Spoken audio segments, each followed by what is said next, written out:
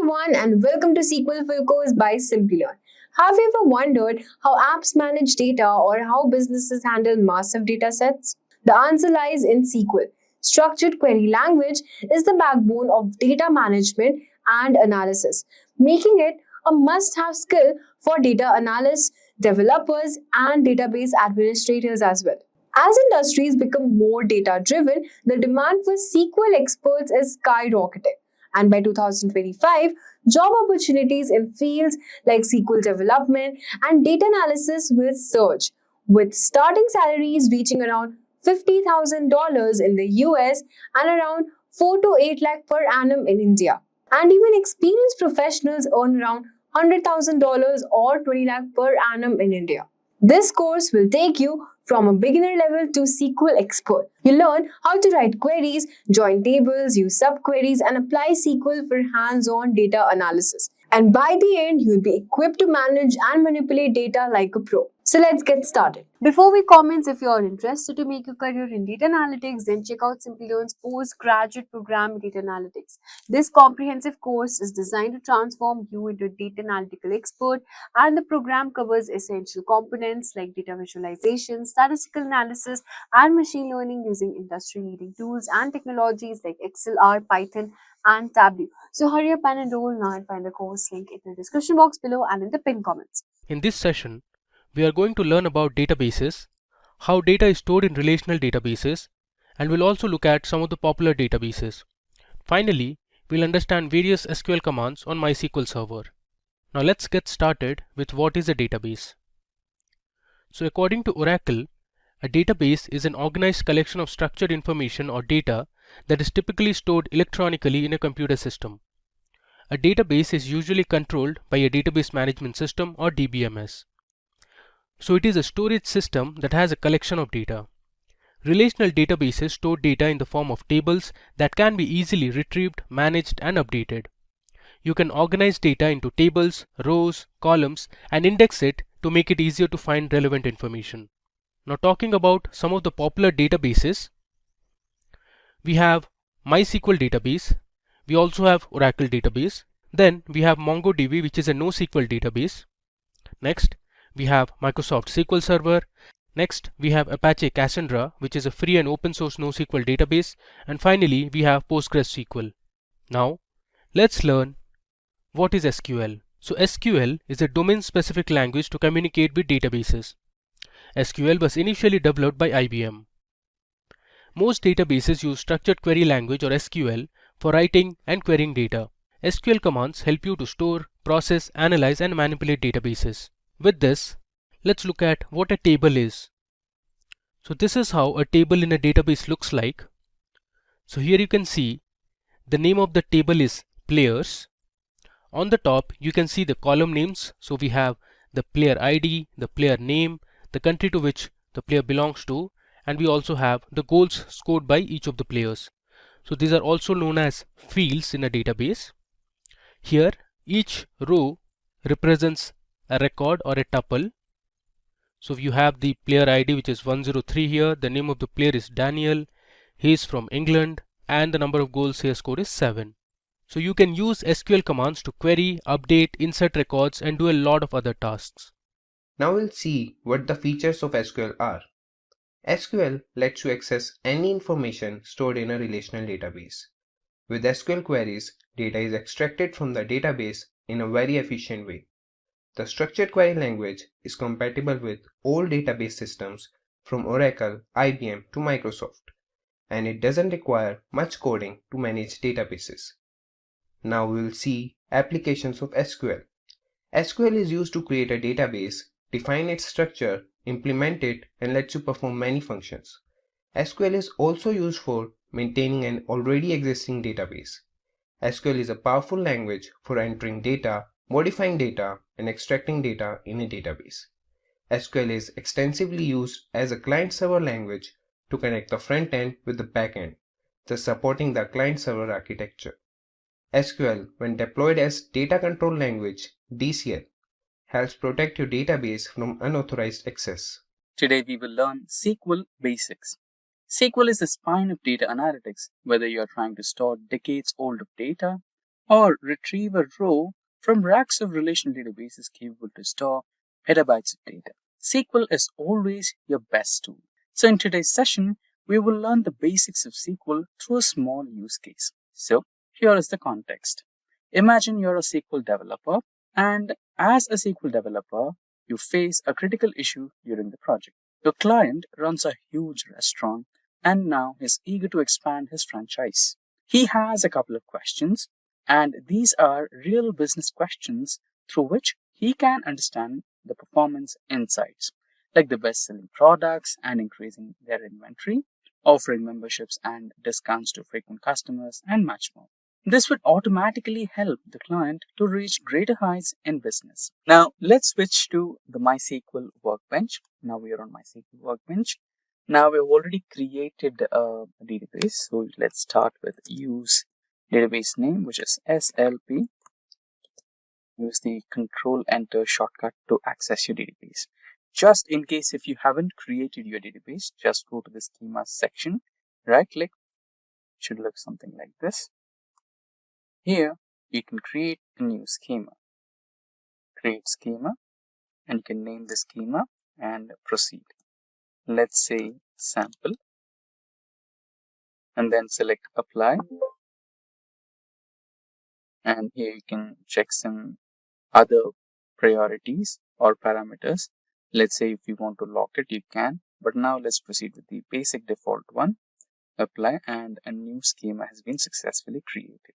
Now you can close this one, and let's say you don't want a schema, then you can go to the schemas here, and let's say I don't want car dealerships, you can just delete the schema by pressing drop schema. Now that we have a brief understanding of how schema works, now let's proceed with creating data tables and loading data into it. So there are multiple ways. Let's say you want to create by manually typing in the code. You can do that. Let's proceed with that one first. Now, our tables are a little bit too long. We'll be using 5 different tables here. So, to create any table, basic priorities are you need to use the keywords create and table, and after that, the customized name for your table. And followed by that, the column names that you want to have in your data table, along with their data type. So, user ID will be integer data type, and create date will be data type, and product ID will be int. Similarly, to insert the data, you need to use the insert keyword and into keyword. Now you need to provide the specific table that you have created here. So you have created sales table. So you have already added the sales table name here and the columns user ID, created date, and product date, which are over here. And next, the values. You need to enclose the entries in parentheses. So integer will not have any specific single quotes or double quotes. But if you are adding any data which is character based or date based, time based, then you need to encode that within single quotes. And after that, the product ID. Now we will have a separate table for product as well.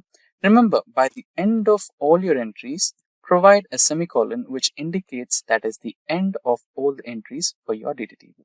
Similarly, we have also provided a semicolon here, which is telling SQL Workbench that it is the end of creation of a data table. And these entries or these column names are enclosed within parentheses. Now here we have a product table with similar entries or columns and also similar entries following the priority or parameters, which will include insert into and values keywords, and also the column names which you created, and so on. So these will be our data tables. Now let's quickly run all these commands and create the data table. There you go. The table has been successfully created and the entries are also inserted. There's a small mistake at row 1. If you go to row 1, let's check what might be the issue. So the problem is with the date value. So SQL Workbench follows the date value, which is year, month, and date. So here, while I was writing the dates, I entered date, month, and year. So we just need to correct it. So now that I have corrected, let's try to run it once again and see if it works or not. There you go, it works. Now let's proceed with creating the product table. It's created, and also the product menu. Followed by that, we have user data, And when it comes to users data, we have two different users data. So one is regular users, so including all the users from day one. So out of all the users, a couple of users, if let's say if we have about 10 users, a couple of 5 or 6 users preferred to take golden membership, or let's say in our perspective, the customer or the owner identified these customers to be most valued customers, or they are the ones which frequently visit the restaurant and order good bills and etc., right? So he kind of sells them premium golden users sign up. So here it is. So they buy the golden user sign up. So now let's proceed with that. And here you can see I've got the data corrected for this one as well. So we have created the table users. Now let's enter the data for users. There you go. The data has been entered to users. And now we will also create users names data table, which will have the details of users and enter the details. And lastly, a few of those users who chose to buy the golden users sign up or being offered by the client or the restaurant owner, right? Enter. And last table, the entries for these data table.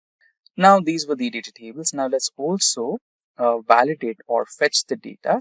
So we have about 5 data tables, right? So let's mention them here. 1, 2, the rest. So these are the data tables. For fetching the data, you need to use the select command and star for selecting all the columns. But let's say if you had a specific column to extract, then you can mention that specific column name from data table, right? Now I want all the data columns. So select star from table name and semicolon to make sure that the SQL Workbench understands that is the end of your command. Let me provide the same command for all the tables. There you go. Let us run. So these are the entries. Similarly, next one, these are the entries. There you go. 4th table. And lastly, the 5th table. Now, you understood how long it is. But let's say you already have all these data tables existing as a SQL, or let's not consider SQL database. Let's say we have this information in Excel table. Then what you can do is you can just directly extract that data, right? So what you can do is just recently we created a sample database, right? Let's try here itself. So we have, let's say we'll go with car dealership data as well. And here you have the tables. Just right click and here you got the option import data wizard, table data import wizard. And now you need to just provide the location of the data. So I'll have some Excel sheets somewhere. Let's go with Excel datasets. And I have some customer data here and I'll open it. And now you go to next and next. There you go. It will give you the information. It will let you decide the data type as well. So I'm currently okay with all the data types. For row ID, I'll go with int, order ID, text, order date. If you want to change, you can go into the data table options and provide date time, right? So, we also have ship date. You go with the date time option for this as well. Order date and ship date, ship mode, and so on. Check all the other columns. There should be a delivery date as well. I think we already made that. And it also assumed that it will go with double for price, discount, and all other options where you might have decimal inclusions, right? So you can either go with float or double is also good. There you go. Now you just need to check on next, import data table. Okay, you need to press on next. It will start preparing import and imported file. Click on next again and finish. Now if you click on tables, you can see your customer data table is readily available here. All the columns, if you press on column, let me expand this a little. So all the columns you're looking for, order date, state, region, everything, it is readily available for you, right? So these are the easier ways to either create the data or import the data for your SQL Workbench. Now, let's proceed with solving the questions. Let me change the orientation. Let us go with this one. There you go. And let us also expand or increase the font size for the better visibility of code. Now let's proceed with all the questions. We have about 15 to 20 questions, and here you can see I've used this particular symbol to make sure that SQL Workbench understands that this is a comment. Right? You can write comments in both the ways. You can choose to just double hyphen or slash star and another star and slash. This will make it a comment. Now let's proceed with answering the questions. What is the total sales revenue generated by each product? Now the question was, what is the total sales revenue generated by each product? Now he wants to identify the total number of products available in his inventory, and he wants to sum up the total number of orders received and sum the price according to the orders received. Let's say he have about 5 items in the menu, and each item got about 2 to 3 orders and into the price, and he wants to know the profit. So for that, we might have to join 2 different tables. So the product details are in the product table, and the sales details or the price details are available in the sales table.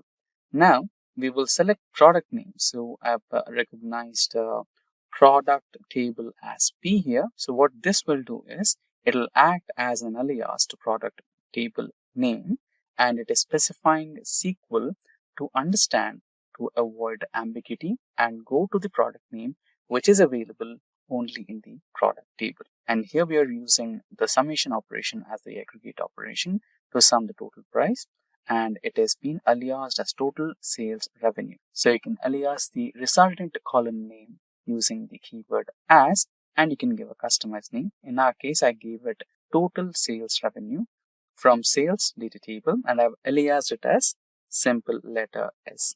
And coming into join operations, we are performing a simple join operation here to product table and the sales table based on the common column between both the tables, which is the product ID, and we are grouping by product name. Now let's run this and see the output. There you go.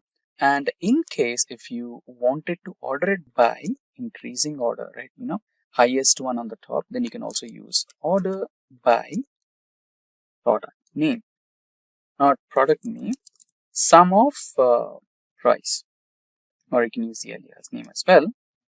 Rerun it. So by default, we take ascending order. So we need to provide descending. Now you have these items which were on the highest sale. So these are the products which gave him the highest number of orders and highest profit. So he needs to focus on improving inventory for these products. Now let's switch to question number 2, which is which 3 products have the highest sales revenue? In talks, we already solved this question. So order by, what you can do is he's just asking about the 3 products, right? So we can give him the result of only 3 products. For that, you just have to paste the same code, enter limit 3. Now what this will do is it will yield in result with only 3 rows. So you'll get only these 3 entries as a result. There you go. So he needs to focus on these products. So how many users have signed up for the service and has taken the gold membership? Now let's try to solve this one step at a time. So there are 2 ways to do this. Basically, you can just count the number of user entries from the golden users sign up table, or the other way around. Now he wants to understand out of the total number of customers, maybe around 10 to 15, he wants to know the ones which have taken the subscription. So let's go with the second approach, where we'll try to combine both users table as well as golden users table, and we will specifically match the user IDs which are in both golden users table and users table. Basically, let's say there are 2 approaches.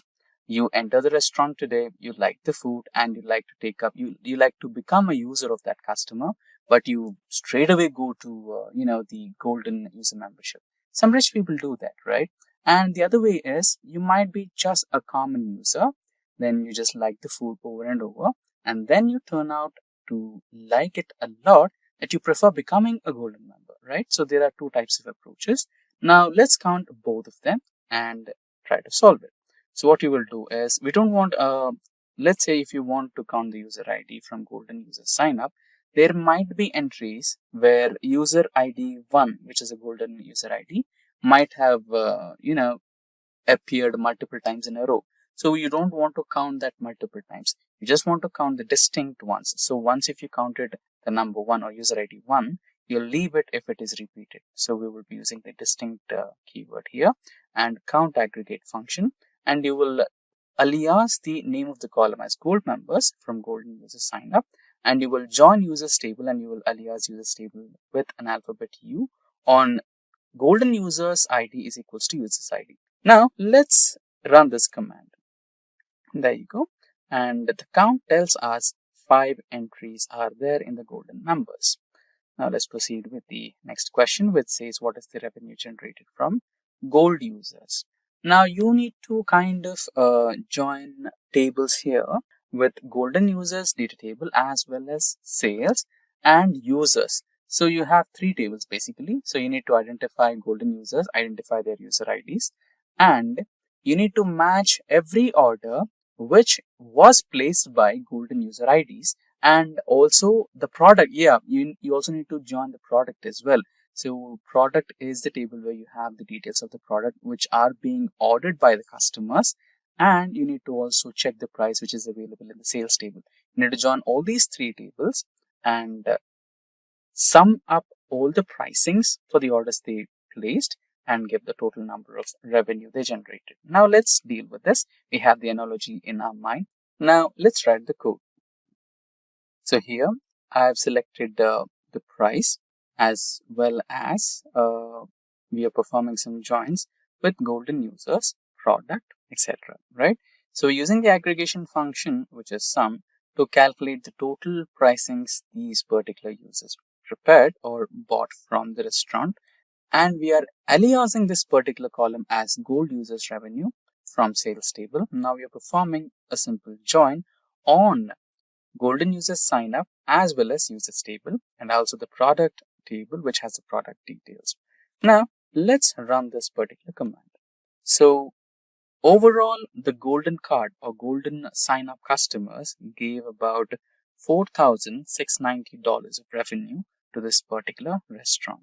Now proceeding with the 5th question, what is the total revenue generated from gold users? I think the question is repeated here, not to worry. Let's proceed with the next question, which says which users have been a gold user for how much of time?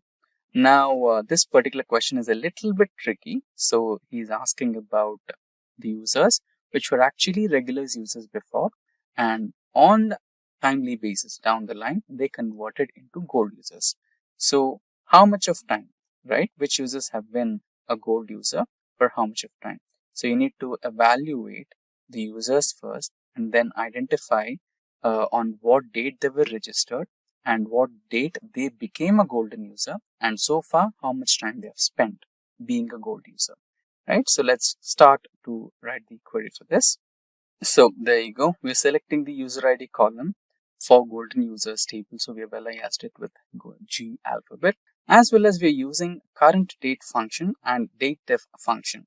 So we are trying to subtract the sign up date. If you check the data table of golden users, they have the user ID as well as the sign up date.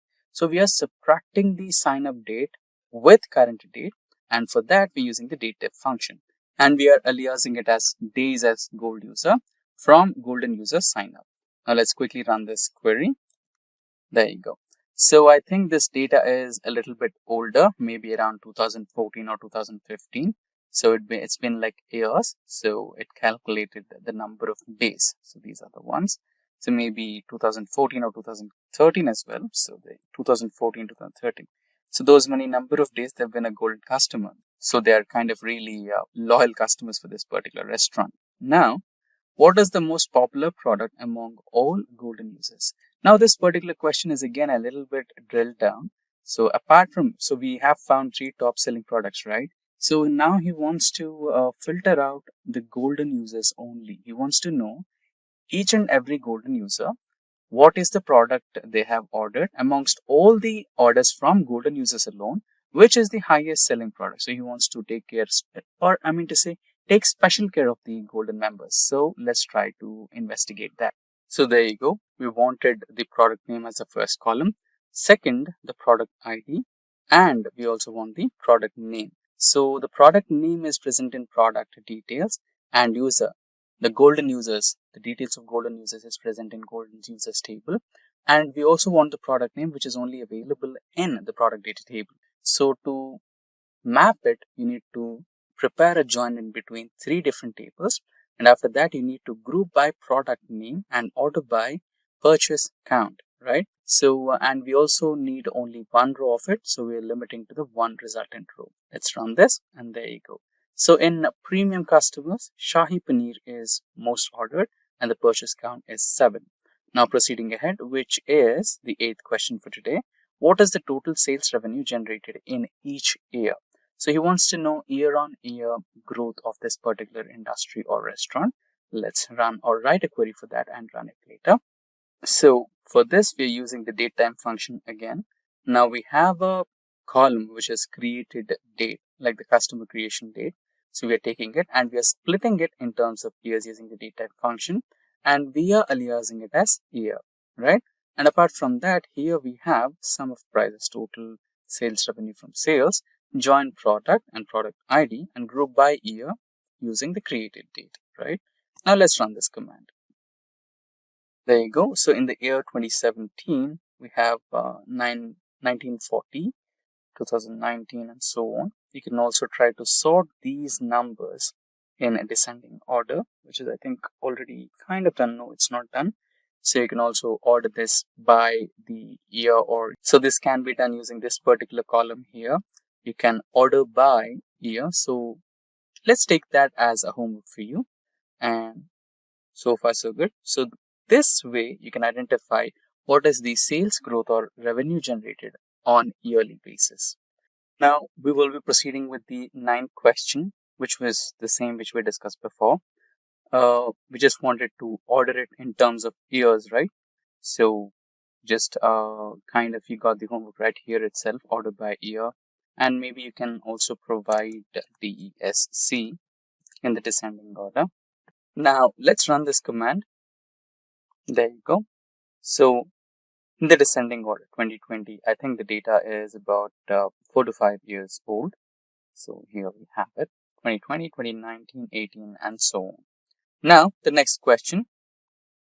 So the next question is the 10th question. What is the average gold sign up compared to just sign up for users? The thing is, what you need to do is you need to check the intervals. The interval between the current date as well as the last sign up dates, or the what's the interval between, let's say today one user signed up just for normal sign up, and after 10 days another sign up comes in. So basically he wants to know the frequency of average frequency of sign up and compare it with average signups of gold signups. So here we will be using average aggregate function alongside with the date def function, which is a time date time function. So here you are just giving the difference between sign up dates and gold sign up dates. So the users, you'll be joining the table with the users, and you will be finding out the average date difference between the gold signups and the normal signups. Run this query and see the output. So before we run, so you can see there are multiple select statements here. So it's like a subquery. So what we are doing is we are trying to select already filtered columns in this particular part, and we are aliasing this as average gold sign up time. So whatever the extracted part of this query is aliased as average gold sign up time, and inside that you also see another subquery which selects the date difference between the regular sign up time, and it is all combined and encapsulated inside the external select statement. So this is a brief introduction to subqueries in SQL. So now let's execute this. So there you go. For the average gold sign up, the average days is 1021, and the average normal signups as like 3071. Because we are comparing this to the current year, current date, and the data is about 4 to 5 years old, we can see a huge, gap or interval between the signups. But say we are in the same 2020, or say the restaurant is still running current date, then it might be a little, the frequency would have been reduced a little. The number here, the frequency seems to be a large number, and you might almost think there are no signups happening these days, but it's not like that. If ever we had the latest data, let's say we add the new data into the database, then we will have new updates here as well. So I think we got this sample data from the client. So he just wants the sample codes, and whenever he updates the data, I think he will have a complete overview of what he's looking at. Now, the next question, which is question number 11. So, how many gold member users have ordered how many number of times? So, let's imagine today someone from the users group decided to upgrade to gold member, and now the client wants to know how many number of orders that person has placed from today, or let's say a week before somebody got upgraded to gold member. Since that day to the current date, how many number of orders did that person have ordered? So in the previous questions, we found it like we have about 5 gold members in the restaurant. So he wants to know how many number of orders did gold members pay. Now let's write the query for that. I think we might have to club sales data, and we might have to club with gold users data and the product data as well. Now, maybe product we will see down the line. I think sales and the gold users should do. Let's try to write the query. So the query seems a little easier. You just need to make sure you consider the user ID column and count the number of product, or product ID, the number of products he ordered as order counted from sales. So we have a product ID column in sales, and you can just, or in place of product ID, you can just place a star. You basically have to count the number of rows which are belonging by the gold users, and then group by the golden user ID, right? So let's run this and see the output. There you go. And in case you wanted to find out the best or the highest orders candidate, then you can give it by this particular one, or you can just copy the alias and paste it here, and descending DESC, find out order user ID 1, the guy from the premium got so many orders. This is the highest number, right? So let's check here. There you go. Now let's move ahead with the 12th question. What is the total amount each customer spend on online food delivery? So now I think we have about 10 users, 10 customers, and now the client wants to know what is the total amount they spent on his restaurant from day one. So this is quite simple. Let's try to answer this query. So basically we have user ID and some sales data in sales table. But to get the exact price of each product, we might have to link up with the product table as well. So we want to know how much amount they spent, right? They, in the sense, the customers. So we want to know customer number 1 paid how many number of dollars, customer 2 spent how many number of dollars. So we also have added the user ID column here, and the next column would be the total price they paid till date. So we will be using a sum aggregate function on price, which we will be getting from the product table. So we have placed a join there, and we will also group by user ID, and I think we can also order by, so that we can find out the most loyal customer, and we will write it down as order by. And now let's run the query. There you go. So the person, okay, let me do it as DESC and run this again. the person user ID 1 has paid the highest total amount, so he paid highest bills, $1,350. There you go. Now proceeding ahead, we have the 13th question. What is the frequency of customers visits to online platform? So it is a little similar to this particular one that we preferred or solved here using time date functions in the question number 10. Now it could be a little similar here. Let's try to solve this question. To find out the frequency of customers to online platform, and he did not mention if we are focusing on normal users or if we are focusing on golden card users, right? So we will be dealing with the sales table as well as the customers table. So you can see we have two different customers table. One is users and another is golden users.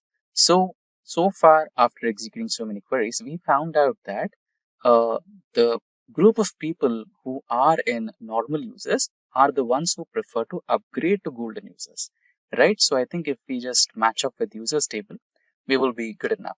So we will join along users table as well as sales table, and we will find out what's the frequency of online orders using the time date functions. Let's proceed with that.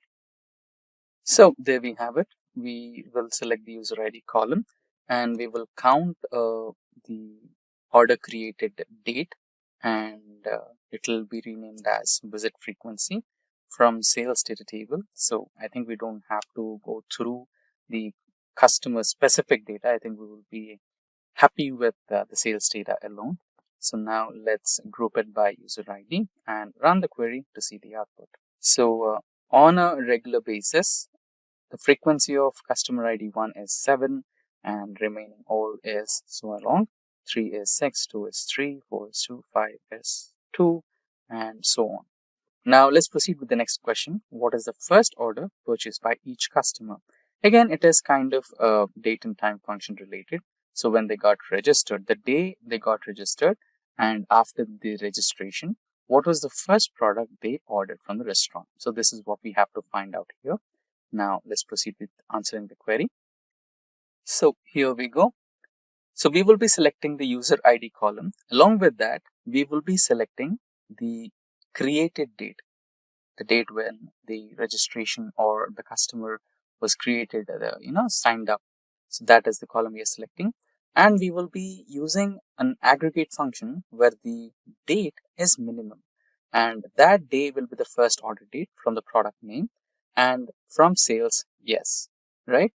So we will be joining the product table to identify the product name. If you check the sales data, we just have the product ID there, not the product name. For that reason, we will also join with product data so that we can match the product ID from sales table with the product ID from product table. And where they match, we will check the created date should be equals to the minimum of the date when they got registered from sales data table, and user ID is equals to sales user ID grouped by sales user ID plus product name. Now let's run this query.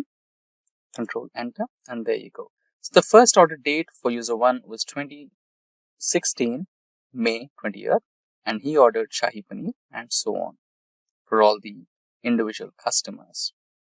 Right, now let's proceed with the 15th question. What is the most purchased item on the menu and how many times was it purchased by all customers? So it might be a little ambiguous. So you might have vegetarian customers as well as non-vegetarian customers. So let's say there is a high frequency of non-veg item, then a certain customer might not have bought it. The vegetarian customer might not have bought it. So there are multiple ambiguous situations here, but still we'll try to answer that. So we will be basically counting the total count of orders made, product name, and sorted by total number of orders they placed. Now let's try to execute this query, and there you go. So we have identified the most sold item and how many times that each customer have bought it. So here we have limited it by 1. If you eliminate it, then let's say we will get all the details. So all the details of all the items which were ordered by every customer. So I think Shahi Paneer was also ordered by some non-vegetarian customers, and this is equally the highest number of or highly found out uh, recipe in this particular restaurant. So this was highly sold to all the customers. They preferred this one.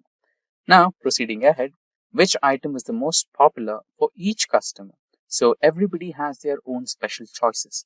So somebody might have ordered maximum number of Shahi Paneer, somebody might have ordered maximum number of Gulab Jamuns, alright?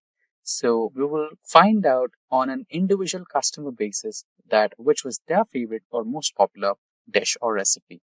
Now let's proceed with writing a query for this one. So basically, we will select the product name first. We'll select the product name column, and we will count the total number of purchases of each and every item on the product menu. And then we will map it to each and every user, right? We will find out the count of all the products ordered by every person and then select the maximum orders. Let's say user 1 comes to the restaurant, he orders gulab jamun for 10 times, shahi paneer for 20 times, and some other recipe for about 15 times. Now, out of all these, gulab jamun, which was ordered 20 times, will be selected. So that's our approach, which is here spaced inside a subquery, and this is named as a subquery. And then we will find out with the condition where subquery.userid is equals to sales.userid. Now let's execute this, and there you go. So user 1 had his favorite, which is our shahi paneer, and dal makhani for user 3, user 2, which is butter chicken. Now, instead of user IDs, you can also make some modifications to this particular query and identify username as well, right? Now, let's proceed with, maybe you can take it as a homework and let us know in the comments if you were successful to extract username as well. You can just add a user name column here, and along with the user ID, you'll get the username as well. Now, let's proceed with our next question, which is 17th question. Which item was purchased first by the customer after they became a member? Brilliant. So there are more instances where you just visit a restaurant and then order food, eat, and come out. If and only if you preferred, like the taste, that's when you try to become a member, right? So before they actually became a member, just visited the restaurant and just ordered something. So they want to know which was that specific item. So the client here wants to know which is that specific item which made them to become a complete, lifetime member to that particular restaurant. So make sure that he wants to make sure that that particular item will stay on the menu for long durations so that he can attract more customers. That's the analogy behind this particular question. Now, let's try to answer that. So there you go. We will pull out the order ID, customer user ID, and product name, and we will make sure that the created date is minimum, which is the first order. This approach is similar to the previous one, and even we are calculating the gold user sign up as well and the product name, and we will just try to extract the result out of it. Now let's try to run this. Shortcut key, which is Control Enter. There you go. So user ID 3, before they became a customer, ordered dal makhani on the date, on the specific date, whether they became a customer or on the date he ordered this one, and it made him like the restaurant, and then he became a member, right? So this was the information which the client wanted to know. Proceeding ahead, we have which item was purchased before the customer became a member. I think which is a little relevant to the previous question. Maybe it is a repeated question. Or let's identify which item was purchased before the customer became a member. Yeah, this is similar to the previous one. Now, proceeding ahead, we can just eliminate this question as repeated.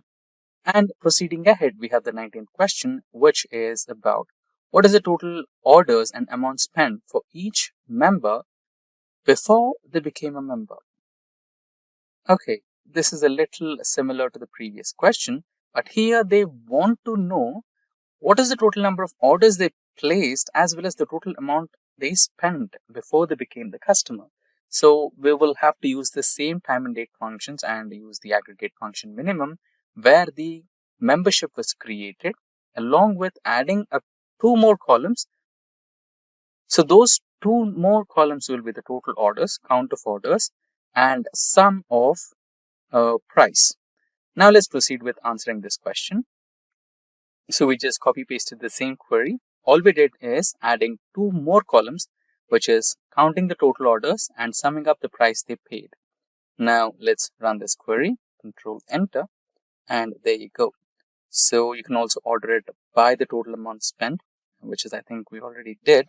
So here you have the user ID, total number of orders placed, and the amount. So user ID 1, seriously like the restaurant here.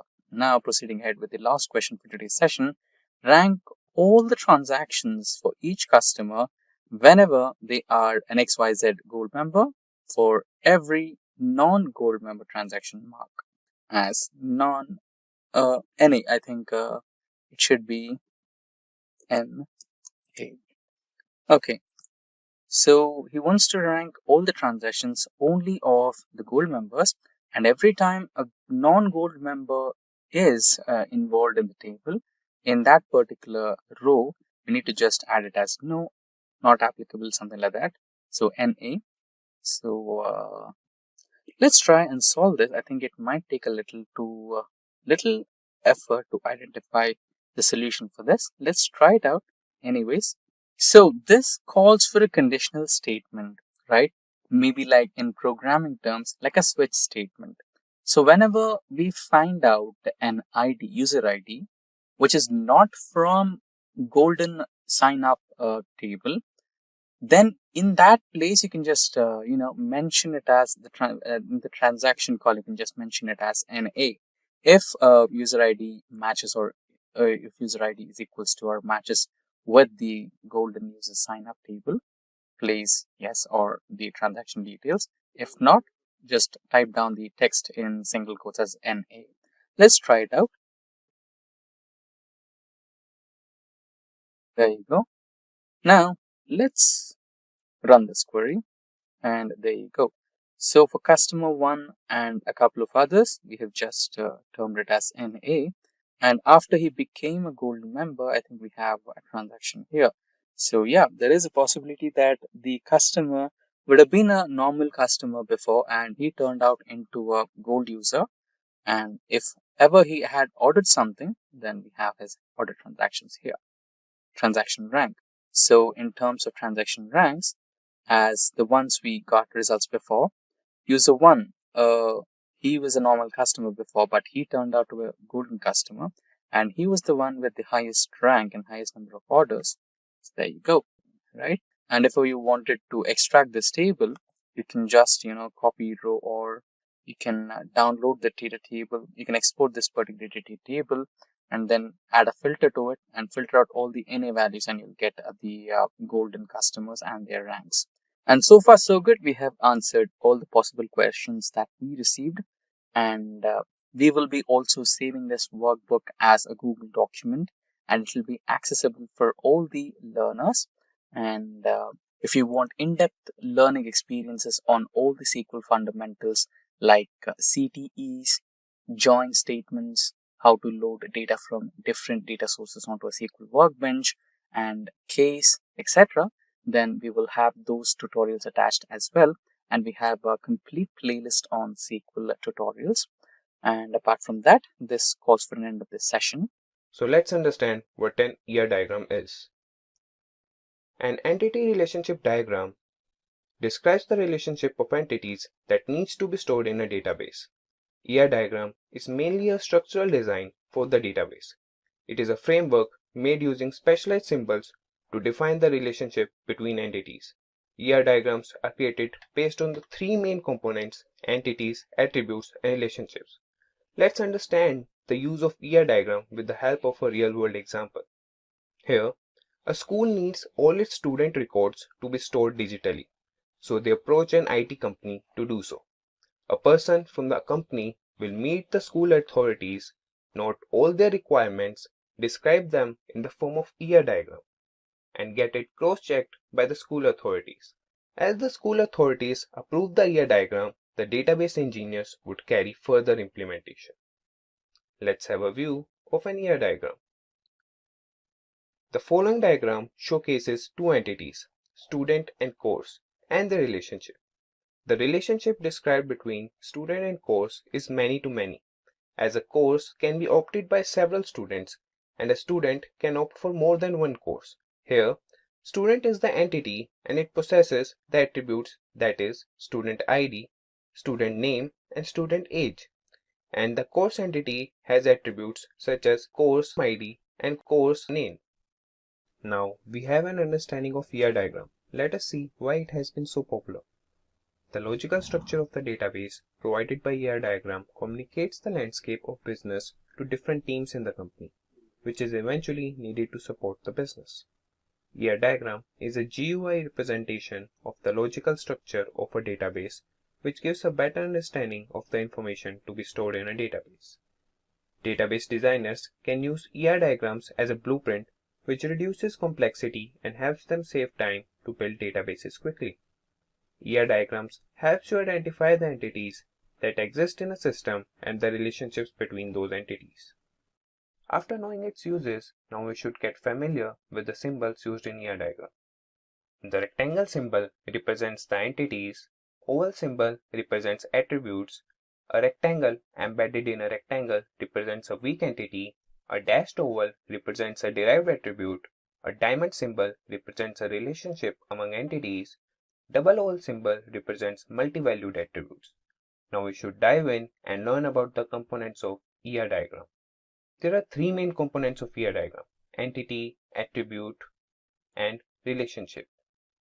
Entities have weak entity. Attributes are further classified into key attribute, composite attribute, multi-valued attribute, and derived attribute. Relationships are also classified into one-to-one relationships, one-to-many relationships, many-to-one relationships, and many-to-many relationships. Let's understand these components of ER diagram, starting with entities. An entity can be either a living or a non-living component. An entity is showcased as a rectangle in an ER diagram. Let's understand this with the help of an ER diagram. Here, both student and course are in rectangular shape and are called entities, and they represent their relationship study in a diamond shape. Let's transition to weak entity. An entity that makes reliance over another entity is called a weak entity. The weak entity is showcased as a double rectangle in ER diagram. In the example below, the school is a strong entity because it has a primary key attribute, school number. Unlike the school, the classroom is a weak entity because it does not have any primary key, and the room number attribute here acts only as a discriminator and not a primary key. Now, let us know about attributes. Attribute. An attribute exhibits the properties of an entity. An attribute is illustrated with an oval shape in an ER diagram. In the example below, student is an entity and the properties of student such as address, age, name, and roll number are called its attributes. Let's see our first classification under attribute, that is key attribute. The key attribute uniquely identifies an entity from an entity set. The text of a key attribute is underlined. In the example below, we have a student entity and it has attributes name, address, roll number, and age. But here, roll number can uniquely identify a student from a set of students. That's why it is termed as a key attribute. Now, we will see composite attribute. An attribute that is composed of several other attributes is known as a composite attribute. An oval showcases the composite attribute, and the composite attribute oval is further connected with other ovals. In the example below, we can see an attribute name, which can have further subparts such as first name, middle name, and last name. These attributes with further classification is known as composite attribute. Now, let's have a look at multi-valued attribute. An attribute that can possess more than one value are called multi-valued attributes. These are represented as double oval shape. In the example below, the student entity has attributes phone number, roll number, name, and age. Out of these attributes, phone number can have more than one entry, and the attribute with more than one value is called multi-valued attribute. Let's see derived attribute. An attribute that can be derived from other attributes of the entity is known as a derived attribute. In the ER diagram, the derived attribute is represented by dashed oval, and in the example below, student entity has both date of birth and age as attributes. Here, age is a derived attribute as it can be derived by subtracting current date from the student date of birth. Now, after knowing attributes, let's understand relationship in ER diagram. A relationship is showcased by the diamond shape in the ER diagram. It depicts the relationship between two entities. In the below example, student, study, course. Here, both student and course are entities and study is the relationship between them. Now, let's go through the type of relationship. First is one-to-one relationship. When a single element of an entity is associated with a single element of another entity, this is called one-to-one relationship. In the example below, we have student and identification card as entities. We can see a student has only one identification card and an identification card is given to one student. It represents a one-to-one relationship. Let's see the second one, one-to-many relationship. When a single element of an entity is associated with more than one element of another entity is called one-to-many relationship. In the below example, a customer can place many orders, but a particular order cannot be placed by many customers.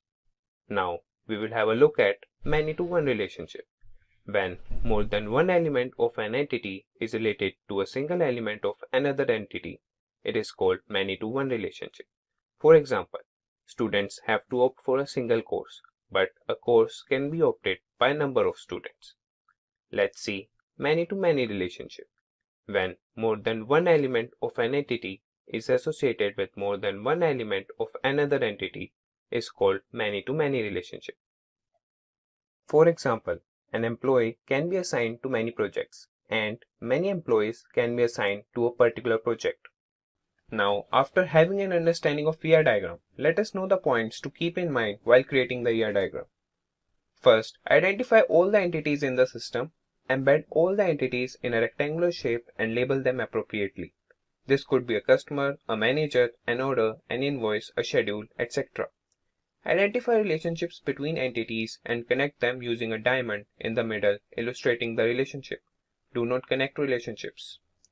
Connect attributes with entities and label them appropriately, and the attributes should be in oval shape. Assure that each entity only appears a single time, and eradicate any redundant entities or relationships in the ER diagram. Make sure your ER diagram supports all the data provided to design the database. Make effective use of colors to highlight key areas in your diagrams. There are mainly 4 types of SQL commands. So first we have data definition language or DDL. So DDL commands change the structure of the table, like creating a table, deleting a table, or altering a table. All the commands of DDL are auto-committed, which means it permanently saves all the changes in the database. We have create, alter, drop, and truncate as DDL commands. Next, we have data manipulation language or DML. So DML commands are used to modify a database. It is responsible for all forms of changes in the database. DML commands are not auto-committed, which means it can't permanently save all the changes in the database. We have select, update, delete, and insert as DML commands. Now select command is also referred to as DQL or data query language. Third, we have data control language or DCL. So DCL commands allow you to control access to data within the database. These DCL commands are normally used to create objects related to user access and also control the distribution of privileges among users. So we have grant and revoke, which are the examples of data control language. Finally, we have something called as transaction control language or TCL. So TCL commands allow the user to manage database transactions. Commit and rollback are example of TCL. Now let's see the basic SQL command structure. So first, we have the select statement. So here you specify the various column names that you want to fetch from the table. We write the table name using the from statement. Next, we have the where clause to filter out our table based on some conditions. So you can see here where condition 1, condition 2 and so on. Then we have the group by clause that takes various column names. So you can write group by column 1, column 2 and so on. Next, we have the having clause to filter out tables based on groups. Finally, we have the order by clause to filter out the result in ascending or descending order. Now talking about the various data types in SQL. So we have exact numeric, which has integer, small int, bit and decimal. Then we have approximate numeric, which are float and real. Then we have some date and time data types such as date, time, timestamp and others. Then we have string data type, which includes char, this varchar and text. Finally, we have binary data types, and binary data types have binary, var binary and image. Now let's see some of the various operators that are present in SQL. So first we have our basic arithmetic operators. So you have addition, the subtraction, multiplication, division and modulus. Then we have some logical operators like all, and, any, or, between, exists and so on. Finally, we have some comparison operators such as equal to, not equal to, this greater than, less than, greater than equal to or less than equal to, not less than or not greater than. Now let me take you to my MySQL workbench where we will learn to write some of the important SQL commands, use different statements, functions, data types and operators that we just learned. In this session, we will learn how to install MySQL Workbench and then we will run some commands. Firstly, we will visit the official Oracle website, that is mysql.com, and now we'll move to the downloads page. Now scroll down and click on MySQL GPL downloads. Now under community downloads, click on MySQL installer for Windows. The current versions are available to download. I will choose this installer and click the download button. Now here just click on no thanks, just start my download. Once the installer has downloaded, open it.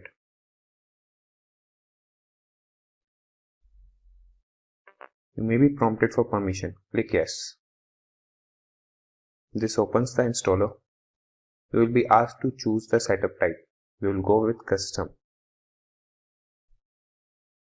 Click next. Now you have to select the products you want to install. We will install only the MySQL Server, MySQL Shell and the MySQL Workbench. Expand MySQL Servers by double clicking on it and choose the version you want to install and click on this arrow. Now you have to do the same thing for applications. Expand applications and choose the MySQL Workbench version you want to install and click on the arrow. And we'll do the same thing for MySQL Shell. We'll choose the latest version, click on the arrow. So these are the products that have to be installed in a system. Now we'll click next. I'll click execute to download and install the server. This may take a while depending on your internet speed. As the download is completed, click next. Now you see the product configuration. Click next. Now we will configure our SQL Server instance. Here we will go with the default settings and click next. And under authentication, select use strong password encryption for authentication, which is recommended, and click on next. Now here set the password for your root user. By the way, root is the default user. This user will have access to everything. I will set my password.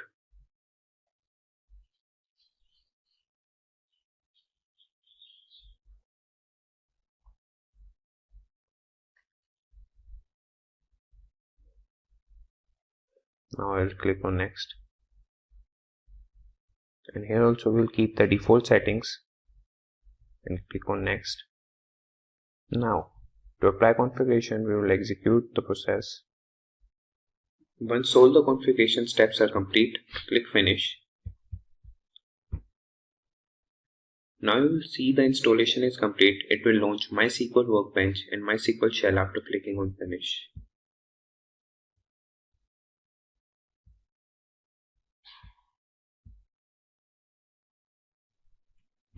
Now the Shell and Workbench has started.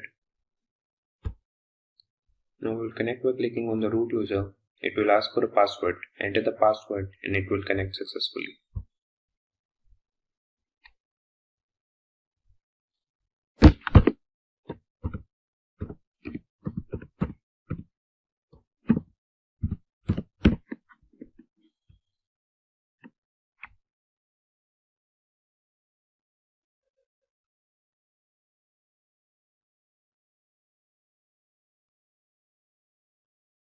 The workbench has started.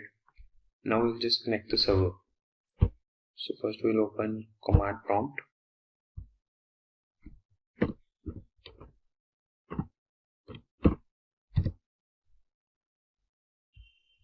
Now we'll reach the path where MySQL files are present. We'll go into this PC, local disk C, program files, MySQL, SQL Server 8.0, bin. And now I'll copy this path.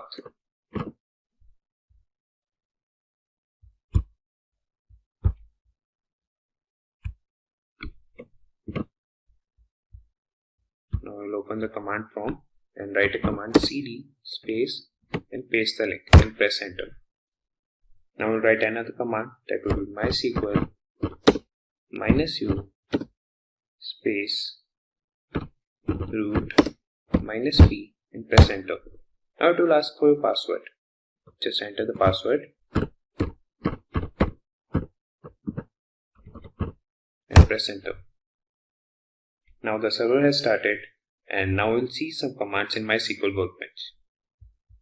First we will open MySQL Workbench.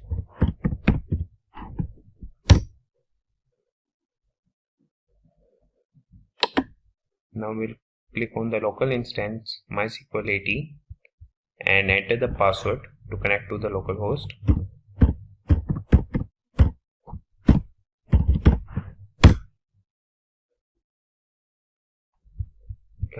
The MySQL Workbench has started. Now we will see some commands. The first command we will see is show databases.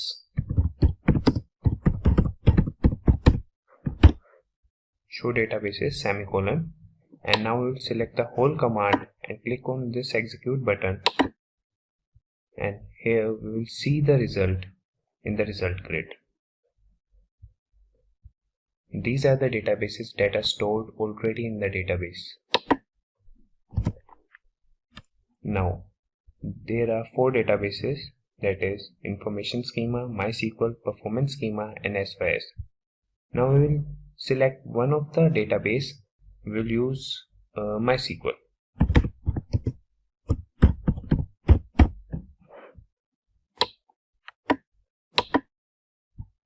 Now we have selected the MySQL database, and now in this database we will see which tables are stored in this MySQL database. To see that, we will run a command show tables.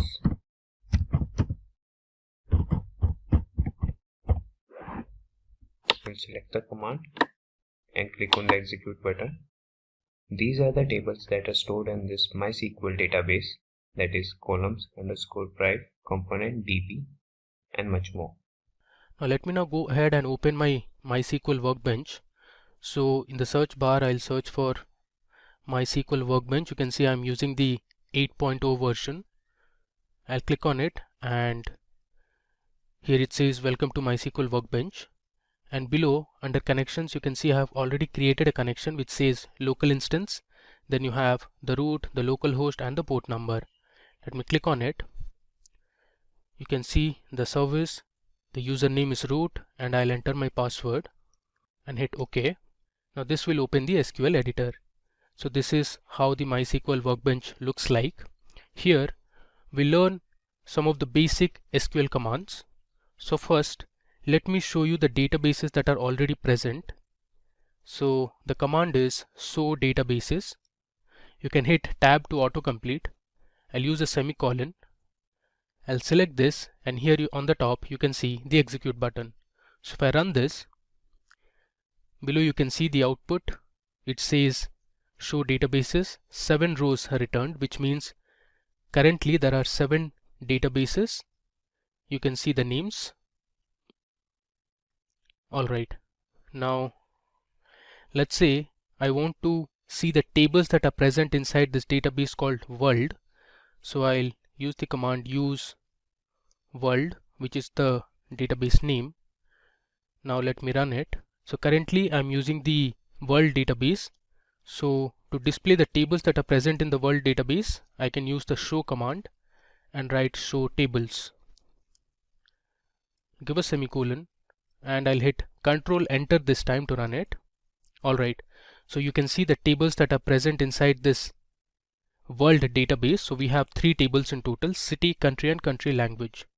Now if you are to see the rows that are present in one of the tables, you can use the select command. So I'll write select star, which basically means I want to display all the columns. So star here means to display all the columns. Then I'll write my from the table name, that is city. So this command is going to display me all the rows that are present inside the city table. So if I hit Control Enter, alright, you can see the message here. It says 1000 rows were returned, which means there were total 1000 records present inside the city table.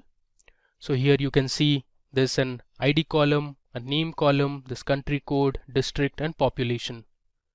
Alright. Similarly, you can check the structure of the table by using the describe command. So I'll write describe, and then I'll give the table name, that is city. Now let's just run it. There you go.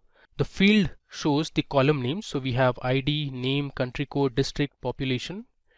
Type here shows the data type of each of the columns. So district is character 20, ID is an integer, population is also integer. Null says yes or no, which means if no, then there are no null values. If it's yes, which means there are null values in your table. Key here represents whether you have any primary key or foreign key, and these are some extra information. Now let's learn how to create a table in MySQL. So I'll use the create table command for this, and before that let me create a database and I'll name it as SQL Intro. So the command is create database, and I'll give my database name, that is SQL_intro. Let me give a semicolon and hit Control Enter. So you can see I have created a new database. Now if I run this command, that is show databases, you can see this newly created database, that is SQL Intro. If I scroll down, there you go, you can see the name here, SQL Intro. Okay, now within this database we'll create a table called employee details. Now this will have the details of some employees. So let me first show you how to create a table that will be present inside the SQL Intro database. So I'll use the command create table, and then I'll give my table name, that is going to be employee_details. Next, the syntax is to give the column names. So my first column would be the name column, which is basically the employee name, followed by the data type for this column. Since name is a text column, so I'll use varchar and I'll give a value of 25. So it can hold only 25 characters. Okay. Next, I also want the age of the employee. Now age is always an integer, so I'll give int. Okay. Then we can have the gender of the employee. So gender can be represented as F or M, F for female and M for male. So I'm using the char data type or character data type, and I'll give the value as 1. Then let's have the date of join or DOJ, and this is going to be of data type date. Alright. Next, we'll have the city name, that is the city to which the employee belongs to. So again, this is going to be varchar 15. Finally, we'll have a salary column, and salary we'll keep it as float since salary can be in decimal numbers as well. Now I'll give a semicolon. Alright, so let me just quickly run through it. So first I wrote my create command, then the table, which is also a keyword, followed by the table name, which is employee details here, and then we gave the column names such as name, age, this gender, date of join, city, and salary. For each of the columns we also give the data type. Alright, so let me just run it. Okay, so here you can see we have successfully created our first table. Now you can use the describe command to see the structure of the table. I'll write describe emp_details. If I run this, there you go. So under field you can see the column names, then you have the data types. Null represents if the table can accept null values or not, and these are basically empty, and we haven't set any default constraint. Alright, moving ahead, now let's learn to add data to our table using the insert command. So on a notepad I have already written my insert statement, so let me just copy it and then I'll explain it one by one. Alright, so if you see this, so we have used an insert into statement or a command followed by the table name, that is emp details. Then this is the syntax. Using values I have passed in all the records. So first we have Jimmy, which is the name of the employee, then we have 35, which basically represents the age, then M means the gender or the sex, then we have the date of join, next we have the city to which the employee belongs to, and finally we have the salary of the employee. So this particular information represents one record or a tuple. Similarly, the next employee we have is Shane. You can see the age and other information. Then we have Mary, this Dwayne, Sarah, and Amy. Alright, so let me go ahead and run this. So this will help you insert the values in the table that you have created. You can see we have successfully inserted 6 records. Now to display the records, let me use the select statement. So I'm using select star from emp_details.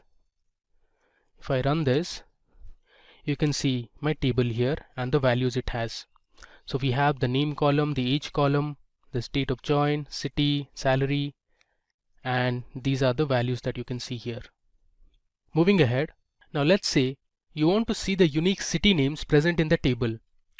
So in this case you can use the distinct keyword along with the column name in the select statement.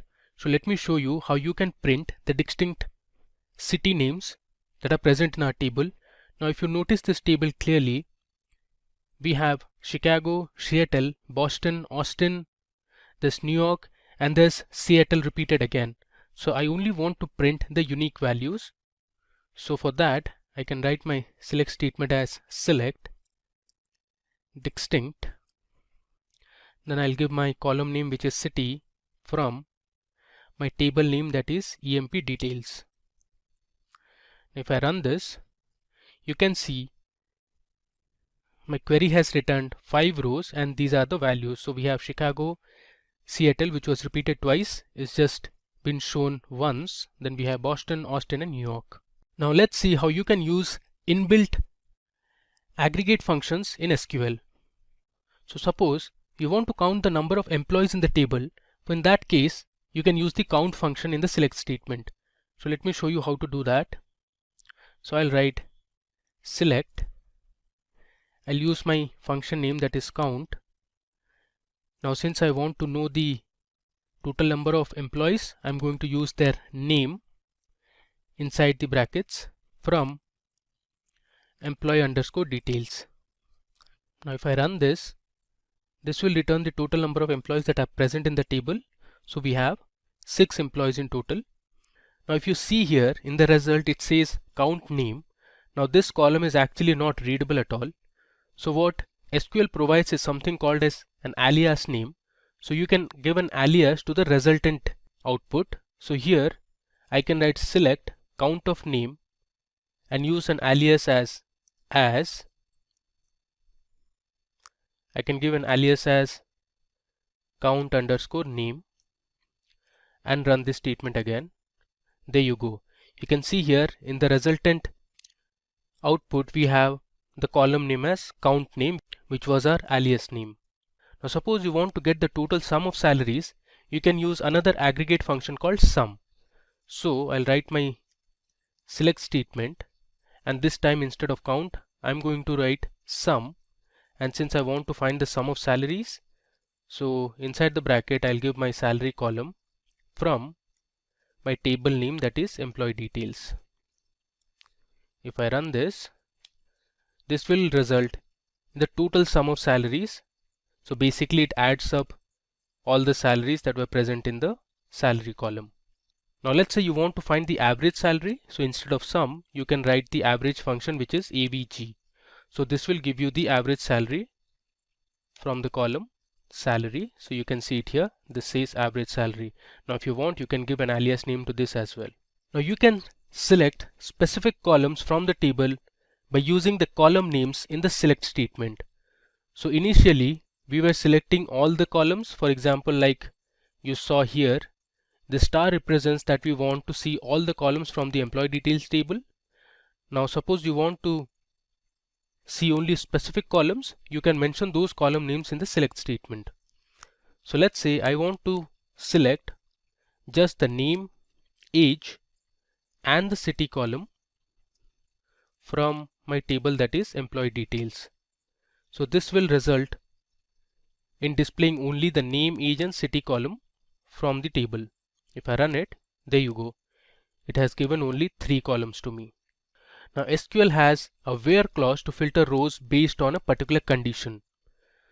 So if you want to filter your table based on specific conditions, you can use where clause. Now where clause comes after you give your table name. So suppose you want to find the employees with age greater than 30. In this case you can use a where clause. So let me show you how to do it. I'll write select star from my table name, that is employee details, and after this I'll use my where clause. So I'll write where age greater than 30. If I run this, it will give me the output where the age is only greater than 30. So it excluded everything that is less than 30. So we have 4 employees whose age is greater than 30 here. Now suppose you want to find only female employees from the table, you can also use a where clause here. So I'll write select, let's say I want only the name, the gender, which is sex here, comma city from my table, that is employee details, where I'll give my column name, that is sex, is equal to, since I want only the female employees, I'll give F and run this statement. Okay, you can see here our employee table has 3 female employees. Now suppose you want to find the details of the employees who belong to Chicago or Austin. In this case you can use the OR operator. Now the OR operator in SQL displays a record if any of the conditions separated by OR is true. So let me show you what I mean. So since I want the employees who are from Chicago and Austin, I can use an OR operator. So I'll write select star from emp details, which is my table name.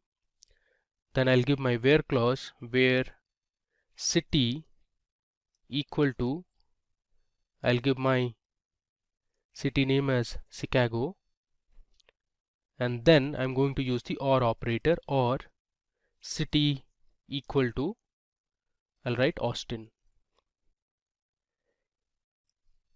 I'll give a semicolon and let me run it. There you go. So in the output you can see all the employees who belong to the city Chicago and Austin. Now there is another way to write the same SQL query. So you can use an in operator to specify multiple conditions. So Let me just copy this, and instead of using the OR operator, this time I'm going to use the IN operator. So I'll delete this. After the where clause, I'm going to write where city and use the IN operator. Inside bracket, I'll give my city names as Chicago and I want Austin. So I'll give a comma and write my next city name, that is Austin. So this query is exactly the same that we wrote on top. Let me run this. You will get the same output. There you go. So we have Jimmy and Dwayne, who are from Chicago and Austin respectively. Now SQL provides the between operator that selects values within a given range. The values can be numbers, text or dates. Now suppose you want to find the employees whose date of join was between 1st of Jan 2000 and 31st of December 2010. So let me show you how to do it. I'll write select star from EMP details where my date of join, that is DOJ,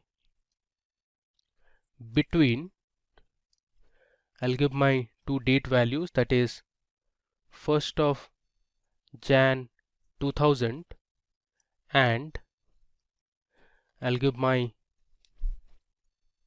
second value, the date value, that is 31st of December 2010. So every employee who has joined between these two dates will be displayed in the output. If I run it, we have two employees who had joined between 2000 and 2010. So we have Jimmy and Mary here, who had joined in 2005 and 2009 respectively. Alright. Now in where clause, you can use the AND operator to specify multiple conditions. Now the AND operator displays a record if all the conditions separated by AND are true. So let me show you an example. I'll write select star from employee details table where I want the age to be greater than 30 and I want sex to be male. Alright, so here you can see I have specified two conditions. So if both the conditions are true, only then it will result in an output.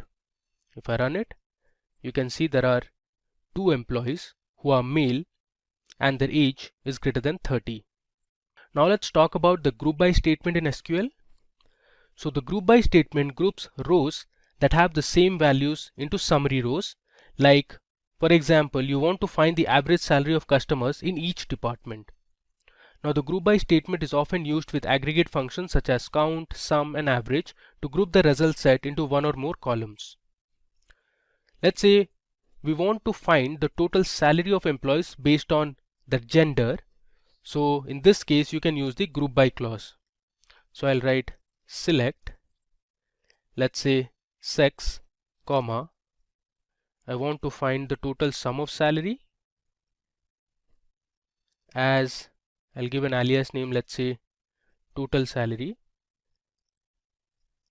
from my table name, that is employee details. Next I'm going to group it by sex. Okay, let me run it. There you go. So we have two genders, male and female, and here you can see the total salary. So what this SQL statement did was, first it grouped all the employees based on the gender and then it found the total salary. Now SQL provides the order by keyword to sort the result set in ascending or descending order. Now the order by keyword sorts the records in ascending order by default. To sort the records in descending order, you can use the DESC keyword. So let's say I want to sort my employee details table in terms of salary. So I'll write select star from EMP underscore details and I'll use my order by clause on the salary column. So this will sort all the records in ascending order of the salary, which is by default. You can see the salary column is sorted in ascending order. Now suppose you want to sort the salary column and display it in descending order, you can use this keyword, that is DESC. Let me run it. You can see the output. Now this time the salary is sorted in descending order and you have the other values as well. Now let me show you some basic operations that you can do using the select statement. So suppose I write select and do an addition operation, let's say 10 plus 20, and I'll give an alias name as addition. If I run this, it will give me the sum of 10 and 20, that is 30. Similarly, you can use the subtraction operator and you can change the alias name as, let's say, subtract. Let's run it. You get minus 10. Now there are some basic inbuilt functions. There are a lot of inbuilt functions in SQL, but here I'll show you a few. Suppose you want to find the length of a text or a string, you can use the length function. So I'll write select and then use the length function. I'll hit tab to autocomplete. Let's say I want to find the length of country India and I'll give an alias as total length. If I run it, you see here it returns 5 because there are 5 letters in India. There's another function called repeat. So let me show you how repeat works. So I'll write select repeat. Let's say I want to repeat the symbol that is at the rate.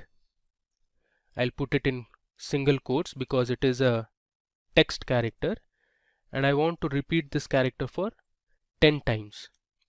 Close the bracket and let's run it. You can see here in the output it has printed at the rate 10 times. You can count it. Alright. Now let's say you want to convert a text or a string to uppercase or lowercase. You can do that as well. So I'll write select and use the function called upper. Let's say I want to convert my string, that is India, to uppercase. I'm not giving in any alias name. If I run this, see, my input was capital I and everything else was in small letter. In the output you can see it is converted my input to all caps. Similarly, you can change this. Let's say you want to print something in lowercase, you can use the lower function. Let's say this time everything is in uppercase. If I run it, it converts India to lowercase. Now let's explore a few date and time functions. Let's say you want to find the current date. There's a function called CUR, which stands for current, and this is the function I'm talking about, which is current date. If I run this, you will get the current date, that is 28th of Jan 2021. And let's say you want to extract the day from a date value, so you can use the day function. Let's say I'll use day and I want to find the day from my current date. If I run this, you get 28, which is today's day. Now similarly, you can also display the current date and time. So for that you can use a function that is called now. So this will return the current date and time. You can see this is the date value and then we have the current time. Alright, and this brings us to the end of our demo session. So let me just scroll through whatever we have learned. So first I showed you how you can see the databases present in MySQL. Then we used one of the databases and checked the tables in it. Then we created another database called SQL Intro for our demo purpose. We used that database and then we created this table called employee details with column names like name, integer, the sex, date of join, city and salary. I showed you the structure of the database. Let me run this again so you get an idea. You can see this was the structure of our table. Then we went ahead and inserted a few records. So we inserted records for 6 employees. So you have the employee name, the age, the gender, the date of join, the city to which the employee belongs to, and the salary of the employee. Then we saw how you can use the select statement and display all the columns present in the table. We learned how you can display the unique city names. We learned how to use different aggregate functions like count, average and sum. Then we learned how you could display specific columns from the table. We learned how to use where clause. Then we used an or operator. We learned about in operator, the between operator. Then we used an and operator to select multiple conditions. Finally, we learned about group by, order by, and some basic SQL operations. Now it's time to explore some string functions in MySQL. So I've given a comment, string functions. First, let's say you want to convert a certain string into uppercase. So I can write select. The function I'll use is upper, and within this function you can pass in the string. Let's say I'll write India. If you want, you can give an alias name as, let's say, uppercase. I'll give a semicolon and let's run it. There you go. So my input was in sentence case, and using the upper function we have converted everything into uppercase. Similarly, let me just copy this and I'll show you. If you want to convert a string into a lowercase, you can use the lower function. I'll run this. You can see the result. Everything is in lowercase now. Of course, I need to change the alias name to lowercase. Now, instead of using lower as the function, there is another function that MySQL provides, which is called the L case. So I'll just edit this and write L case, and let's say I'll write India in uppercase. Let's run it. It returns me the same result. Cool. Now moving on, let's say you want to find the length of a string. You can use the character length function. I'll write select, use the function character length, and I'm again going to pass in my string as India as, let's say, total length. Let's run it. This time I'm going to hit Control Enter to run my SQL command. There you go. It has given us the right result, which is 5, because India has 5 characters in it. Now these functions you can also apply on a table. Now let me show you how to do it. Let's say we already have the students table and you want to find the length of each of the student names. So here you can pass stu underscore name, and you can give the same alias name, let's say total length, and then you can write from table name, that is students. If I run this, you can see the output. It has given me total 20 rows of information.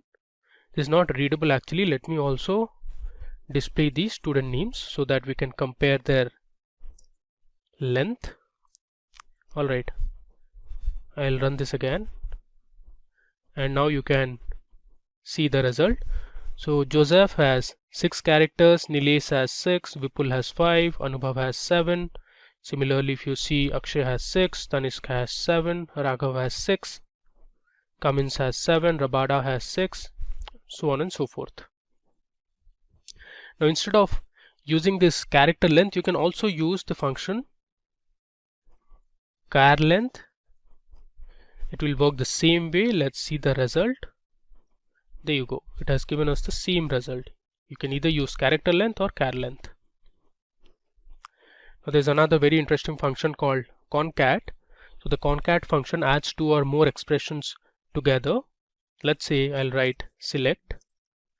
I'll use the function concatenate.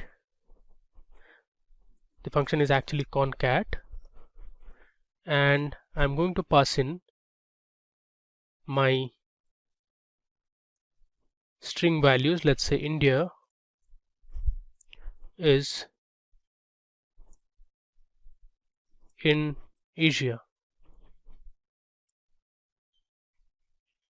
Let's run this and see our result. You can see here it has concatenated everything. let us make it more readable. I'll give a space in between so that you can read it clearly. Now this is much more readable. India is in Asia, and if you want you can give an alias name as well, as let's say merged. There you go. Now the same concat operation you can also perform on a table. I'm going to use the same students table. Let's say I want to return the student ID followed by the student name, and then I am going to merge the student name followed by a space followed by the age of the student, and I can give an alias as let's say name underscore age from my table that is students. Let's see how this works. Okay, you see here the result is very clear. We have the student ID, the student name, and the concatenated column that we created, which was name underscore age, where we have the student name with a space followed by the age of the student. If I scroll down, you can see the rest of the results. Cool. Now moving ahead, let's see how the reverse function works in MySQL. So the MySQL reverse function returns a string with the characters printed in reverse order. So suppose I write select reverse. I'll use the same string again. Let's say I have India. Let's run it. You will see all the characters printed in reverse order. Again, you can perform the same operation on a table as well. Let's say I'll write select reverse, and I'll pass in the column as student name from my table that is students. Let's run it. It gives you 20 students and all the names have been printed in reverse order. Okay. Now let's see what the replace function does. So the replace function replaces all occurrences of a substring within a string within a new substring. So let me show you what I mean. I'll write select replace. I'll pass in my input string, which is let's say orange is a vegetable, which is ideally incorrect. I'm purposely writing this so that I can replace the word vegetable with fruit. Okay, so what this replace function does is it is going to find where my word vegetable is within the string, my input string, and it is going to replace my word vegetable with fruit. Let's run it and see the output. There you go. Now this is correct, which is orange is a fruit. Alright. Now MySQL also provides some trim functions. You can use the left trim, right trim, and just the trim function. So let me show you how this left trim works. Left trim or L trim removes the leading space characters from a string passed as an argument. So say I write select, I'll use the left trim function, which is L trim, and then I'm going to purposely give a few spaces in the beginning of the string. I'll give a word, let's say India, and then I'll give some space after the word India, and see how the L trim works. If I run this, it gives me India, which is fair enough. But before that, let's first find the length of my string. So I'll use my length function here, and within this function I am going to find the length of my string, which has India along with some leading and trailing spaces. I'll paste this here, give a semicolon, and I'll run it. Okay, so the entire string is 17 characters long, or the length of the string is 17. Now say I use ltrim on my same string. What it returns me is India, and if I run length over it, you can see the difference. As in, you can see how many spaces were deleted from the left of the string. You can see here, now it says 17, and I'm going to use ltrim. Let's see the difference. It gives me 12. The reason being, it has deleted 5 spaces from the left. You can count it. 1, 2, 3, 4 and 5. So 17 minus 5 is 12, which is correct. Similarly, you can use the rtrim function, which removes the trailing spaces from a string. Trailing spaces are these spaces. When you use left trim, it deletes the leading spaces, which is this. Now let me just replace ltrim with rtrim, which stands for right trim, and see the result. So the length is 10 now. The reason being, it has deleted 7 spaces from the right of the string. If you can count it, 1, 2, 3, 4, 5, 6 and 7. Cool. You can also use the trim function, which will delete both the leading and the trailing spaces. So here, if I just write trim and I'll run it, it gives me 5, because India is total 5 characters long and it has deleted all the leading and the trailing spaces. Alright. There's also a function called position in MySQL. The position function returns the position of the first occurrence of a substring in a string. So if the substring is not found with the original string, the function will return 0. So let's say I'll write select position. I want to find where fruit is in my string, that is orange is a fruit. I'll give an alias as name. There's some error here. This should be within double quotes. Now let's run it and see the result. Okay, it says at the 13th place or at the 13th position we have the word fruit in our string, which is orange is a fruit. Now the final function we are going to see is called ASCII. So the ASCII function returns the ASCII value for a specific character. Let's say I write select ASCII of the letter small a. If I run this, it will give me the ASCII value, which is 97. Let's say you want to find the ASCII value of 4. Let's see the result. It gives me 52. Alright. In this session, we are going to learn two important SQL statements or clauses that are widely used, that is group by and having. First, we'll understand the basics of group by and having, and then jump into MySQL Workbench to implement these statements. So let's begin. First, what is group by in SQL? So the group by statement or clause groups records into summary rows and returns one record for each group. It groups the rows with the same group by item expressions and computes aggregate functions for the resulting group. A group by clause is a part of select expression. In each group, no two rows have the same value for the grouping column or columns. Now below, you can see the syntax of group by. So first we have the select statement, and then followed by the column names that we want to select. From, we have the table name, followed by the where condition, and next we have the group by clause, and here we include the column names. Finally, we have the order by and the column names.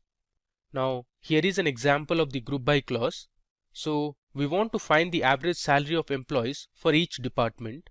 So here you can see we have the employees table. It has the employee ID, the employee name, the age of the employee, we have the gender, the date on which the employee had joined the company. Then we have the department to which each of these employees belong to. We have the city to which the employees belong to. And then we have the salary in dollars. So actually we'll be using this employees table on MySQL Workbench as well. So if you were to find the average salary of employees in each department, so this is how your SQL query with group by clause would look like. So we have selected department, and then we are using an aggregate function, that is AVG, which is average, and we have chosen the salary column, and here we have given an alias name which is average underscore salary, which appears in the output, you can see here, from employees, and we have grouped it by department. So here in the output you can see we have the department names and the average salary of the employees in each department. Now let me take you to my MySQL Workbench, where we will implement group by and solve specific problems. Okay, so I am on my MySQL Workbench. So let me make my connection first. I'll enter the password. So this will open my SQL editor. So first of all, let me check the databases that I have. So I'll use my query, that is show databases. Let's run it. Okay, you can see we have a list of databases here.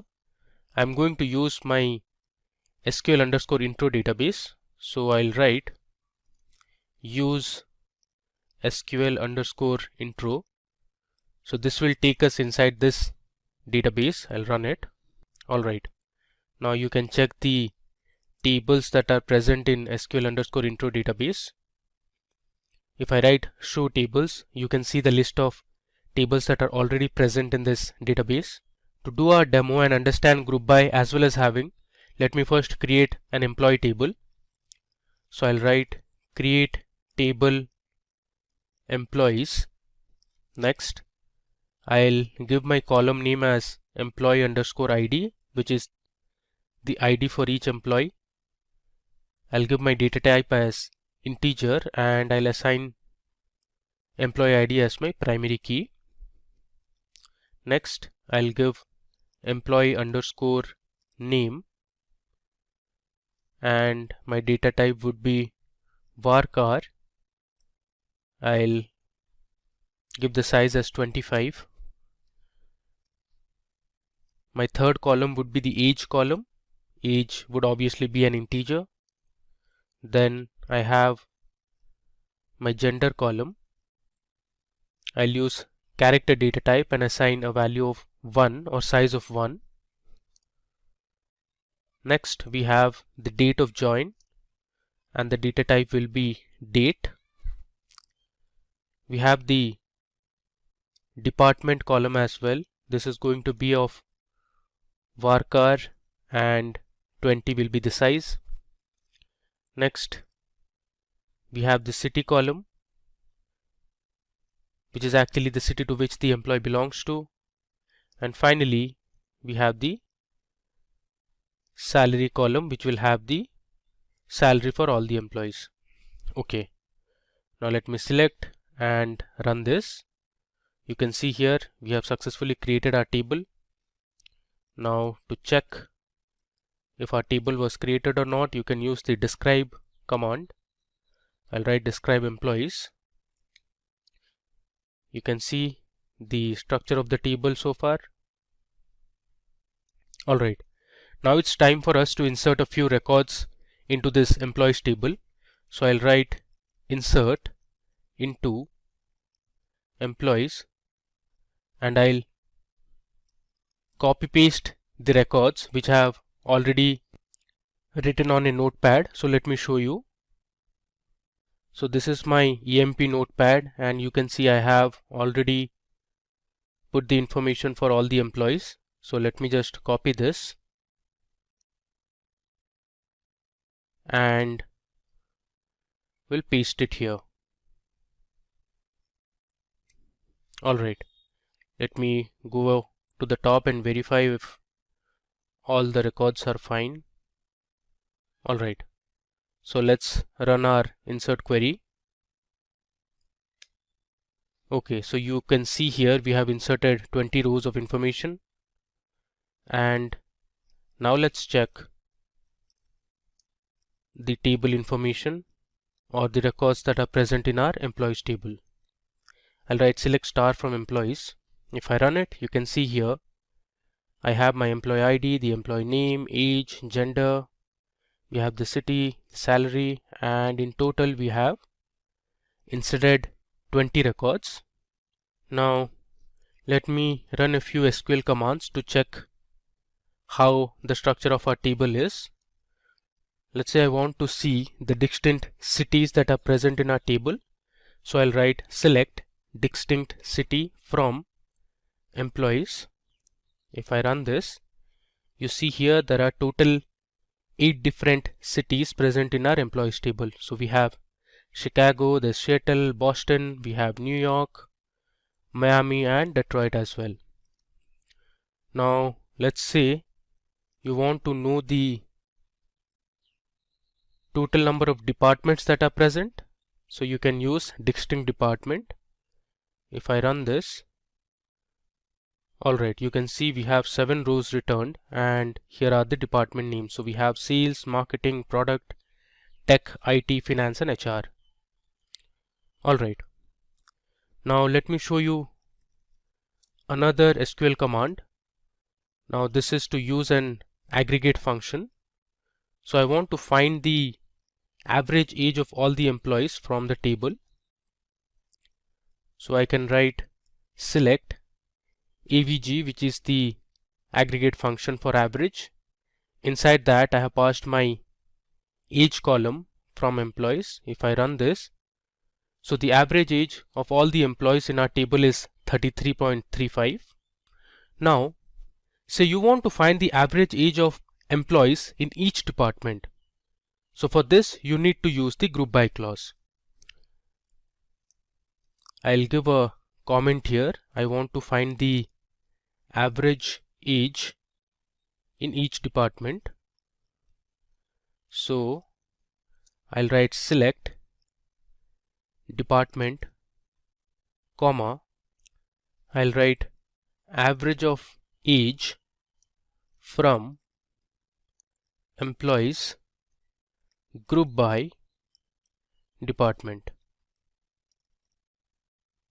Now if I run this, you can see here we have our 7 departments on the left, and on the right you can see the average age of employees in each of these departments.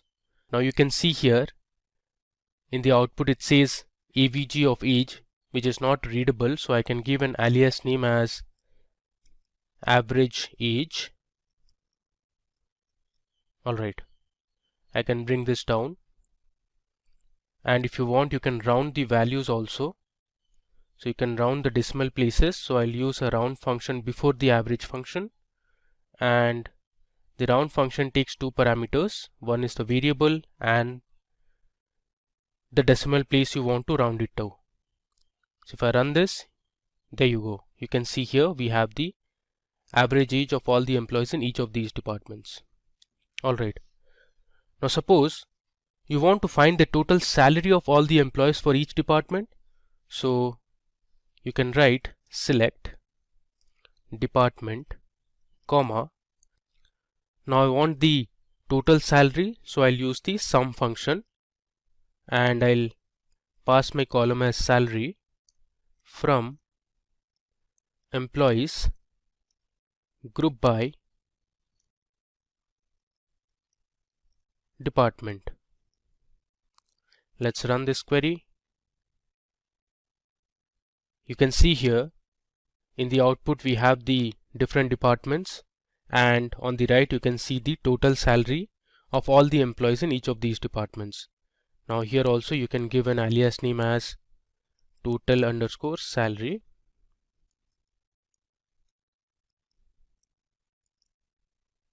Let's run it again, and you can see the output here.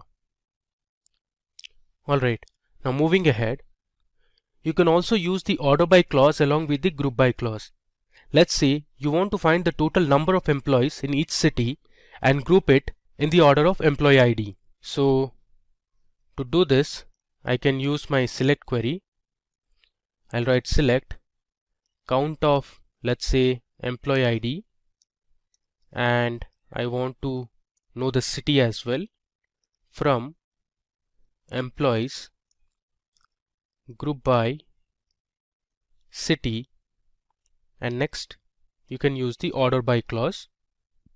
I'll write order by count of employee ID, and I'll write DESC, which stands for descending.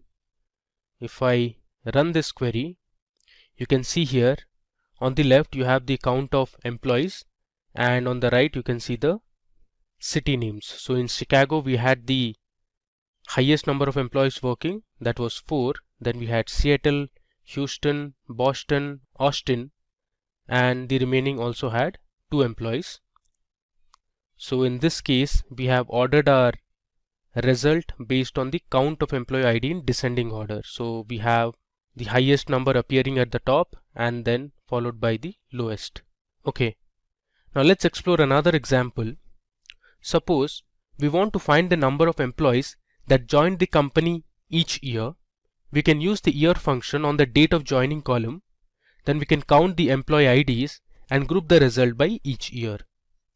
So let me show you how to do it. So I'll write select.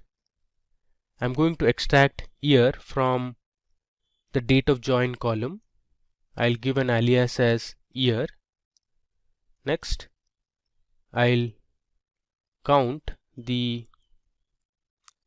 employee ID from my table name, that is employees, and I'm going to group it by year, date of join. I give a semicolon. Alright, so let's run this. Great. You see here in the result we have the year that we have extracted from the date of join column, and on the right you can see the total number of employees that joined the company each year. So we have in 2005 there was 1 employee. Similarly, we have in 2009 there were 2 employees. If I scroll down, you have information of other years as well. Now if you want, you can order this as well based on year or count. Okay. Now you can also use the group by to join 2 or more tables together. So to show you this operation, let me first create a sales table. So I'll write create table sales, and the sales table will have columns such as the product ID, which is going to be of integer type. Then we have the selling price of the product. Now this will be a float value. Then we have the quantity sold for each of the products. So I'll write quantity will be of integer type. Next we have the state in which the item was sold, and state I'll put it as varchar and give the size as 20. Let's run this so that we'll create our sales table. Alright, so we have successfully created our sales table. Next, we need to insert a few values to our sales table. So I have already written the records in a notepad. Let me show you. Okay, so here you can see I have my sales text file. Let me just copy these information. I'll just paste it on the query editor. Okay, now let me go ahead and run this insert command. Alright, so you can see here we have successfully inserted 9 rows of information. So let me just run it through what we have inserted. So the first column is the product ID column. Then we have the selling price at which this product was sold. Then we have the quantity that was sold and in which state it was sold. So we have California, Texas, Alaska. Then we have another product ID which is 1, 2, 3, and these are the states in which the products were sold. So let me just confirm with the select statement. I'll write select star from sales. If I run this, you can see we have successfully created our table. Okay. Now suppose you want to find the revenue for both the product IDs 1 to 1 and let's say 1 to 3, since we have just two product IDs here. So for that you can use the select query. So I'll write select product ID. Next, I want to calculate the revenue. So revenue is nothing but selling price multiplied by the quantity. So I'll use the sum function to find the total revenue, and inside the sum function I'll use my selling price column multiplied by my quantity column.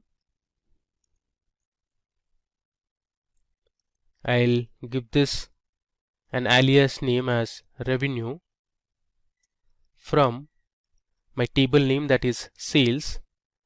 Finally, I'll group it by product ID.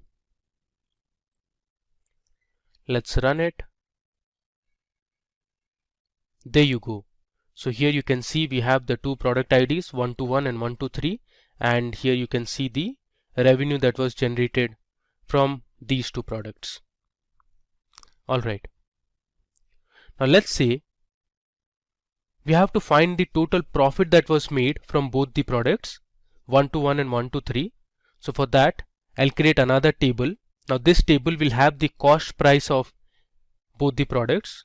So let me create the table first. I'll write create table. Let's say the table name is C product, which stands for the cost price of the products. I'll give my first column as product ID. This will be an integer, and I'll have my second column as cost price. Cost price will have floating type values. Let's run this. So we have successfully created our product cost table. Now let me insert a few values into the C product table. So I'll write insert into C underscore product. I'll give my values for 1 to 1. Let's say the cost price was $270 for each, and next we have my product as 1 to 3, and let's say the cost price for product 1 to 3 was $250. Let's insert these two values. Okay. Next, we'll join our sales table and the product cost table. So this will give us the profit that was generated for each of the products. So I'll write select C dot product underscore ID, comma, I'll write sum S dot sell underscore price. Now here C and S are alias names. So if I subtract my cost price from the selling price, that will return the profit that was generated. I'll multiply this with S dot quantity, close the bracket. I'll give an alias name as profit from sales as S. So here S stands for the sales table. I'm going to use inner join C underscore product table, as the alias name should be C, where S dot product underscore ID is equal to C dot product underscore ID. We are using product underscore ID because this column is the common column to both the tables. And finally, I am going to group it by C dot product underscore ID. Alright. So let me tell you what I have done here. So I am selecting the product ID. Next, I am calculating the profit by subtracting the cost price from the selling price, and I have multiplied the quantity column. I'm using an inner join to connect my sales and the product cost table, and I am joining on the column that is product ID, and I have grouped it by c.product ID. Let's run this. There you go. So here you can see for product ID 121 we made a profit of $1,100, and for product ID 123 we made a profit of $840. So now that we have learnt group by in detail, let's learn about the having clause in SQL. The having clause in SQL operates on grouped records and returns rows where aggregate function results matched with given conditions only. So now having and where clause are kind of similar, but where clause can't be used with an aggregate function. So here you can see the syntax of having clause. You have the select statement followed by the column names from the table name, then we have the where conditions, next we have the group by, finally we have having, and at last we have order by column names. So you can see here we have a question at hand. We want to find the cities where there are more than 2 employees. So you can see the employee table that we had used in our group by clause as well. So if you were to find the cities where there are more than 2 employees, so this is how your SQL query should look like. So we have selected the employee ID and we are finding out the count using the count function. Next we have selected the city column. From employees we have grouped it by city, and then we have used our having clause. So we have given our condition having count of employee ID should be greater than 2. So if you see the output, we have the different city names, and these were the cities where the count of employees was greater than 2. Alright, so let's go to our MySQL workbench and implement how having works. So suppose you want to find those departments where the average salary is greater than $75,000. You can use the having clause for this. So let me first run my table, which is employees.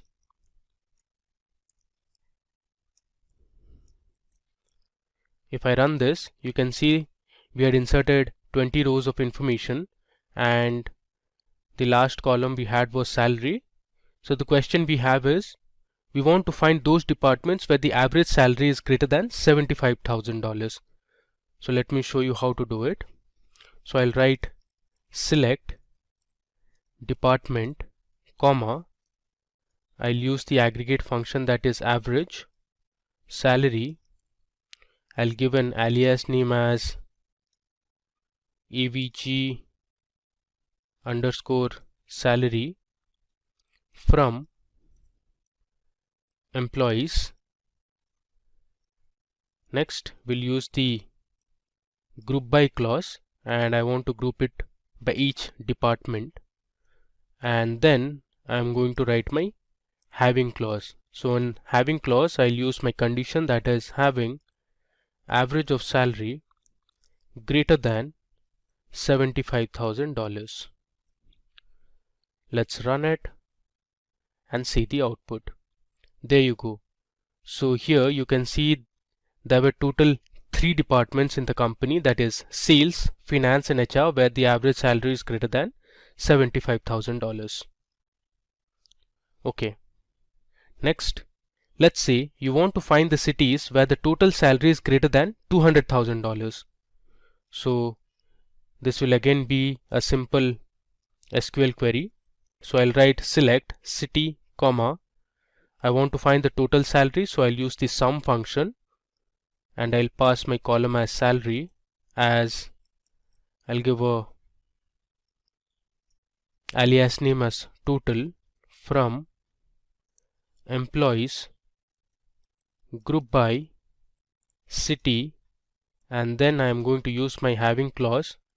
I'll pass in my condition as having sum of salary greater than $200,000. Alright, so let's run this query. There you go. So the different cities are Chicago, Seattle and Houston, where the total salary was greater than $200,000. Now suppose you want to find the departments that have more than 2 employees. So let's see how to do it. I'll write select department, comma. This time, since I want to find the number of employees, I'm going to use the count function.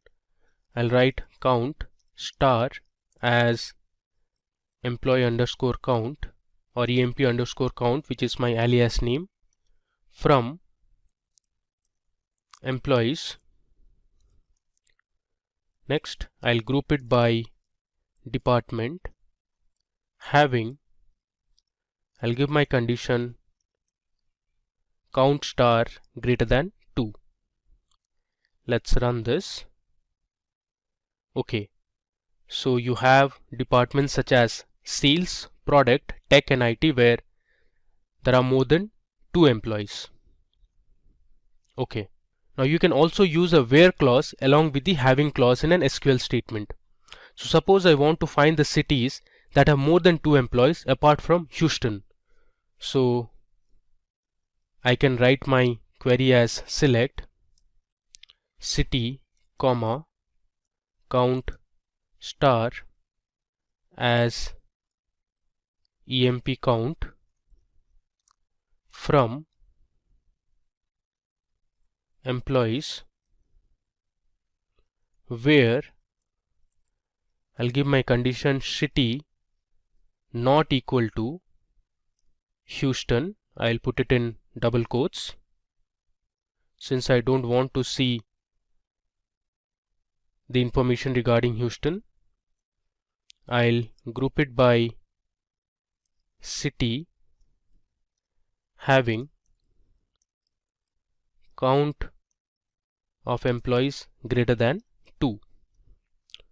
So if I run this query, you see we have information for Chicago and Seattle only, and we have excluded the information for Houston.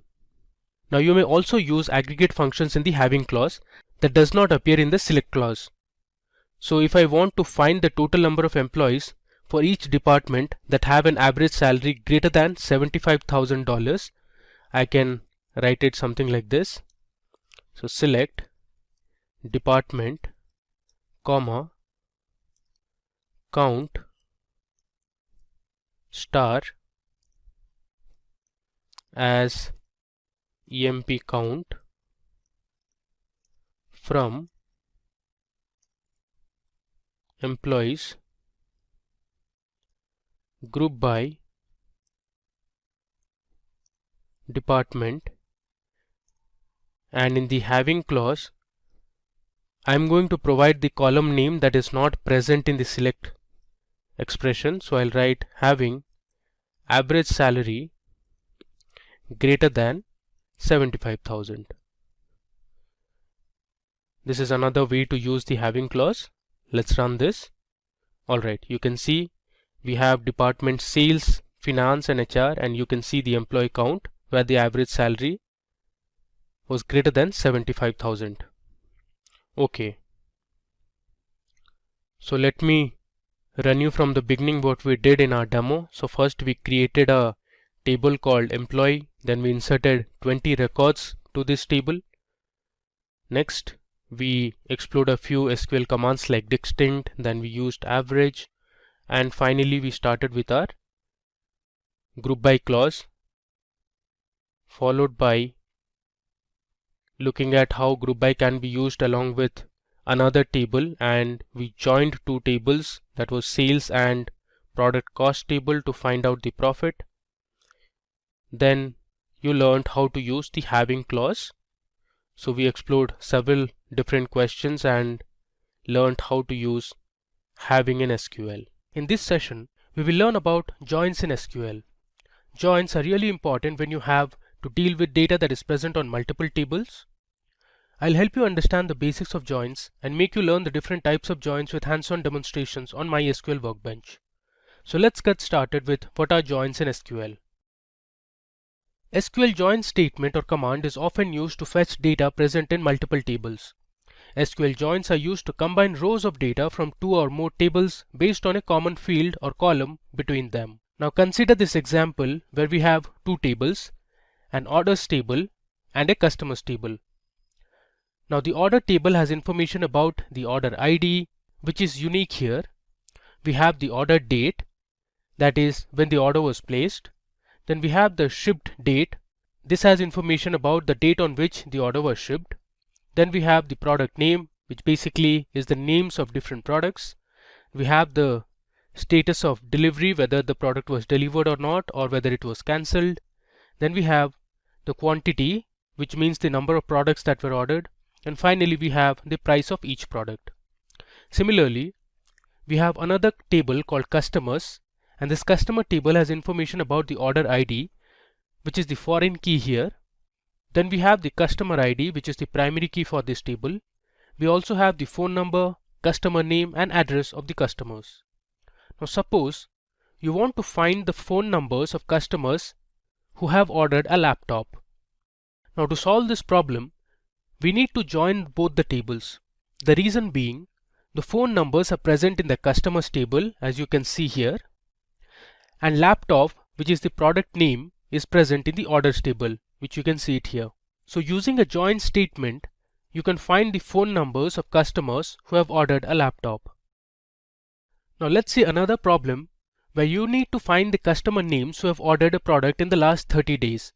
In this case, we want the customer name present in the customers table and the last 30 days order information, which you can get from the order date column that is present in the orders table. Okay, now let's discuss the different types of joins one by one. So first we have an inner join. So the SQL inner join statement returns all the rows from multiple tables as long as the conditions are met. From the diagram above, you can see that there are two tables, A and B. A is the left table and B is the right table. The orange portion represents the output of an inner join, which means an inner join returns the common records from both the tables. Now you can see the syntax here. So we have the select command and then we give the list of columns from table A, which you can see here is the left table, followed by the inner join keyword and then the name of the table, that is B, on a common key column from both the tables A and B. Now let me take you to the MySQL workbench and show you how inner join works in reality. So here I'll type MySQL. You can see I have got MySQL Workbench 8.0 version installed. I'll click on it. So it will take some time to open. Okay, I'll click on this local instance and here I'll give my password. Okay, so this is how an SQL editor on MySQL Workbench looks like. So first of all, let me go ahead and create a new database. So I'll write create database. This is going to be my command, followed by the name of the database, that is going to be SQL_joins. If I give a semicolon and hit Control Enter, this will create a new database. You can see here one row affected. Now you can check whether the database was created or not using show databases command. If I run it, here you can see I have SQL joins database created. Now I'll use this database, so I'll write use SQL_joins. Okay, now to understand inner join, consider that there is a college and in every college you have different teams for different sports such as cricket, football, basketball and others. So let's create two tables, cricket and football. So I'll write create table and my table name is going to be cricket. Next, I'm going to create two columns in this table. The first column is going to be cricket ID. Then I'm going to give the data type as int and use the auto increment operator. I'm using auto increment because my cricket ID is going to be my primary key. Then I'm going to give the name of the students who are part of the cricket team, and for this I'll use varchar data type and give the length as 30. I'll give another comma and I'll assign my cricket ID as primary key. Within brackets I'll give cricket underscore ID. Cricket ID is nothing but a unique identifier for each of the players, like you have roll numbers in college. Okay, let me just run it. Alright, so we have successfully created our cricket table. Similarly, let me just copy this and I'll paste it here. I'll create another table called football. This will have the information of all the students who are part of the football team, and instead of cricket I am going to give this as football ID. Alright, and the name column will have the names of the students. I'll change my primary key to football ID. Alright, let me run this. Okay, so now we have also created our football table. The next step is to insert a few player names into both the tables. So I'll write my insert into command. First, let's load some data to our cricket table. So I'll write cricket and I'll give my name column followed by values, and here I'll give some names such as, let's say, Stuart. I'll give another comma. The next player I'll choose is, let's say, Michael. Similarly, I'll add a few more. Let's say we have Johnson. The fourth player I'll take is, let's say, Hayden. And finally we have, let's say, Fleming. Okay. Now I'll give a semicolon and run this. Okay, so let me just check if all the values were inserted properly. For this I'll use select star from table, that is cricket. If I run it, you can see I have created a table and have successfully inserted 5 rows of information. Now similarly, let's insert a few student names for our football table. So I'll change this to football, and obviously there would be students who will be part of both cricket and football team. So I'll keep a few repeated names. Let's say Stuart, Johnson, and let's say Hayden are part of both cricket and football team. Then we have, let's say, Langer, and let's say we have another player in the football team, that is Aston. I'll just run it. Okay, you can see there are no errors. So we have successfully inserted values to our football team as well. Let me just recheck it. I'll write select star from football. Alright, so we have 5 players in the football team as well. Okay, now the question is, suppose you want to find the students that are part of both the cricket and football team. In this case you can use an inner join. So let me show you how to do it. So I'll write select star from cricket, as I'm using an alias name as C, which stands for cricket. Then I'm going to write inner join. My next table is going to be football as F, which is an alias name for the football table. Then I'm going to use the on command or operator, and then I'll give the common key, that is name here. So c dot name is equal to f dot name. So based on this name column from both the table, my inner join operation will be performed. So let's just run it. There you go. So Stuart, Johnson and Hayden are the only 3 students who are part of both the teams. Alright. Now you can also individually select each of the columns from both the tables. So let's say I write select c dot cricket underscore ID, comma, c dot name, comma, f dot football underscore ID, comma, f dot name. From, I'll write cricket as C, inner join football as F on C dot name is equal to F dot name. Now if I run this, you see we get the same output here as well. Alright. Now let's explore another example to learn more about inner joins.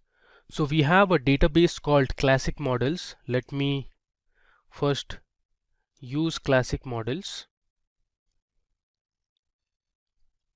I'll run this. Okay. Now let me just show the different tables that are part of classic tables. Alright. So here you can see there are tables like customers, there's employees, office, there's office details, orders, payments, products and product lines as well. Alright, so let me use my select statement to show what are the columns present in the products table.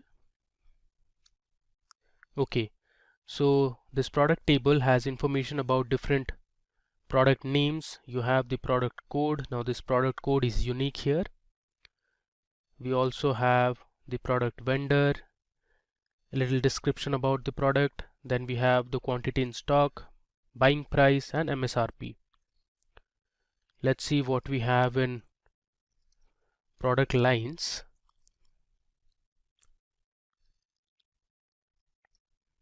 If I run it, you see here we have the product line, which is the primary key for this table. Then we have the textual description for each of the products.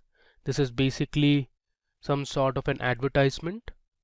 Alright, now suppose you want to find the product code, the product name and the text description for each of the products. You can join the products and product lines table. So let me show you how to do it.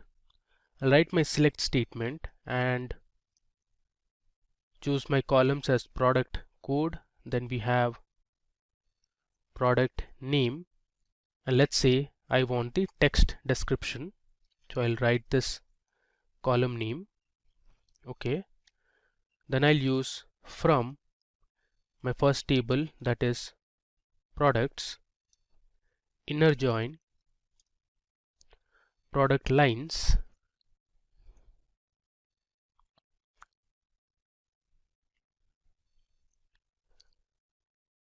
I can use using the common key column, that is product line.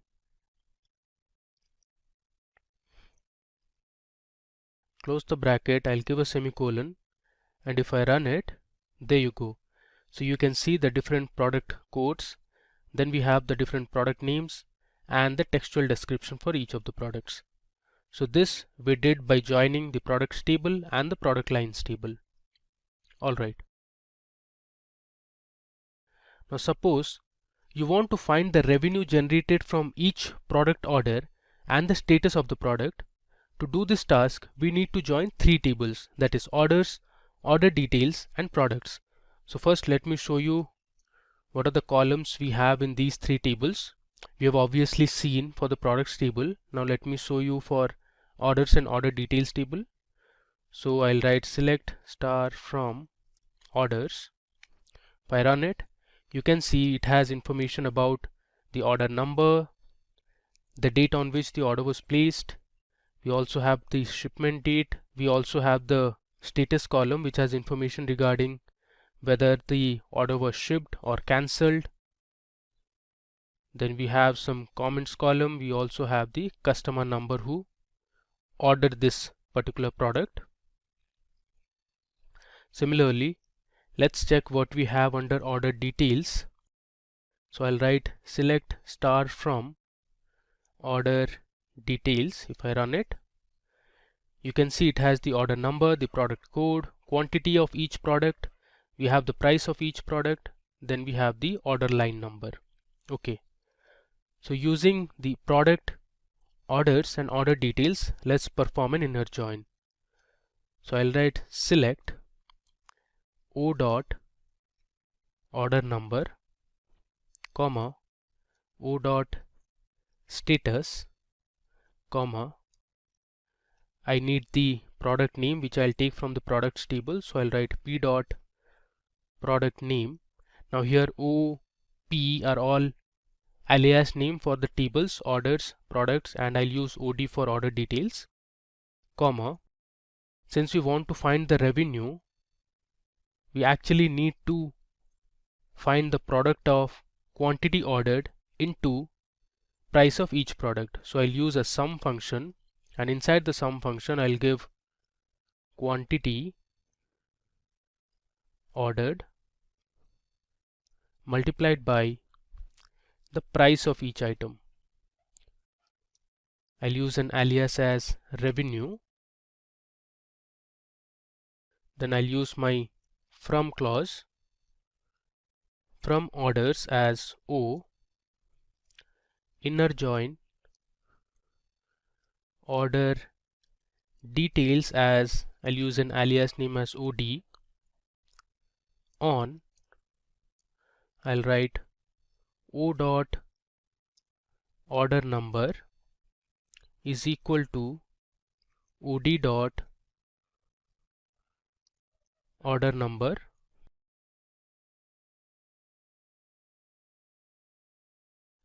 I'll use another inner join, and this time we'll join the products table. So I'll write inner join products as P on P dot product code is equal to OD dot product code.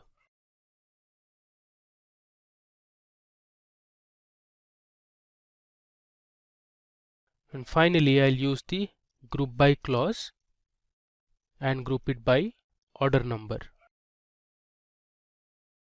Alright, let me run this. Okay, there's some mistake here. We need to debug this.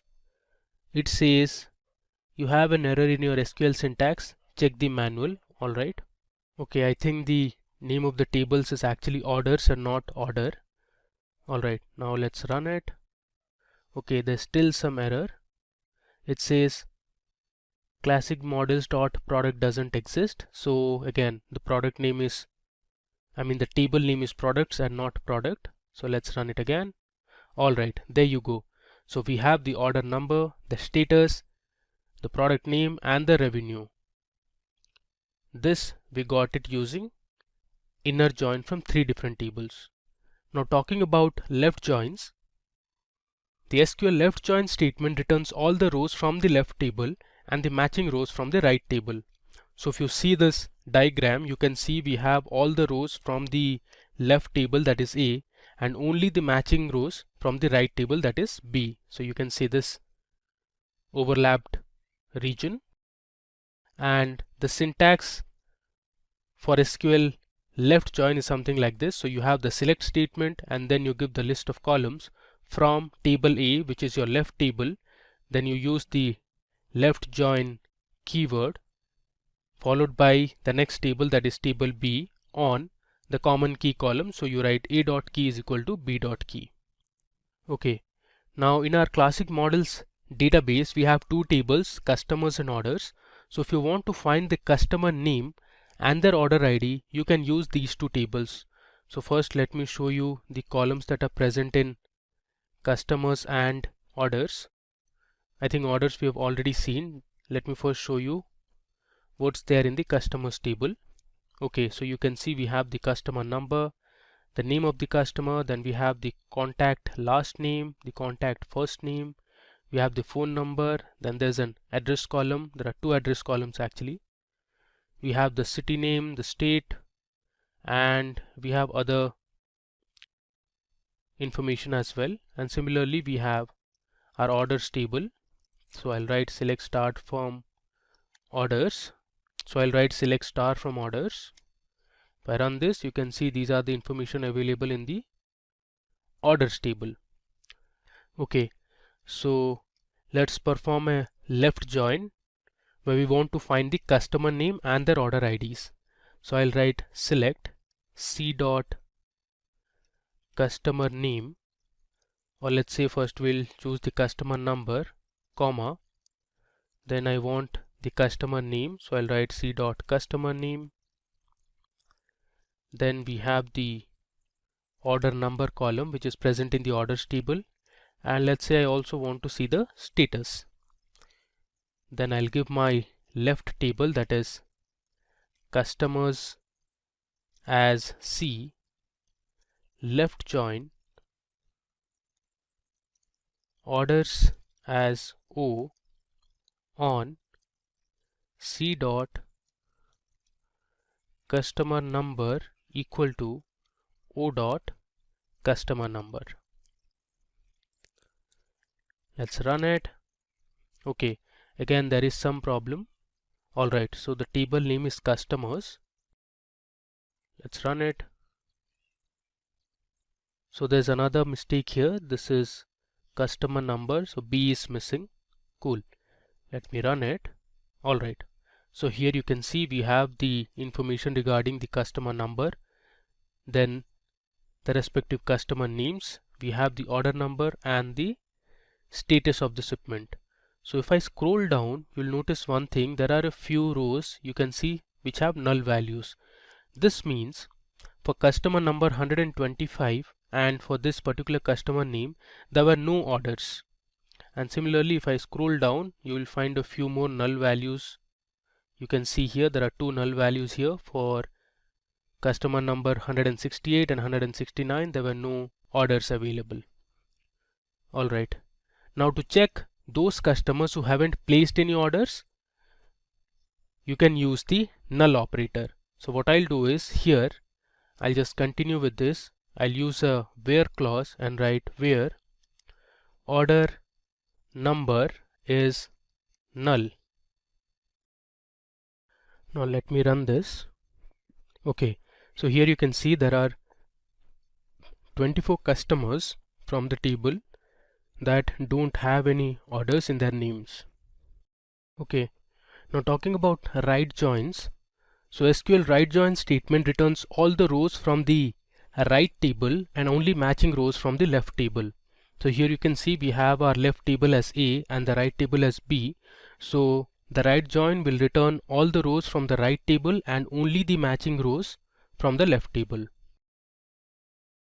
Now talking about the syntax. So here you can see we have the select statement. Followed by the select statement, you will have the list of columns that you want to choose. From table A, right join table B on the common key column from both the tables. Alright. Now to show how right join works, I'll be using two tables, that is customers and employees. So let's see the rows of data that are present in the customer table first. So I'll write select star from customers. Let's run it. So here you have the customer number, the customer name, then we have the phone number, the address of the customers. You also have the country to which the customer belongs to, the postal code, and the credit limit as well. Similarly, let's see for the employees table. Here I'll change customers to employees. Let's run it. Okay, so we have the employee number, the last name, the first name, you have the extension, the email ID, the job title, and also reports to here means the manager.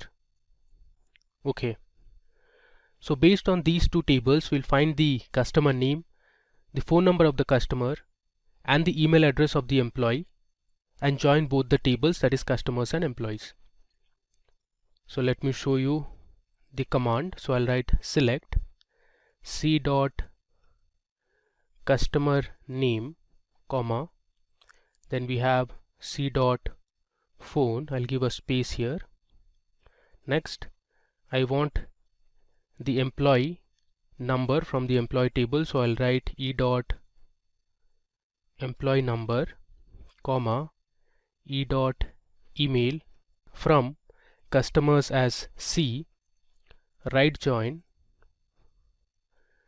employees as E on E dot, my common key column is employee number here, so I'll write E dot employee number is equal to C dot, we have sales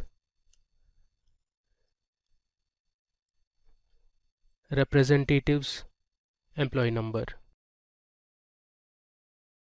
and I'm also going to order it by the employee number column.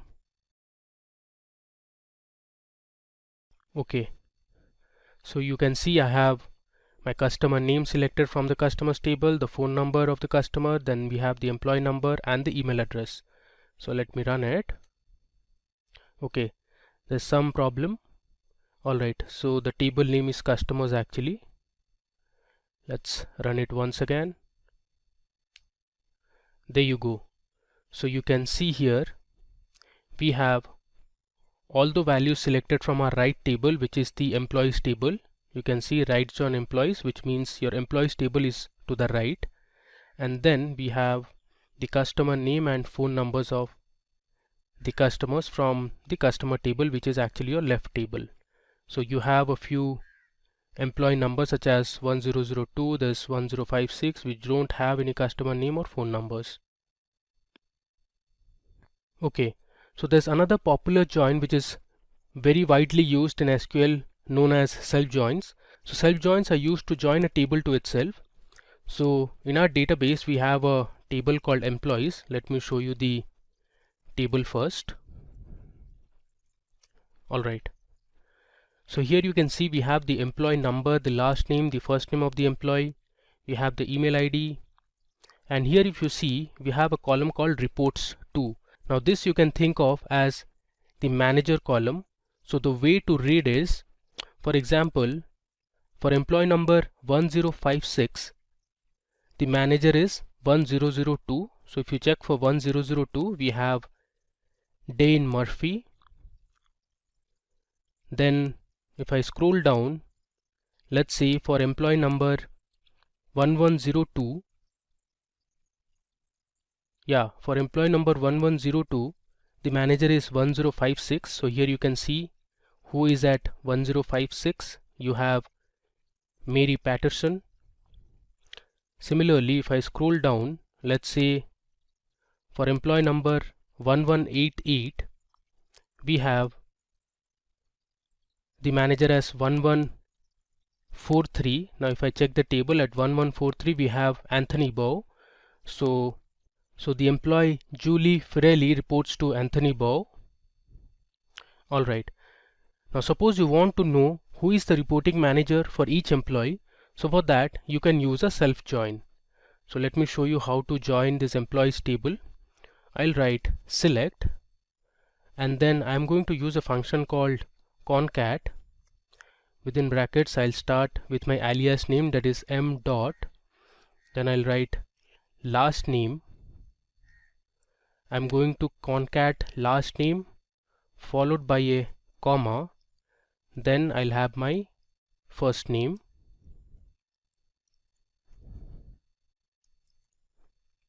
I'll close this bracket, and then I'm going to give my alias name, let's say manager, comma. Next I'm going to concat the same last name and first name, and this time I'm going to use a separate alias, let's say E, which stands for employee. So I'll write E dot last name, comma, and within single quotes I'll give my comma, and then I'll write E dot first name. I'll close this bracket. I'll give an alias as, let's say, employee. From, I'll write employees as E, inner join employees as M on M dot. I'll use my common key column as employee number, so I'll write M dot employee number is equal to E dot, here I'm going to use the reports to column, and then I'll order it by let's say manager. Okay, now let's run this. There you go. So you have your two columns as manager and employee.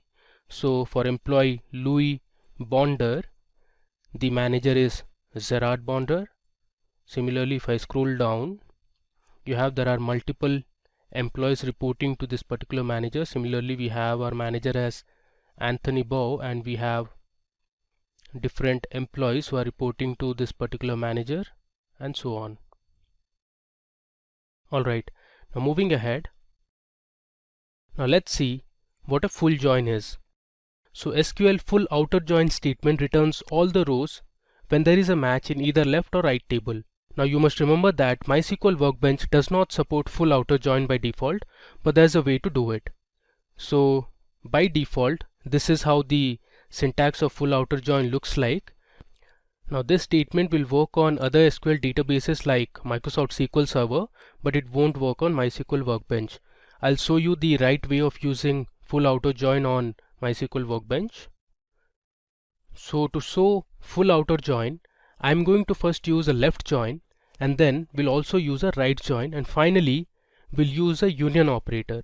So the union operator is used to combine the result set of two or more select statements. So first of all, let me write c dot customer name. So for this example, I'm using the customer table and the order table, comma o dot order number. So I just want to know the customer name and the order number related to the customer. From I have customers as C, left join, I'll write orders as O on C dot customer number is equal to O dot customer number. Let me just copy this, and after this I am going to use my union operator. So union operator is used to merge results from two or more tables. So basically this performs a vertical join. And next I am going to use my right join operation. So here instead of left join, I'll write right. Rest all looks fine. Let me just run it. There you go. So we have successfully run our full outer join operation. You can see we have the different customer names and the order that each customer had placed. Alright. So that brings us to the end of our demo session. So let me just run through whatever we did in this session. So first we created a database called SQL Joins. Then we created two tables like cricket and football. Then we had inserted a few rows to each of these tables. Then we used this table to learn about inner join. Next, we used a database called Classic Models. It had multiple tables, so we explored all of these tables like products, there was product lines, orders, customers and employees, and learned how to use inner join, left join, self join, right join, as well as full outer join. In this video, we will learn what is a subquery and look at the different types of subqueries. Then we'll learn subqueries with select statement followed by subqueries with insert statement. Moving further, we will learn subqueries with the update statement, and finally we look at subqueries with delete statement. All this we will be doing on our MySQL Workbench. So before I begin, make sure to subscribe to the Simplilearn channel and hit the bell icon to never miss an update. So let's start with what is a subquery. So a subquery is a select query that is enclosed inside another query. So if I show you, this is how the basic structure of a subquery looks like. So here, whatever is present inside the brackets is called as the inner query, and whatever is present outside is called the outer query. So first, the inner query gets executed and the result is returned to the outer query, and then the outer query operation is performed. Alright, now let's see an example. So we have a question at hand, which is to write a SQL query to display department with maximum salary from employees table. So this is how our employees table looks like. It has the employee ID, the employee name, age, gender, we have the date of join, department, city and salary. Now to solve this query, my subquery would look like this. So I'll first select the department from my table, that is employees, where I'll use the condition salary equal to, and then I'll pass in my inner query, which is select max of salary from employees. So what this does is it will first return the maximum salary of the employees in the table. Then our outer query will get executed based on the salary returned from the inner query. So here the output is department sales has the maximum salary. So one of the employees from the sales department earns the highest or the maximum salary. If you see in our table, the employee is Joseph, who earns $115,000. Alright, and Joseph is from the sales department. Now let's see how this query works. So here we have another question, which is to find the name of the employee with maximum salary in the employees table. So this is our previous employees table that we saw, and to find the employee who has the maximum salary, my subquery would look something like this. So I'm selecting the employee name from my table, that is employees, where I'm using the condition salary equal to, and then I'm passing in my subquery or the inner query. So first I'm selecting the maximum salary. This will return a particular value, that is the highest salary from the table. And if you see our table, the highest salary is $115,000. So our query becomes select employee name from employees where salary equal to $115,000. So the employee name is Joseph here, and that's the output. Now if you want to break it down, here you can see first the inner query gets executed. So our SQL query will first execute the inner query that is present inside brackets, select maximum salary from employees. The result is $115,000, and then based on the returned result, our outer query gets executed. So the query becomes select employee name from employees where salary equal to $115,000, and that employee is Joseph. Alright, now we'll learn the different types of subqueries. So you can write subqueries using select statement, update statement, delete and insert statement. We'll explore each of this with the help of example on my MySQL workbench. So let's learn subqueries with the select statement.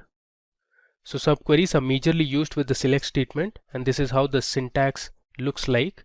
You select the column name from the table name, then you have the where condition followed by the columns that you want to pass, the operator, and inside that you have the subquery. So here is an example that we will perform on our MySQL workbench. So in this example, we want to select all the employees who have a salary less than average salary for all the employees. This is the output. So let's do this on my MySQL workbench. Alright, so let me log into my local instance. I'll give my password. Okay, so you can see I'm on my MySQL workbench. So let's start by writing our subquery using the select statement. Okay, so for this demo session, we'll be using a database that is subqueries. You can see it here. I have a database called subqueries. So I'll use this subqueries database, and we'll create a few tables as well.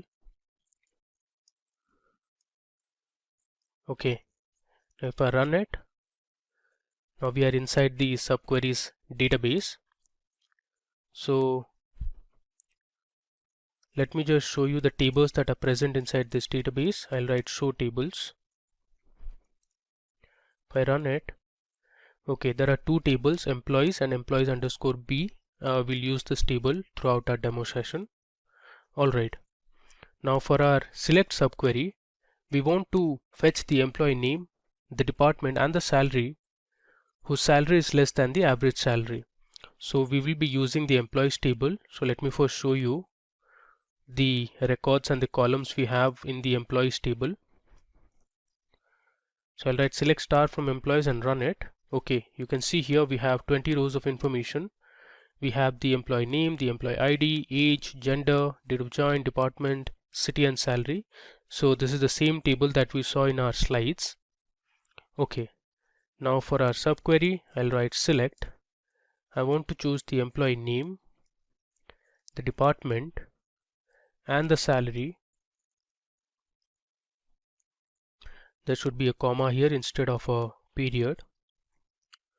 Next, I'll give my table name, that is employees, where my salary is less than, and after this I'll start my inner query or the subquery. I'll write select average salary. So I'm using the AVG function to find the average salary of all the employees from my table, that is employees. If I give a semicolon and run this, you'll see the output.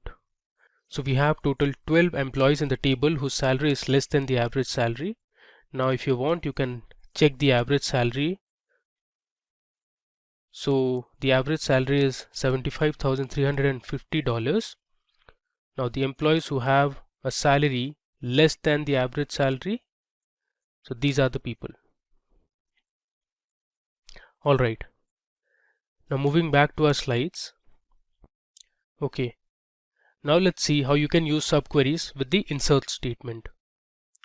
Now the insert statement uses the data written from the subquery to insert into another table. So this is how the syntax looks like. So you write insert into table name followed by select individual columns or star from the table, use the where clause, and then you give the operator followed by the inner query or the subquery. So here we will explore a table called products table. We are going to fetch few records from the products table based on a condition, that is the selling price of the product should be greater than $100. So only those records will fetch and put it in our orders table. Alright, so we are going to write this query on my MySQL workbench. So let's do it. I'll give my comment as update subquery. Alright, so first of all, let's create a table, that is products. So I'll write create table products. Then we'll give our column names. The first column would be the product ID of type integer. Then we have the column as item or the product, which is of type varchar 30. Next we have the selling price of that product. The selling price will be of type float. And finally we have another column which is called the product type. And again, product type is of the data type varchar. I'll give the size as 30, close the bracket and give a semicolon. Now let's just run it.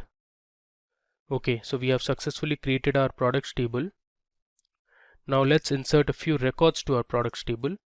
So I'll write insert into products followed by values. I'll give 4 records. The first product ID is 101. The product is, let's say, jewelry. Then the selling price is, let's say, $800, and the product type is, it's a luxury product.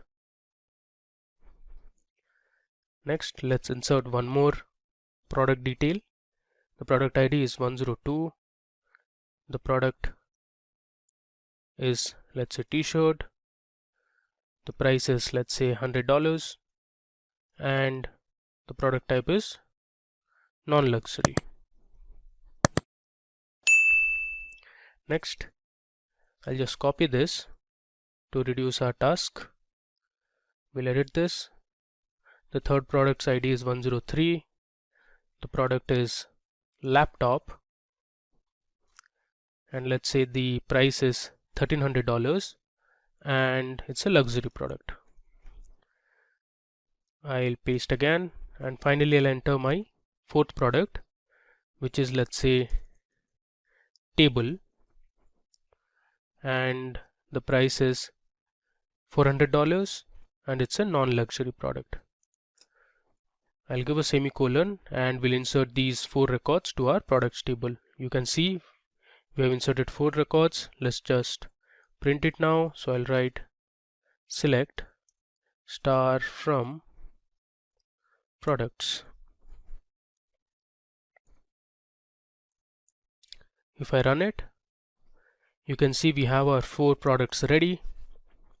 Now we need to create another table where we are going to put some records from our products table. So that new table is going to be the orders table. So I'll write create table orders.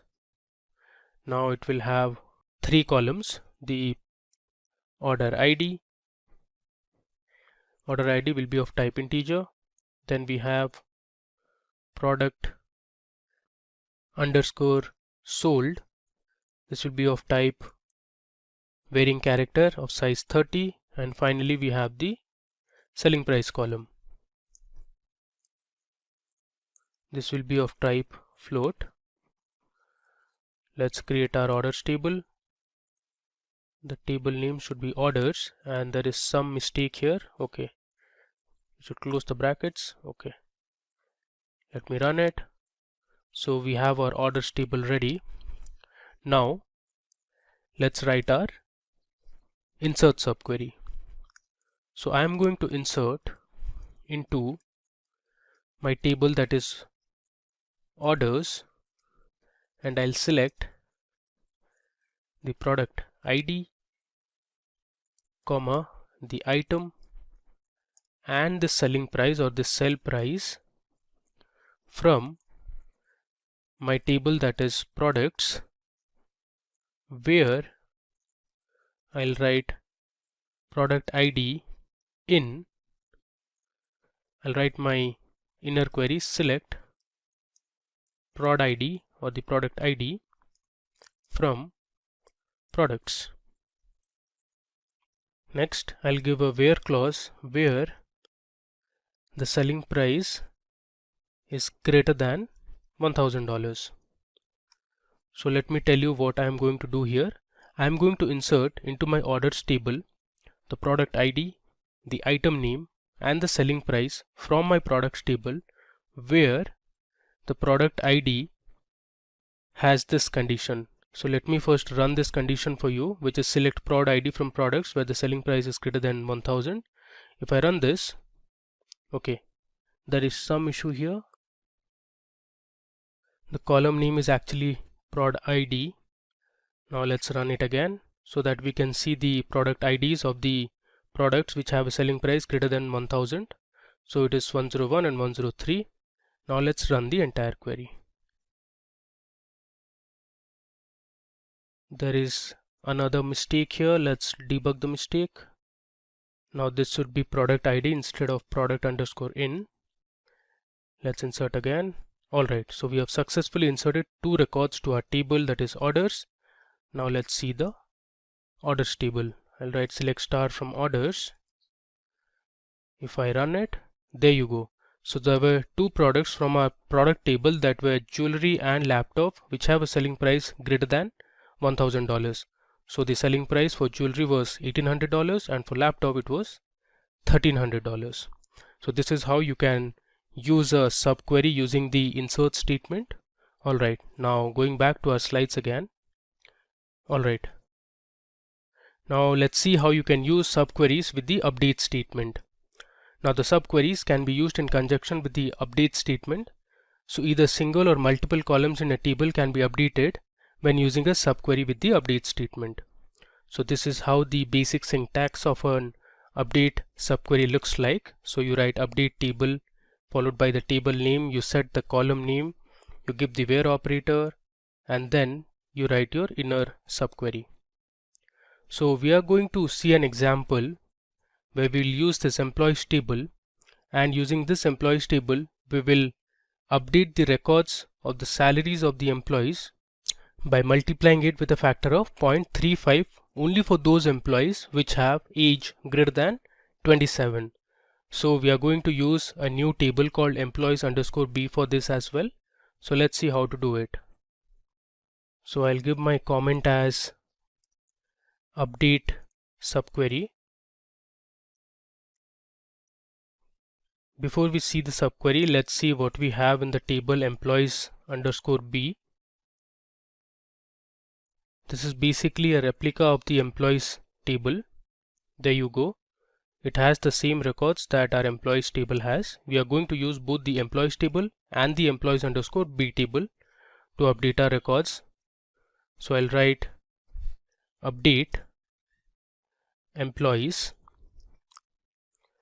set salary equal to, let me bring this to the next line. I'll write set salary equal to salary multiplied by 0.35, where age in, then I'll write select age from my other table, that is employees underscore B, where age is greater than or equal to, let's say 27. Alright. So let me run through this query and tell you what we are going to do. So I'm going to update the records of the employees table specifically for the salary column. So I'm checking if the age is greater than 27, then we'll multiply the salaries of the employees with a factor of 0.35 in the employees table. Let me just run this, then we'll see our output. Okay, so it says 18 rows affected, which means there are total 18 employees in the table out of the 20 employees whose age is greater than 27. Now if you see, I'll write select star from employees. You can see the difference in the salaries. If I scroll to the right, you can see these are the updated salaries. Okay. Now if you check for employees who have an age less than or equal to 27, for example Marcus, whose age is 25, his salary is the same. We haven't updated his salary. Then if you see, if we have, okay, there is one more employee, Maya. We haven't updated the salary of Maya because the age is less than 27. Alright. Now let's go back to our slides again. As you can see, we got the same output on our MySQL workbench. Now let's explore how you can write subqueries with the delete statement. Now subqueries can again be used in conjunction with the delete statement. So this is how the basic syntax of a delete query using subquery would look like. You write delete from the table name, where clause, the operator value, followed by the inner query in within brackets. So here we are going to use the employees table, and what we are going to do is we'll delete the employees whose age is greater than or equal to 27. So let's see how you can do it. Alright, so I'll give my comment as delete subquery. So we'll follow the syntax that we saw. I'll write delete from my table name, that is employees. I'll write where age in, and then I'll start my inner query or the subquery. I'll write select age from employees underscore B, where age is, let's say, greater than or equal to 32, or let's say the age is less than or equal to 32. Close the bracket and I'll give my semicolon. Let me first run the inner query for you so that you get an idea of the employees who are less than 32 years of age. So there are 9 employees in the table who have an age less than or equal to 32. So we are going to delete the records. If I run this, okay, it says 9 records deleted. Now let's print or display what we have in the employees table.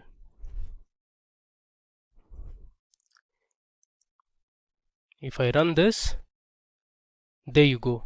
So if you see the age table, we have total 11 employees now, and all their ages are greater than 32. because we have deleted all those employees who had an age less than equal to 32. Okay, so let me show you from the beginning what we did. So first we used our subqueries database, then we used our employees table. So we started by looking at how you can use the subquery with a select statement. This should be insert instead of update. So we learned how to write an insert subquery. We used two tables, products and our orders table.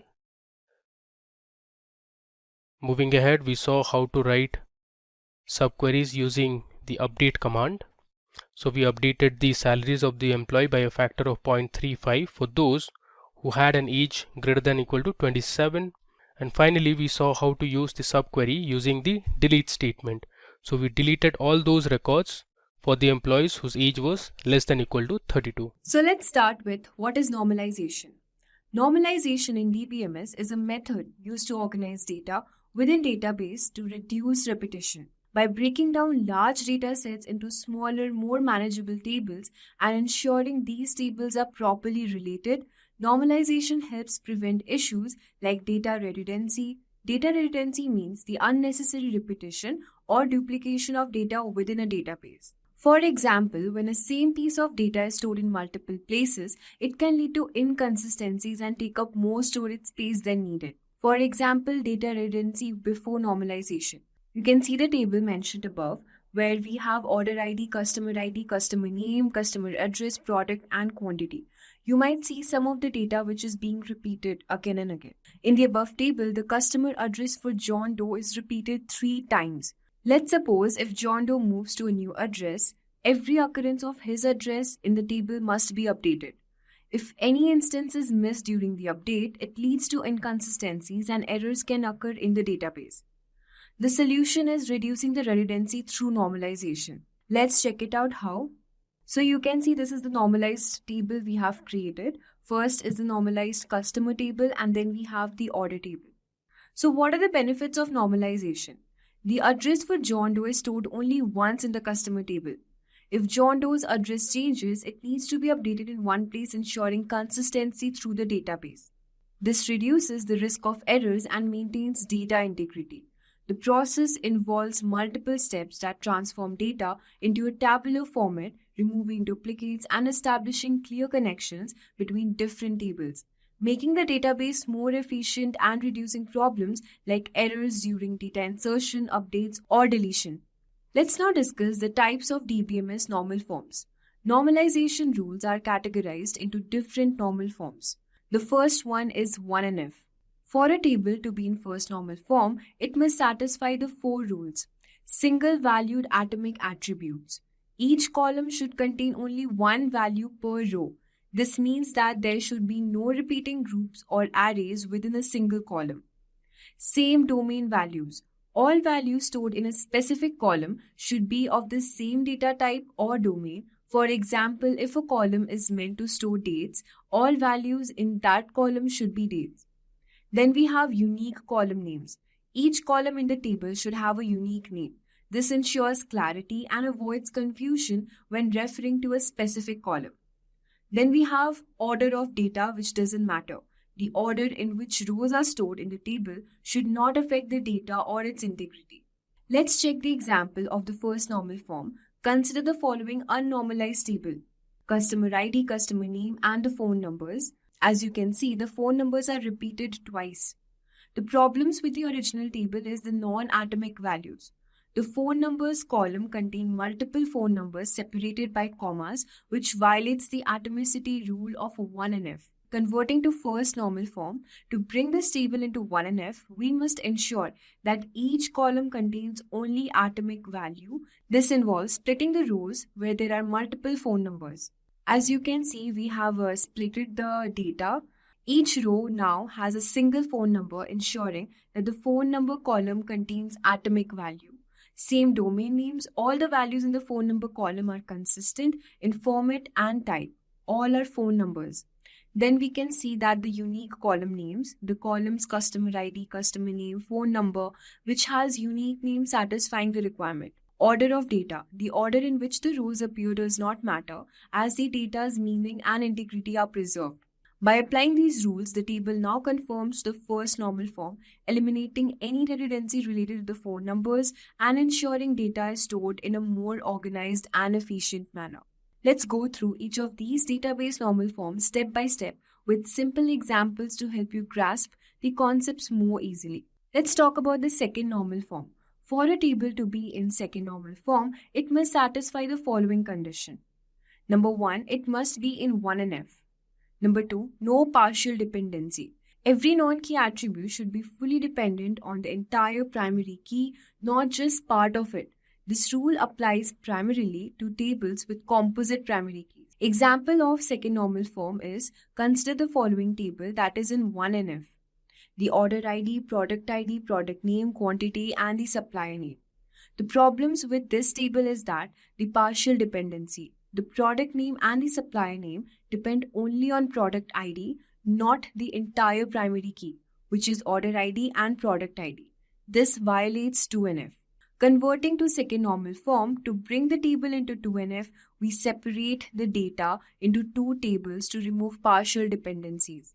Order table and the product table.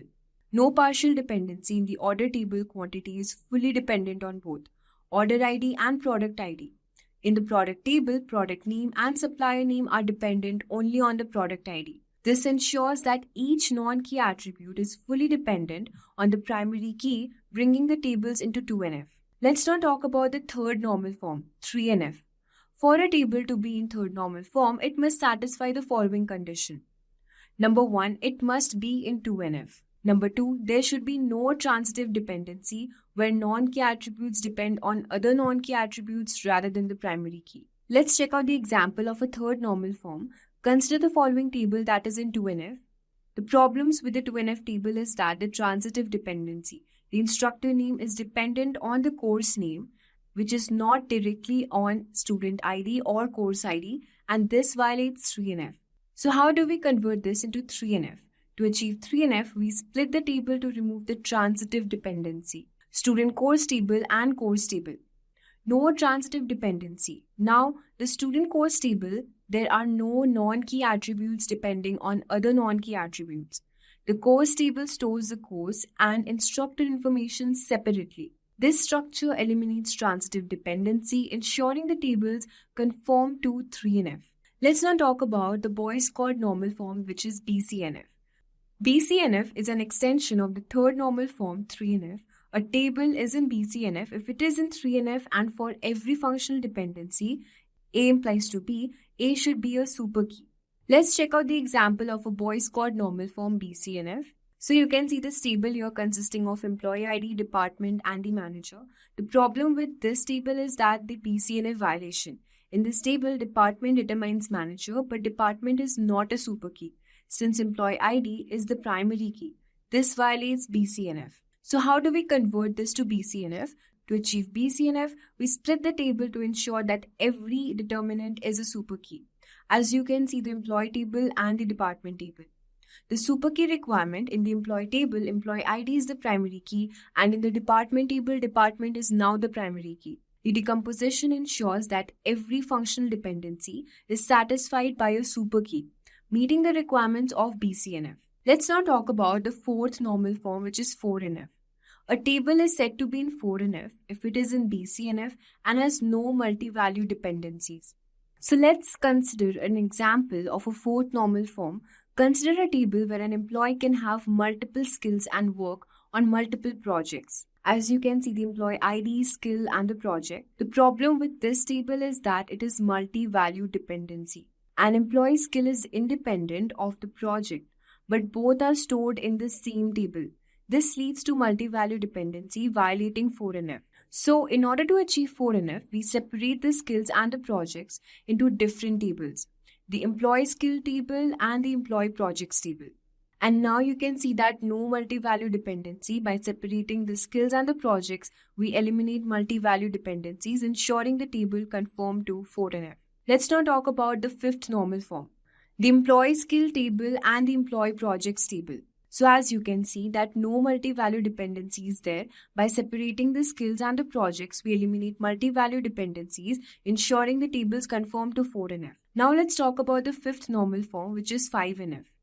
A table is said to be in fifth normal form if it is in 4NF and cannot be decomposed into any smaller tables, losing information, also known as joint dependency. Let's consider an example of a fifth normal form. This is a table here that records the relationship between suppliers, parts, and a project. The problem with this table is that the joint dependency. The table has a complex relationship between suppliers, parts, and projects that can be decomposed further. So how do we convert this into fifth normal form?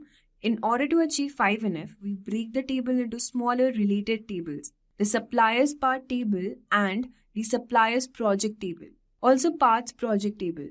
Eliminating joint dependency by decomposing the table into 3 smaller tables, we remove the complex relationship and eliminate the joint dependency, ensuring the tables conform to 5NF. So currently I am on my MySQL workbench. Let me connect to the local instance. So I'll give my password. I'll click on OK. Alright. So this is my MySQL workbench query editor. So first we are going to learn subqueries. Let me give a comment and write subqueries. Alright. So first of all, let's understand what a subquery is. So a subquery is a query within another SQL query that is embedded within the where clause, from clause, or having clause. So we'll explore a few scenarios where we can use subqueries. So for that, I'll be using my database, that is SQL_intro. So I'll write my command use SQL_intro. Now this database has a lot of tables. I'll be using the employees table that is present inside SQL_intro. Let me just expand this, and you can see here we have an employees table. So let me first show you the contents within this table. I'll write select star from employees. Let me execute it. Okay, you can see here we have the employee ID, employee name, age, gender, there's date of join, department, city and salary, and we have information for 20 employees. If I scroll down, you can see there are 20 employees present in our table. So let's say you want to find the employees whose salary is greater than the average salary. In such a scenario, you can use a subquery. So let me show you how to write a subquery. I'll write the select statement. In the select statement, I'll pass my column names that I want to display. So the column names I want are the employee name. Then I want the department of the employee and the salary of the employee. From my table name, that is employees. Next, I'll use a where condition where my salary should be greater than the average salary of all the employees. So I'll write salary greater than. After this, I'm going to write my subquery. So I'll give select average of salary from my table name, that is employees, and I'll close the bracket and give a semicolon. So what it does is, first it is going to find the average salary of all the employees that are present in our table. Once we get the average salary number, we'll use this where condition where salary is greater than the average salary number. So the inside subquery, let me run it first. If I run this, this gives you the average salary of all the employees, which is $75,350. Now I want to display all the employees who have salary greater than $75,350. So let's run our subquery. There you go. So there are 8 employees in our table who have a salary greater than the average salary of all the employees. Alright. Next, let's see another example. Suppose this time you want to find the employees whose salary is greater than John's salary. So we have one employee whose name is John. Let me run the table once again. Okay, if I scroll down, you see we have an employee as John. You see this? Our employee ID 116 is John and his salary is $67,000. I want to display all the employees whose salary is greater than John's salary. So basically all the employees who are earning more than $65,000, I want to print them. So let's see how to do it. I'll write select, I want the employee name, comma, the gender of the employee. I also want the department and salary. From my table name, that is employees, I'll write where salary is greater than, I'll start my opening bracket. Inside the bracket, I'm going to give my inner query, that is select salary from employees where the employee name is John. So within single quotations, I'll give John as my employee. I'll end with a semicolon. So let me first run my inner query. So this will give us the salary that John has, which is $67,000. Now I want the employees who are earning more than $67,000.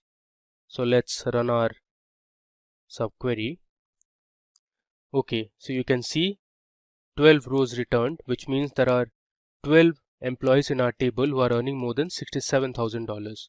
You see here, all these employees have a salary greater than $67,000.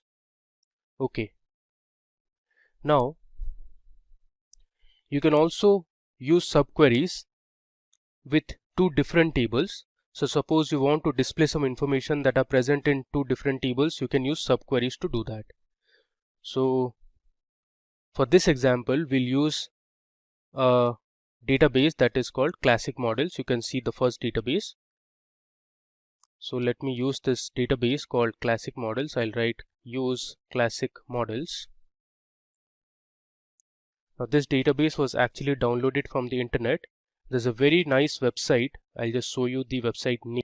So this is the website, that is mysqltutorial.org. You can see here they have very nice articles, blogs from where you can learn MySQL in detail. So we have downloaded the database, that is classic models, from this website. You see here they have a MySQL sample database. If you click on this, it will take you to the link where you can download the database. So they have this download link which says download MySQL sample database, and the name of the database is classic models. Alright, so we are going to use this classic models database throughout our demo session. If I expand the tables section, you can see there are a lot of tables that are present inside this classic models database. We have cricket, customers, there's employees, office, there's orders, order lines, and many more. So for our subquery, we'll be using two tables, that is order details and products table. First, let me show you the content that is present inside the products table first. If I run this, you see here it says 110 rows returned, which means there are 110 different products that are present in our table, which has the product code, the product name, product line. We have the product vendor, description, quantity in stock, buy price, MSRP. The other table we are going to use is order details, which has the details of all the orders. Let me show you the records order details tables has. Okay, so there are 1000 records present in this table. You have the order number, the product code, quantity ordered, price of each item. You have the order line number as well. Okay, now we want to know the product code, the product name, and the MSRP of the products whose price of each product is less than $100. For this scenario, we are going to use two different tables and we are going to write a subquery. Okay, so if you see here in the order details table, we have a column called price each. I want to display the product code, the product name, and the MSRP of the products which have a price of each product less than $100. So the way I'm going to do is, I'll write select product code, comma, product name. Now one thing to remember, that this product name is actually present inside our products table, and product code is present in both the tables, that is products and order details. Here you can see this is the product code column, comma, MSRP, which is present inside the products table again, from my table, that is products, where I'll write product code. I'm going to use the in operator.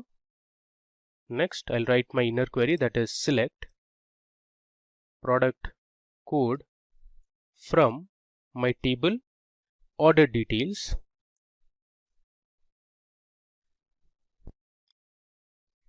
where my price of each product is less than $100. Let me run this. Okay, so you can see there are total 83 products in our table which have a price less than $100. You can see the price here. Okay, now we learn another advanced concept in SQL which is known as stored procedures. I'll just give a comment saying stored procedure. Okay, so first let's understand what is a stored procedure. A stored procedure is an SQL code that you can save so that the code can be reused over and over again.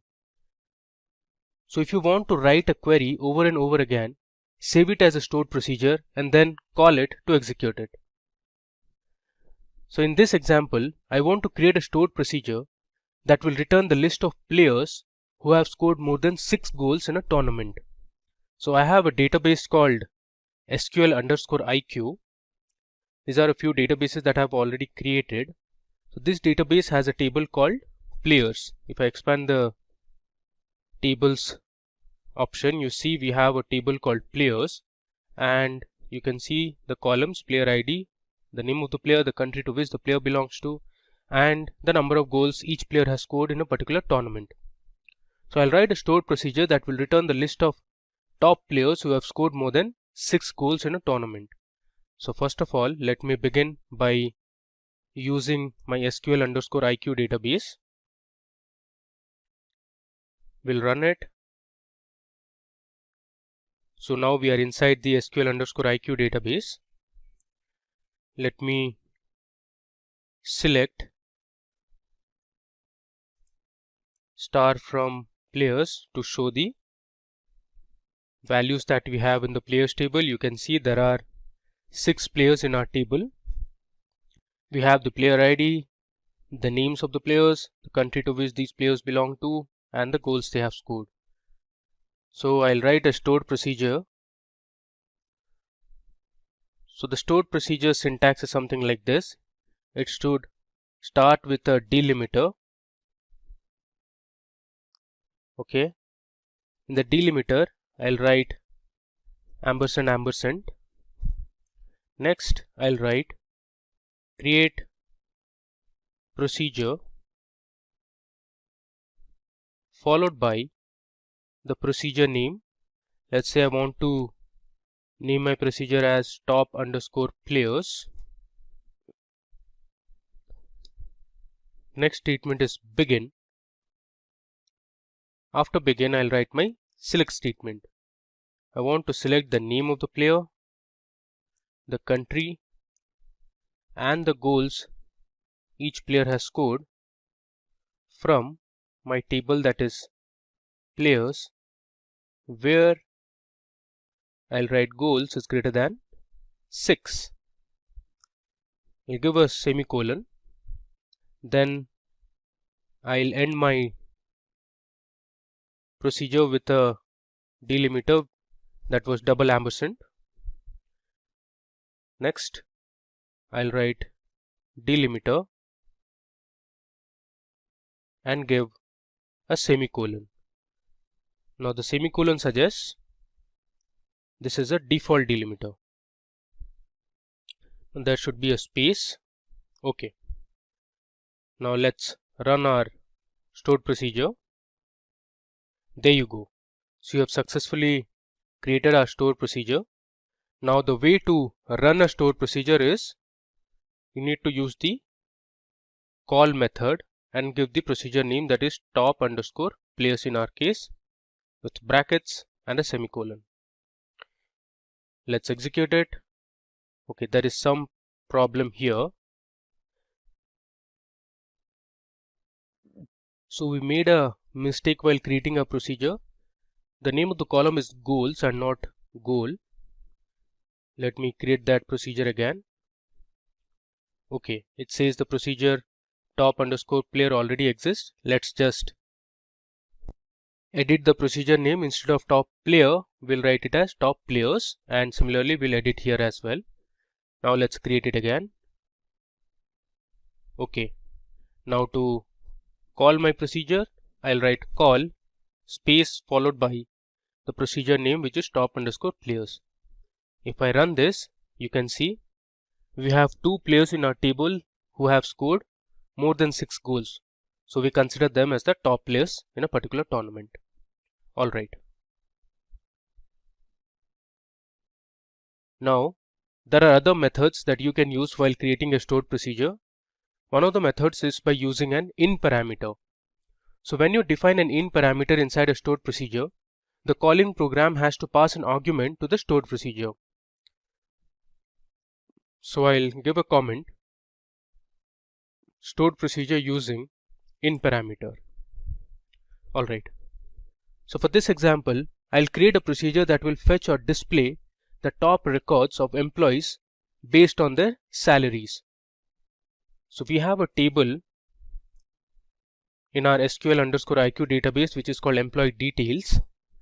I'm going to use this table. You can see we have the name of the employee, the age, sex, then we have the date of join, city and salary. Using this table, I'll create a procedure that will fetch or display the top records of employees based on their salaries, and we'll use the in parameter. So let me show you how to do it. I'll write delimiter. This time I'm going to use /. I'll write create procedure followed by the procedure name. Let's say SP for stored procedure, sort by salary is the name of my procedure, and inside this procedure I'll give my parameter in. I'll create a variable var and assign a data type integer.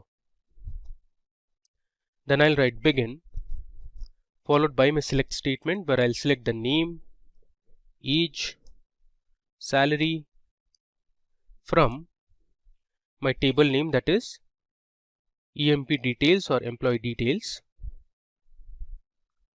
I'm going to order this by salary descending, and I want to display limited number of records, so I'm using this limit keyword and my variable var, which I created here. I'll end my select statement. I'll end my stored procedure with /, and I'll go back to my default delimiter, that is semicolon. Alright, so let me run this. There should be a space here. Alright, so let's run this. Okay, you can see we have successfully created our second stored procedure, which is SP underscore sort by salary. Now you can also check whether the stored procedure was created or not. Here you have an option to see the stored procedures. Let me just refresh this, and you can see we have 3 stored procedures that we have created so far. One is SP underscore sort by salary, the other 2 were top underscore player and top underscore players. Okay, now let's call our stored procedure. I'll write call space followed by the stored procedure name, which is SP underscore sort by salary, and inside this I'll give my parameter which was actually VAR, and this VAR we have used in limit. Let's say I want to display only the top 3 records of the employees who have the top 3 highest salaries. Okay, so let me run it. There you go. So Amy, Sarah and Jimmy were the top 3 employees who have the highest salary.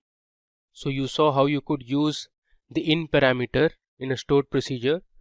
We created a variable, and that variable we used in our select statement, and we called our stored procedure and passed in that variable. Okay.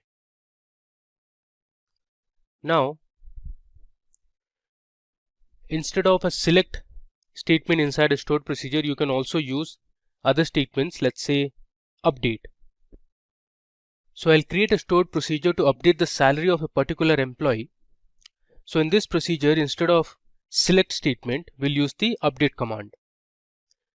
In this example, we'll use the in operator twice. So let me show you how to do it. I'll write my delimiter first, which is going to be /, then I'll write create procedure. My name of the procedure is going to be update salary, and inside the update salary name I'll write in, and then temp underscore name, which will be a temporary name variable, and the type I'll assign is varchar 20. I'll again use my in parameter. I'll write in. Next, my other variable would be new underscore salary, and the data type would be float. I'll write begin and write my update command or update statement. I'll write update table name, that is employee details, set salary equal to new underscore salary, where name is equal to my temporary variable, that is temp underscore name. So this is my update command, and I'll end the delimiter. Alright, so let's run this. Okay, we have successfully created our stored procedure. If I refresh this, you can see I have my stored procedure update underscore salary. Okay, now let's say, first of all, I'll display my records that are present inside employee underscore details table. Okay, so we have 6 rows of information. Let's say you want to update the salary of employee Jimmy, or let's say Mary, from 70,000 to let's say 72,000, or let's say 80,000. So I'll call my stored procedure, that is update underscore salary, and this time I'm going to pass in 2 parameters. The first parameter will be the employee name, and next with a comma I'll give my new salary that I want to. So my employee name, let's say, is Mary, and the salary I want to be updated is, let's say, $80,000.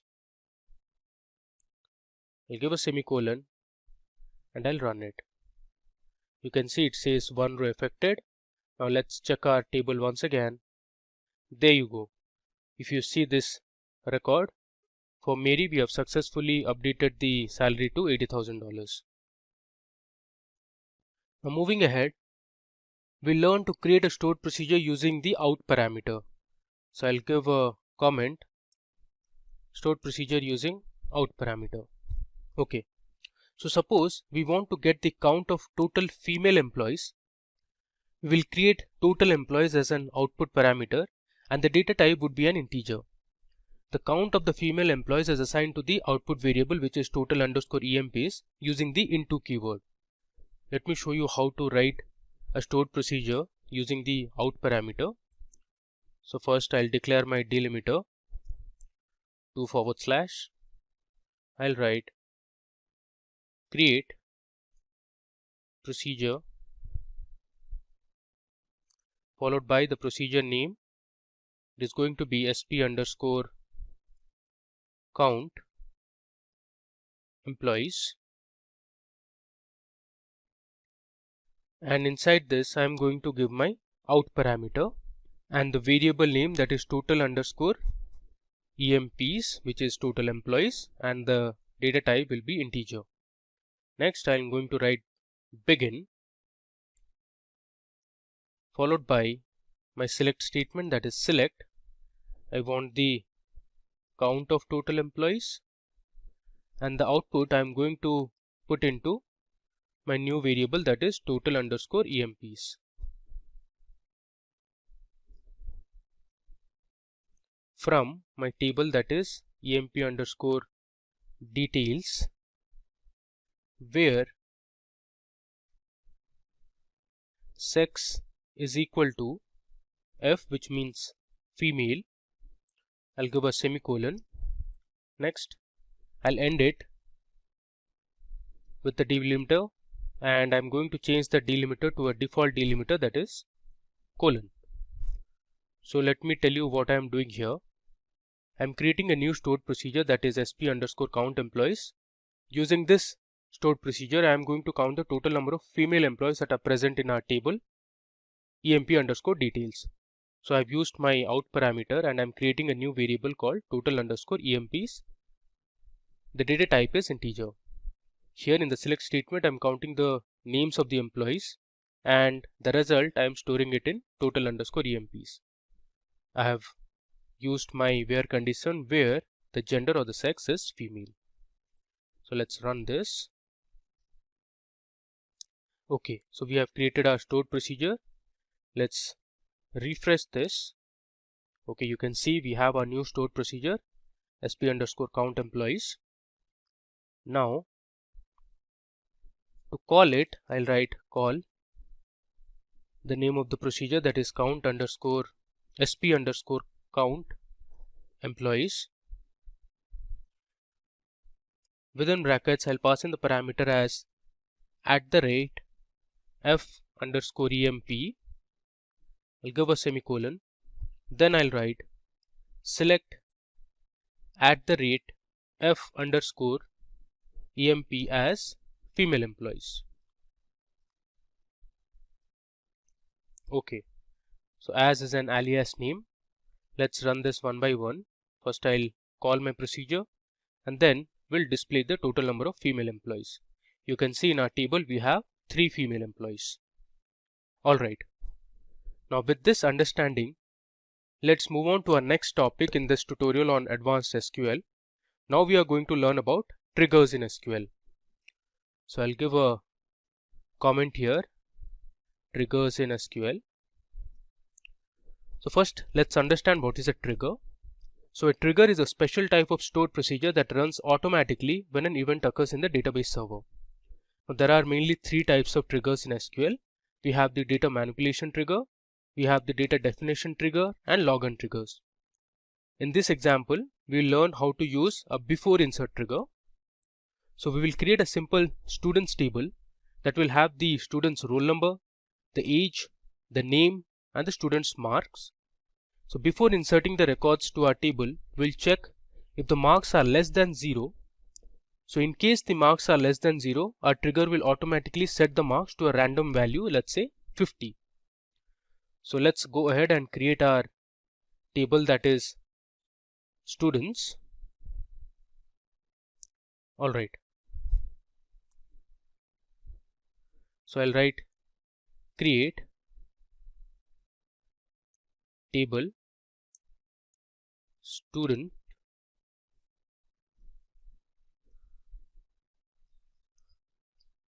Now this table will have the student roll number, the data type is integer, it will have the age of the students, again the data type is integer, we have the names of the students, so the third column would be name, the data type would be variable or varying character.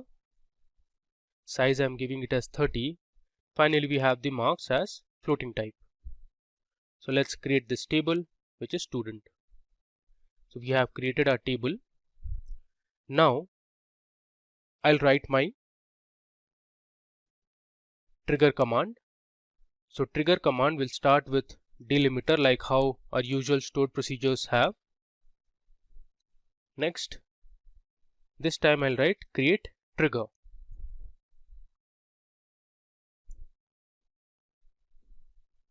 Then you need to give the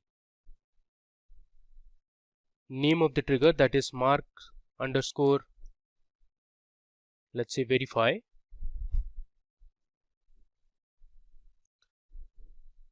I'm going to use a before insert trigger, so I'll write before insert on my table name, that is student. Next I'll write for each row if new dot marks is less than 0, then we'll set new dot marks equal to 50. So this is my condition. First we'll check before inserting. If any student has marks less than 0, we'll assign a value 50 to that student, because usually the marks are not less than 0 in any exam. I'll write end if semicolon and I'll close the delimiter. So this is my trigger command. I'll run it. It says trigger already exists. So in this case we need to update the trigger name. Let's say I'll write marks underscore verify underscore student for ST. Let's run it again. Okay, there is an error here because in our table the column name is mark and not marks. So here we need to change it as mark instead of marks. Alright, let's run it. Okay, so we have created our trigger. Now let me insert a few records to the student table. So I'll write insert into student. I'll write values. I'll give the values as 501, which is the student roll number. The age is, let's say, 10. The name is, let's say, Ruth. And the marks is, let's say, 75.0. Give a comma. We'll insert our second student record. Student roll number is 502. Age is 12. The name is, let's say, Mike. And this time I'm purposely giving a value of minus 20.5. Give another comma. We'll insert the third record for student roll number 503. Age is 13. The name is Dave. And let's say the marks obtained by Dave is 90. Now we'll insert our final record for student number 504. The age is 10. Name I'll enter as Jacobs. And this time again I'm purposely giving the marks in negative 12. Let's say 5. I close the bracket and give a semicolon, and I'll run my insert statement. Okay, so we have inserted 4 rows of information to our student table. Now let me run the select query. I'll write select star from student. If I run this, you see the difference. There you go. So originally we had inserted for 502 the marks was minus 20.5, and for 504 for Jacobs the marks was minus 12.5. Our trigger automatically converted the negative marks to 50, because when we created our trigger we had set our marks to 50 in case the marks were less than 0. So this is how a trigger works. Now you can also drop a trigger or delete a trigger. You can just write drop trigger followed by the trigger name. In this case, our trigger name is marks_verify_st. I'll just paste this here, and if you run this, it will automatically delete your trigger. You give this as a comment. Okay. Now moving on. Now we are going to learn about another crucial concept in SQL which is very widely used. This is known as views. So views are actually virtual tables that do not store any data of their own but display data stored in other tables. Views are created by joining one or more tables. I'll give a comment as views in SQL. Okay. Now to learn views, I am going to use my table which is present inside Classic Models database. Now this database, as I mentioned, we had downloaded it from the internet. So first of all, let me write use Classic Models. So I'll switch my database first. Alright, now we are inside Classic Models. So here, let me show you one of the tables which is called customers. So I'll write select star from customers. Okay, I missed S here. Let's run it again. So this is my customer table which is present inside Classic Models database. It has the contact last name, the contact first name, the customer name, customer number, we have the address, state, country, and other information. Now I'll write a basic view command using this customer table. The way to write is, I'll write create view followed by the view name which is cust_details. Then you write as select. I'm going to select a few column names from my original customer table, which is this one. So I need the customer name. Let's say I need the phone number and the city. So you have this information here. You have the phone number and the city. Alright. I'll write from my table, that is customers. If I run this, my view, that is cust details, will be created. Let's run it. There's some error here because the name of the table is customers and not customer. I'll give an S and I'll run it again.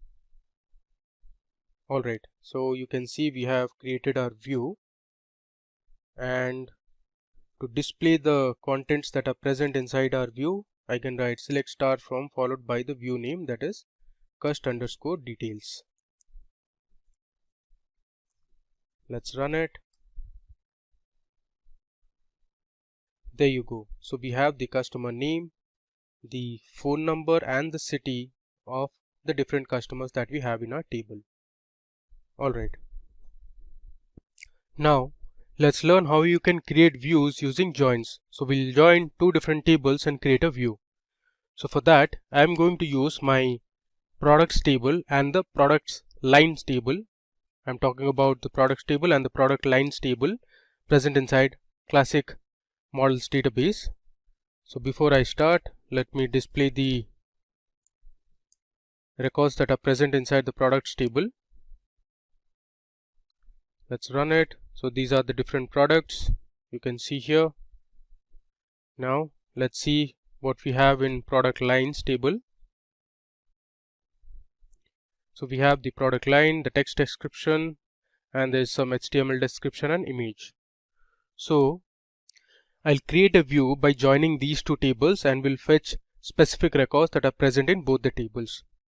So let me first start by writing create view followed by the view name, that is product_description, as I'll write select product name, comma, then I'll write quantity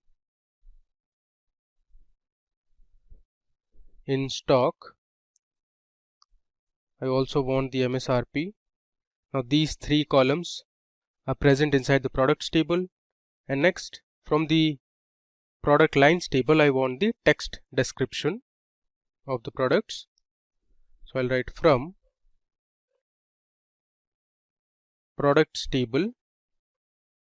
I'll give an alias as P followed by inner join my other table, that is product lines, as let's say PL on the common column, that is product line. So P dot product line is equal to, I'll give a space, PL dot product line.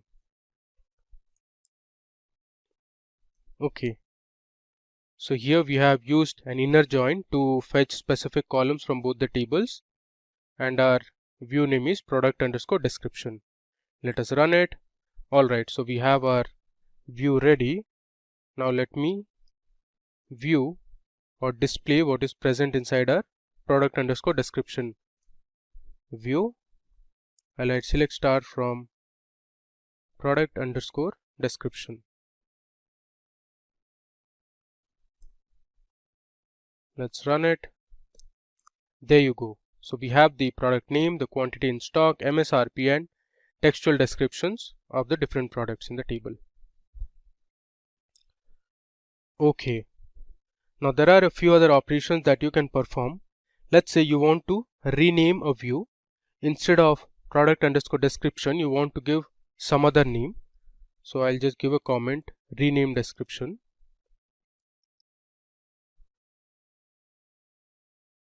So to rename a description, you can use the rename statement. I'll write rename table product underscore description, which is my old name. I want to change this name to, let's say, I'll give vehicle description, since all our products are related to some of the other vehicle. So I'll write vehicle description. Okay, let us run it.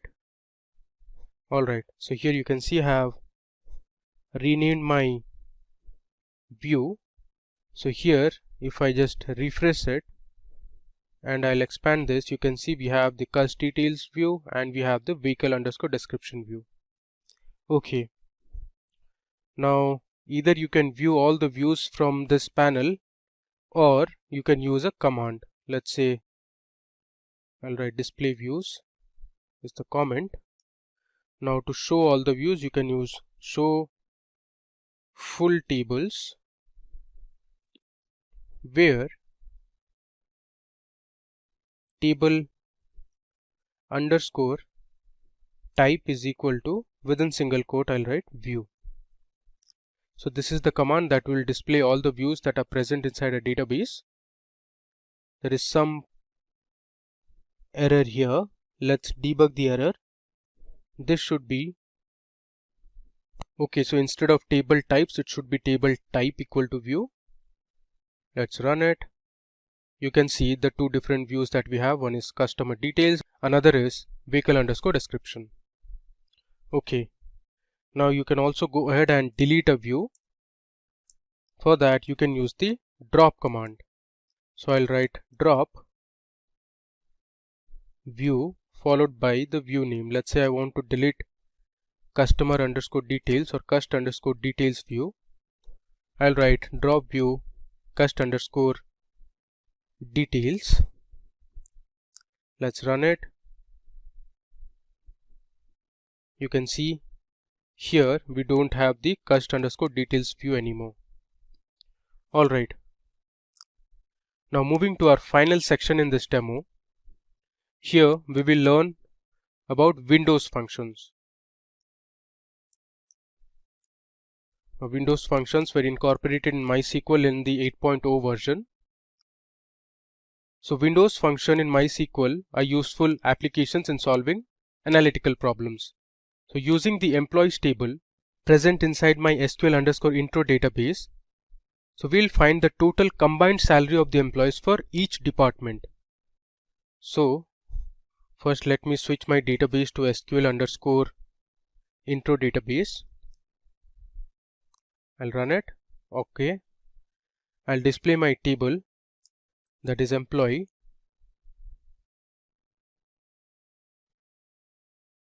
So here we have 20 employees in our table. Using this table, we are going to find the combined salary of the employees for each department. So we'll partition our table by department and print the total salary. And this we are going to do using some Windows functions in MySQL. So I'll write select. I want the employee name, the age of the employee, and the department of the employee, comma. Next I'll write the sum of salary over. I want to partition it by department. So I'll write partition by department, which is DEPT, and I'll give an alias as total salary, so that it will create a new column with the name total salary from my table, that is employees. The output will be a little different this time. Let's execute it and see the result. There you go. So here we have created another column in our result, that is total salary, and for each of the employees and the respective departments we have the highest salary. So in finance, the highest salary of one of the employees was $155,000. Similarly, if I come down, we have the highest salary from HR. If I scroll further, we have the highest salary from IT, marketing, product, sales, and the tech team. Alright, now we'll explore a function which is called row number. Now the row number function gives a sequential integer to every row within its partition. So let me show you how to use the row number function. I'll write select row underscore number function over my column would be salary. So I'll write order by salary. I'll give the alias as row num. I'll give a comma, and I want to display the employee name and the salary of the employee from my table, that is employees, and I'll order by salary. So let's see how our row number function will create sequential integers. Okay, you can see here we have a row num column and we have successfully given row numbers to each of the records. You can see it starts from 1 and goes up till 20. Okay. Now this row number function can be used to find duplicate values in a table. To show that, first I'll create a table. I'll write create table. Let's say I'll give a random name, that is demo. And let's say we have in this table the student ID, which is of type integer, and we have the student name, which is of type varchar. The size is 20. I'll create the small table with a few records. Let's create this table first. Now we are going to insert a few records to our demo table. So I'll write insert into demo values. I'll give 101. The name is Shane. Give a comma. I'll insert the second student name 102. The name is Bradley. I'll give a comma. This time for 103 we have two records. Let's say the name of the student is Herath. I'll give a comma. I'll copy this and we'll paste it again. So we have duplicated 103. Next we have 104. The name of the student, let's say, is Nathan. Then again, let's say for the fifth student, which is Kevin, we have two records. I'll copy this and I'll paste it here. Let me give a semicolon and we'll insert these records to our table demo. Alright.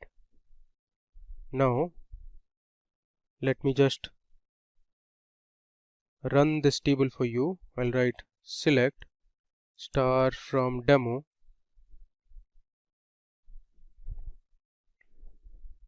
If you see this, we have a few information that are duplicated in our table, that is for student ID 103 and student ID 105. Now I am going to use my row number function to find the duplicate records present in my table. I'll write select student underscore ID comma student underscore name.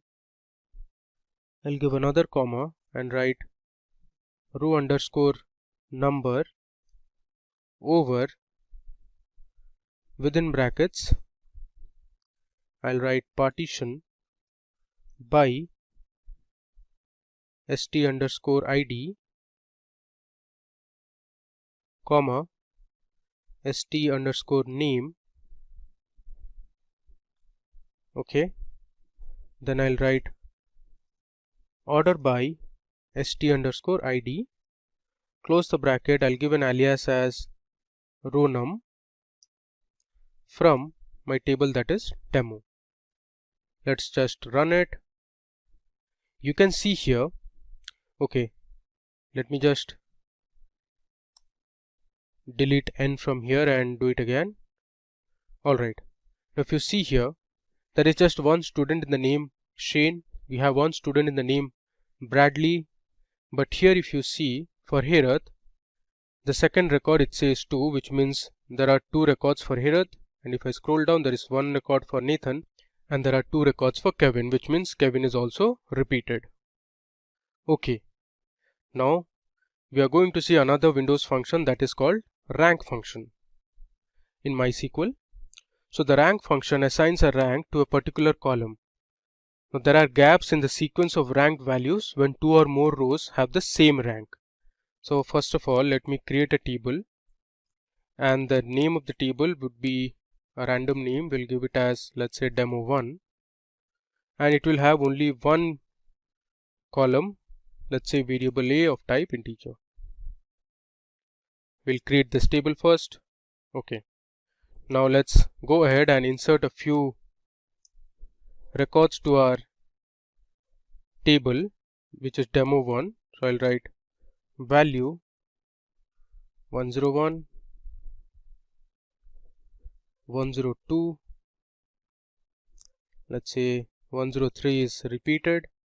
I'm doing this purposely so that in the output you can clearly distinguish what the rank function does.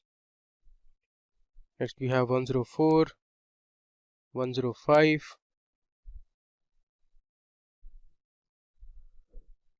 we have 106, and let's say 106 is also repeated. Finally we have 107. Okay, let me insert these values to my table, that is demo1. Okay, this is done. Now if I write select var underscore a and use my rank function, I'll write rank over, then I'll order by my variable, that is var underscore a, as an alias name, let's say test rank, from my table, that is demo1. Let me execute this and show you how the rank function works. Now if I run this, there you go. So here if you mark, so for variable a101 the test rank is 1, for 102 the test rank is 2, but for this value which is 103 the test rank is repeated because there was a repetition for 103. So we have skipped the rank 4 here. For 104 the rank is 5 now, for 105 the rank is 6 now.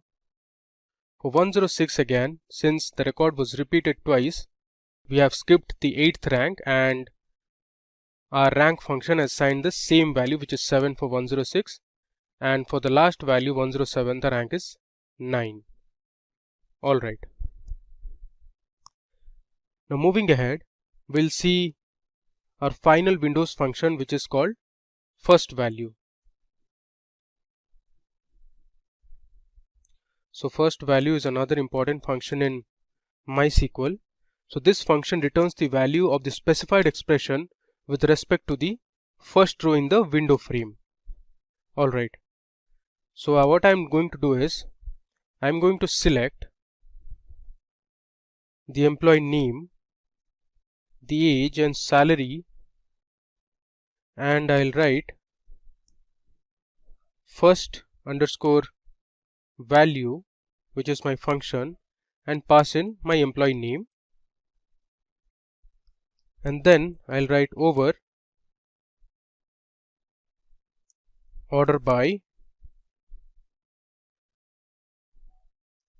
my column, that is salary descending. I'll give an alias as highest underscore salary from my table, that is employees. So let me run this and see how the first underscore value function works.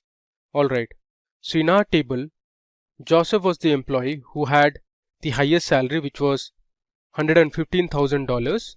So the first value function populated the same employee name throughout the table. You can see it here. Now you can also use the first underscore value function over the partition.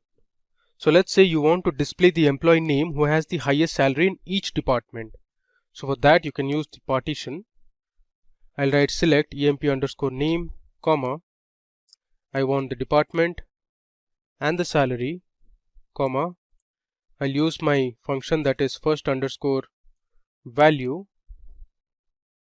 followed by the name of the employee inside my first value parameter. I'll write over, here I'm going to use partition. I'm going to partition it by department, since I want to know the employee name who has the highest salary in each department. And I'm going to order by salary descending, and I'll give my alias again as highest salary from my table, that is employees. So let's run this and see the difference in the output. Okay, so as you can see here, we have the employee who had the highest salary from each department. So for finance, Jack had the highest salary. From HR it was Marcus. Similarly in IT it was William. If I scroll down, for marketing it was John. For product it was Alice who had the highest salary. Similarly in sales we had Joseph, and in tech we had Angela. So this is how you can use the first underscore value function using partition. Alright, so that brings us to the end of this demo session on our tutorial. So let me just scroll through and show you what we did from the beginning. First we learnt about subqueries in SQL. So we initially wrote a simple subquery, and then we used our classic models database, which was downloaded from the internet. I'd also shown you the link from where you can download this database.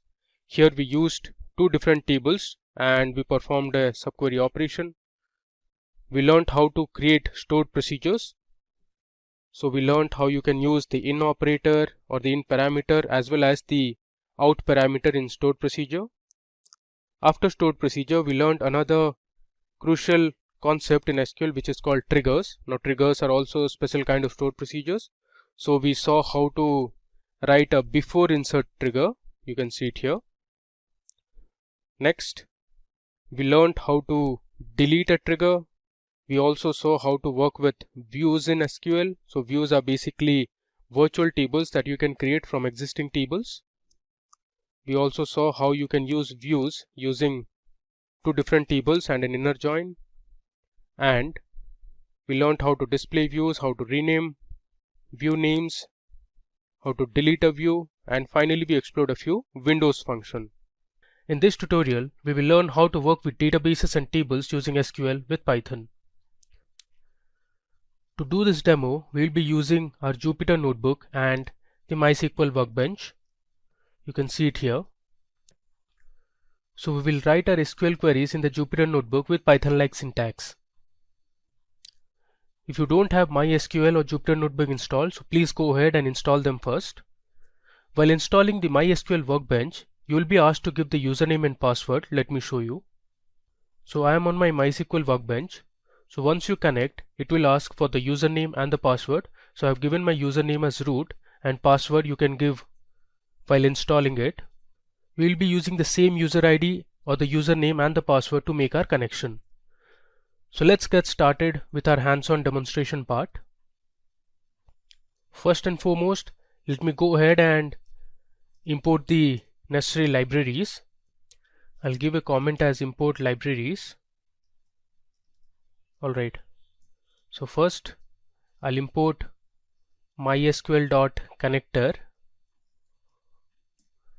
Next, from mysql.connector,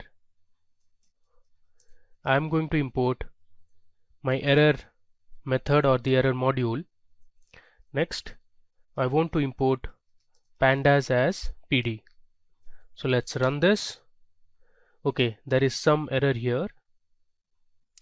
This should be capital E and not small e.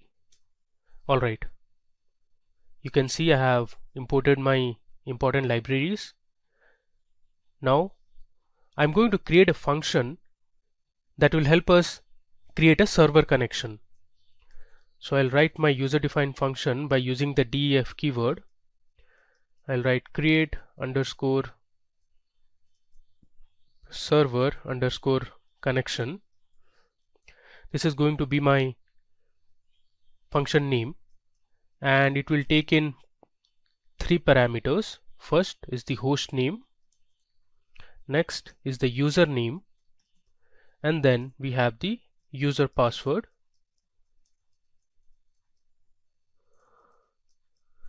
Alright, I'll give a colon, and then in the next line I'm going to define a variable which is going to be connection, and I'll assign it to a value called none.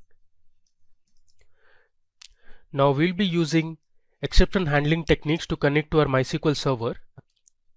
The try block lets you test a block of code for errors, and the except block will handle the errors. So I'll write try and give a colon, and then I'm going to reassign the connection variable to a method which is mysql.connector.connect. Now this mysql.connector.connect method sets up a connection, so it establishes a session with the MySQL server. If no arguments are passed, it uses the already configured or default values. So here we are going to pass in 3 parameters. The first is the host name. I'll write host equal to host name, which is host underscore name. I'll give a comma, then I'll write user equal to user underscore name. Next will be my password, and I'll assign the value user underscore password. Alright, now I'm going to use a print statement and write MySQL database connection successful.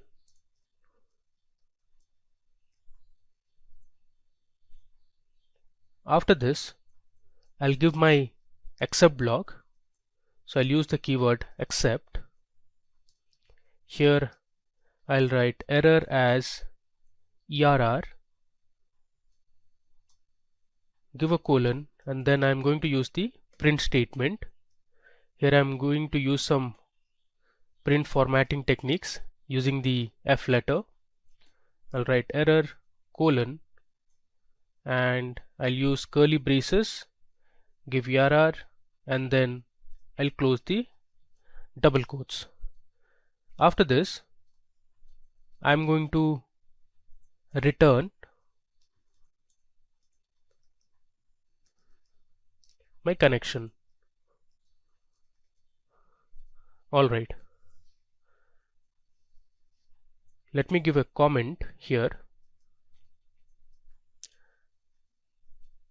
We are going to assign our password, so we need to put our MySQL terminal password.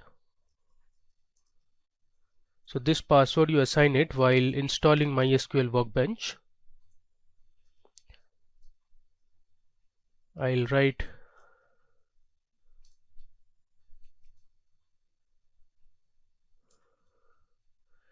PW and I'll give my password, which is simply @12345, and then I'm going to give my database name. So I'll give database name. Here I'm going to write DB equal to, this is the database I want to create, which is going to be MySQL_Python. Let me just scroll this down. Okay, now I'll say connection equal to,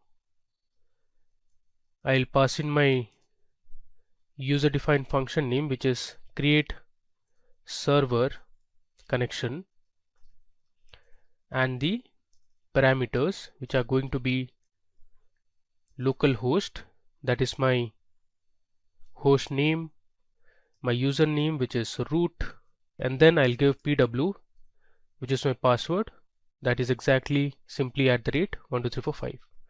Let's just run it now. Okay, there is an error here. We need to remove this double quotation. Alright, made another mistake here. This should be root. Okay, you can see here MySQL database connection successful.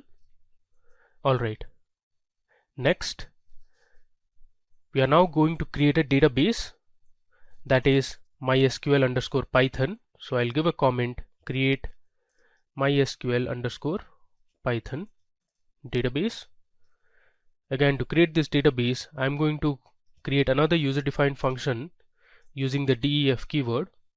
I'll write the function name as create database, pass in the parameters as connection, query, give a semicolon, and in the next line I'll write cursor equal to, I'm going to make the connection, so I'll write connection dot cursor, and I'll give the parenthesis. So this MySQL's cursor of MySQL connector Python is used to execute statements to communicate with the MySQL database. The MySQL cursor class initiates objects that can execute operations such as the MySQL statements. Okay, next I'm going to again use my try and except block. So I'll write try, give a colon, and here I'm going to use cursor dot execute. Within that I'm going to pass in my query. Next I'll use a print statement, and the message I'm going to display is database created successfully.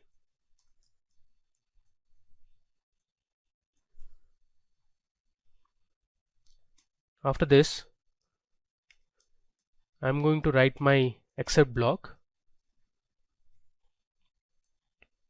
I'll write except error as ERR, give a colon, and then I'll use a print statement. I'll write print, I'll use the formatting again, error colon, and I'll write within single quotes, I'll give curly braces ERR, and then I'll close the double quotes. Next, let's use the variable create underscore database underscore query, and here I'm going to write my SQL query to create the database. So I'll write create database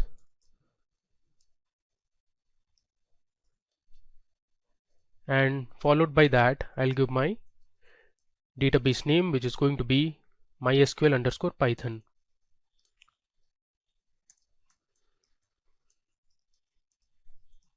Okay.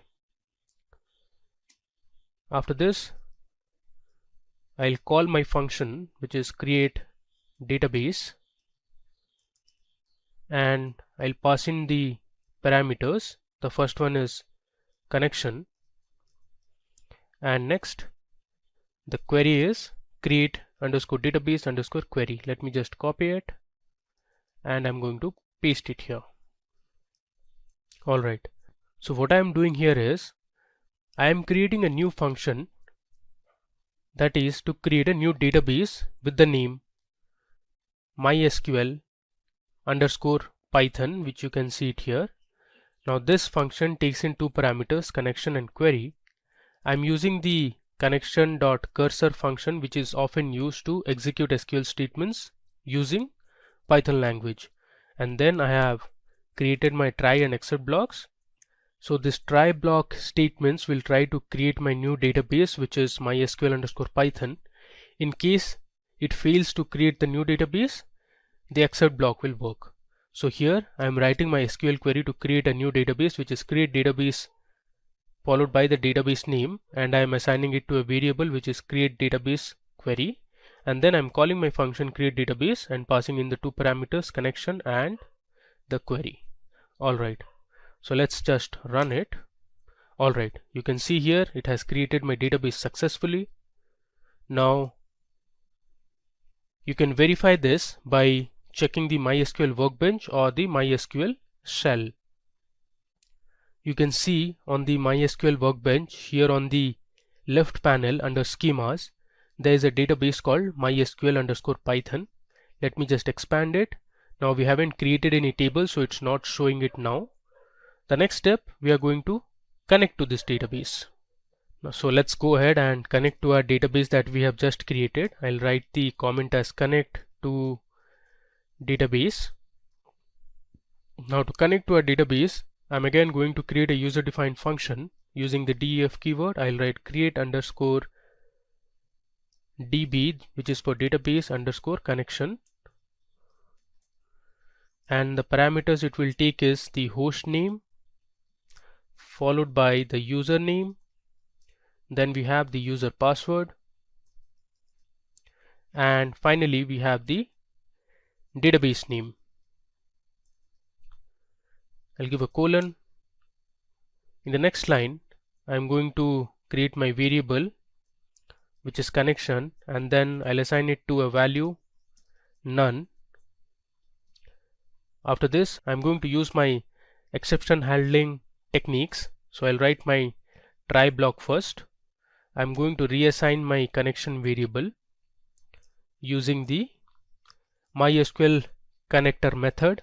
So I'll write mysql dot connector dot connect. So this method will take in the parameters. So first it will take the host name. I'll write host equal to host underscore name. I'll give a comma. Next it will take the username, so user equal to user underscore name, give another comma. Next it will take the user password. I'll use passwd equal to user underscore password. I'll give another comma, and this time it is going to be the database name. So I'll write database equal to db underscore name. Now let's use the print statement, and the message we are going to print is MySQL database connection successful.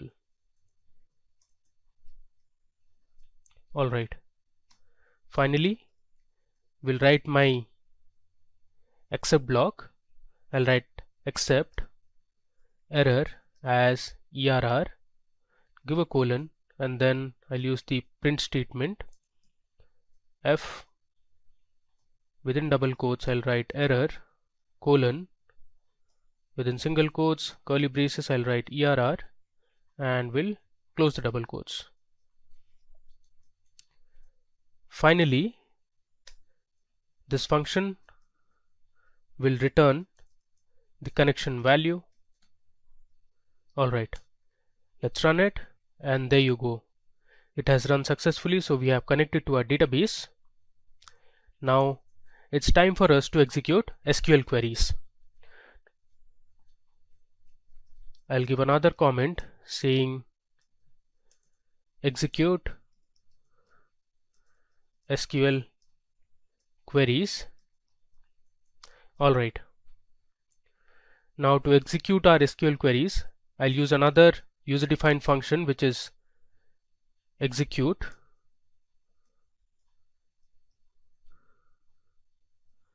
underscore query, and I'll pass in the parameters as connection and query.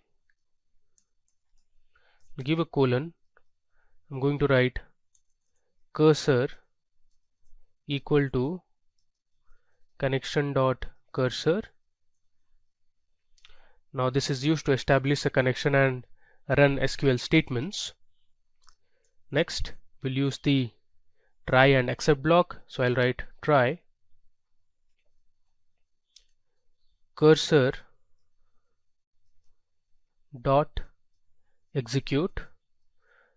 This will take in one parameter, which is going to be my query, and then I'll write connection dot commit, which is another method.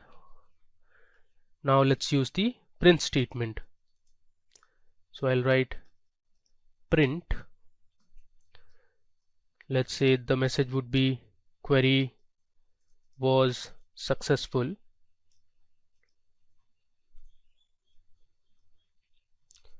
And then we'll write our except block, which is except. If the try block doesn't work, throw an error using the print statement. Within double quotes, inside the curly braces, I'll write ERR and close the double quotes. Alright, so let's run it. Okay, so we have successfully created our various functions that were needed to create a database, establish a connection, and to execute our queries. Alright, now it's time for us to create our first table inside the MySQL_Python database. So to do that, I'm going to write my create command in SQL. So first we are going to assign our SQL command to a Python variable using triple quotes to create a multi-line string. So let me show you how to do that. I'll write my variable name, which is going to be create orders table. It is always recommended to use relevant variable names to make it more readable. And now I'm going to use triple quotes. So the triple quote will ensure I can create my multi-line string. Inside the triple quote, I am going to write my create command, which is create table. Here I am going to create an orders table first, and inside the orders table I am going to create my column names. The first column would be the order ID. It is going to be of type integer, and I'll assign this order ID as my primary key column. We'll give a comma. Next, the second column would be customer underscore name. The customer name column would be of type varying character, so I'll write varchar and I'll give a size of 30, and this is also going to be not null. Moving ahead, my fourth column would be the product name column, so I'll write product underscore name. Product name will be of type varying character. The size is, let's say, 20, and it is also not null. Next, I'm going to create my fourth column, which is the date on which the item was ordered or the product was ordered. So I'll write date ordered. The data type will be date. Next, I'll create a quantity column to keep track of the number of quantities that were ordered. This is of type integer.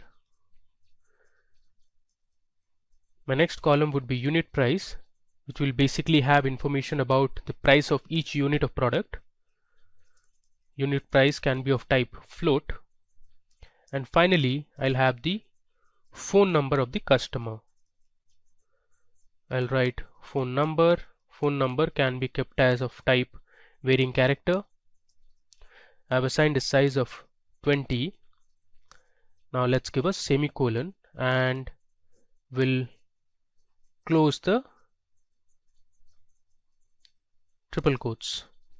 Alright, so this is how the syntax would look like. Next, to run this, we are first going to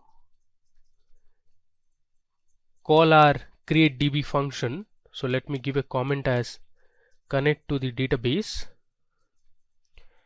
I'll write connection equal to create underscore db underscore connection. My parameters would be my host name, which is localhost, my username, which is root, comma, my password, and then my database name, which is mysql underscore python. So I'll write just db. Alright. Finally, let's execute this query using the execute underscore query function that we had created earlier. This takes in two parameters. The first one is connection, followed by the variable name, which is create orders underscore table. Let us run it. Okay, there is some error here. Let's see what's the error. Okay, so here we have put 4 double quotes. This should be triple quotes. Now let's run it. Okay, there is another here. Let's debug it. It says name cursor not defined.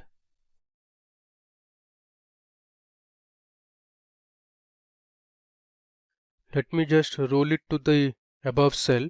If you see here in our execute underscore query function, instead of cursor, I have written cursor. So R is missing. Let's rerun this. And now let's run this again. There you go. You can see here MySQL database connection successful. Even our query was also successful. Now if you want to recheck if the table, that is orders, was created or not, you can check it on the MySQL workbench. So let me show you how to do it. So I am on my MySQL workbench, and under MySQL underscore Python database you have something called as tables. Let me just right click and I'll select refresh all. There you go. You can see this arrow. Just click on this arrow and here you can see we have a table called orders. So we have created a table called orders. Now you can check the columns as well. You have the order ID, the customer name, product name, ordered date, quantity, unit price, and phone number. Now it's time for us to insert a few records to this table, which is orders.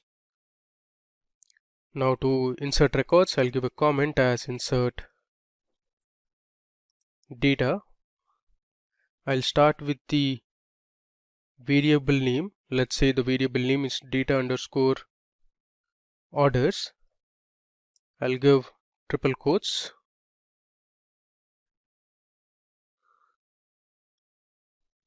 Next, I'll write my insert into command. So I'll write insert into my table name, that is orders, followed by values, and now I'll start entering my records for each of the rows. So first I'll give 101, which is the order ID. Then I'll give the customer's name, let's say Steve, and the product he had ordered is, let's say, laptop. Then I'll give my date in which the item was ordered. Let's say it is 2018. I'll choose 06 as the month and the date is, let's say, 12. I'll give another comma. This time we'll pass in the quantity, which is 2. Let's say the price of each laptop was $800, and we'll give a phone number. This is random, let's say 62937330, let's say 802. Alright, similarly I am going to insert 5 more records of different customers and their items that they have purchased to this table orders. So here on my notepad I have my rest of the 5 records. Let me just copy it and we'll paste it in the cell here. This will save us some time. Okay, let me recheck if everything is fine. I'll give a comma here. Alright, so we have 6 customers in our table which have their customer IDs from 101 to 106. You have Steve, George, Stacy, Nancy, Maria and Danny. You have the different items they have purchased: laptop, books, trousers, t-shirts, headphones and smart TV. This is the date on which they had ordered this item, the number of quantities they had ordered, and then we have the unit price and some random phone numbers. So let's create the connection now. I'll write connection equal to, I'll write create underscore db underscore connection. Then I'll going to give my same parameters. Let me just copy it from the top, which is localhost, the host name, root is my username, then we have password and the database name, and then I'll use the same query as above, which is execute query. I'll copy this, paste it here, and instead of create orders table variable, I'll put as data underscore orders. So this will store my insert into command. You can see the variable I've used here is data underscore orders. Now it's time, let's just run it. Alright, there was some mistake here. Let's debug it. Again, this should be triple quotes and not 4. Now let me rerun it again. There you go. You can see here my SQL database connection successful and my query was also successful. Now we'll create another user-defined function which will help us read query and display the results. So I'll write my function name as def read underscore query. This will take in 2 parameters, connection and query. Then I'll write cursor equal to connection.cursor. I'll put my result as none, and then I'll use my try and accept block. I'll write try cursor dot execute. This will take in 1 parameter, which is query, and then I'll give another variable which is result equal to cursor dot fetch all. Now this fetch all method will return all the results in the table. I'll write return result.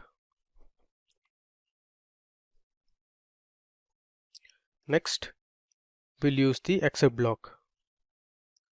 So I'll write accept error as ERR, give a colon, and I'll use my print statement. Scroll this down. I'll use my formatting F error, give a colon followed by a space within single quotes. Inside curly braces I'll give ERR and close my double quotes. Let's run it. Alright, so now we are all set. Now we are going to use our select clause, having, whereby, then we'll see how to use order by clause, some inbuilt functions, we'll update some records, delete some records, and do a lot of other stuff. So let's start with our first query. So our first query is going to be using the select statement. Alright, so suppose I want to display all the records that we have inserted into our orders table. So the way to do is, I'll assign my query to a variable, let's say Q1. I'll give triple quotes. Within triple quotes, I'll write select star from orders. I'll give a semicolon followed by the triple quotes. Now we'll establish the connection. So let me just go to the top and I'll copy this line, which is to connect to our database. I'll paste it here. Now we'll create a variable called results that will store the result of this query, and we are going to assign this variable to our function, that is read query, and this read query will have two parameters, the connection and the variable name, which is Q1 for the query. Next, to display, I'm going to use a for loop. I'll write for results, for result in results print, I'll say result. Now we are done.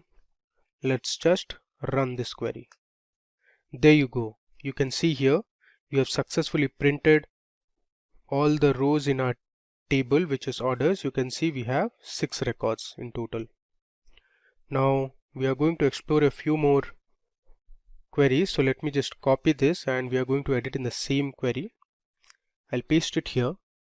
Next, let's say you want to display individual columns from the table and not all the columns. So let me create the variable Q2.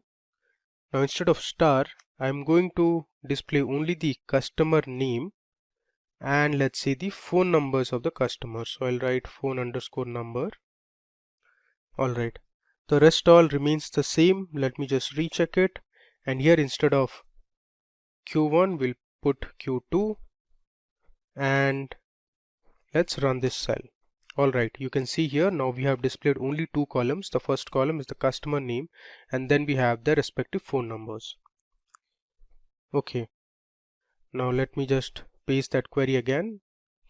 Now we are going to see how you can use an inbuilt function, that is, in our table we have the order date, and from the order date we are only going to display the different years that are present in the order date. So to do that, I am going to use the year function. I'll edit this query. Instead of Q1 I'll make it Q3, and here I'm going to write select year, which is my function name, from my column which is date ordered,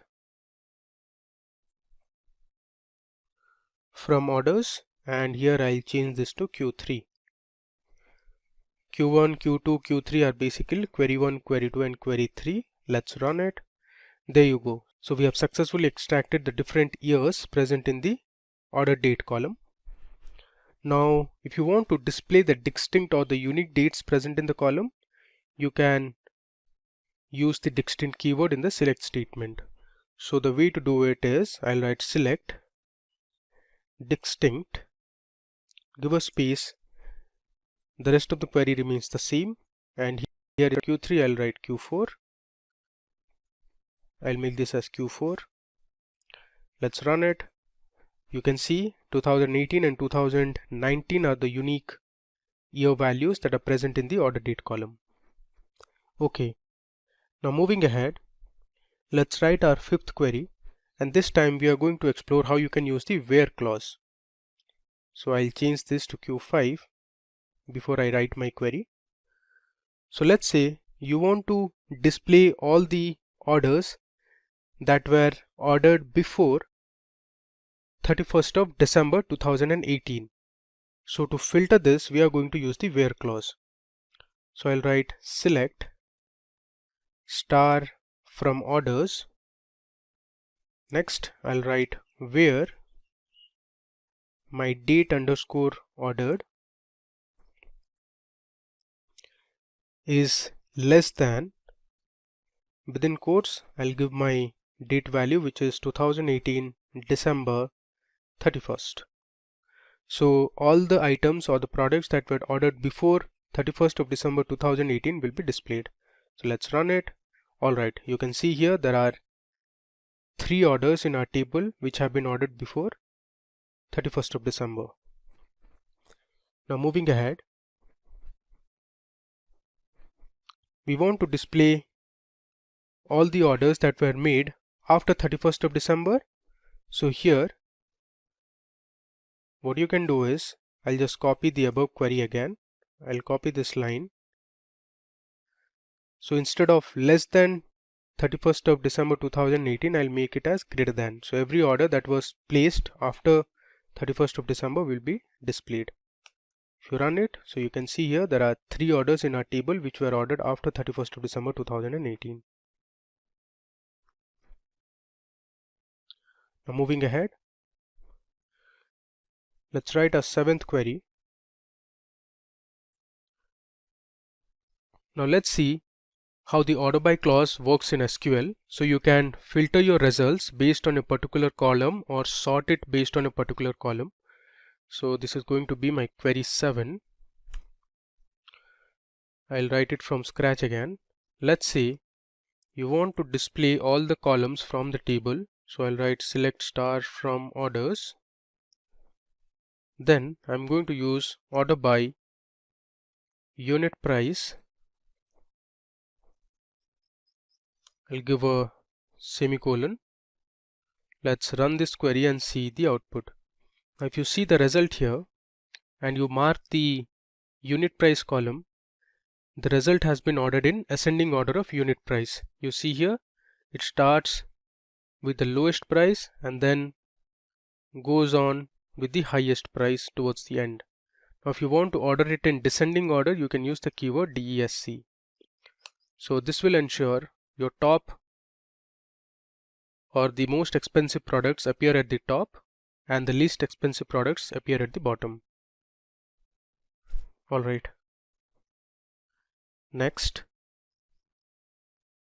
now let's see how you can create a data frame from the given table. So as you know, using Jupyter Notebook and Pandas, you can create data frames and work on it very easily. So with this table also we can create our own data frame. So for that, let me create an empty list first. I'll write from db equal to, I'll assign this as an empty list. So we are going to return a list of lists and then create a pandas data frame. Next I'll write my for loop. I'll write for result in results. I'll assign result to list of results. So I'm converting the result into a list and then I'm going to append it to the empty variable or the empty list, which is from underscore db dot append. I'll append the result to my empty list. Next we need to pass in the columns now that will be part of our data frame. So I'll write columns equal to this column, I'll pass it within a list. So I'll give my first column as order ID, then we have the customer name. Next I have my product name, then I have the date on which it was ordered, give a comma, then we'll have the quantity column. Let me write it in the next line. Next we have the unit price column, and finally we have the phone number column. So I'll write within double quotes phone number, and this we are going to assign it to a data frame. So I'll be using pd dot data frame, which is my function to convert a list into a data frame. My variable I'm going to pass is from underscore db, and I'll write my next argument is columns equal to my variable name, that is columns. Finally, let's display the data frame, which is df. Alright, so here I'm creating a empty list first, and then I'm creating a for loop, and I'm appending the results to my empty list. Here you can see I have created my column list, and using pd.dataframe I'm converting the list into a data frame. If I run this is append and not appends. Alright, you can see we have our data frame ready. This is the index column, it starts from 0 onwards, and then we have the different column names. Okay, now let's see how to use the update command. Now suppose you want to change the unit price of one of the orders, you can use the update command. So the way to do it, I'll first create my variable, let's say update, and I'll give 3 quotes or triple quotes. Then I'll use my update command, which is update followed by the table name, that is orders. Next I'll write set, let's say unit underscore price. If you see this, let's say I want to set the unit price of trousers from $50 to, let's say $45. I want to update this particular record. So I'm going to write set unit price column equal to $45, where the order ID equal to 103. So this query will update the third row in our table, which is order ID 103. So it will update from $50 to $45. I'll close the triple quotes, and now I'll use the connection queries again. Let me just paste it here. Alright, I'll delete these 3 lines of code, and instead of that I'll put execute underscore query, and this will take into parameters as always, which is going to be connection followed by the variable name, that is update. Let's run it. You see here it says MySQL database connection successful, query was successful. Now you can recheck that. To do it, let me just go to the top and we'll just copy our first query, which is Q1. I'll copy this and I'll paste it here. Let me just rename this now. This will be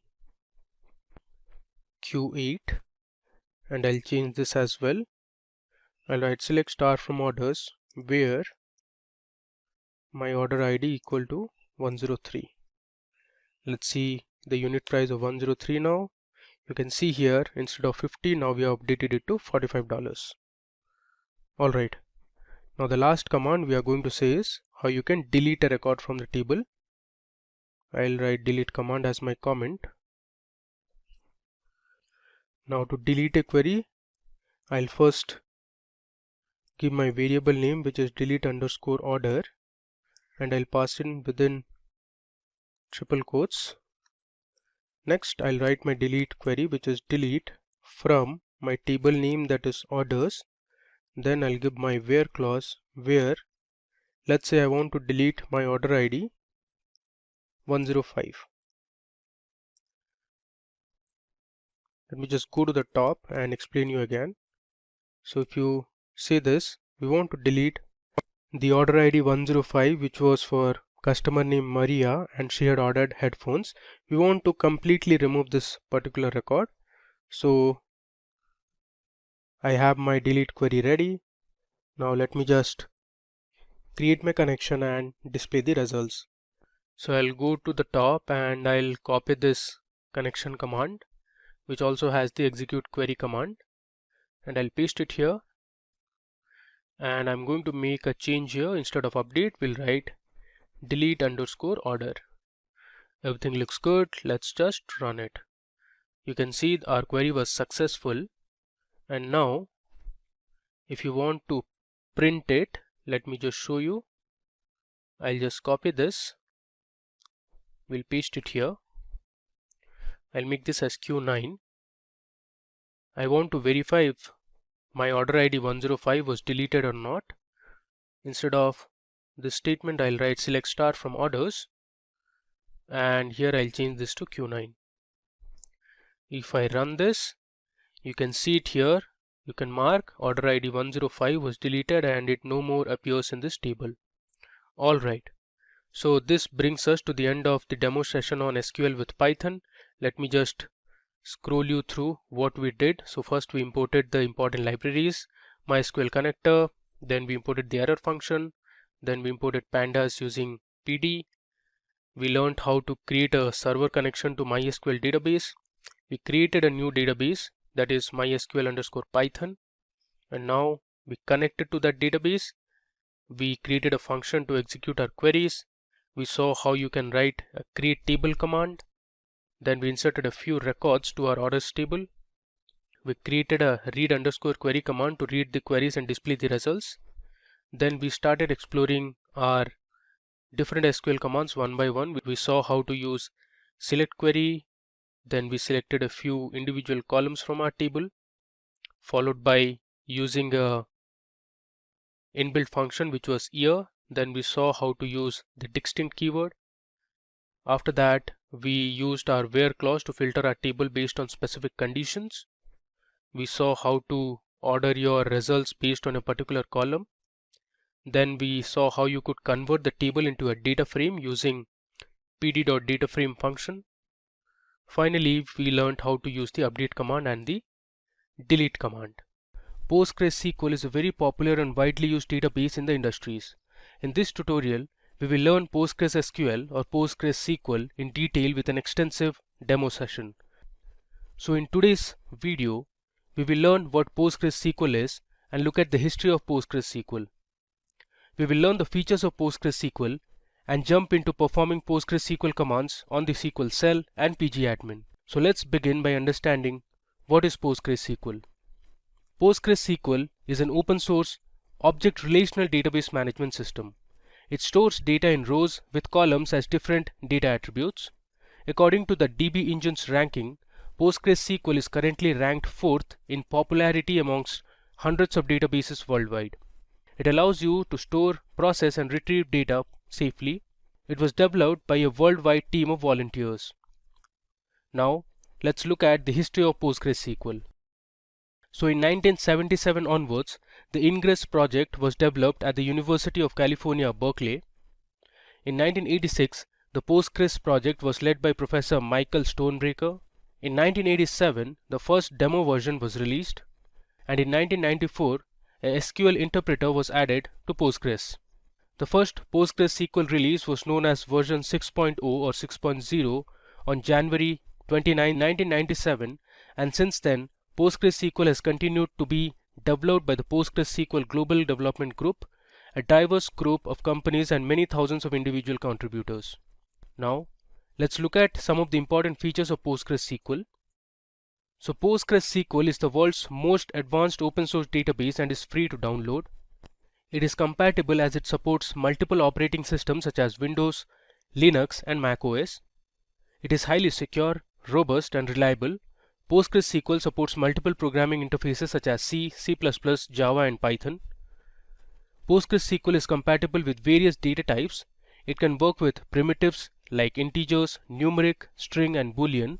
It supports structured data types such as date and time, array and range. It can also work with documents such as JSON and XML. And finally, PostgreSQL supports multi-version concurrency control or MVCC. Now with this theory knowledge, let's look at the PostgreSQL commands that we will be covering in the demo. So we will start with the basic commands such as select, update and delete. We will learn how to filter data using where clause and having clause in SQL. We will also look at how to group data using the group by clause and order the result using the order by clause. You will learn how to deal with null values, get an idea about the like operator, logical operators such as AND and OR. We will also explore some of the popular inbuilt mathematical and string functions. Finally, we'll see some of the advanced concepts in PostgreSQL, that is, to write case statements, subqueries, and user-defined functions. So let's head over to the demo now. Okay, so let's now start with our demo. So first, we'll connect to PostgreSQL using PSQL cell. So here, under type here to search, I'll search for PSQL. You can see this is the SQL cell. I'll click on open. Let me maximize this. Okay, so for server I'll just click enter. Database I'll click enter. Port number is already taken, which is 5432. I'll hit enter. Username is already given, and now it is going to ask for password. So here I'll give my password so that I can connect to my PostgreSQL database. So it has given us a warning, but we have successfully connected to PostgreSQL. Alright, so now to check if everything is fine, you can just run a simple command to check the version of PostgreSQL that we have loaded. So the command is select version with 2 brackets and a semicolon. I'll hit enter. Okay, you can see the version PostgreSQL 13.2. Okay, now let me show you the command that will help you display all the databases that are already there. So if I hit /L and hit enter, it will give me the list of databases that are already there. So we have PostgreSQL, there's something called template 0, template 1, and we have a test database as well.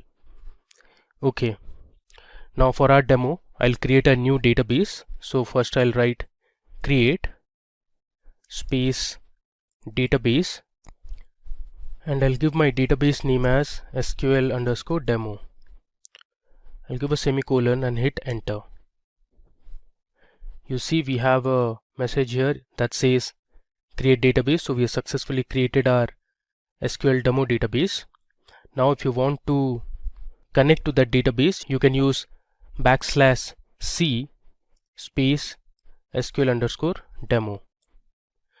There you go. It says you are now connected to database SQL_demo. So here we can now create tables, we can perform insert operation, select operation, update, delete, alter, and much more. Now I'll show you how to connect to PostgreSQL using pgadmin. So when you install the PostgreSQL database, you will get the SQL cell, and along with that you also have the pgadmin. So I'll just search for pg. You can see here it has prompted pgadmin. I'll click on open. This will open on a web browser. You can see it has opened on Chrome, and this is how the interface of pgadmin looks like. It is a very basic interface. So on the top you can see the files, we have object, there's tools, and we have the help section as well. And here you have dashboard, properties, SQL, statistics, dependencies, dependence, and here on the left panel you have servers. Let me just expand this so it will connect to one of the databases. Alright, so if I go back, you see when I had run \L to display the databases, it had shown me PostgreSQL and test. Now you can see here we have the PostgreSQL database and the test database. Alright, now we also created one more database, which was SQL demo. So let me show you how to work on this pgadmin and the query tool. Alright, so I'll right click on SQL demo and I'll select query tool. I'll just show you how to run a few commands on the query tool. So let's say you want to see the version of PostgreSQL that you are using, so you can use the same command that we did on PSQL cell, which is select version closed with brackets and a semicolon.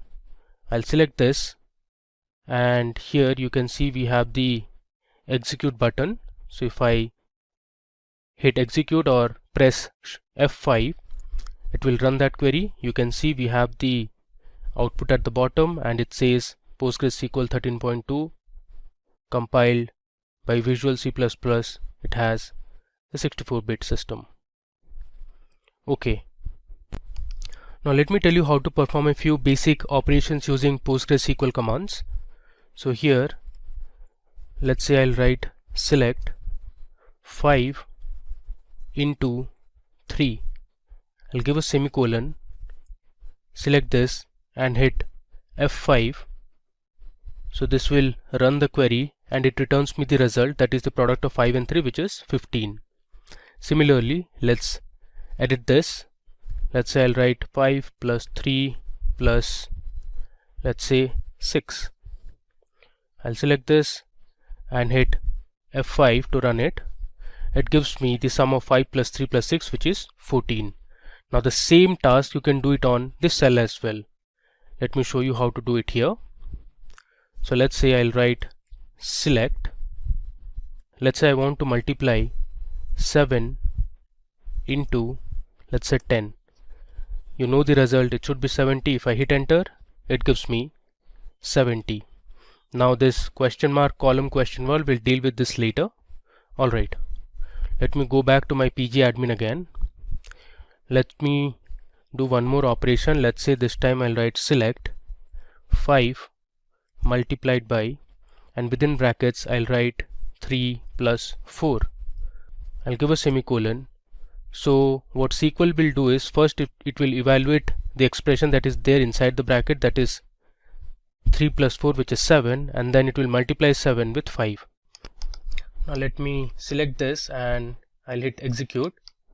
So you can see 7 multiplied by 5 is 35. Alright, now we'll go back to our shell and here I'll show you how to create a table. So we are going to create a table called movies on the cell, that is PSQL cell. So here we will learn how you can create a table and then you can enter a few data into that table. Alright, let me just scroll down a bit. Okay, so my create command goes something like this. So I'll write create table followed by the table name, that is movies. Next, my movies table will have a few columns. Let's say I want the movie ID. After the column name, we need to give the data type. So movie ID, I'll keep it as integer. So integer is one of the data types that is provided by PostgreSQL. Next, my second column in the table would be the name of the movie. So I'll write movie underscore name. So all the variables or the column names should be as per SQL standards. So there shouldn't be any space between the column names. So I have used underscore to make it more readable. So my movie name will be of type varchar or variable character or varying character, and I'll give the size as 40 so that it can hold 40 characters maximum. Next, my third column will have the genre of the movie. So I'll write movie underscore genre. Again, genre is of type varchar.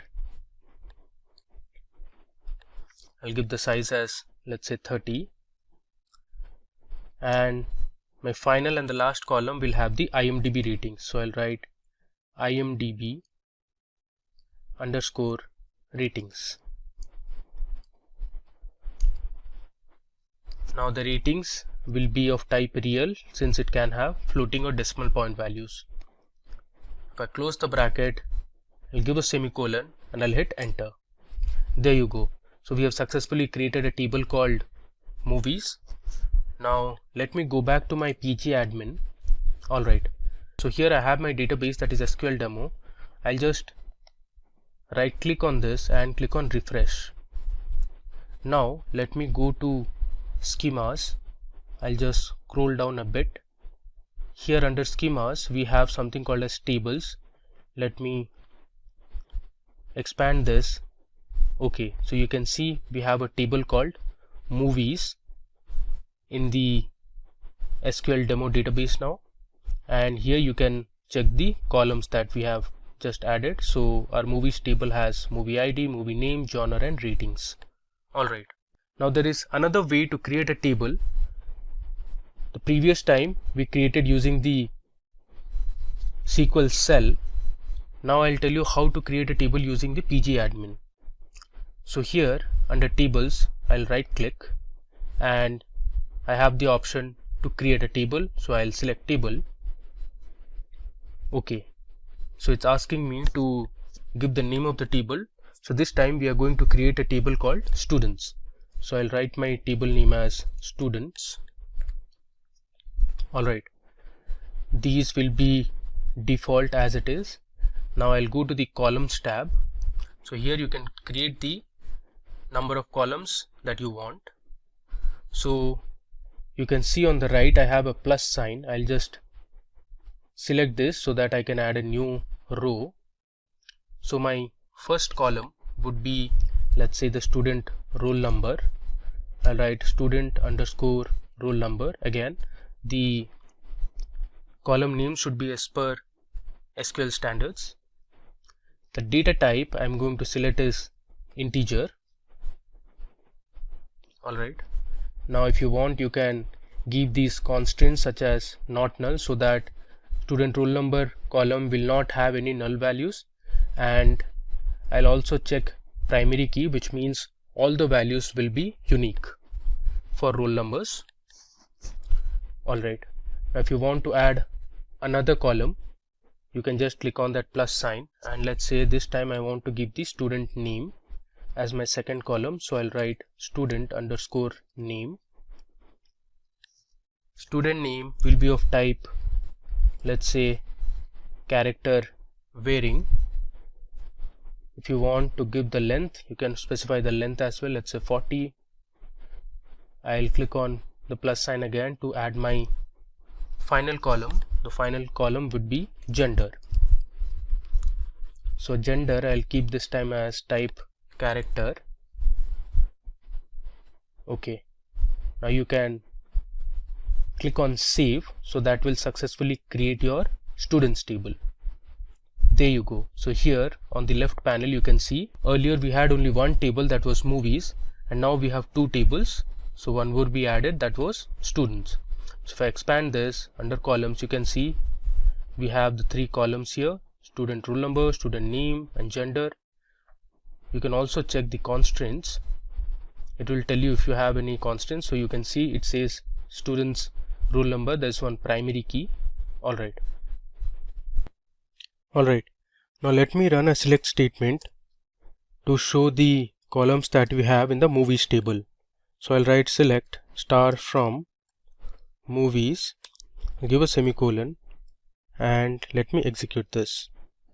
Okay, so here on at the bottom you can see we have the movie ID, the movie name, movie genre and IMDb ratings.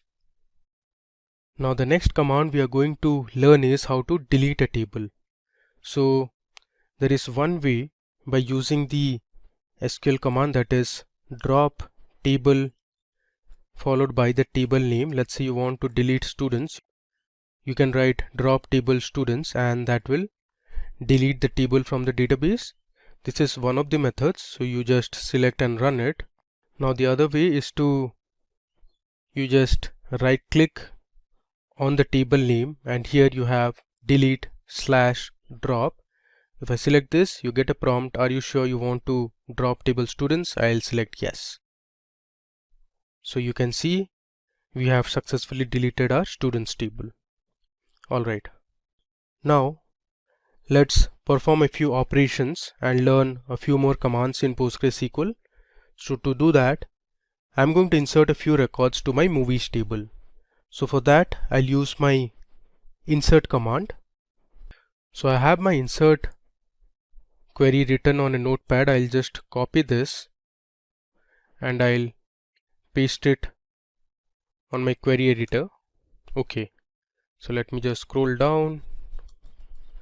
Alright, so here you can see I have used my insert command. So I have written insert into the name of the table, that is movies, and we have the movie ID, the movie name, movie genre and IMDb ratings, and these are the records or the rows. So we have the first record as movie ID 101.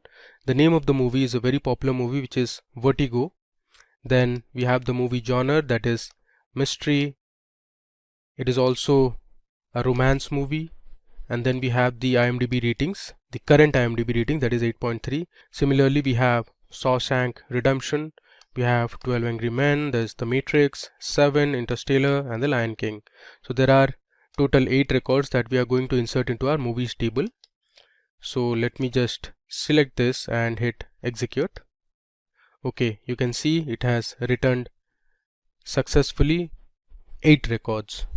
Now if I run select star from movies, you can see the records that are present in the table. So I'll write select star from movies, I'll select this and I'll execute it. There you go. At the bottom you can see 8 rows affected. If I scroll this down, you have the 8 records of information in the movies table.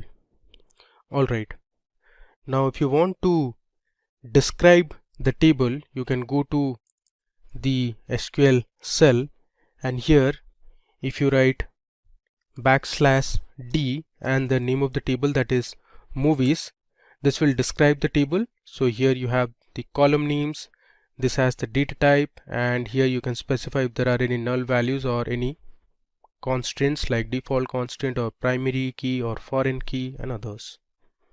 Let me go back to my pgadmin. Okay, now first and foremost, let me tell you how to update records in a table. So suppose you have an existing table and by mistake you have entered some wrong values and you want to update those records later. You can use the update query for that. So I'm going to update my movies table and I'll set the genre of movie ID 103, which is 12 Angry Men, from drama to drama and crime. So in our current table we only have genre as drama for 12 Angry Men. I am going to update this column, which is the movie genre, to drama and crime. Okay, so let me show you how to do it. I'll write update followed by the name of the table, that is movies. I'll go to the next line. I'll write set, then I'll give the column name, which is movie underscore genre, equal to, I'm going to set it as drama, comma, crime. Earlier it was only drama, and I'll give my condition using the where clause. We'll learn where clause in a bit. So I'll write where movie underscore ID is equal to 103. So here our movie ID is the unique identifier. So it will first look for movie ID 103. It will locate that movie and it'll change the genre to drama and crime. So now you can see the difference. Earlier we had 12 Angry Men as drama as the movie genre. Now if I run this update statement, okay, you can see we have successfully updated one record. Now let me run the select statement again. Okay, so here you can see if I scroll down, there you go. So movie ID 103, movie name 12 Angry Men, we have successfully updated the genre as drama, comma, crime. Okay, now let me tell you how you can delete records from a table. So for that you can use the delete command. So you'll write delete from the table name, that is movies, where, let's say I want to delete the movie ID 108, which is the Lion King. So I'll write where movie underscore ID is equal to 108. This is one of the ways to delete this particular movie, or you can give, let's say, where movie name is equal to the Lion King. Let me select this and I'll hit execute. Now if I run my select query again, you see this time it has returned 7 rows and you cannot find movie with movie ID 108, that was the Lion King. so we have deleted it. Alright, next we are going to learn about where clause in PostgreSQL. So to learn where clause, I'll be using the same movie table again. Let's say we want to filter only those records for which the IMDb ratings of the movies is greater than 8.7. So this is my updated table now. I want to display only those records or those movies whose IMDb ratings is greater than 8.7. So we'll display 12 Angry Men, which is 9. Then we are going to display The Dark Knight, which is again 9. And we are also going to display the Shawshank Redemption, which has 9.3. The rest of the movies have an IMDb rating less than 8.7. So we are not going to display those. Alright, so let me show you how to write a where clause. So I'll write select star from movies where I'll give my column name, that is IMDb underscore ratings is greater than, I'll use the greater than symbol, then I'll pass my value, that is 8.7. I'll give a semicolon and let's run it. I'll hit F5. There you go. So we have returned the Shawshank Redemption, The Dark Knight and 12 Angry Men because only these movies had IMDb ratings greater than 8.7. Okay. Now let's say you want to return only those movies which have IMDb ratings between 8.5 and 9. So for that I am going to use another operator called between along with the where clause. So let me show you how to use between with where clause. I'll write select star from movies where my IMDb underscore ratings is between, I'll write 8.5, I'll give an AND operator and 9.0. So all the movies that are between 8.5 and 9.0 ratings will be displayed. So let's select this and I'll run it. There you go. So we have returned The Dark Knight, The Matrix, The 7, Interstellar, and we have the 12 Angry Men. So a few of the records that we missed out were, I think, Vertigo, which has 8.3, and there's one more. Alright. Now moving ahead, let's say you want to display the movies whose movie genre is action. You can see in our table we have a few movies whose genre is action movie. So you can do that as well. I'll write select star from movies where the movie genre, I'm writing this time in one line. You can break it into two lines as well. I'll write movie underscore genre, which is my column name, equal to, I'll give within single quotes action. Now why single quote? Because action is a string, hence we need to put it in single quotes. If I run this, there you go. So we had one movie in our table whose movie genre was action, that is The Dark Knight. Okay. Now you can also select particular columns from the table by specifying the column names. Now here in all the examples that we saw just now, we are using star. Now star represents, it will select all the columns in the table. If you want to select specific columns in the table, you can use the column names. So you can specify the column names in the select statement. Let me show you. Let's say you want to display the movie name and the movie genre from the table. So you can write select movie underscore name, comma, I'll give the next column as movie underscore genre from my table name, that is movies where, let's say, the IMDb underscore ratings is less than 9.0. So this time in our result it will only show two columns, that is movie name and movie genre. Let me run it. There you go. So these are the movie names and the movie genres you can see that have an IMDb ratings less than 9.0. Alright, like how you saw the between operator, there is one more operator that you can use with the where clause, that is the in operator. So the in operator works like a or clause or an or operator. So let's say I want to select all the columns from my movies table where the IMDb ratings is in 8.7 or 9.0. If I run this, it will display only those records whose IMDb ratings is 8.7 or 9.0. Alright, so up to now we have looked at how you can work on basic operations in SQL like your mathematical operations. You saw how a select statement works. We created a few tables, then we inserted a few records to our tables. We saw how you can delete a table from your database, and we have performed a few operations like update, delete, and we saw how a where clause works.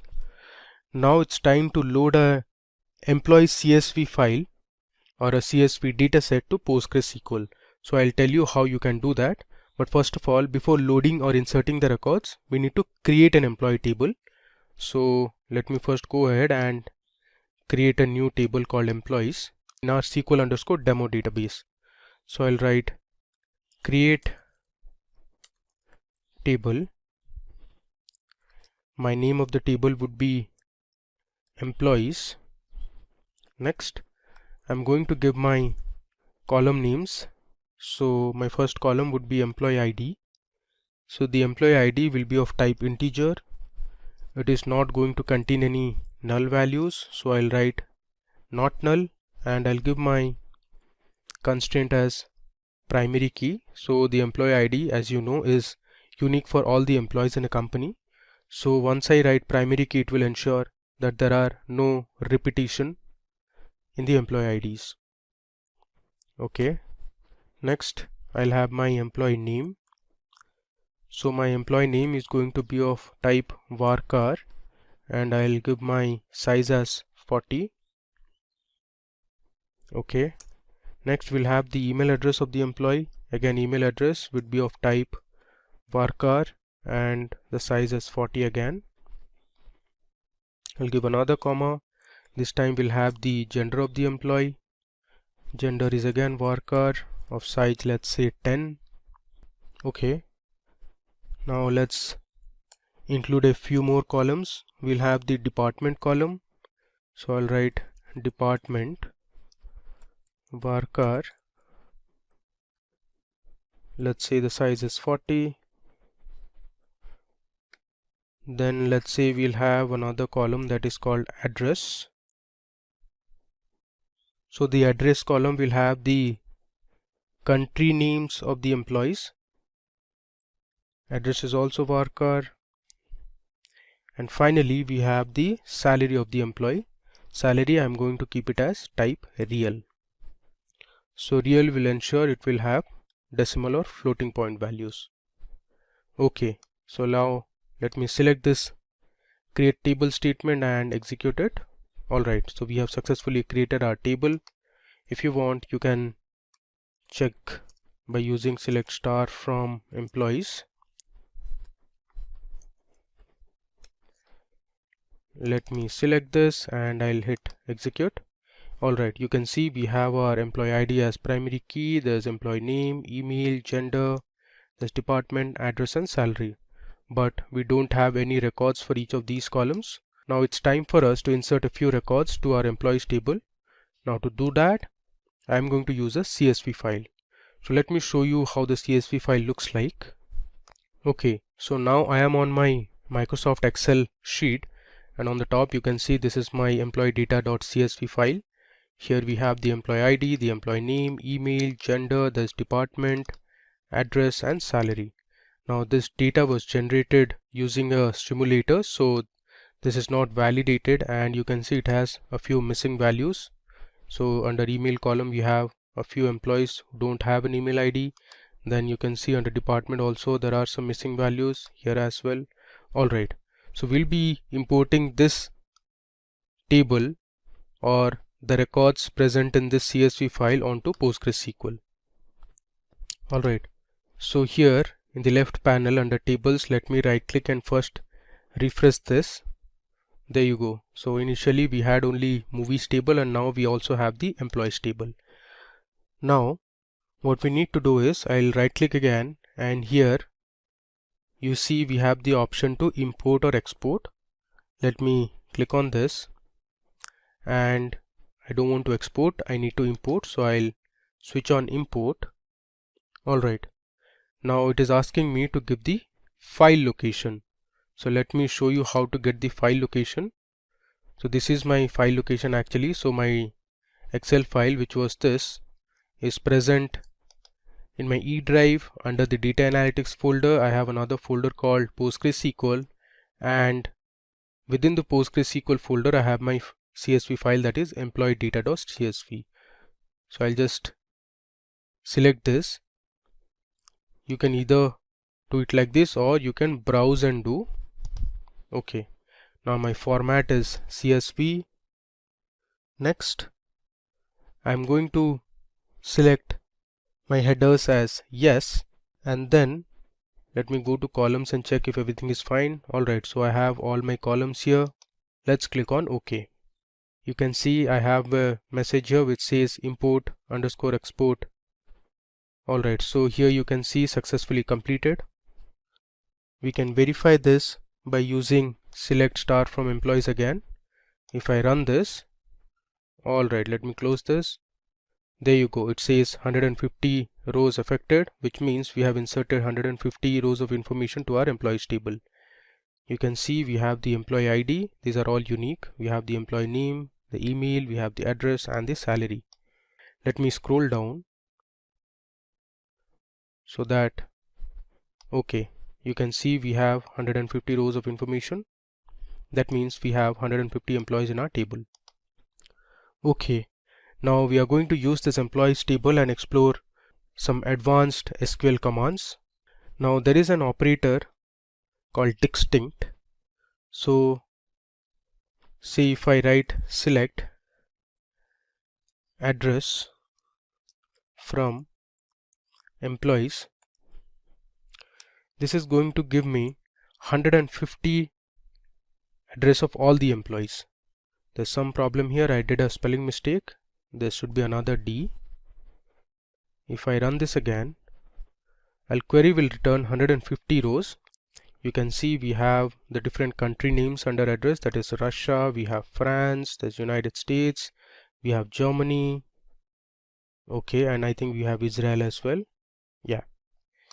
Now suppose you want to display only the unique address or the country names, you can use the distinct keyword before the column name. So if I write select distinct address from employee, it will only display the unique country names present in the address column. If I run this, see, it has returned us 6 rows of information. So we have Israel, Russia, Australia, United States, France and Germany. Alright, now as I said, there are a few null values which don't have any information. So you can use the isNull operator in SQL to display all the null values that are there. Suppose I want to display all the employee names where the email ID has a null value. So I'll write select star from employees where email is null. So this is another way to use your where clause. If I select and run this, there you go. So you see here for all these employee names there was no email ID present in the table. So it has returned us 16 rows of information. So around 10% of employees do not have an email ID, and if you see, a few of them do not have an email ID and also they don't have a department. So if you want to know for those employees which do not have a department, you can just replace where department is null instead of where email is null. Now if I select this, Okay, it has returned us 9 rows of information, which means around 5% of employees do not have a department. Moving ahead, now let me show you how the order by clause works in SQL. Now the order by is used to order your result in a particular format, let's say in ascending or descending order. So the way to use is, let's say I want to select all the employees from my table, so I'll write select star from employees order by. I want to order the employees based on their salary, so I'll write order by salary. Let me select and run it. Okay, there is some problem. I made a spelling mistake. This should be employees. Let me run it again. Okay, now if you mark the output, our result has been ordered in ascending order. So all the employees which have salary greater than $45,000 appear at the top, and the employees with the highest salaries appear at the bottom. So this has been ordered in ascending order, which means your SQL or PostgreSQL orders it in ascending order by default. Now let's say you want to display the salaries in descending order so that all the top ranking employees in terms of salary appear at the top. So you can use the DESC keyword, which means descending. If I run this, you can see the difference now. So all the employees with the highest salary appear at the top, while those with the lowest salaries appear at the bottom. So this is how you can use an order by clause. Okay, so now I want to make a change in my existing table. So here if you see, under the address column we only have the country names, so it would be better if we change the name of the address column to country. So I want to rename a column. You can do this using the alter command in PostgreSQL. So let me show you how to rename this column, that is address. So I'll write alter table followed by the table name, which is employees. Then I'm going to use rename column address. I'll write to, I want to change it to country. If I give a semicolon and hit execute, it will change my column name to country. Now you can verify this. If I run the select statement again, there you go. Earlier it was address column and now we have successfully changed it to country column. Okay, let me come down. Now it's time for us to explore a few more commands. So this time I'm going to tell you how an AND and an OR operator works in SQL. So you can use the AND and OR operator along with the where clause. So let's say I want to select the employees who are from France and their salary is less than $80,000. So let me show you how to do it. I'll write select star from employees where I'm going to give two conditions. So I'll use the AND clause or the AND operator here. I'll write where country is equal to France. Now mark here I'm not using address because we just updated our table and changed the column name from address to country. So I'll write country equal to France, and my next condition would be my salary needs to be less than $80,000. I'll give a semicolon. Let me run this. Alright, so it has returned 19 rows of information. You can see all my country names are France and the salary is less than $80,000. So this is how you can use or give multiple conditions in a where clause using the AND operator. Now let's say you want to use the OR operator, and let's say you want to know the employees who are from country Germany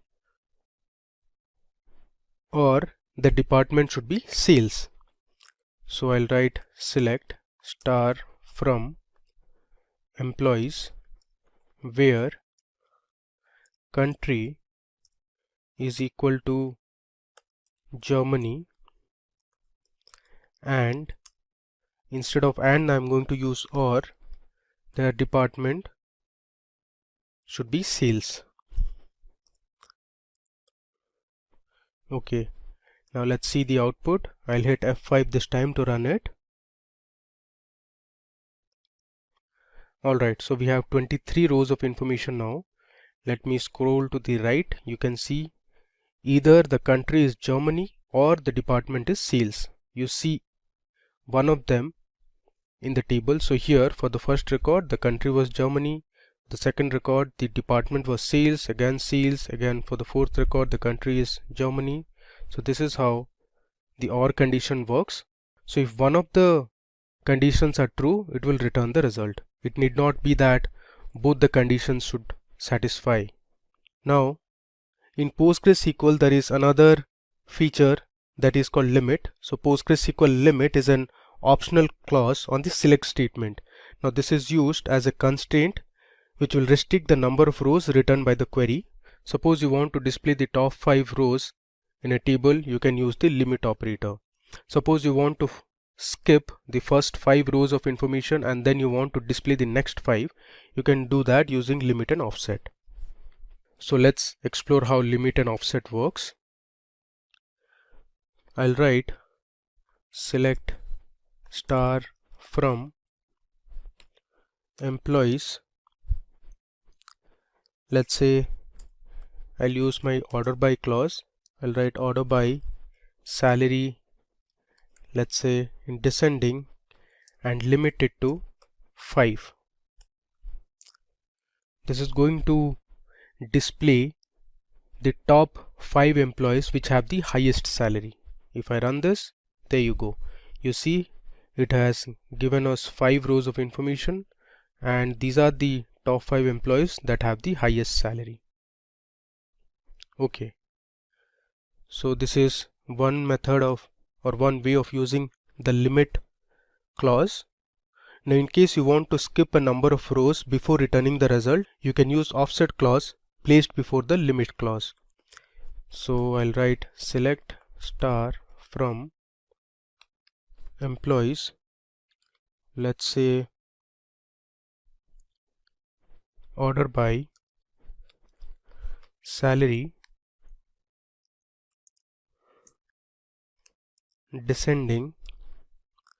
This time I'm going to use limit 5 and offset 3.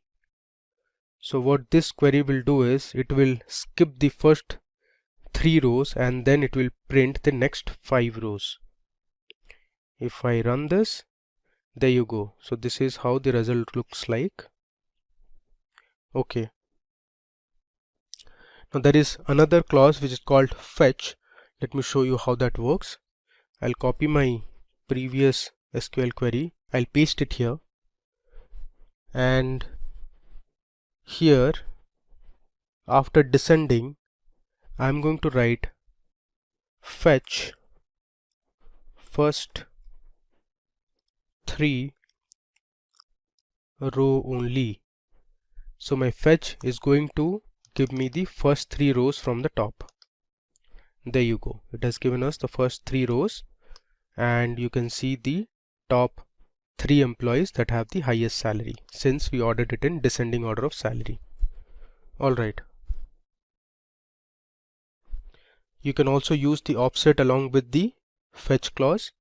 I'll copy this again and let me paste it here.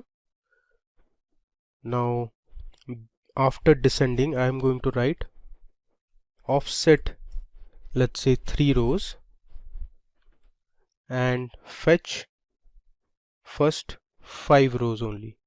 So what this SQL query is going to do is it will skip the first 3 rows of information and then it is going to display the next 5 rows. It is going to work exactly the same as we saw for this query. Let me run it. There you go. So these are the first 5 rows of information after excluding the top 3 rows.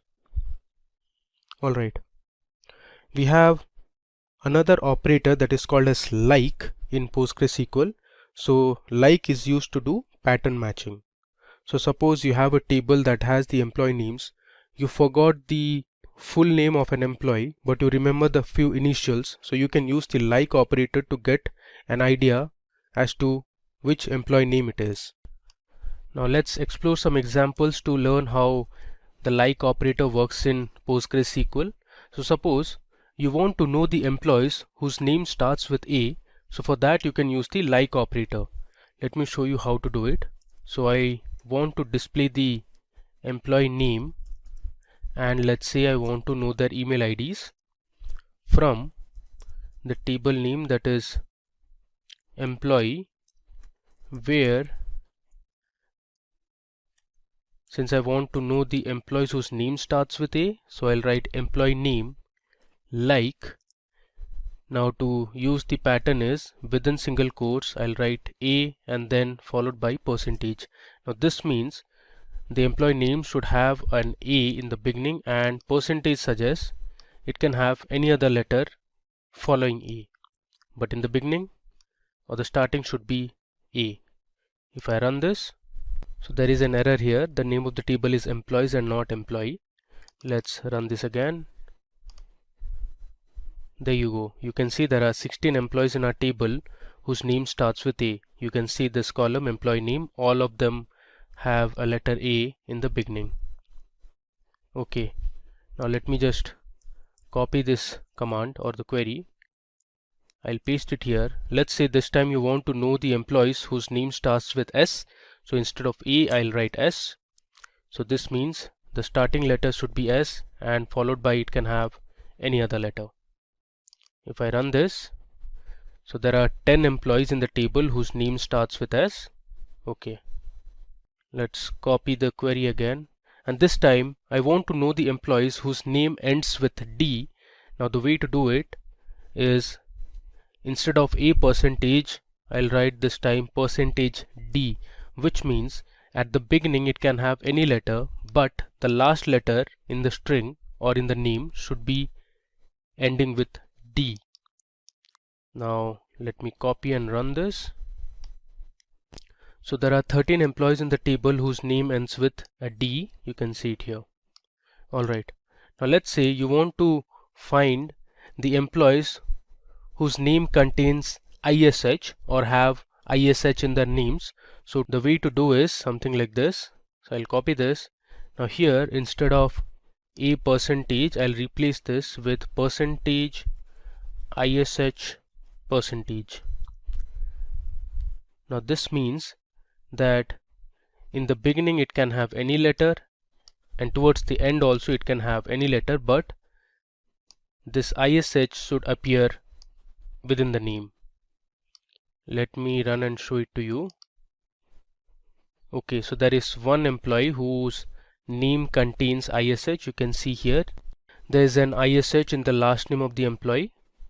Alright, now suppose you want to find the employee name which has U as the second letter. It can have any letter in the beginning, but the second letter of the employee name should have U. Now the way to do is I'll copy this, and instead of a%, I'll write underscore U followed by %. Now this underscore, you can think of a blank that can take any one letter. So the beginning can start with A, B, C, D or any of the 26 alphabets we have. Then it should contain U as the second letter followed by any other letter or letters. Let me run this. Okay, so there are 10 employees in the table whose name has a U as the second letter. You can see these. Okay, now moving ahead, let me show you how you can use basic SQL functions or inbuilt functions. So we'll explore a few mathematical functions now. So let's say you want to find the total sum of salary for all the employees. So for that you can use the sum function that is available in SQL. So I'll write sum and inside this sum function I'll give my column name, that is salary, from my table name, that is employees. Let's see the result. This will return one unique value. There you go. Now this is the total salary. Since the value is very large, it has given in terms of E. Now one thing to note here is, if you see the output, the column says sum real. So this output column is not really readable. So SQL has a method which can fix this, that is called an alias. So since we are doing an operation of summing the salary column, we can give an alias to this operation by using the as keyword. So if I write sum of salary as, let's say, total salary, then this becomes my output column. You can see the difference if I run this. Okay, you can see now in the output we have the total salary. Now this is much more readable than the previous one. So this is a feature in Excel where you can use or give alias names to your columns or your results. Now similarly, let's say you want to find the average of salary for all the employees. Now SQL has a function called AVG which calculates the mean or the average salary. If I write AVG, and I can edit my alias name as well. Let's see, I'll write mean salary. Let's run it. You can see the average salary for all the employees. It's around $81,000. Okay, now there are two more important functions that SQL provides us, which is max and minimum. So if I write select maximum or max, which is the function name of salary, as, let's say, instead of total I'll write maximum. So this will return me the maximum salary of the employee. Let's run it and see what is the maximum salary that is present in the salary column. Alright, so we have $1,19,616 as highest salary of one of the employees. Similarly, you can use the min function as well. I'll just write minimum, and this will return me the minimum salary of one of the employees in the table. I'll replace the alias name as minimum. Okay, now run it. This will give me the minimum salary that is present in our table. So it is $45,685. Okay, now let's say you want to find the count of department in the employees table. You can use the count function. So if I write select count, let's say I want to know the distinct department names, I can write inside the count function distinct department as total departments from employees. Let's run this. This will return me the total number of departments that are there. So it gives me there are 12 departments. Okay, now let me show you one more thing here. If I write select department from employees, let's run this. Okay, so it has returned me 150 rows of information, but what I'm going to do is I'll place my distinct keyword here just before the column name so that I can verify how many departments are there in total. There you go. So there are 13 departments and one of them is null. So moving ahead, we'll replace this null with a department name by updating our table.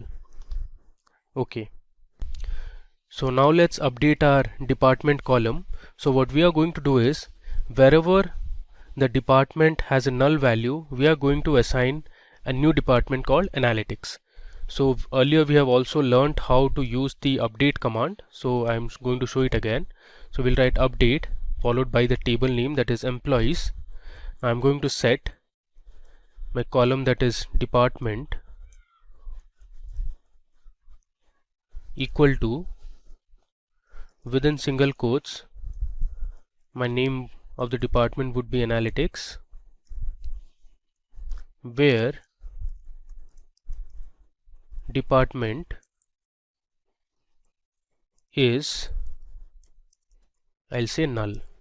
So wherever the department has a null value, we'll replace those information with department, that is analytics.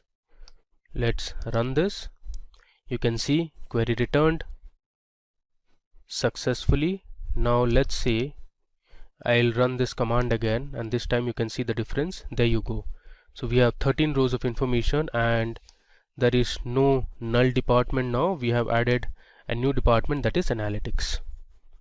Okay, now we are going to explore two more crucial commands or clauses in SQL, that is group by and having. So let's learn how group by clause works in PostgreSQL. So the group by statement groups rows that have the same values into summary rows. For example, you can find the average salary of employees in each country or city or department. So the group by clause is used in collaboration with the select statement to arrange identical data into groups. So suppose you want to find the average salary of the employees based on countries, you can use the group by clause. So let me show you how to do it. I'll write select. I want the countries and the average salary for each country. So I'll use the average function, that is avg, and inside the function I'll pass my column, that is salary. I'll give an alias name as, let's say, average underscore salary, from my table name, that is employees. Next I'm going to use my group by clause. So I'll write group by. Since I want to find the average salary for each country, so I'll write group by country name. Let's give a semicolon and let me run it. I'll use F5. There you go. So here on the left you can see the country names. We have Israel, Russia, Australia, United States, France and Germany, and on the right, the second column, you can see the average salary for each of these countries. Now you can also order the result in whichever way you want. Suppose you want to arrange the results based on the average salary, so you can use the order by clause after the group by clause. So I'll write order by. Here you can use the alias name, that is average salary. This is actually average underscore salary, and let's say I want to arrange it in descending order, so I'll write DESC. Now let's run this. You can mark the difference in the average salary column. There you go. So as per our result, in United States the average salary is the highest, and if I scroll down, the average salary is the lowest in Germany. Now let's see one more example using group by. Suppose this time you want to find the maximum salary of male and female employees. You can do that too. So let me show you how to do it. So I'll write select. This time we want to find the maximum salary based on gender. So I'll select my gender column, comma, and this time I'll use my max function. Since I want to find the maximum salary for male and female employees, I'll give an alias name as maximum underscore salary from my table, that is employees, group by, I'll write gender. Okay, so let's run this. There you go. You can see, so one of the female employees had a highest salary of $1,19,616, while of that of a male was $1,17,654. Alright, now suppose you want to find the count of employees based on each country. You can use the count function along with the group by clause. So I'll write the select statement, select. since I want to count the employees based on each country, so I'll first select my country column and then I'm going to use the count function. I'll write count emp_id from my table name, that is employees. I'm going to group it by country. So this query will give me the total number of employees from each country. You can see here Israel there are 4 employees, in Australia there are 4 employees, in Russia we have 80 employees, in France there were 31, in United States we have 27, so on and so forth. Now let me scroll down. Okay, now it's time to explore one more clause, a very important clause that is used in PostgreSQL, that is having. So the having clause works like the where clause. The difference is that where clause cannot be used with aggregate functions. The having clause is used with the group by clause to return those rows that meet a condition. So suppose you want to find the countries in which the average salary is greater than $80,000, so you can use the group by clause and the having clause to get the result. So I'll write my select statement as select country, comma, I want the average salary, so I'll write avg of salary. I can give an alias name as average salary from employees.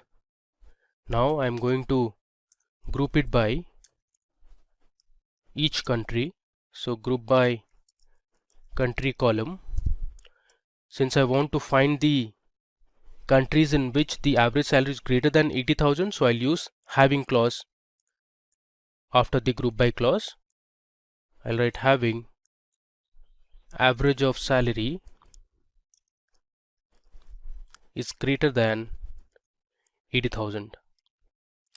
Now this condition cannot be specified in the where clause, so we need a having clause. You cannot use aggregate functions along with where clause. Let me just run it now. There you go. So we have Russia and United States where the average salary is greater than $80,000. Alright. Now let's say you want to find the count of employees in each country where there are less than 30 employees. So for this I am going to use the count function. First let me select the country column. Then I'm going to use the count function, and in the count function I'm going to pass my employee ID so that we can count the number of employees from my table, that is employees. Now if you want you can use an alias name for this as well, but I am just skipping it for the time being. I'll write group by country. Next I'll write having count of employee ID less than 30. So this will return me the countries in which there are less than 30 employees. Let's run it. You can see here Israel, Australia, United States and Germany are the countries in which there are less than 30 employees. Okay, now if you want you can use the order by clause as well. So suppose I'll write here order by count of employee ID. So what this will do is it will arrange my result in ascending order of employee ID count. There you can see we have successfully arranged our result in ascending order of employee IDs. Okay, next we are going to explore one more feature of PostgreSQL, that is of using a case statement. Now in PostgreSQL the case expression is same as if-else statement in any other programming language. It allows you to add if-else logic to the query to form a powerful query. Now let me just scroll down and I'll show you how to use a case statement. This is very similar to your if-else statement that you use on Excel, in C++, in Python or any other programming language. So what I'm going to do is I'm going to write a SQL query that will create a new column, and the name of the column would be let's say salary range. So I'm going to divide my salary. Suppose if the salary is greater than $45,000 and if it's less than $55,000, in the new column, that is salary range, we are going to assign a value low salary. Now if the salary is greater than $55,000 and if it is less than $80,000, we are going to assign a value that is medium salary. If the salary is greater than $80,000, we'll assign a value high salary. So all this we are going to do using our case expression in PostgreSQL. So I'll start with my select statement. But before that, let me show you how to write a comment in PostgreSQL. So you can write a comment by giving a double dash. Comments are very helpful because they make your codes or the scripts readable.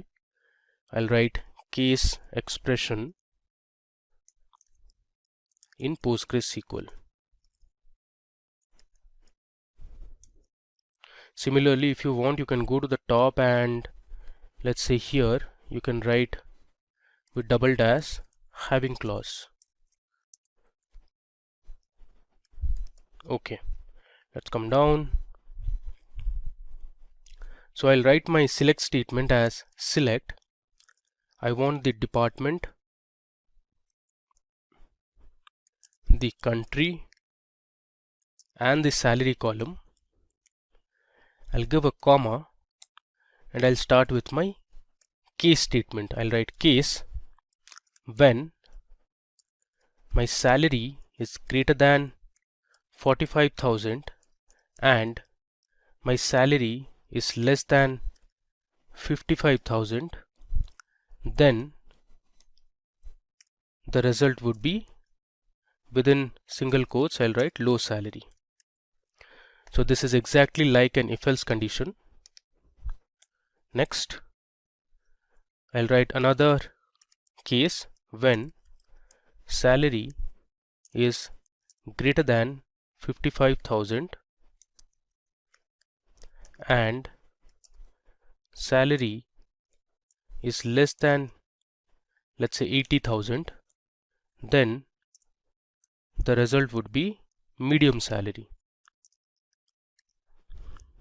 And finally, I'll give my last condition, that is when salary is greater than 80,000, then the result will be high salary. Let me write this in a single line, then high salary. Now one thing to remember, in PostgreSQL the quotes are insensitive, so you can write your select statement in capital, in lowercase or in sentence case. Similarly, I can write case as small c or you can write as capital C. Alright, now moving ahead, after this I am going to write end. I'll give an alias name as salary range. Now this is going to be my new column in the output. Let me just come down. After this we need to give our table name from employees. I'll order it by salary descending. Okay, so what I'm going to do here is I'll first select department, country and salary column from my employees table, and then I'm creating a new column that is salary range, and I'm specifying the range. So I have three conditions here, for low salary, for medium salary and high salary. So let's run this and see the output. There you go.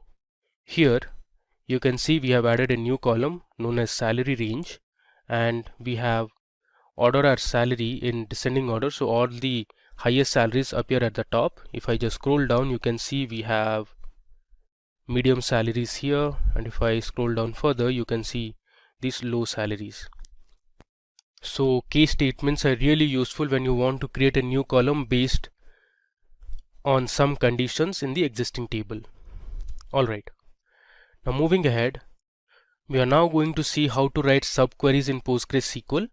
So subqueries, we write a query inside another query, which is also known as nested query.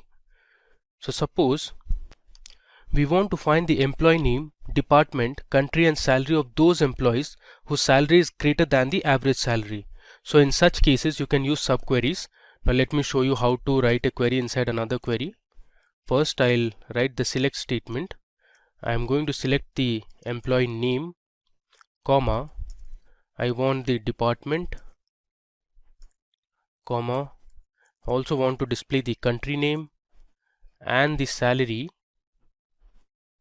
from the employees table, where my salary should be greater than the average salary.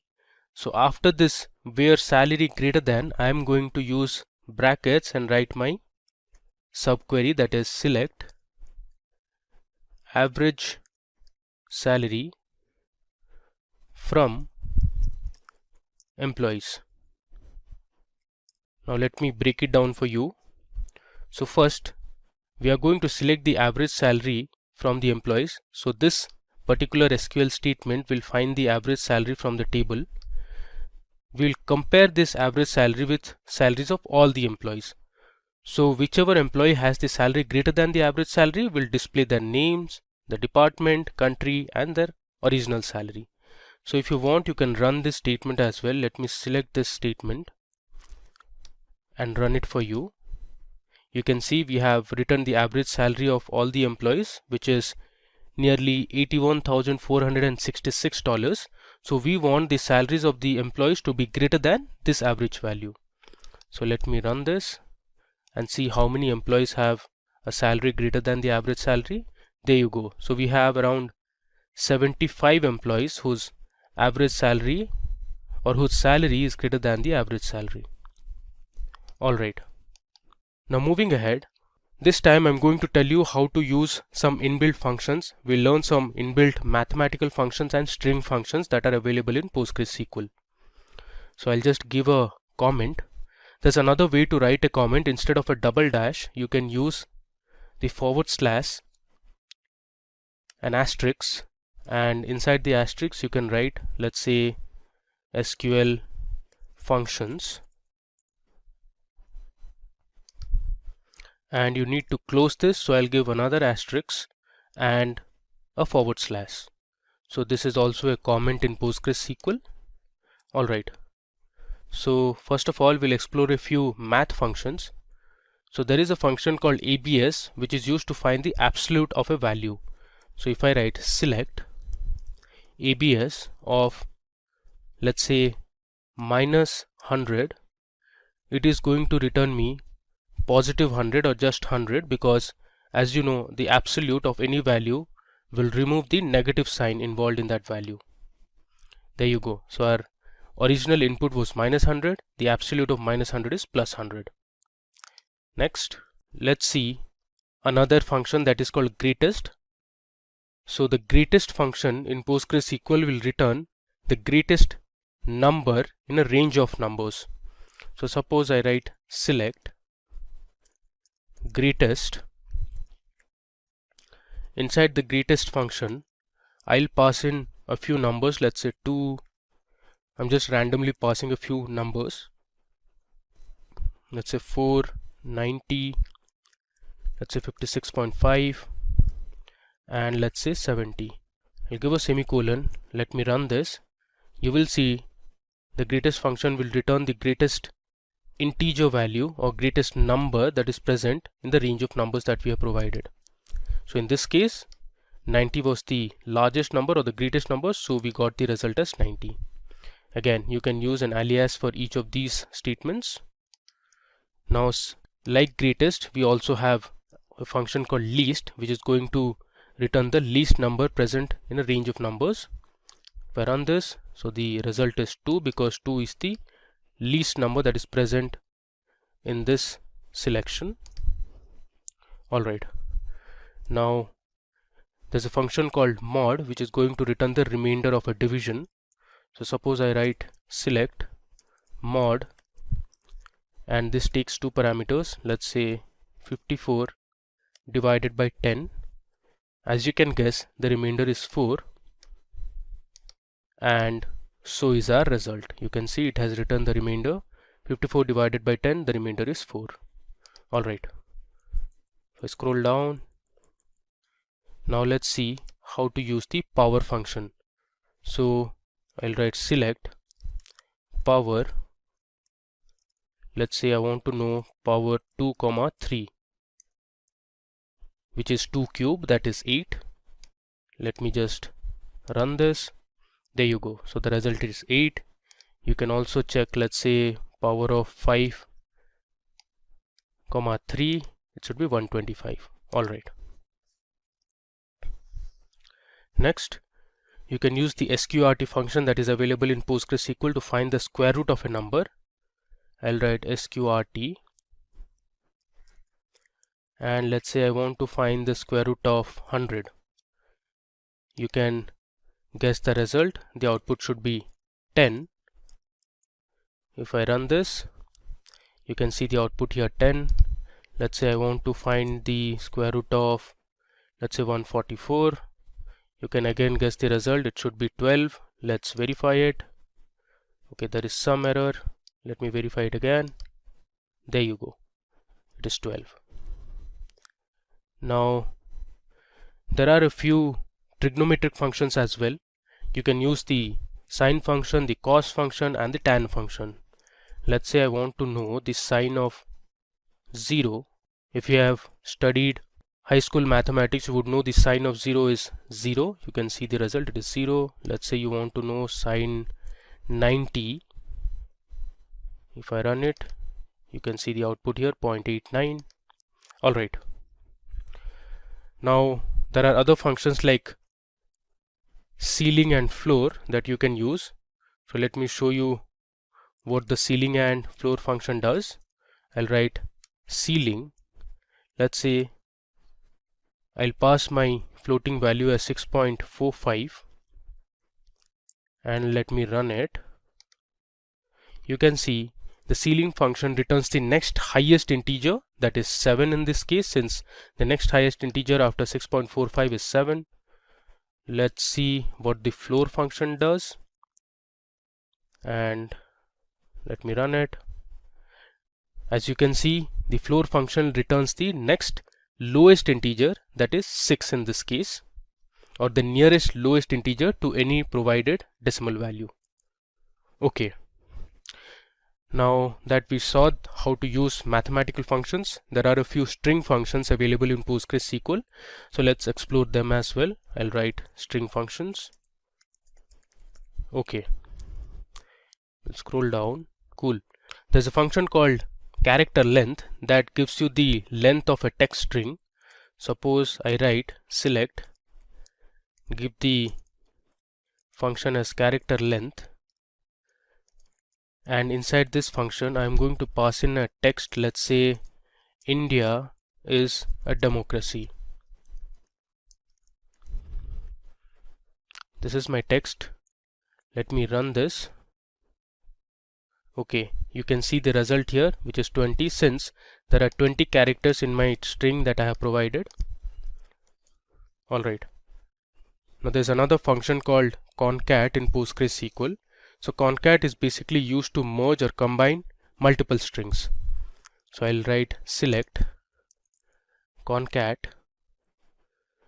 within brackets I'll give the text string now. Let's say I want to combine PostgreSQL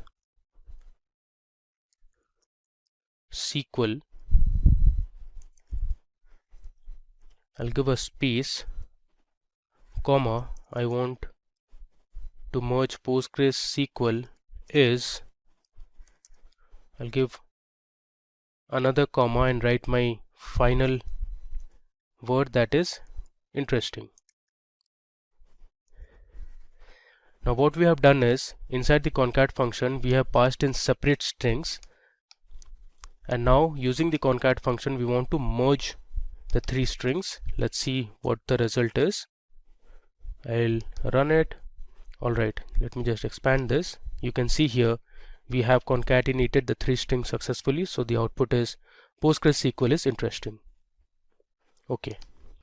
Now there are functions like left, right and mid in PostgreSQL. So what the left function does is it will extract the number of characters that you specify from the left of a string. Let's say I'll write select left and I'll pass in my text string as India is a democracy. I'll copy this and I'll paste it here. Let's say I want to extract the first 5 characters from my string, so I'll give 5. So what it will do is it will count 5 characters from left, so 1 2 3 4 and 5. If I run this, it should ideally print India for me. There you go, it has printed India for us. Alright, similarly you can use the right function to extract few characters from the right of a string. Let's say you want to extract, let's say I'll give 12 characters from right, so from here onwards it will count 12 characters. I'll change left to right now. Let me select this and run it. So you can see here, this is the output. From the right it has counted 12 characters and returned a democracy. Okay, now there is a function called repeat. So the repeat function is going to repeat a particular string the number of times you specify. Let's say I want to select and use my repeat function, and inside the repeat function I'm going to pass in, let's say, India, and I want India to be displayed 5 times. I'll give a semicolon and run it. In the output you can see India has been printed 5 times. Okay, let's scroll down. There is another function, a string function in PostgreSQL called as reverse. So what reverse function is going to do is it is going to print any string passed as an input in reverse order. So if I write select reverse, and inside the reverse function I'll pass in my string, that is India is a democracy. I'm going to use the same string. I'll copy this and I'll paste it here. I'll close the quotes and the brackets. Let's print this. You can see it here, India is a democracy has been printed in reverse order. There you go. Alright, now this time we explored a few inbuilt functions that are already present in PostgreSQL. Now PostgreSQL also has the feature where you can write your own user-defined functions. So now we will learn how to write a function of our own in PostgreSQL. So let's create a function to count the total number of email IDs that are present in our employees table. So for this we'll write a function, a user-defined function. So let me give my comment as user-defined function. Okay, so let me start by first writing create. So this is the syntax to write a function in PostgreSQL. So I'll write create or replace function, then I'll give my function name as count emails, and as you know functions have brackets. Then I'll write returns, the return type as integer, then an alias with dollar symbol. I'll write total emails, since I'm going to display the total number of email IDs that are present in my table. I'll close the dollar symbol. Then I'm going to declare a variable. The variable name is going to be total underscore emails. This is of type integer. I'll write begin, and inside begin I'll write my select statement. So I'll write select I want to count the email IDs that are present, so I'll pass my column name, that is email, into total emails from my table name, that is employees.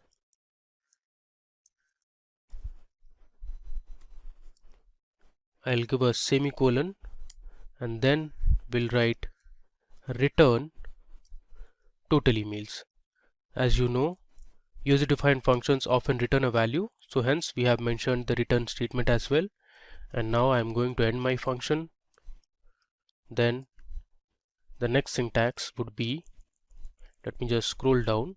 Okay, so here I'll give my dollar symbol again, followed by total underscore emails. Next I'll write my language PostgreSQL. So the way to mention is PL P G SQL. Let's give a semicolon and end it. So this is my user defined function that I have written. So I created a function with the function name count underscore emails, and this would return integer as an alias, which is total underscore emails.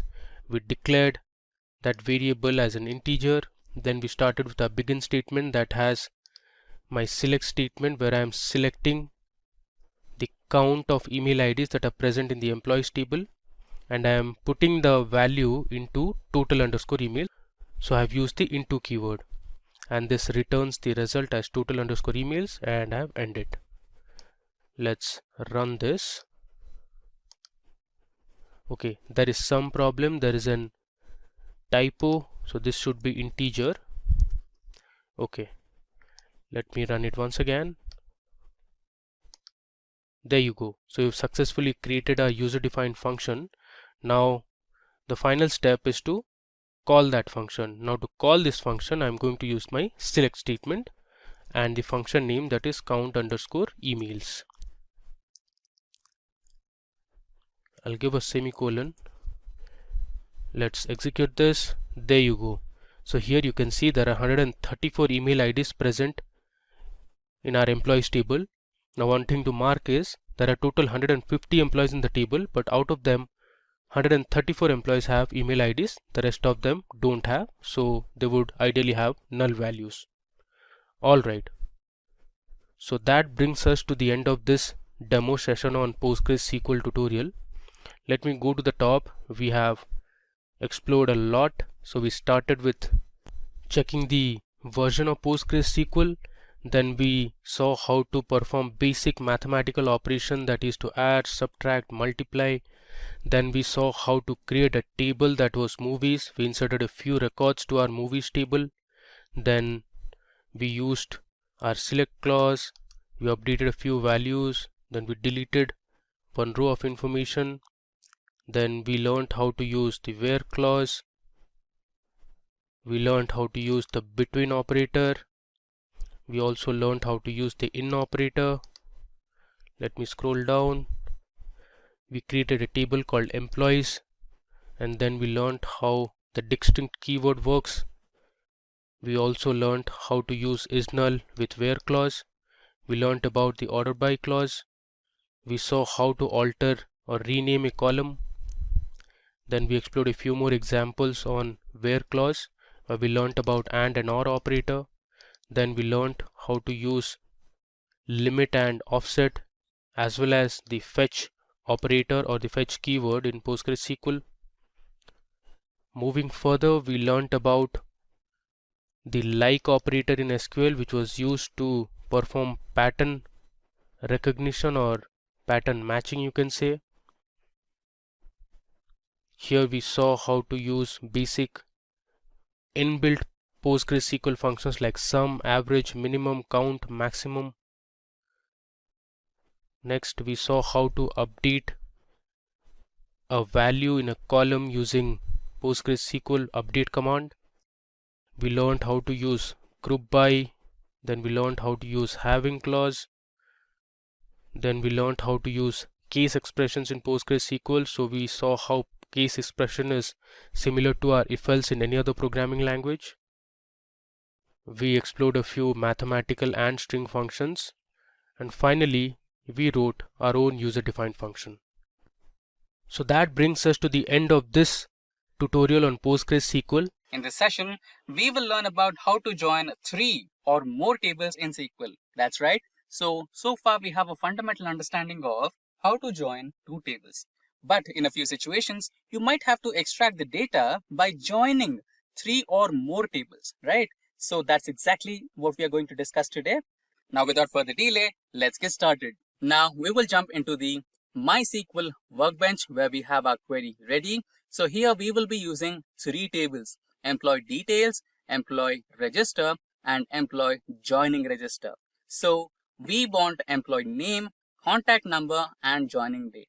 Joining date is available in joining register, contact number is available in employee register, and employee name is available in employee details, right? So here we are utilizing all 3 tables and joining them to extract these 3 columns.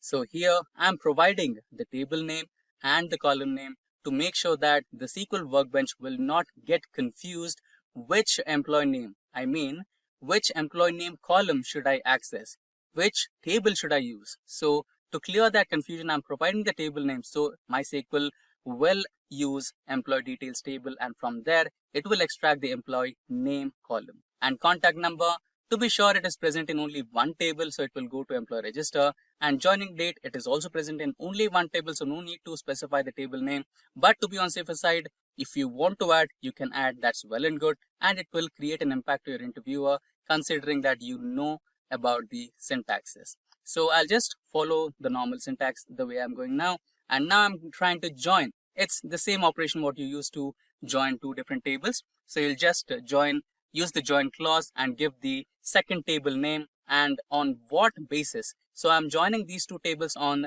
the primary key employee ID. So both tables have the same common employee ID. So based on that, I'm joining these 2 tables, and then you will use the join clause once again and give the third table name here, and based on which primary key or which common key. So this is the one which is common in both the tables and is unique, which is the employee ID. So I'm using the same one to join the 2 tables with the third one. You can follow the same syntax and join another table to it as well.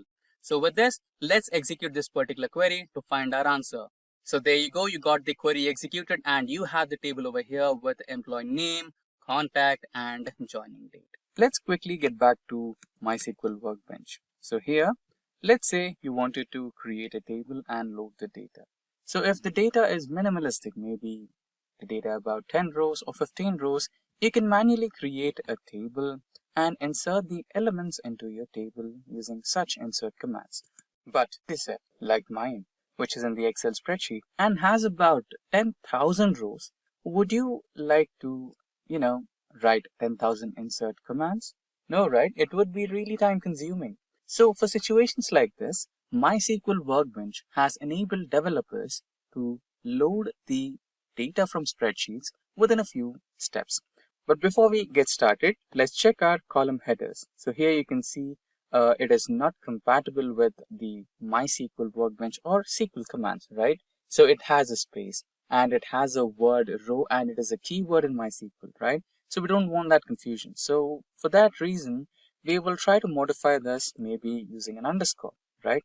Similarly, for the row ID, you can eliminate space and use an underscore. And when it comes to order ID, the same. So just let us quickly change all the column headers so that they are SQL compatible. There you go. So we have replaced all the row headers with underscores and made them SQL compatible. So let us save it. And when you're saving it, just make sure that your Excel file data is also having the SQL compatible name. So here we have load CSV to MySQL. So here we have the name with space, right? So let's try to change that to lowercase Excel data, and right now it is SQL compatible. Now quickly let's go back to MySQL Workbench. Here we have it. Now you can just create a new table. Just right click here or you can also do it from here. Create a new database, and the new schema will be the name of your dataset. So let's type it as Excel data or just Excel, and apply. Now this is the schema. Apply. Now you have Excel right here. Just drop down, and here you can see the tables. Right click the tables, and here you have the option of import data wizard, right? Just click on that. Now browse your folders and have it. So yeah, another notification for you guys. So you need to save your Excel spreadsheet in the form of comma separated file, right? Let's quickly go back and do that. Open your spreadsheet, go to file, save as, comma separated file, save. There you go. Now let's get back to Workbench, and now I think you will be able to find it. Just open, next, drop table if exists.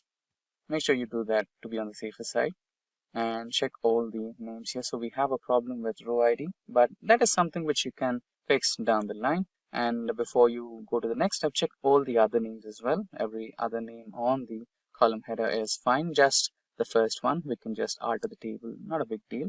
And next, it should start importing. There you go. The data file got imported. Of course, it took a little while because it's 10,000 rows. That's normal. Now let's quickly go to the next step, and here you can see 9,987 records imported successfully. Just click on finish, and I think it should be shortly done. Let's close the schema, go to the query table, and yeah, so you can quickly refresh so that you will have the Excel data over here. Now let's use the database, that is Excel. On it. Now we are in Excel database. Now the table we are looking for is select star from the data name. The data table name is Excel data without a space, semicolon. Just quickly run it, and I think we should be shortly able to see all the data sets right over here. Yeah, about the first column ID, we can simply use the alter table function or query to change the name. Let's quickly do that with the table name, alter table, rename. Okay, what was this? Can you copy that? Copy field name, rename row ID to. So a small syntax error there. So I think they should be sorted. Yeah. And now let's quickly run this, and I guess it should be done. Now let's quickly run the select command again.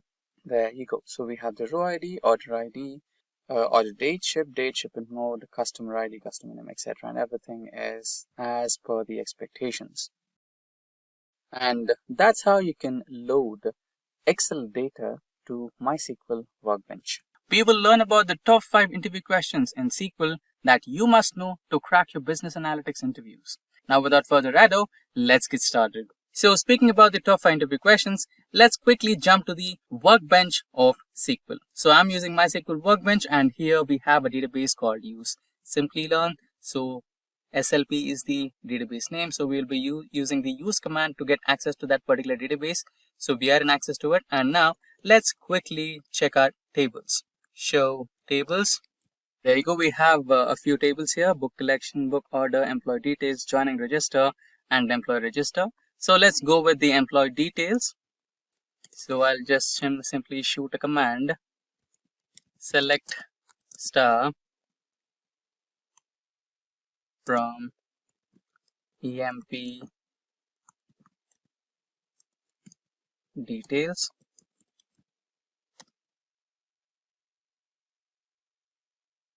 So now we have our employee table. So we will be using this particular data set to run few queries from our interview questions. So getting back to the interview questions. So most commonly you will be asked the following interview questions. So the first question is, you will be asked to find out the names of the employees that start with the vowels. So A, E, I, O, U. So they will ask a question, give me the list of names that start with these 5 letters. It can be either A or E or I, O, U, right? So what's the question? So here you will be using like operators and not like operators. Let's say they want the names with vowels, so you can just use the like operator and use this particular command. Select employee name, that's the name of the column, from employee register or employee details, and then where employee name is like A modulus, which means it should start with A and it can have any number of alphabets after that, right? So let's quickly also check what do we have in employee register. So I think it's a similar table to employee details that we used before. We have the same details here, so not a problem. Now let's try to extract the names of the employees. Those names start with vowels, right? So we will be using the where clause and like operators. Run the command and there you go. So we have 3 names. So if you are able to answer this question, they might ask a similar question with a little modification. So this time they might ask you, give me the list of names that will not start with vowels. So you will just replace the like operator with not like. So either they'll ask the questions which might start with vowels, or they might ask a question which does not start with vowels. This is one of the common questions. Now going to the second question. So here also they will give it a simple start. They will ask to give the details of the employee who has the highest salary, or they will ask you to give the highest salary. You can simply use the max aggregation and you can get the maximum salary. So we have $87,000. And sometimes if you are able to answer this question, they will make it a little tricky to you and they will ask, give the second highest salary. Here you can use offset, or there are multiple possibilities, but let me give you the simplest one where you can have the same query. Only difference is where salary is less than max of salary. First, the subquery will be executed, which will extract the maximum salary, and the next one is less than. So it will give you only one row which has a little salary, which is less than the maximum one, right? So simply let's execute the query. So we will have the answer. So the next highest salary is $78,000. Now moving on to the third question. So sometimes they will ask you to use the update commands as well. So here we have some salary details of our employees in the employee register. What I'm going to do here is, let's say this is the appraisal period and they're giving you 15% hike to all the employees. So you need to update the salary column. So what you do is simply update table name salary plus salary into the percentage of hike, which is 15%. So here we are adding that particular percentage in the form of decimal numbers, which is 0.15, and simply run the command. And you have it. Now you can just simply query the same detail, which is select star from employee details. So you will have the updated salary list here. There you go. Now let's proceed with the next question that we have in our list, which is about select the employee name and salary from a given range, right? If they ask you, give me only the range of employees whose salary lies between 50,000 to 70,000. So you can use the between operator here and range of numbers, that is 50,000 and 70,000. Just run this particular code and there you go. You have the details. So there are 2 employees whose salary lies between 50,000 and 70,000. Now the last question is, they might ask you to extract the details from a certain department. So basically this might also turn up to find a difference between having and group by clause. Having and where clause. Yeah. So this is one of the common interview questions where they will ask the difference between having and where clause. So when you are implementing group by in your query and you're also implementing some aggregate functions like count, sum, etc., minimum, maximum, in those situations when a group by clause is involved, then you can use having. When there is no group by function, then you can simply go with the where clause. So here I'm trying to extract the number of people present in finance department. So I'm not grouping by department, so I can just use where clause and run this. And now in situations where I have to group by, when I have to implement group by, in those scenarios, you can include having clause in place of where. So that is the fundamental difference between having and group by. And also you got the understanding of group by command here. Imagine you're building a system like an app or a website.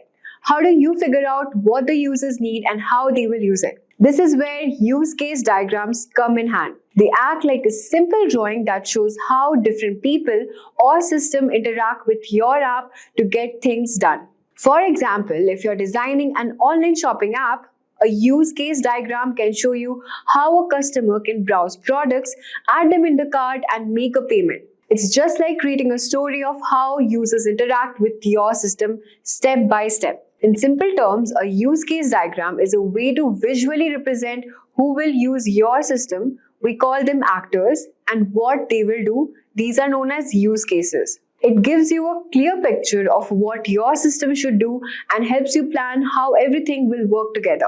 These diagrams are super helpful because they show the big picture without going into confusing technical details. They also help teams, including non-technical people, understand the system, and they also ensure that you're building something that meets the user needs. So in this video, we'll cover everything you need to know to get started with use case diagrams.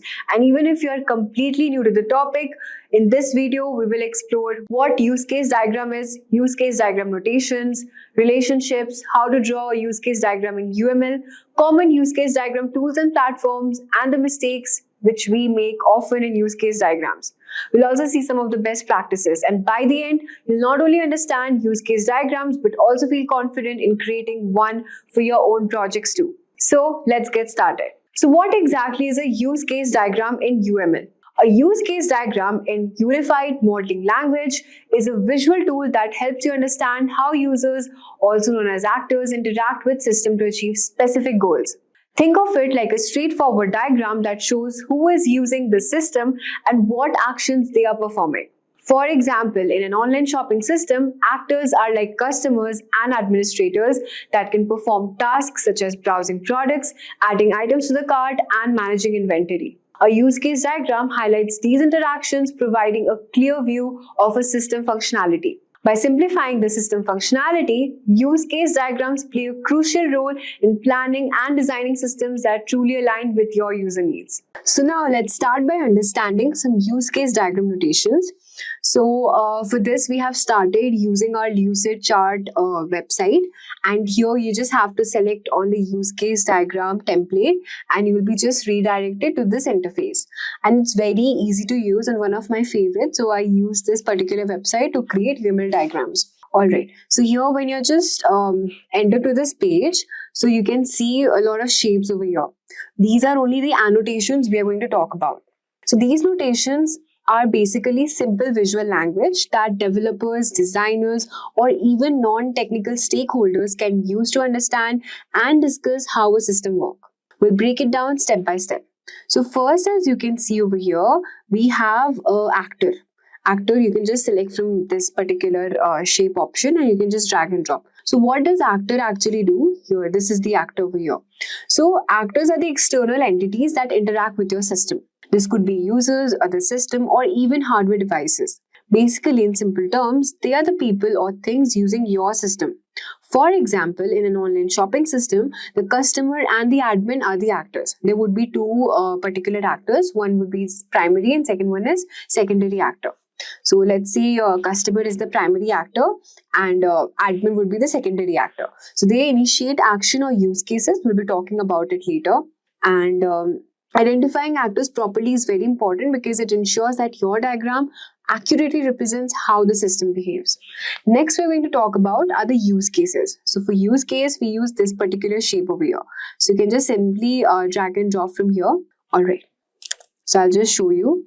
So use cases are like the scenes in the system story. They represent specific tasks or actions your system can perform.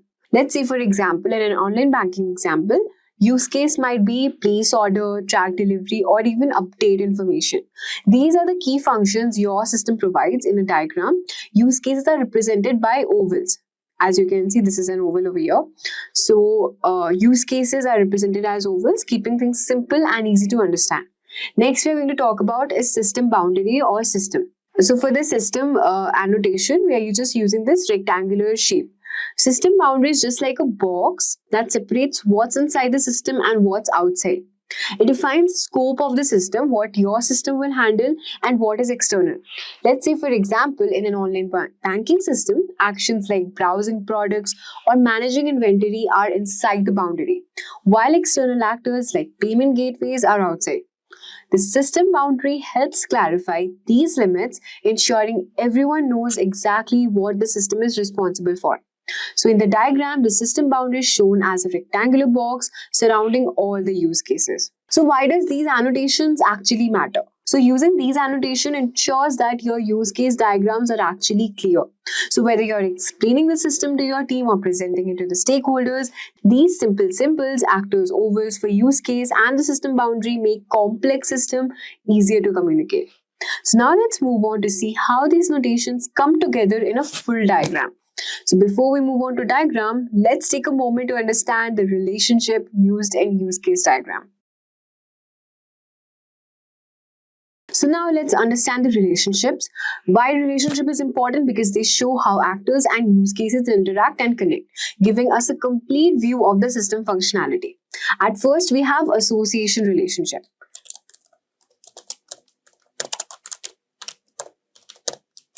So this is an association relationship over here, and this is the most basic type of relationship. It shows the interaction or communication between an actor and a use case. You can see an actor is a customer over here in an online banking system. The customer would be the actor which interacts with the transfer funds over here. And the line between the two represents the relationship. This is the relationship, this arrow. Now the second relationship we are going to talk about is the include relationship.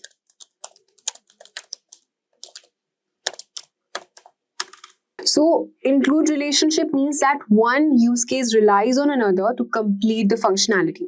It shows with the dashed arrow pointing from the including use case to the included use case. So, the including use case over here is the compose post and the included use case is add image. In social media, the compose post use case might include the functionality of add image. So, this means whenever you're composing a post, the option to add an image is automatically part of this process. Let's talk about the third type of relationship, which is the extend relationship. The extend relationship is all about optional or additional functionality that occurs under specific conditions. It's represented by a dashed arrow within the keyword extend. So we're using this keyword extend. For example, let's say the flight booking system, the book flight use case might be extended by select seat. So these are the extension points over here and select seat might be the extended one. So if the user chooses to pick a specific seat, this step isn't mandatory but it adds extra functionality whenever needed. So as you can see, this select seat might add some extra functionality and that is why we are pointing an arrow towards this. Now let's talk about the fourth type of relationship, which is the generalization relationship. This relationship is also known as is a connection between the use cases. These are the use cases over here. And so where one use case is a specialized version of the another one. So it's represented by an arrow pointing from the specialized use case to the general use case. For example, let's suppose in a vehicle rental system, the rent car and the rent bike are the two specialized use cases of the more general rent vehicle use case. So this shows that renting a car or a bike shares some common functionality with renting any vehicle. That is why we have pointed towards this generalized use case, and here the generalized use case is the rent vehicle. So why does these relationship matter? When we draw a use case diagram, you'll just know about it more. So these relationships help us to see how different parts of a system work together and make the diagram more meaningful. Before we get too far into this tutorial, let's talk about how we are going to make a use case diagram. You could also use a pen paper to draw them out, but a diagramming application is going to be way more easier. And today we are using this Lucid chart, and you can also use it because it's free to use. You just have to click the link to access Lucid chart website, enter your email, and then you can just follow along. So now we're just making our system a banking app system over here. So we have just used this rectangle and we call our system. This is the system over here, and we just name our system as banking app. You can also increase the size if you want to. Okay, this is a banking app system over here. And anything within this rectangle happens inside the banking app, and anything outside this rectangle doesn't happen in the banking app. The next element we are going to choose is the actors. So we'll just select an actor over here. Okay, so we'll just place the actor over here, anywhere over here. So an actor is going to be someone or something that uses our system to achieve a goal. That could be a person, as we have already discussed. So for this banking app system, just guess what would be the most obvious actor. Obviously a customer. So we just name our actor over here as customer, okay? Now let's talk about the another actor we want in our diagram. in the bank, that would be obviously the bank. So we'll just place, let's say, a bank over here. All right. So in this case, the customer are our primary actor and the bank would be the secondary actor. So we'll just place our secondary actor right over here. All right. So couple of things are important to keep in mind. First, it's important to note that these actors are external objects. They always need to be placed outside the system. Second, actors need to be thought as types or categories. For our banking app, the actor isn't going to be a specific individual. We wouldn't label our actor as John, Chase, or some bank name. We can keep it categorical, and this brings us to the topic of primary and secondary actors, which I already told you before. So the primary actor here is the customer. The customer is going to initiate the user system. They're going to pull out their phone from here and open up the banking app and do something with it. Bank, on the other hand, is the secondary actor.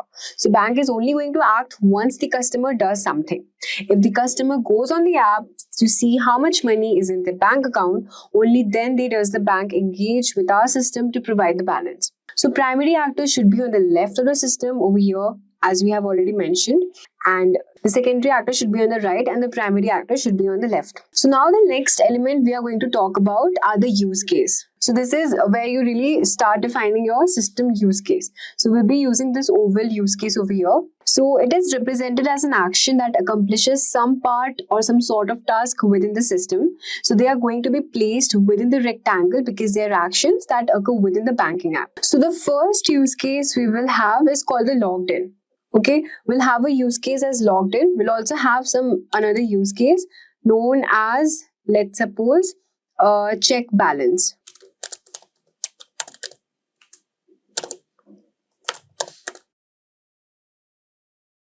Another called transfer funds also we can use for making our final payments. So let's suppose this is final payments.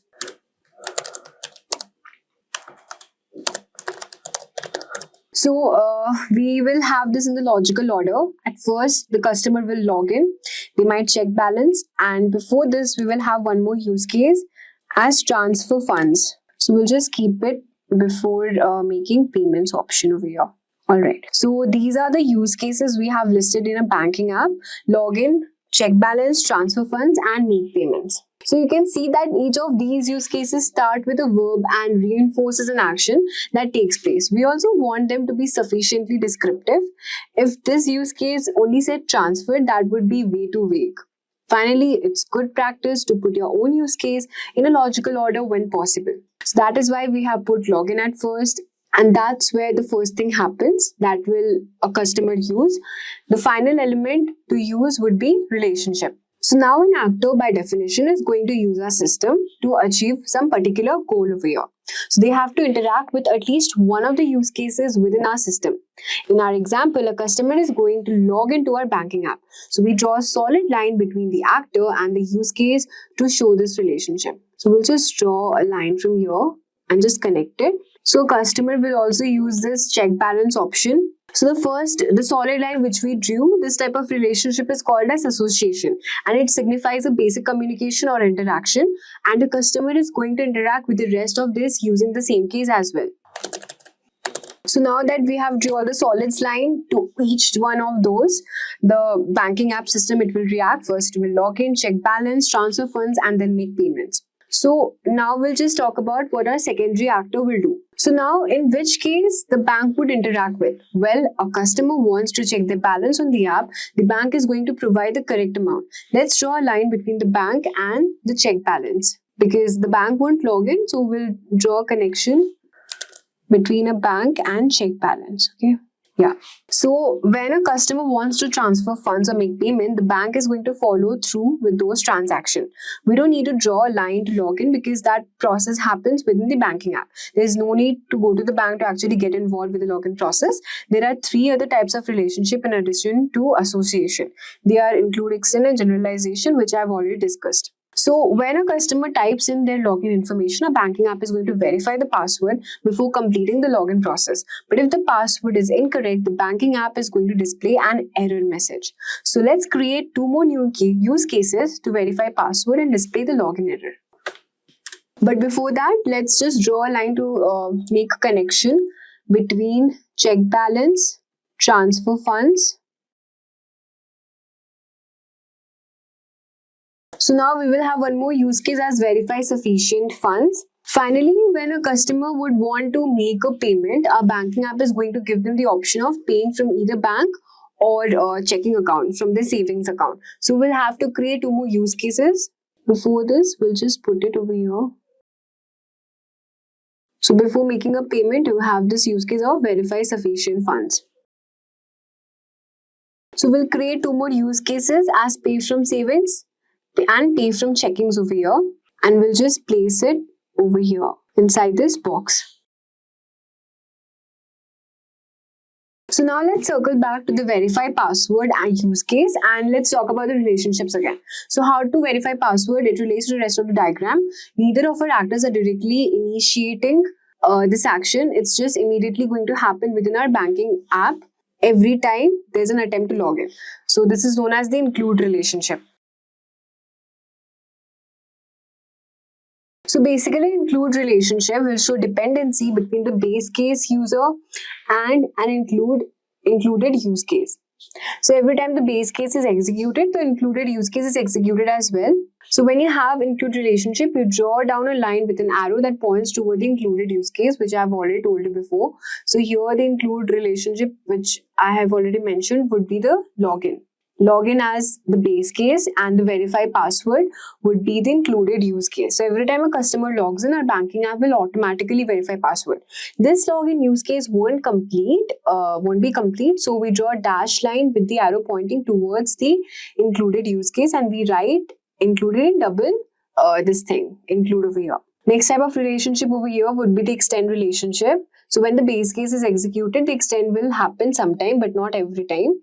So when you have an extend relationship, you draw a dashed line with an arrow that points towards the base use case. So in our example, login is the base use case over here, and the display login error over here, which we have written as use case, is our extended use case. So our banking app won't display a login error message every time a customer logs in.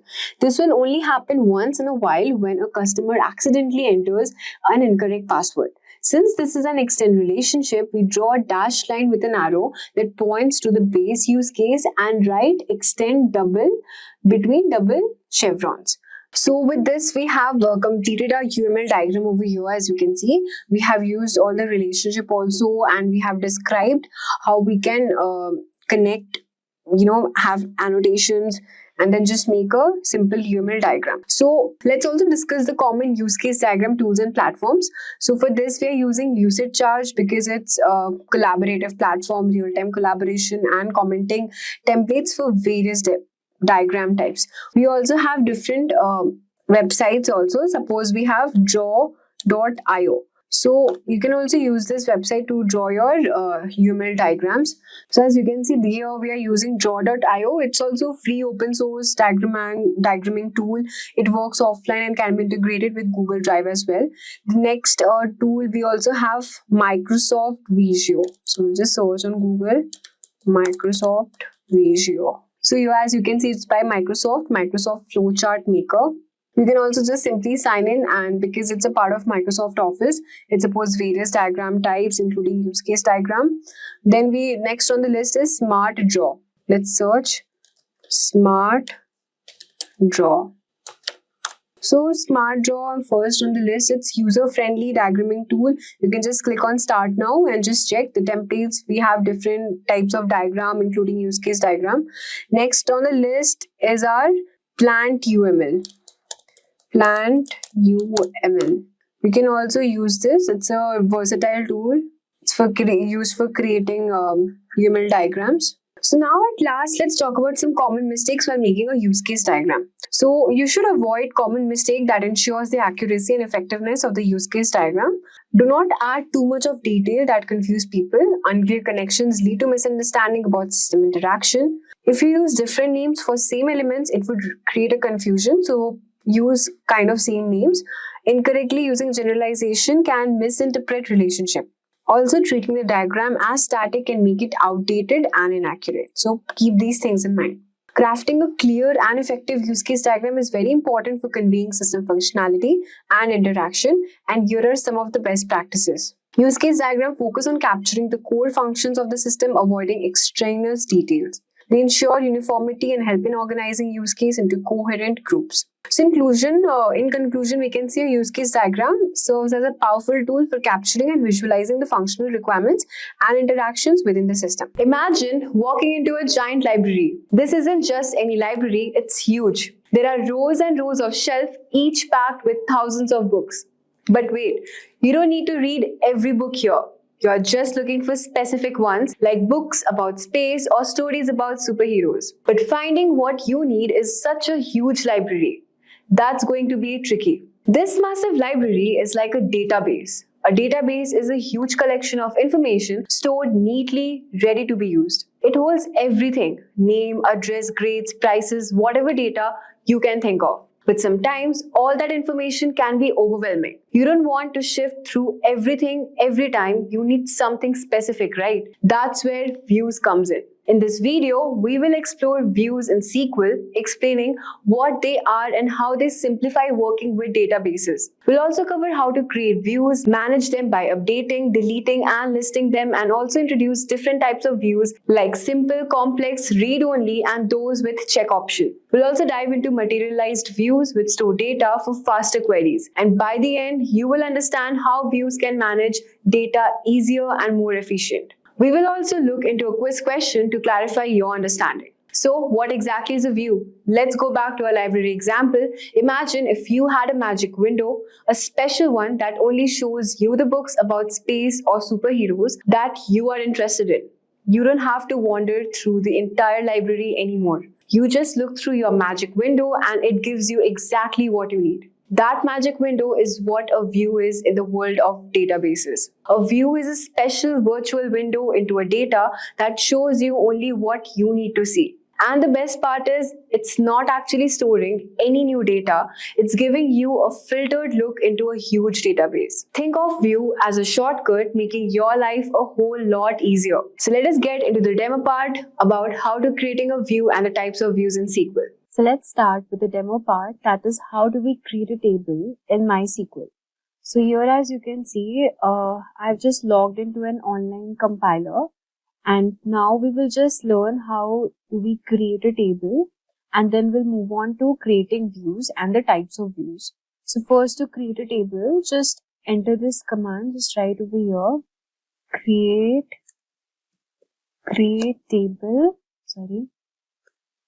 and this, just enter the table name. It could be something like student details, and here you can give the student ID name.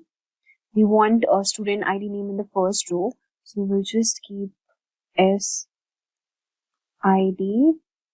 and the type of the variable is integer, so we'll just mention int over here. And since it's a primary key, we'll just mention it over here, primary key. Next variable can be something like name, and for this the type is varchar. You can just enter any number here. Suppose I've entered 255. Comma. Next, mention the address. Again, it's varchar address. So as you can see, we have created this table with student ID name. So we have to give your underscore. Student ID name with primary key integer type, and the name and the address over here. So after we have created this table, we want to insert data into the table. This is our next step. So to insert data, what could be the basic command which you can write? Can be something like insert into student, the table name, student details over here, and just mention what all columns which we have, attributes we have created, which is S underscore ID. Next is name, and then we have address over here, and then we mention the values. So now that we have created table and then we can enter our details over here. So these are the values which I've inserted, which is Harsh, Ashish, Pratik, Dhanraj, Ram. Okay. So like this, you can enter the values over here. And now if I want my records to be displayed here, the command which I'm using is select star from student details. So all these, the table will be shown here. So we'll just click on this run button over here. Okay, so now you can see this is the SID name, number, and the names which we have mentioned over here. So as you can see, this is the output generated. This is the SID, the name, and here is the address. So as you can see, the table is created now and the output is also shown. Now we will move on to the main step, which is creating a view. So what exactly is a view? A view is like a window that lets you see specific data, as I've already told you in the intro part. So now let's say we only care about students with SID less than 5. Okay. And instead of running the same query every time, we want to create a view. So here's how you can do it. You can just simply enter a command. So here's how you can create a view. So just mention this command, which is create view detail view as select name, comma, address from student details. So student details is the table here which we have already created before. And I want the student ID less than 5. Okay. So I want this to be shown here. So we'll just simply click on run over here. So as you can see, this is the error it's showing. Why is it showing? Because line number 20, create view, must be the first statement in a query batch. So to resolve this, we have to ensure that the SQL batch is properly separated by go command and the view creation is syntactically correct. Alright, so we haven't used the go command here to do that. We just simply, after we have inserted our records in the table, here you just type go, okay, and so this is the end of the first batch. And now since we have created a view in a new batch, we'll just mention this whatever command we have already given, and at the end of the second batch we'll again write go. Okay, and now next I want my query to be shown here, so I'll just write this command for generating my output, which is select star from and the table name. Okay, not that student details table name. I want the view table name to be shown, which is detail view, right? This is the table name. So here, just copy it from here.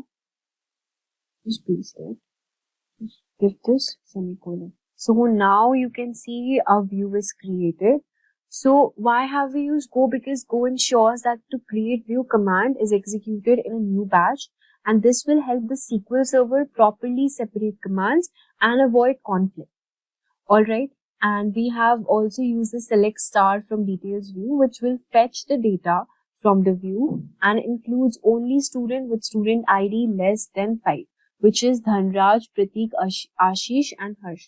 Okay, name and the address is displayed over here. So this is our output generated. Now let's talk about managing views and updating the view. Let's say later on you want to update the view to also include the student's age. Instead of deleting or recreating the view, you can use create or replace view to update it. So let's add the age column to the table now. So we have to just insert the data for the students here. So to add a new column age to the student's detail table, we need to use this command, which is alter table, and then provide the name of the table, which is student details, add age, and the type is integer, and give the semicolon over here. Alright, and now we have to insert the age data for the student.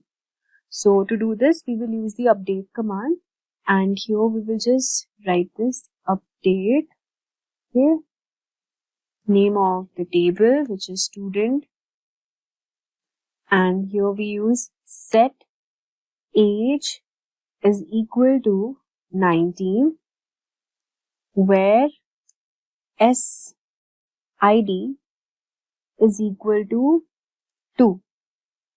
No, sorry, with SID is equal to 1. So in a similar way, you have to just update all the table over here. So after updating it, you can just simply search run here. So like this, you will just update the student details and set the age accordingly. And now the next step is, after updating it, we have, as you can see, we have just entered all the age number which we want to be displayed here. And we have used the insert to command to insert records into the table with the age values. And now in order to select it, we will give the command which is select star from and the name of the table which is student details. And now if we want to end this batch, we have to use this go command, enter.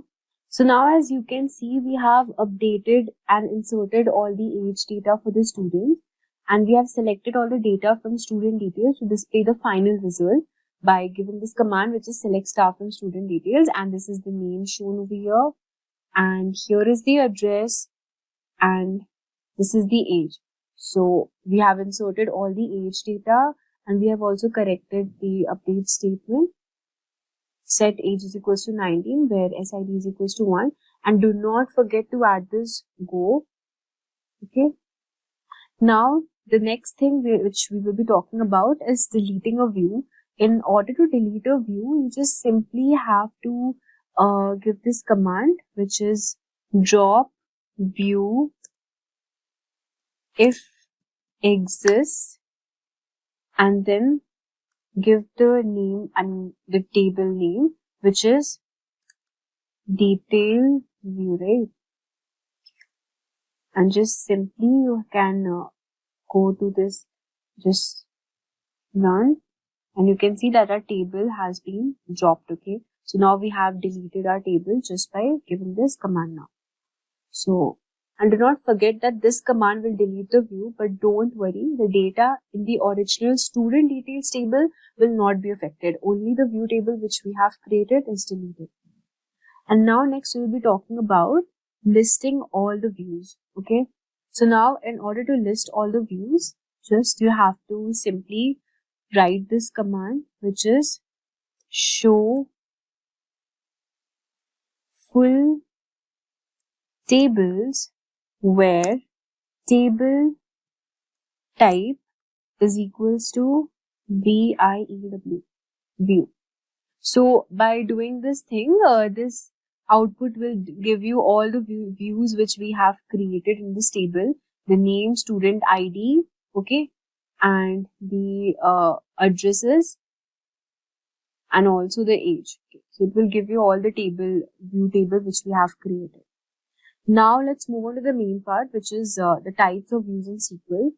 Now let us first understand what is a simple view. So a simple view is created from a single table. It's straightforward and it doesn't involve complex logics like joins or subqueries.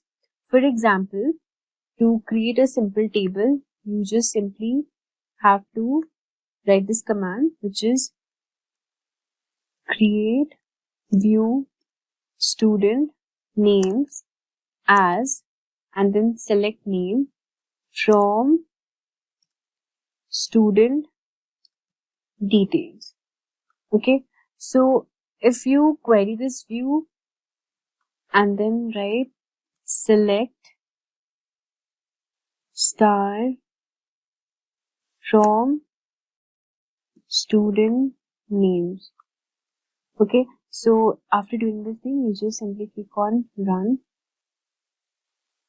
So after we have written this view, simple view, which is create view student name as, select name from student details, and do not forget again to mention this go, and then select query the simple view to display student names and select star from student names. Alright, and at last again add this go, and here this is the output generated, the names. Alright, so by using simple query you can do this thing. Now let's move on to the second part, which is creating a complex view. A complex view involves multiple tables or complex logic. Let's say we have another table known as student marks that stores student marks. So let's say we have created this table student marks, and we have given the details here. And again, we have inserted the data, values, student ID, marks, 193. These are the values which we have inserted. This is the student ID and these are the marks which we have given. Alright. So now let's create a view that pulls data from both student details and student marks.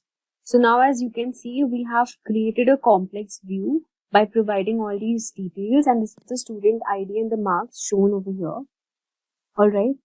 So now let's move on to the third part, which is read-only view. So a read-only view ensures that no one can modify the data through the view. This is useful when you want users to able to see the data but not change it. To make the view read-only, you can use permissions in your SQL databases, and this feature depends on your database engine. To create a read-only view in SQL Server, we cannot directly enforce read-only behavior with the create view statement. However, you can control access to the view using permissions. So here's how you can do it. So first you can create the view normally. You can use revoke, insert, update, and also delete permissions from users for that particular view, ensuring that they can only read the data. So now, this was all for the read-only view. Let's move on to the fourth type of the view which we are discussing today, which is the check option. So with the check option is SQL, which is with the check option. I'll just type here with check option. Okay. This is the fourth type of view which we are talking about with check option in SQL. It ensures that any insert or update operation performed through a view complies with the conditions specified in the where clause of the view. This means that you cannot insert or update records through the view that violate the condition of the view itself. So let's go through the creation of a view with the with check option and provide an example with an explanation and expected output. So now as you can see, we have the expected output for the valid insertion using this command, which is with check option. And with view creation with check option, we created a view named sample view, as you can see here, that selects student ID and name from the student details table, but only where the name is not null. Alright. So as you can see, we have clearly mentioned here not null. And the with check option ensures that any insert or update through the view must comply with the condition where name is not null. And the first insert into sample view inserts a student where student ID 6 name, which also has a valid name. And here is the output generated here. Alright, this is the student ID, the name over here, and that's it. So now we have learned about this with check option as well. Now I'll be talking about a materialized view. So what exactly is a materialized view? Well, a materialized view is different from a regular view because it stores the actual data in a database, meaning the data is pre-computed and doesn't need to be fetched from tables every time you query it. This makes accessing data from a materialized view much faster, especially for complex queries. Alright, so as you can see, we have created the table and we create three tables: the order details table and the product details and also the customer details table over here. And then we have provided the necessary data also. The second step was the sample data is inserted into all the three tables. The materialized view fast order summary is created to summarize orders, joining data from the three tables and computing the total cost. And the next step is the materialized view is queried, and because the data is pre-computed, it returns results very quickly. With new data, when added to the order details table, the materialized view is refreshed using refreshed materialized view to include the new data. Alright, I hope you get it. Why are we using the refreshed option? And the next step is the materialized view is deleted using the drop materialized table over here. We have used this drop materialized view, fast order summary, and in this way you can, create a materialized view. So now you might be wondering that what is the difference between the materialized view and the complex view and the simple view. I'll be saying you that later. So first, let us now discuss why are views so useful. Okay. So Why are views so useful? By now you might be wondering what's the big deal with the views, and here's why it's so useful. They make our life easy. You don't have to keep writing complex queries over and over. You create a view once and it saves you tons of time. They also help you in simplifying data. Instead of pulling everything from your database, views can help you narrow down exactly what you need. They also help in improving security. Want to show only certain parts of the data to certain people? Use views to control what others can see without letting them touch the raw data. You can also rename columns for clarity. You can rename confusing columns in the view without changing the original table, making it easier for users to understand the data. So let us now discuss the differences between the simple, complex, and the materialized view. So here's a quick summary of the differences. So simple view pulls data from a single table, no complex logic or joins involved, and it doesn't store data. It also, the performance is it executes every query every time, whereas the complex view, it combines data from multiple tables using joins, aggregates, or other complex logic, and it doesn't store data, executes query every time. And talking about the materialized view, it stores the result of a query, making it faster to retrieve data without running the query again. It also stores data and it is much faster as it uses pre-computed data.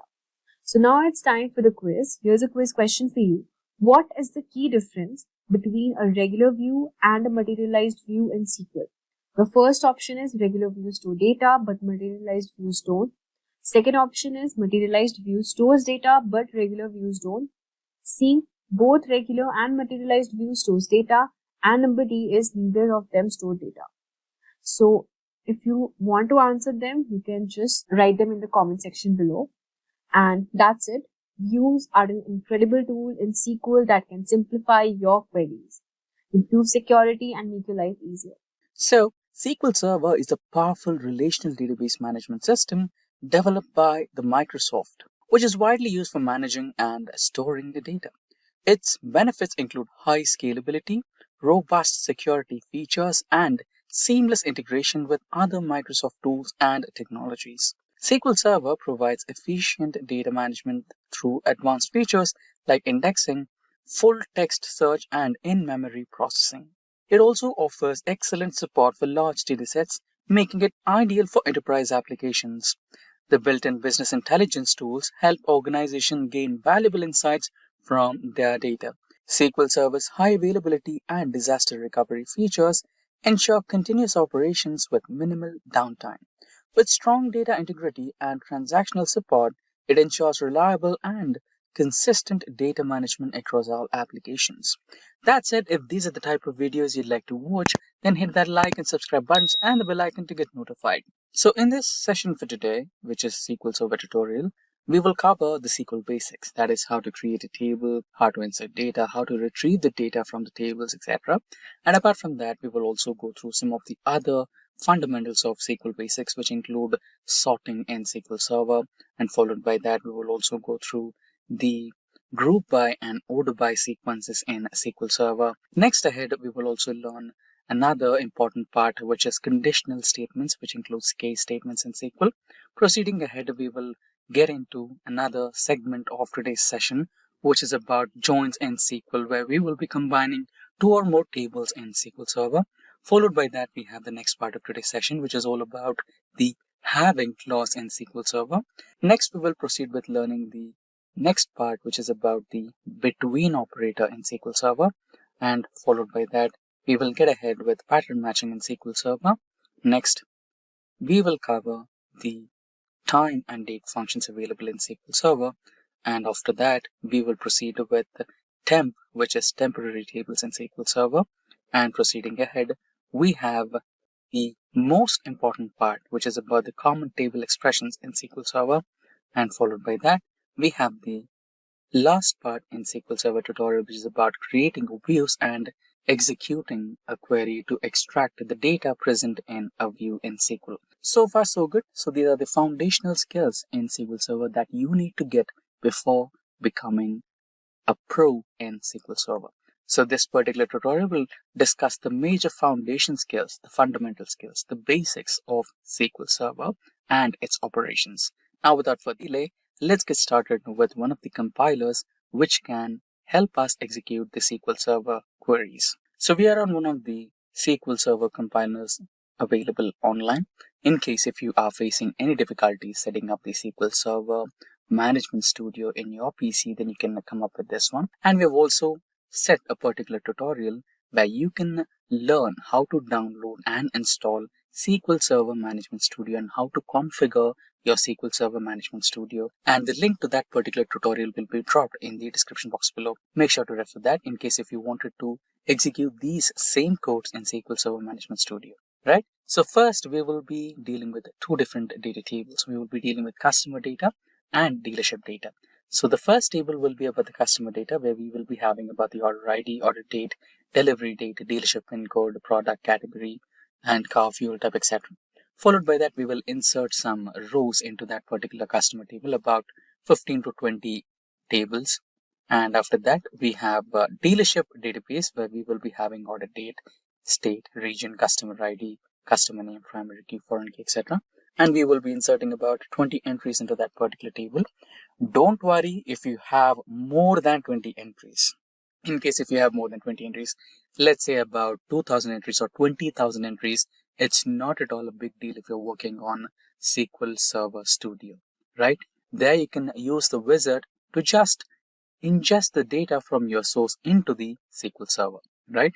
You can use SSIS tool to import all that data and you're good to go. You don't have to manually create the data and you don't have to manually insert the data. Just for the sake of learning the basic process of how to create a data table and how to insert the data table, you're going through this particular procedure.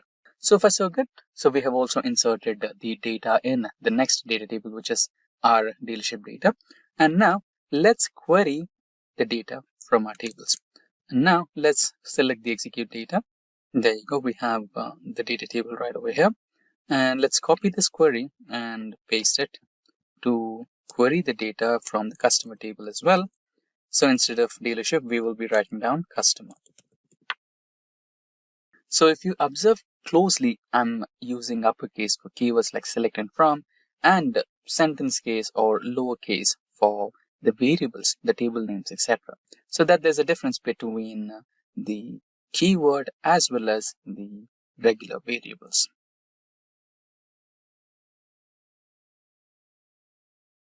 There you go. We have executed the customer data and here we have it. The order ID, order date, delivery date, days to deliver, category, and etc. Now, let's mention the use cases, correct? So, let's use double quotes, or maybe we can also use hashtag along with the pipe symbol here or the slash symbol here and write the use cases and then proceed with executing the codes or queries. So the first use case is let's try to filter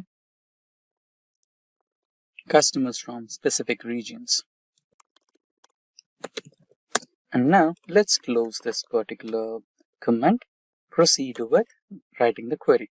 So we will be using select keyword and we want customers from a specific region, right? So let's write down the customer name. So I think the customer name is not mentioned in the customer data, but instead of customer name, we have a order ID. So let's extract the order ID, not a problem. Select order ID and dealership name, comma state, and the important part, which is about the region and what product did they, and what's the revenue that the dealership has extracted out of that particular customer from the table customer. Next line is about join dealership. So we will be using join table dealership, the keyword. So we have one common keyword in between both the tables, which is about the order ID, which is equals to order ID. So this is not done here. Since we are clubbing both the tables, we need to specify the tables here. So dealership dot order ID and customer dot order ID, so that the SQL Server will identify we are trying to map two different tables and we are trying to combine and extract the data. Now we are trying to filter out customers from a specific region, correct? Now we will be using where clause to specify that particular region. So let's go with West region, correct? Since we are using the text format here, so it's better we choose double quotes, correct? Now let's run this query. Let's give it a next try. Ambiguous order ID. So let's do one thing. We will pull customer table name here so that it's no more ambiguous. There you go. So the thing is, we have order ID in both the tables, customer table and dealership table. So SQL Server got confused here which particular table you want me to extract order ID from. So if you mention customer table or dealership table, it will choose a specific table and extract that particular column. Now we have the order ID, dealership, and all the members that we selected are from the West region if you check here. Now let's proceed with the second use case of today's session. Okay, let's continue with the same here so that it is clearly visible for us. Now, let's sort, we're using the sort command here, products based on the revenue. So it's like maybe highest revenue should be in the top or lowest revenue should be in the top. Let's go with the highest revenue, okay? Sort products based on or based by revenue. We will write the command here itself. We will go with some columns. I would like to have product here, so I'll eliminate everything else, and the product will be here, and I want the revenue as well. Now I don't want the revenue, I want the total revenue. So if you're looking for total, then you will be going with the function or aggregate function, which is sum, right? I want the sum of all the revenues that particular product has earned throughout the years or that particular financial year. From which table? So I have both product and revenue in the customer table itself. So I'll go with customer table itself. I don't want to join anything here. I'll eliminate the join command. And instead of region or instead of where command, I would use the group by command here. Group by product. And it is not done so far. We want to order it. So we want to keep it in descending order so that the highest grossing product is on the top and the lowest grossing product is on the bottom, right? So that we can also make sure that our inventory is filled with those products which are giving us high revenue. So we will be using order by total revenue, right? So we can give it an alias as total revenue. Right now we can use this particular term here, order by total revenue, descending. DESC is good enough. Now this is how you will sort the products. Now let's execute this particular query. There you go. So the car model T, okay, yeah. So the car model J is giving us the highest revenue. Next is followed by T, M, and S and G. So we are not mentioning specific, if you go back to the table, here we are not mentioning the actual car brands and actual car names so that we don't want any copyrights to be faced. So we are just mentioning some random names, not to be too specific there. Now, let's proceed with our next query for the session where we want to group by state and calculate total revenue.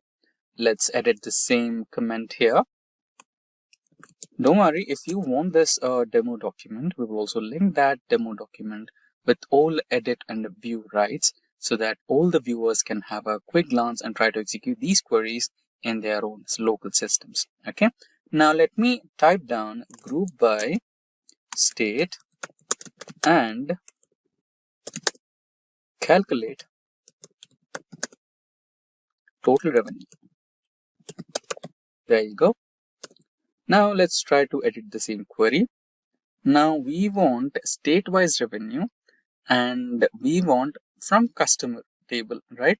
We want to join dealership for this particular one because dealership is the one which has some details for it. So the state data, right here you can see we have inserted state data California, Texas. So we want the state data, so it is present in dealership table. So we also want to perform a join there. No worries, let's edit the same query here. So we want, instead of product, we want state. And instead of sum of revenue, we want revenue. So we will keep it as it is, total revenue as total revenue, sum of revenue as total revenue from customer table. And we want to perform a join operation. So let's create some space. Join dealership. Okay, let's copy the name so that we don't make any confusions here. Dealership, sorry, here. Don't worry, we'll make some edits down the line. Dealership on order ID. So let's go with the order ID, which is available here. Order ID equals to order ID. Remember the first step we did. Eliminate the confusions by mentioning the table names, dot column name, and customer name. The customer table name, dot column name on. Yeah, we did it on dealership dot order ID equals to customer dot order ID. Now we will be performing the group by operation. We don't want the order by here. Group by state. Of course, in case if you wanted to, order by the highest grossing state, you could have used order by there. But so far, according to the use case, we don't want that. So let's continue with the same execution here. Click execute and you will be having the answer here. So based on the states, you have their respective revenues. There you go. Now let's proceed with the next use case for today's discussion, which is about using a conditional statement like case. Using case, query, or clause for custom calculations. We'll perform some customized calculations. Now let's say we wanted to find out a product which is giving revenue greater than 10,000 as high revenue. Let's say we have revenues in terms of thousands of dollars, and let's have a benchmark like $10,000. And $10,000 is the minimum revenue you wanted to extract out of that product. And if it is not yielding at least 10,000 for your dealership, then that product is not selling much. So that you can at least make some space in your dealership so that you can import some products which are giving you highest revenue, right? So we want to find out those products which are giving us revenue between 5,000 to 10,000 as medium revenue, and less than 5,000 as low revenue, and greater than 10,000 as high revenue. You understood the game, right? So we have three segments: high revenue, medium, okay type of revenue, and least revenue products, so that you can eliminate the least revenue products out of your inventory. Now we want order ID. So copy the order ID from here and paste it here.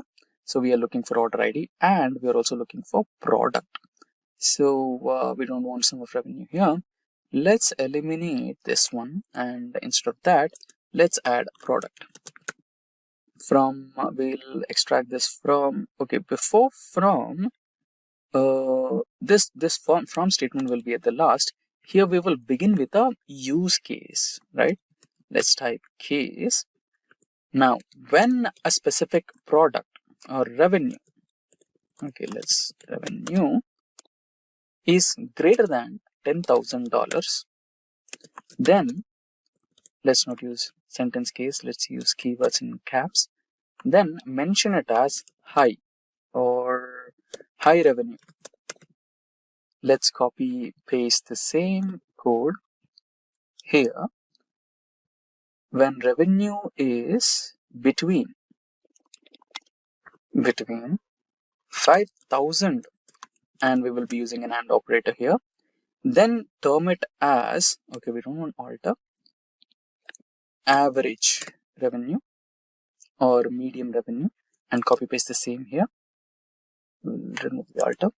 And revenue is less than, I think we don't want to use this. Instead of this, we can just place else, right?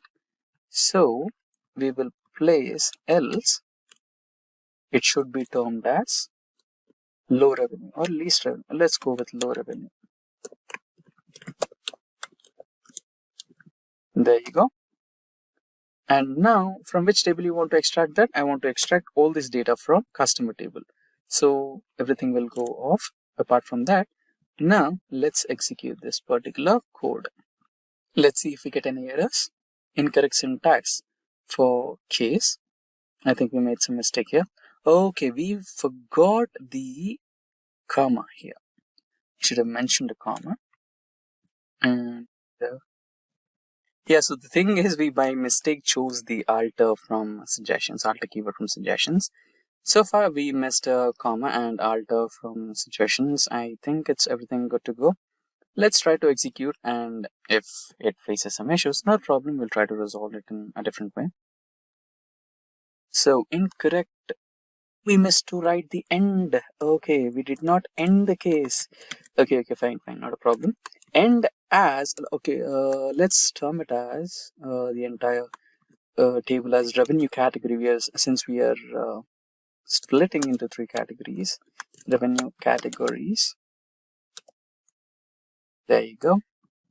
So this is the way to learn. Make some mistakes so that you can learn in a better way. For the next time, you'll never make a mistake. So far, so good. So we have all the car models have categorized into the revenue categories: high revenue, low revenue. So far, we have all the cars in high revenue. Not a bad deal. I think all the cars are performing really well. Maybe if we change the numbers a little bit, maybe if we take up 1 lakh in place of 10,000, then maybe we can get a couple of cars. But so far, so good. This is how the query works. Now, let's switch to our next query, next use case, where we will be combining data from multiple tables using a join. We already did that, but still, for the sake of learning experience, we will also perform that particular operation. So we will be naming this particular use case as combine data from multiple tables using a join. So far, you have already have a good experience on how joins work, but still, we will try to do that. Now we will use customer table here, customer table dot order ID, and we want customer table dot product and customer dot revenue. And, let's also say take some data from dealership. So we already know that some data of states is in dealership. So we'll also take the dealership data. So dealership dot state. We'll also take the region, dealership dot region from customer table. Let's eliminate the case statement from customer, and we want to join. Let's push this to the first line so that we don't have confusion how and where the query is going on. So here I want to join. So the second line is all about join dealership. So let's copy this. We are combining dealership with customer on order ID. In the same way, we will take order ID equals to order ID. Now, which order ID is equals to which order ID? The first table, customer.order ID, is equals to the second table, dealership order ID, so that SQL Server understands which columns from which tables are being joined here for what reason. Right? So far, so good. We have given the columns that we want to have in our output, which are these columns, and we are joining 2 tables based on certain criteria.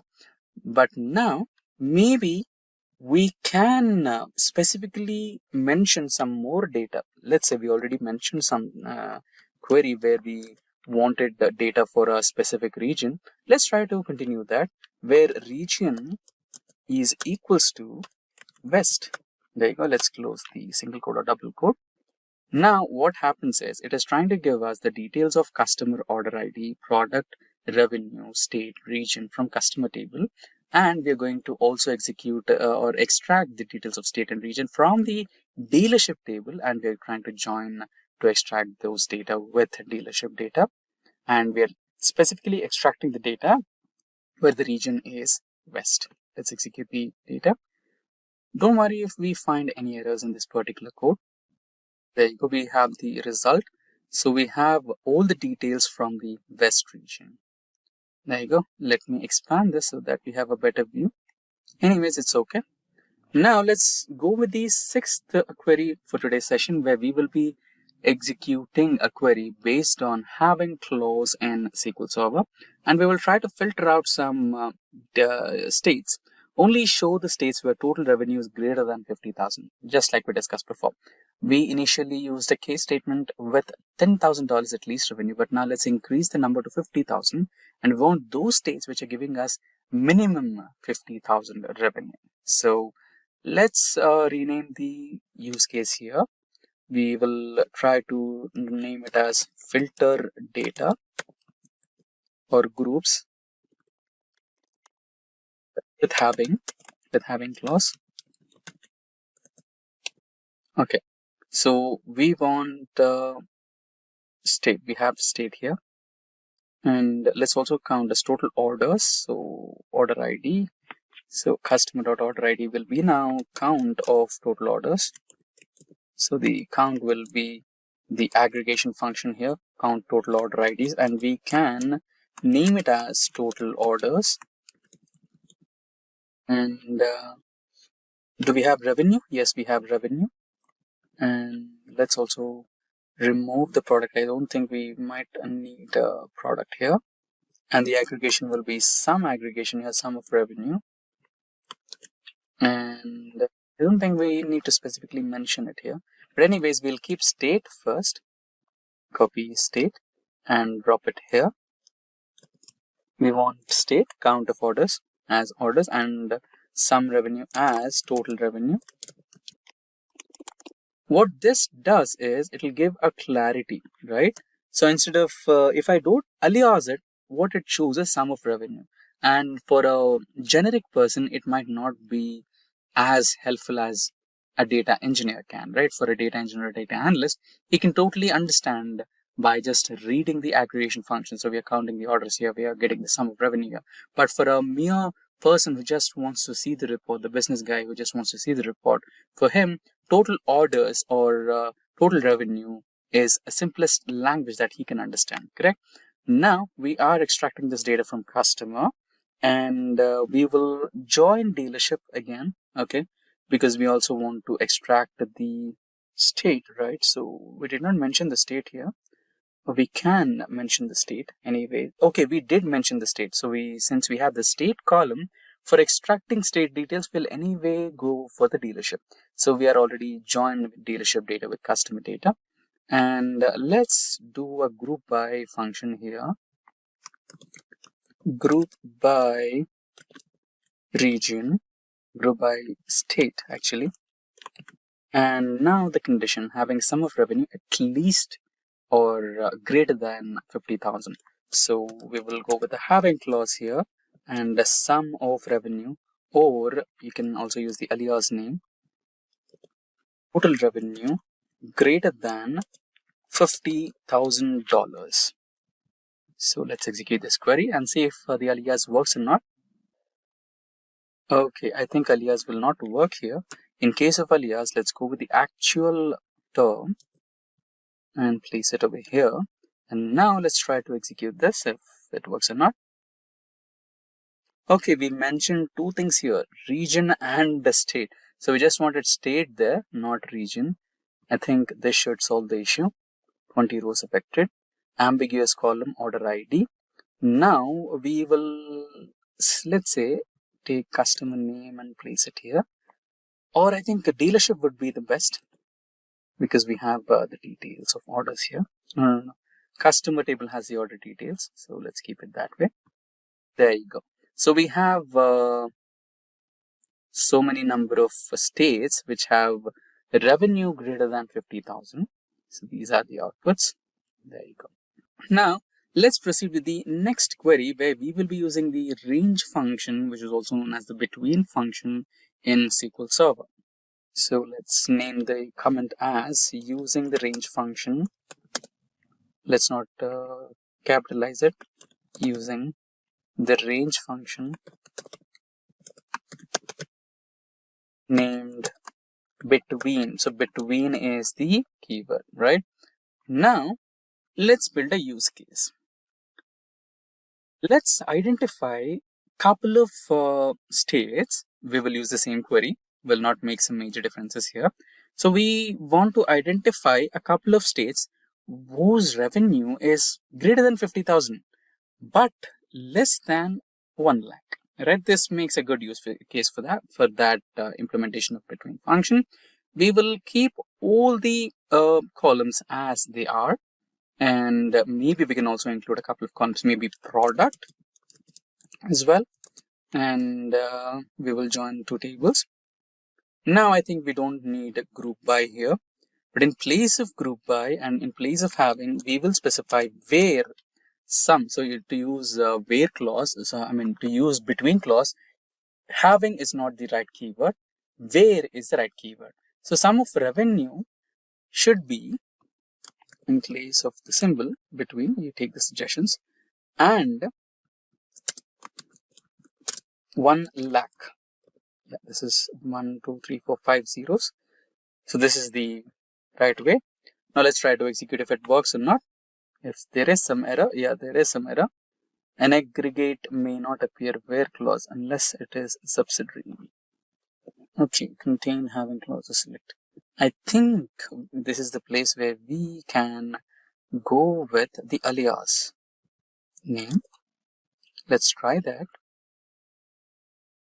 Or if alias does not work, then we will go with revenue.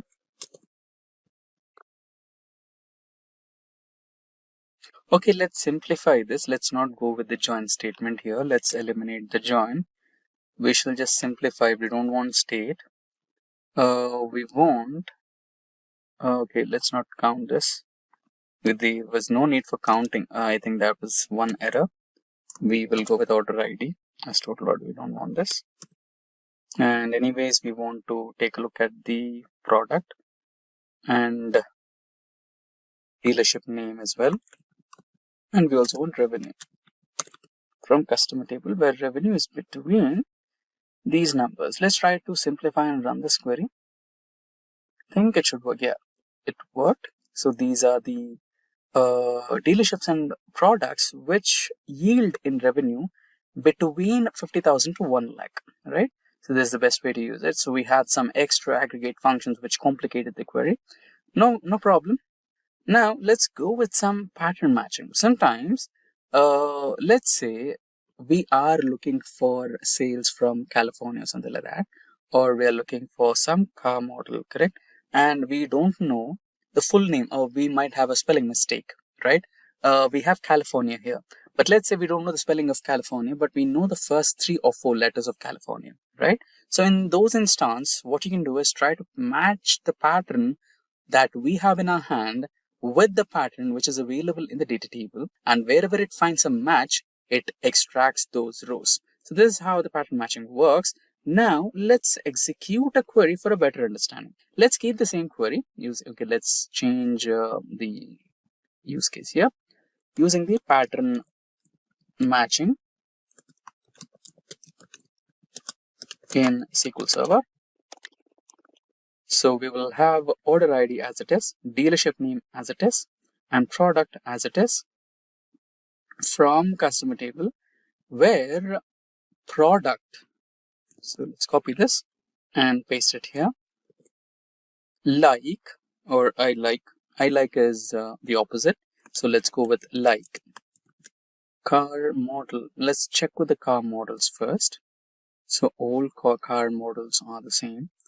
So maybe if we go with the fuel type, I think fuel type will help, because all the car models have the keyword car model, and the only thing is an alphabet M, etc. So it doesn't make sense for us to execute the like operator here. So instead of product, let's keep fuel type like hybrid, correct? Let's go with the hybrid one. So we will take only the first 4 letters. Let's imagine we don't know the full spelling of hybrid.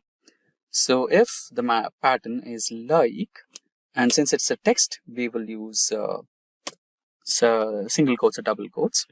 If the pattern HYBR matches with the elements or the column present in the customer data, it will pull all those columns or rows.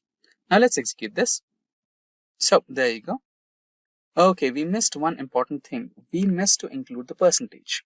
This percentage symbol will make SQL Server understand that the text should have HYBR, and after that anything is accepted.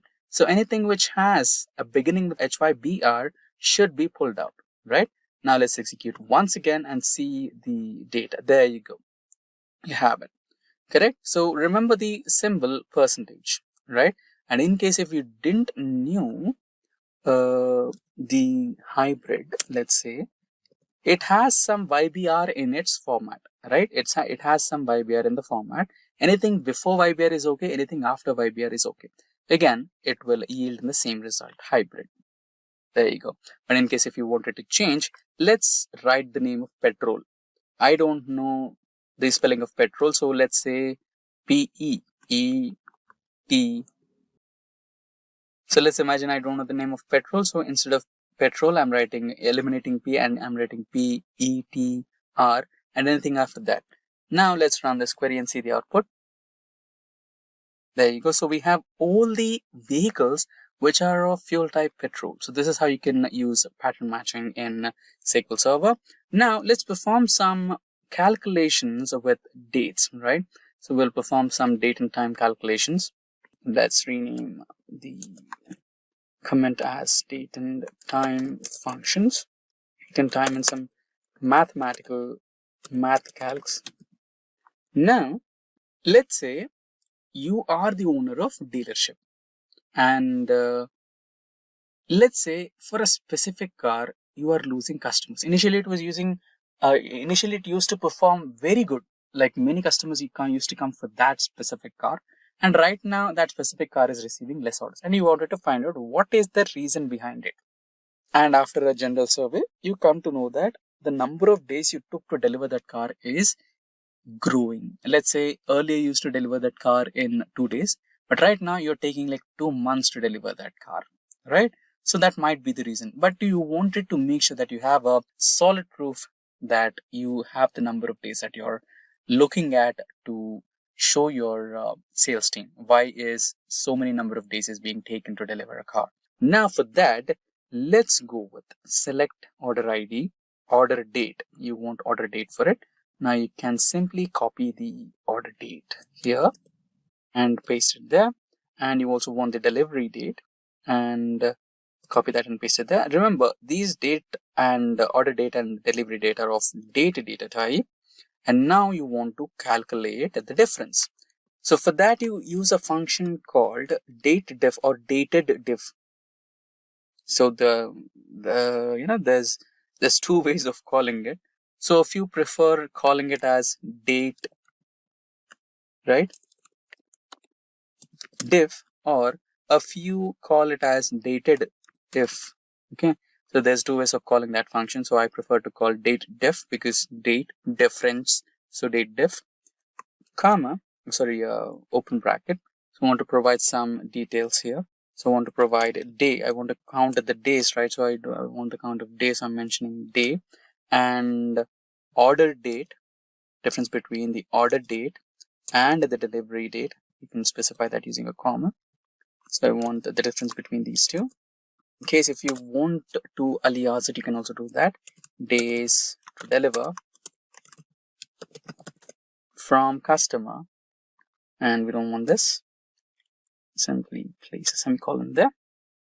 And now just copy this and execute. There you go. Now you have the number of days that you or your sales team is taking to deliver the vehicles. So, and on an average, you're taking about 10 days to deliver. Now you can prove this to your sales team and let them know this is not good. You want to have at least a minimum 4 to 5 days or 2 to 3 days to deliver a vehicle. If this goes on, the sales might drop and it might be a little problematic, right? Now let's proceed with the next use case of today's session about the temporary tables. Now, why temporary tables? So there comes a situation where you have to just run some numbers, run something very not too critical, but you just wanted to do that. So in such scenarios, what you can do is you don't want to harm the original table. So what you can do is you can create a temporary table or a copy of that table, which is somewhere in the intermediate memory storage, and as soon as you close the studio, it fades away and nothing happens to your original data table. So that is where the temporary tables come into picture. Now let's create a simple use case for that particular temporary tables, right? So we will be selecting order ID, and let's also take product, and let's also take revenue into temp order. Yeah, it's enough. Temp order tables. I don't want that. Temp order, and I don't want to alias it. And from which table are you taking that? I'm taking that from customers. You can either choose to keep it in a new line, or you can keep it in a same line. But I want to keep it in a new line. From customers, and where revenue is. I said you right. You wanted to just explore a few things, which is not too mandatory. But you just want to take a look at it. That's where you take the option of creating temporary tables, and I want to find out which are those products which are giving us revenue greater than 1, 2, 3, 4, 5, $1 lakh, right? Now let's run this. It's done, but we don't know where it is. So what you can do is you just write up simple select query, select star from your temporary table. Close the query and run it. There you go. So far there are no such products which are giving us greater than 1 lakh sales about that single product. Invalid object name, temp order. Okay, there might be some error about this particular query. Let's try to reduce the number. Did we miss anything? Where revenue is greater than, okay, this is a number, we don't want semicolon there. Okay, we missed a semicolon here. Let's run this, execute. Let's keep it as 10,000. Okay, so there was no certain product which was above 1 lakh. That was a problem. Okay, so these are the products which are giving us 10,000 sales at least. Not a problem. Now let's proceed with the next important part of today's session, which is about the common table expressions. So remember, common table expressions are also known as CTEs, play a very major role in real-time data analytics. Right, so let's have a sample of that. Let's create a common table expression, which is rather simple, and just learn how technically it works. Right, so the only difference is the CTEs start with a keyword named as with, and after that you can term your common table as some data. So or some name. I'll give it as sales data as, and open a bracket, and inside this bracket is where you write your actual query. Now let's organize a few things. I don't want the temp order table here. I don't want temp order here. Okay, I want to extract a few columns. I want maybe state, and I maybe want I don't want order ID. I want revenue. Maybe revenue is good. So let's sum the revenue and term it as total revenue from customer. And now let's proceed with a join command where we will be joining dealership data. Let's copy the dealership data table name. We will be joining based on the order ID that is common. So maybe order ID. Copy the order ID is equals to order ID. And which order ID are you talking about? I'm talking about customer's order ID and dealership data order ID. So we need to mention that on dealership.order ID and customer.order ID. Group by state. So since we took state as well, we can use a group by function here.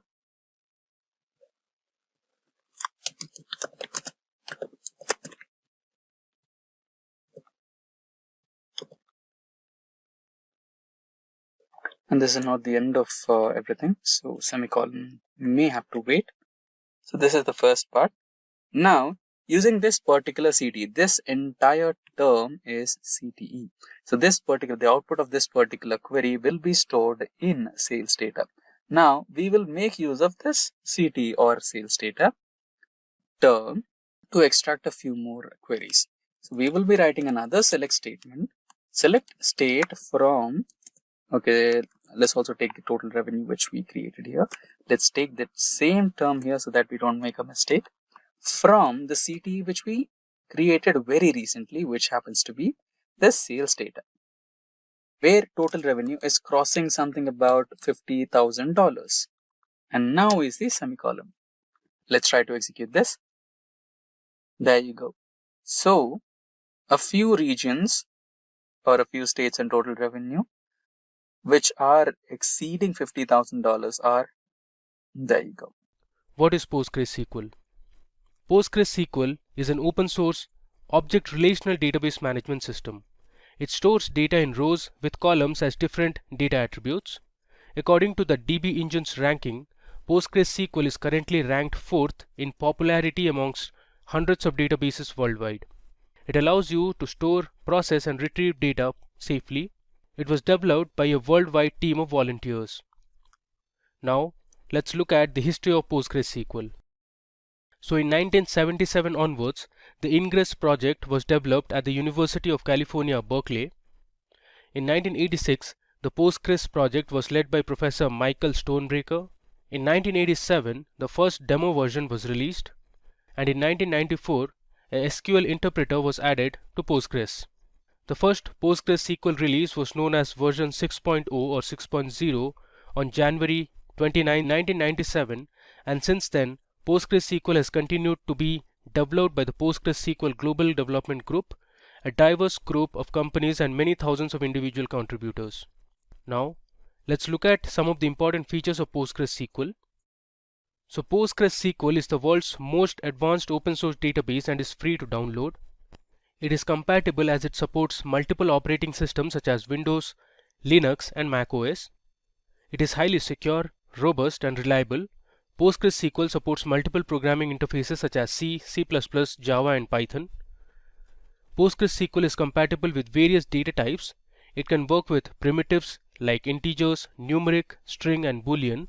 It supports structured data types such as date and time, array and range. It can also work with documents such as JSON and XML. And finally, PostgreSQL supports multi-version concurrency control or MVCC. Now with this theory knowledge, let's look at the PostgreSQL commands that we will be covering in the demo. So we will start with the basic commands such as select, update and delete. We will learn how to filter data using where clause and having clause in SQL. We will also look at how to group data using the group by clause and order the result using the order by clause. You will learn how to deal with null values, get an idea about the like operator, logical operators such as AND and OR.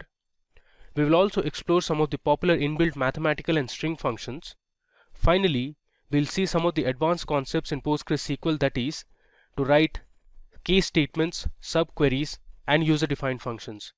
So let's head over to the demo now. Okay, so let's now start with our demo.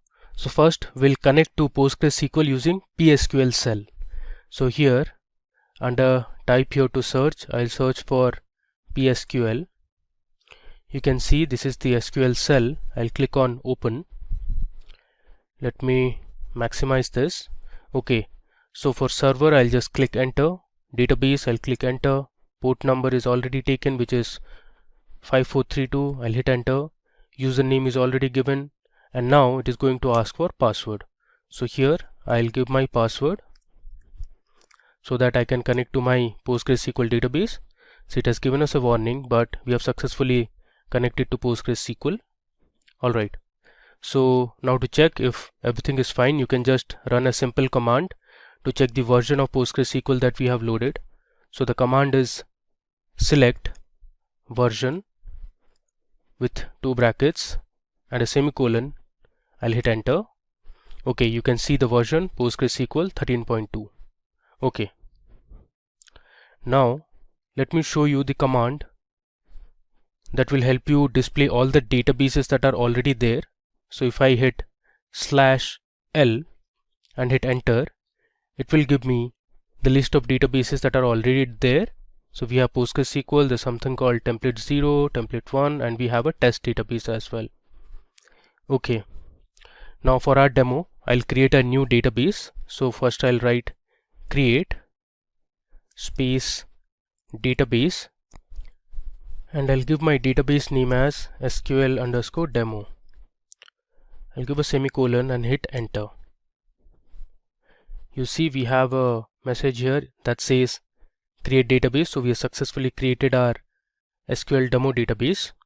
Now if you want to connect to that database, you can use \c space SQL_demo.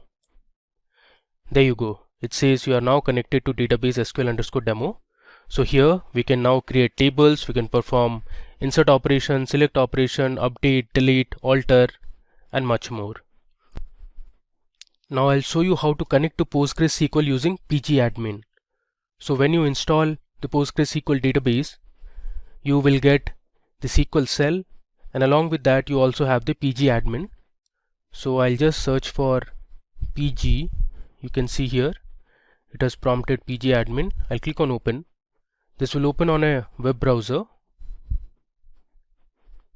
You can see it has opened on Chrome, and this is how the interface of pgadmin looks like. It is a very basic interface. So on the top you can see the files, we have object, there's tools, and we have the help section as well. And here you have dashboard, properties, SQL, statistics, dependencies, dependence, and here on the left panel you have servers.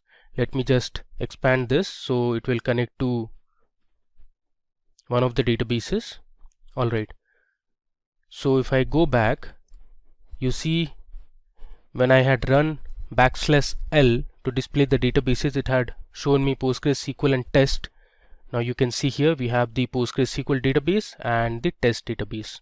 Alright, now we also created one more database which was SQL demo.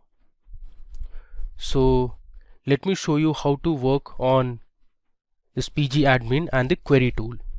Alright, so I'll right click on SQL demo and I'll select query tool. I'll just show you how to run a few commands on the query tool.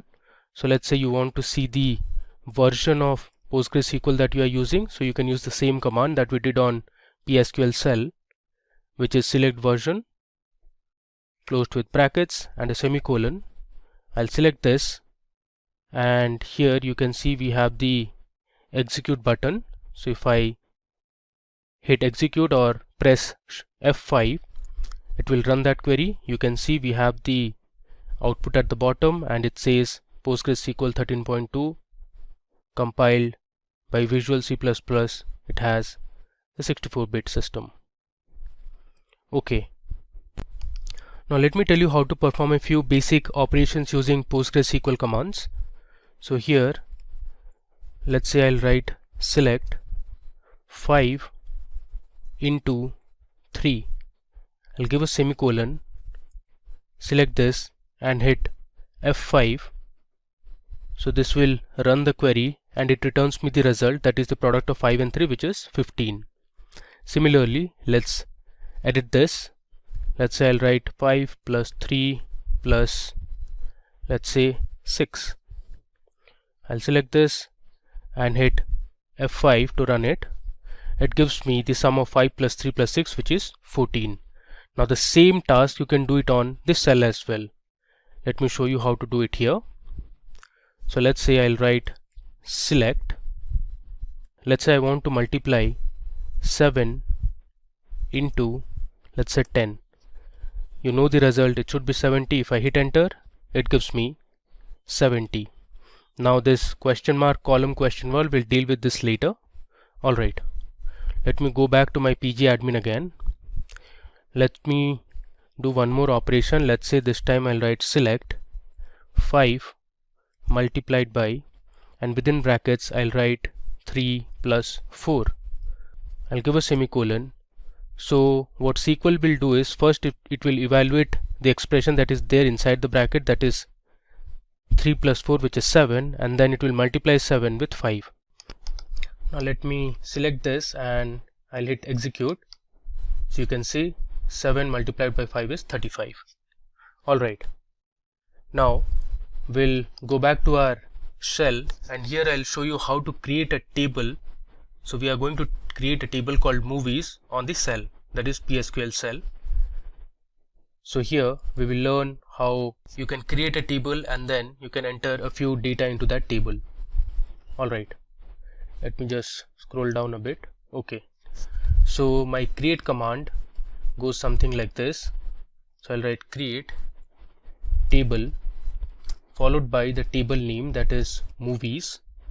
Next, my movies table will have a few columns. Let's say I want the movie ID. After the column name, we need to give the data type. So movie ID, I'll keep it as integer. So integer is one of the data types that is provided by PostgreSQL. Next, my second column in the table would be the name of the movie. So I'll write movie underscore name. So all the variables or the column name should be as per SQL standards. So there shouldn't be any space between the column names. So I have used underscore to make it more readable. So my movie name will be of type varchar or variable character or varying character, and I'll give the size as 40 so that it can hold 40 characters maximum. Next, my third column will have the genre of the movie. So I'll write movie underscore genre. Again, genre is of type varchar. I'll give the size as, let's say, 30. And my final and the last column will have the IMDb ratings. So I'll write IMDb underscore ratings. Now the ratings will be of type real, since it can have floating or decimal point values. If I close the bracket, I'll give a semicolon and I'll hit enter. There you go. So we have successfully created a table called movies. Now let me go back to my PG admin. Alright, so here I have my database, that is SQL demo. I'll just right click on this and click on refresh. Now let me go to schemas. I'll just scroll down a bit. Here under schemas we have something called as tables. Let me expand this. Okay, so you can see we have a table called movies in the SQL demo database now, and here you can check the columns that we have just added. So our movies table has movie ID, movie name, genre and ratings. Alright, now there is another way to create a table. The previous time we created using the SQL cell. Now I'll tell you how to create a table using the PG admin. So here under tables, I'll right click and I have the option to create a table. So I'll select table. Okay, so it's asking me to give the name of the table. So this time we are going to create a table called students. So I'll write my table name as students. Alright, these will be default as it is. Now I'll go to the columns tab. So here you can create the number of columns that you want. So you can see on the right I have a plus sign. I'll just select this so that I can add a new row. So my first column would be, let's say, the student roll number. I'll write student underscore roll number. Again, the column name should be as per SQL standards. The data type I'm going to select is integer. Alright, now if you want, you can give these constraints such as not null, so that student roll number column will not have any null values. And I'll also check primary key, which means all the values will be unique for roll numbers. Alright, now if you want to add another column, you can just click on that plus sign, and let's say this time I want to give the student name as my second column, so I'll write student underscore name. Student name will be of type, let's say, character varying. If you want to give the length, you can specify the length as well, let's say 40. I'll click on the plus sign again to add my final column. The final column would be gender. So gender, I'll keep this time as type character. Okay, now you can click on save, so that will successfully create your students table. There you go. So here on the left panel you can see earlier we had only one table, that was movies, and now we have two tables. So one would be added, that was students. So if I expand this under columns, you can see we have the three columns here: student roll number, student name, and gender. You can also check the constraints. It will tell you if you have any constraints. So you can see it says students roll number, there's one primary key. Alright,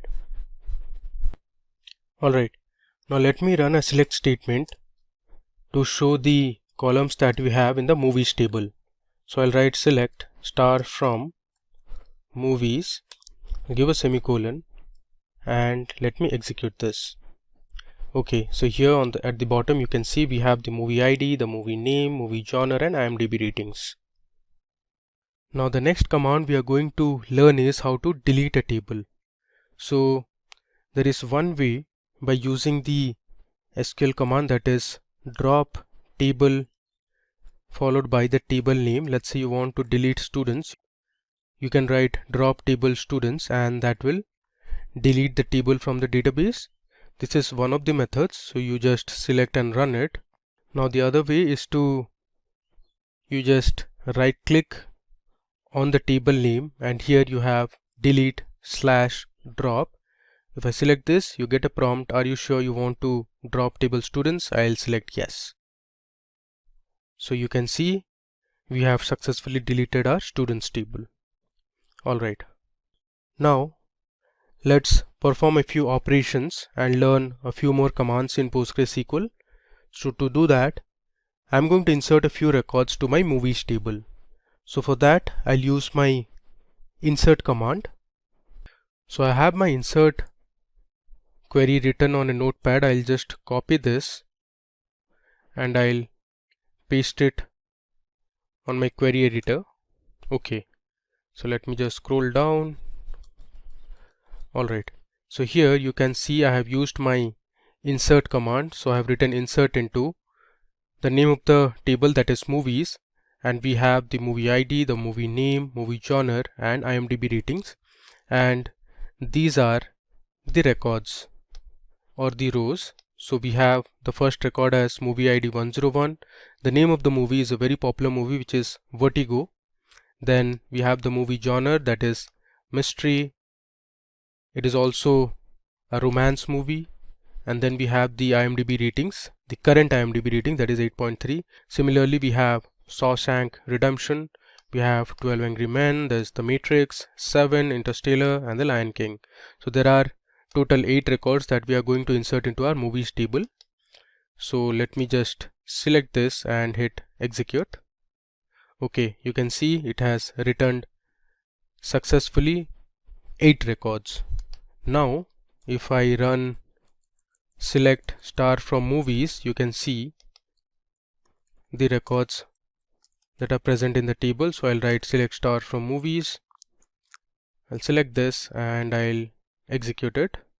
There you go. At the bottom you can see 8 rows affected. If I scroll this down, you have the 8 records of information in the movies table. Alright, now if you want to describe the table, you can go to the SQL cell, and here if you write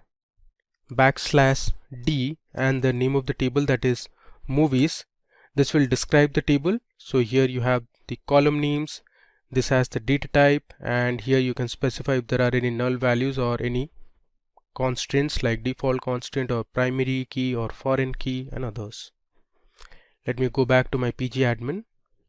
Okay, Now first and foremost, let me tell you how to update records in a table. So suppose you have an existing table and by mistake you have entered some wrong values and you want to update those records later. You can use the update query for that. So I'm going to update my movies table and I'll set the genre of movie ID 103, which is 12 Angry Men, from drama to drama and crime. So in our current table we only have genre as drama for 12 Angry Men. I'm going to update this column, which is the movie genre, to drama and crime. Okay, so let me show you how to do it. I'll write update followed by the name of the table, that is movies. I'll go to the next line. I'll write set, then I'll give the column name, which is movie underscore genre, equal to, I'm going to set it as drama, comma, crime. Earlier it was only drama, and I'll give my condition using the where clause. We'll learn where clause in a bit. So I'll write where movie underscore ID is equal to 103. So here our movie ID is the unique identifier. So it will first look for movie ID 103. It will locate that movie and it'll change the genre to drama and crime. So now you can see the difference. Earlier we had 12 Angry Men as drama as the movie genre. Now if I run this update statement, okay, you can see we have successfully updated one record. Now let me run the select statement again. Okay, so here you can see if I scroll down, there you go. So movie ID 103, movie name 12 Angry Men, we have successfully updated the genre as drama, comma, crime. Okay, now let me tell you how you can delete records from a table. So for that you can use the delete command. So you'll write delete from the table name, that is movies, where, let's say I want to delete the movie ID 108, which is the Lion King. So I'll write where movie underscore ID is equal to 108. This is one of the ways to delete this particular movie, or you can give, let's say, where movie name is equal to the Lion King. Let me select this and I'll hit execute. Now if I run my select query again, you see this time it has returned 7 rows and you cannot find movie with movie ID 108, that was the Lion King. So we have deleted it. Alright, next we are going to learn about where clause in PostgreSQL. So to learn where clause, I'll be using the same movie table again. Let's say we want to filter only those records for which the IMDb ratings of the movies is greater than 8.7. So this is my updated table now. I want to display only those records or those movies whose IMDb ratings is greater than 8.7. So we'll display 12 Angry Men, which is 9. Then we are going to display The Dark Knight, which is again 9. And we are also going to display the Shawshank Redemption, which has 9.3. The rest of the movies have an IMDb rating less than 8.7. So we are not going to display those. Alright, so let me show you how to write a where clause. So I'll write select star from movies where I'll give my column name, that is IMDb underscore ratings is greater than, I'll use the greater than symbol, then I'll pass my value, that is 8.7. I'll give a semicolon and let's run it. I'll hit F5. There you go. So we have returned the Shawshank Redemption, The Dark Knight and 12 Angry Men because only these movies had IMDb ratings greater than 8.7. Okay. Now let's say you want to return only those movies which have IMDb ratings between 8.5 and 9. So for that I am going to use another operator called between along with the where clause. So let me show you how to use between with where clause. I'll write select star from movies where my IMDb underscore ratings is between, I'll write 8.5, I'll give an AND operator and 9.0. So all the movies that are between 8.5 and 9.0 ratings will be displayed. So let's select this and I'll run it. There you go. So we have returned the Dark Knight, the Matrix, the 7, Interstellar, and we have the 12 Angry Men. So a few of the records that we missed out were, I think, Vertigo, which has 8.3, and there's one more. Alright. Now moving ahead, let's say you want to display the movies whose movie genre is action. You can see in our table we have a few movies whose genre is action movie. So you can do that as well.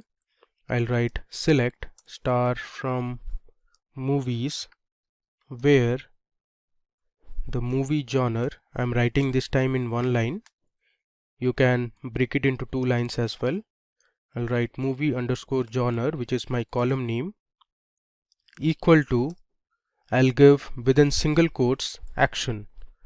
Now why single quote? Because action is a string, hence we need to put it in single quotes. If I run this, there you go. So we had one movie in our table whose movie genre was action, that is The Dark Knight. Okay.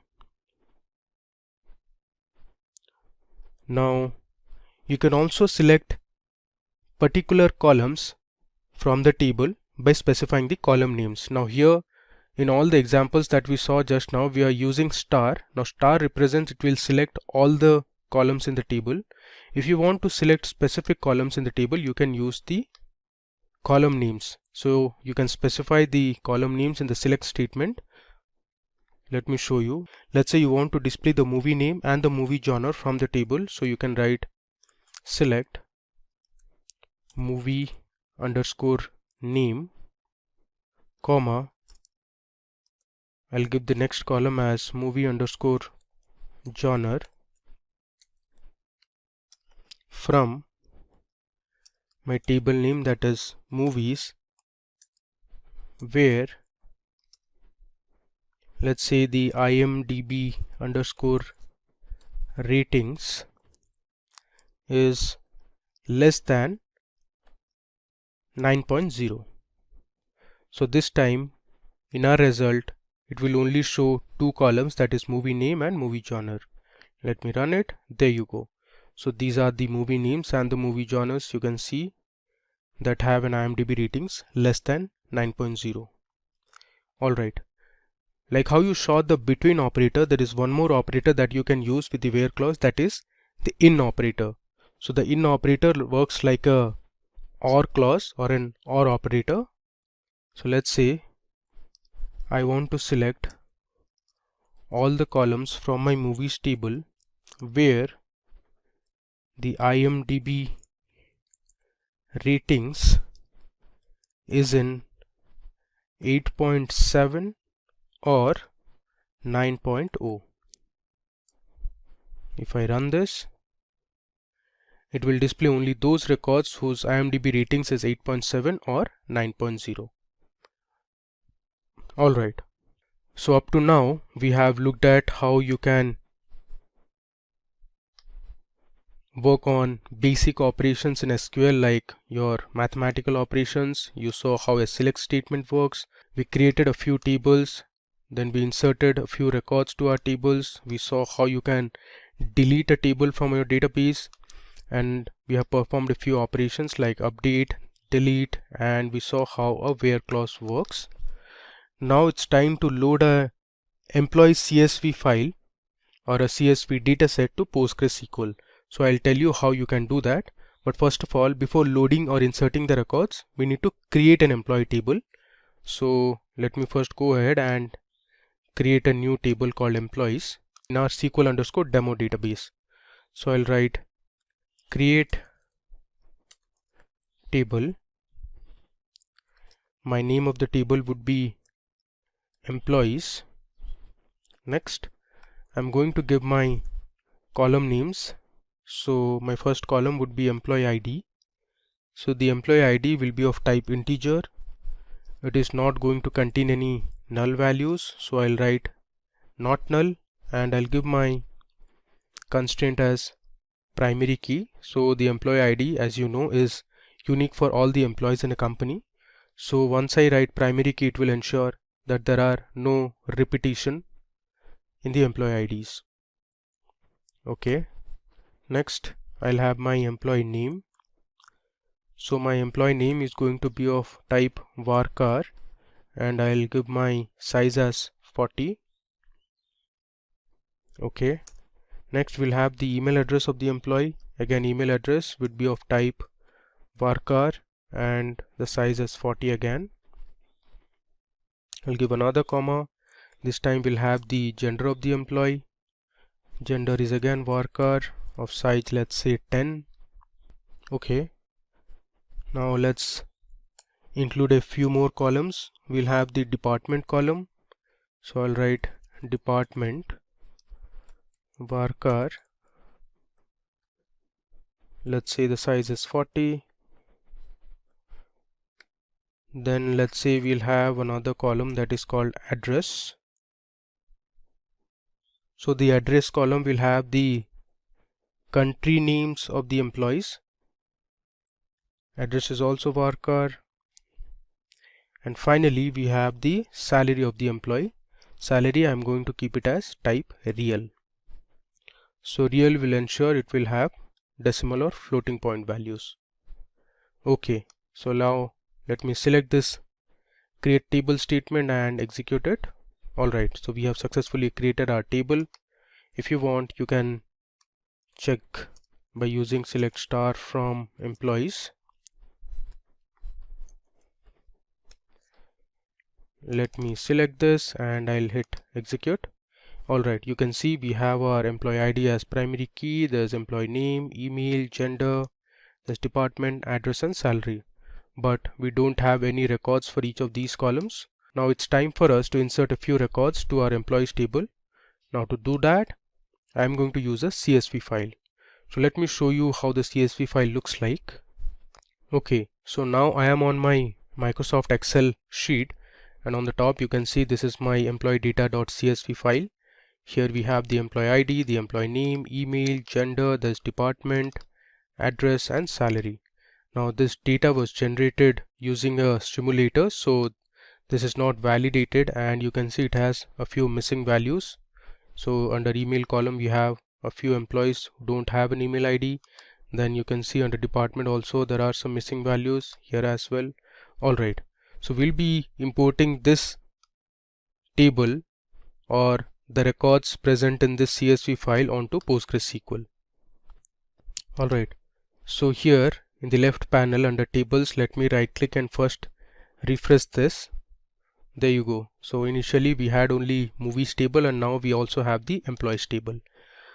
Now what we need to do is I'll right click again, and here you see we have the option to import or export.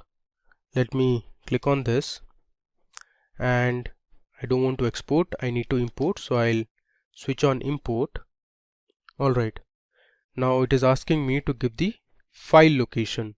So let me show you how to get the file location. So this is my file location actually. So my Excel file, which was this, is present in my E drive under the data analytics folder. I have another folder called PostgreSQL, and within the PostgreSQL folder I have my CSV file, that is employee data.csv. So I'll just select this. You can either do it like this or you can browse and do.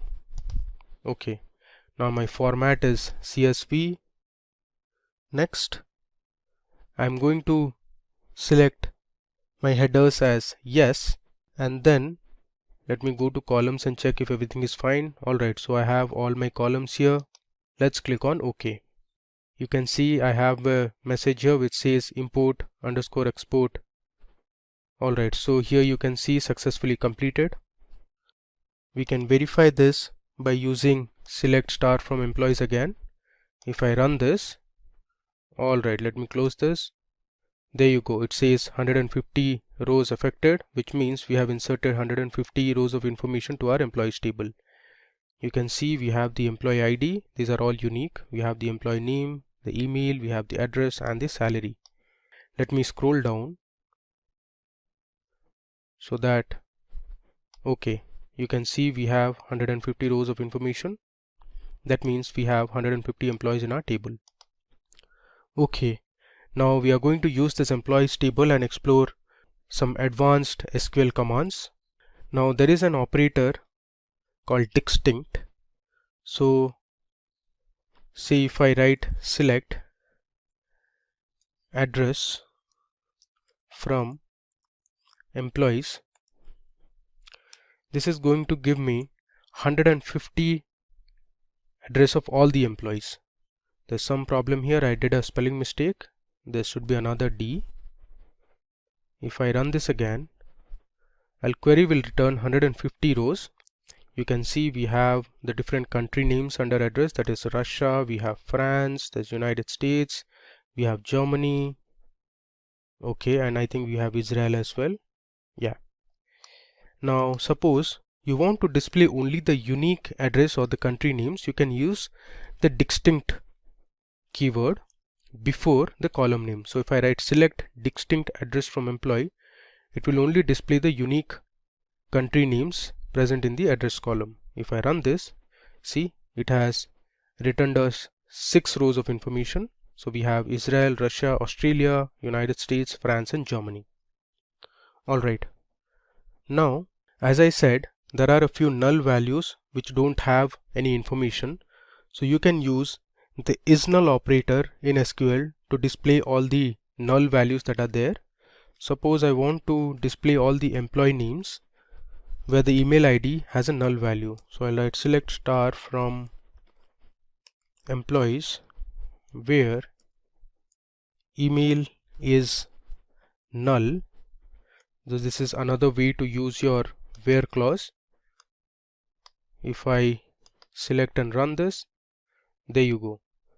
So you see here, for all these employee names, there was no email ID present in the table.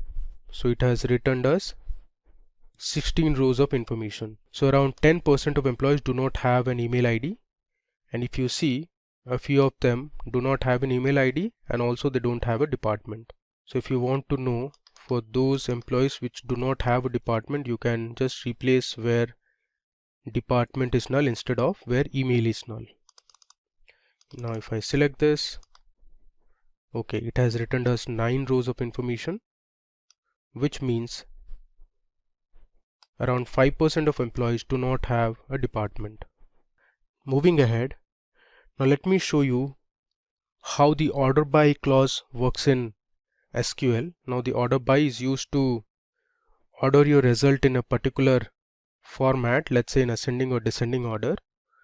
So the way to use is, let's say I want to select all the employees from my table, so I'll write select star from employees order by. I want to order the employees based on their salary, so I'll write order by salary. Let me select and run it. Okay, there is some problem, I made a spelling mistake, this should be employees. Let me run it again.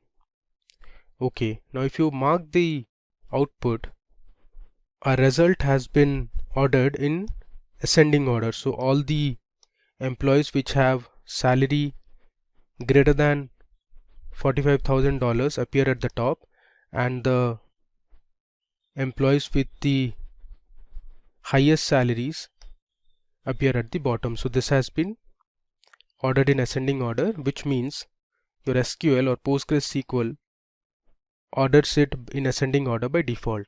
Now let's say you want to display the salaries in descending order so that all the top ranking employees in terms of salary appear at the top. So you can use the DESC keyword, which means descending. If I run this, you can see the difference now. So all the employees with the highest salary appear at the top, while those with the lowest salaries appear at the bottom. So this is how you can use an order by clause. Okay, so now I want to make a change in my existing table. So here, if you see, under the address column we only have the country names, so it would be better if we change the name of the address column to country. So I want to rename a column. You can do this using the alter command in PostgreSQL. So let me show you how to rename this column, that is address. So I'll write alter table followed by the table name, which is employees.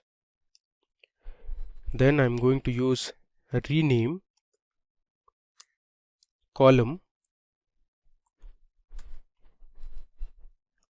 address. I'll write to, I want to change it to country. If I give a semicolon and hit execute, it will change my column name to country. Now you can verify this. If I run the select statement again, there you go. Earlier it was address column and now we have successfully changed it to country column. Okay, let me come down. Now it's time for us to explore a few more commands. So this time I'm going to tell you how an AND and an OR operator works in SQL. So you can use the AND and OR operator along with the where clause. So let's say I want to select the employees who are from France and their salary is less than $80,000. So let me show you how to do it. I'll write select star from employees where I'm going to give two conditions. So I'll use the AND clause or the AND operator here. I'll write where country is equal to France.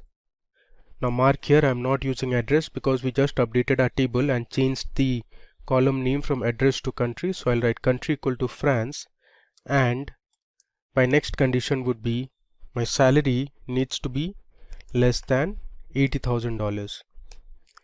I'll give a semicolon. Let me run this. Alright, so it has returned 19 rows of information. You can see all my country names are France and the salary is less than $80,000. So this is how you can use or give multiple conditions in a where clause using the AND operator. Now let's say you want to use the OR operator, and let's say you want to know the employees who are from country Germany, or the department should be sales. So I'll write select star from employees where country is equal to Germany, and instead of and I'm going to use or, their department should be sales. Okay, now let's see the output. I'll hit F5 this time to run it. Alright, so we have 23 rows of information now. Let me scroll to the right. You can see either the country is Germany or the department is sales. You see one of them in the table. So here for the first record the country was Germany, the second record the department was sales, again for the fourth record the country is Germany.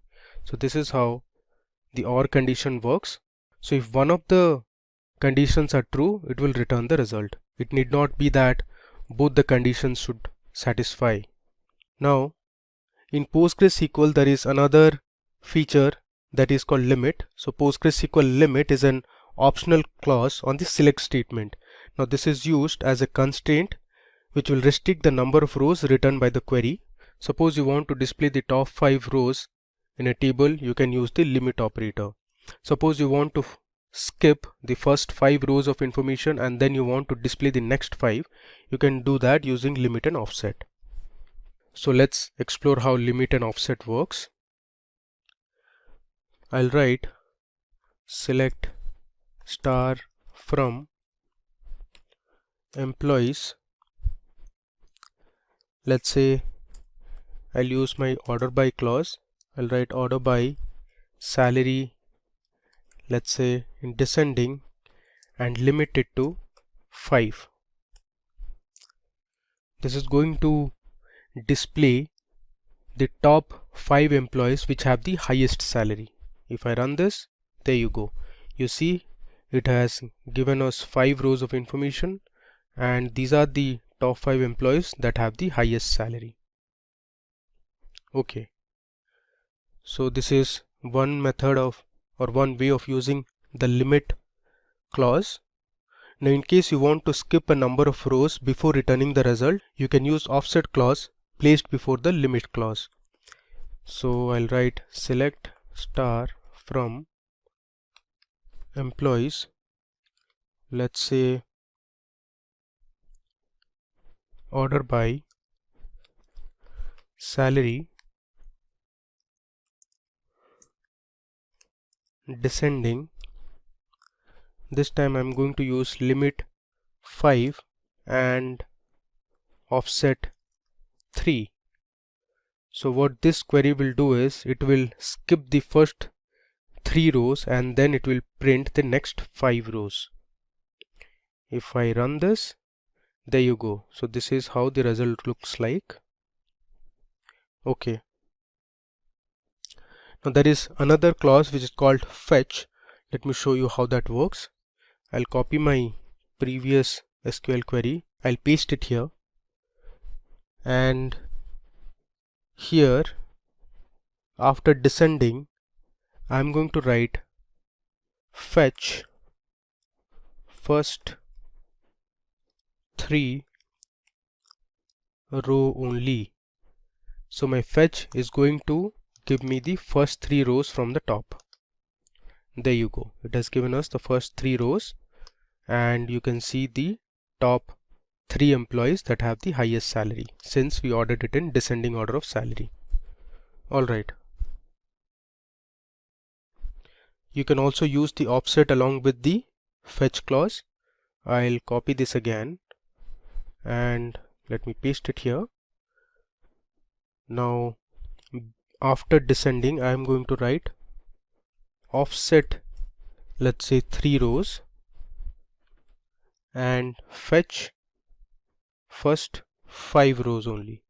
So what this SQL query is going to do is it will skip the first 3 rows of information and then it is going to display the next 5 rows. It is going to work exactly the same as we saw for this query. Let me run it. There you go. So these are the first 5 rows of information after excluding the top 3 rows. Alright. We have another operator that is called as like in PostgreSQL. So like is used to do pattern matching. So suppose you have a table that has the employee names.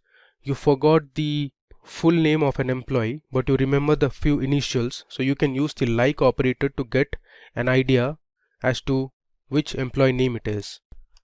Now let's explore some examples to learn how the like operator works in PostgreSQL. So suppose you want to know the employees whose name starts with A. So for that you can use the like operator. Let me show you how to do it. So I want to display the employee name, and let's say I want to know their email IDs from the table name, that is employee, where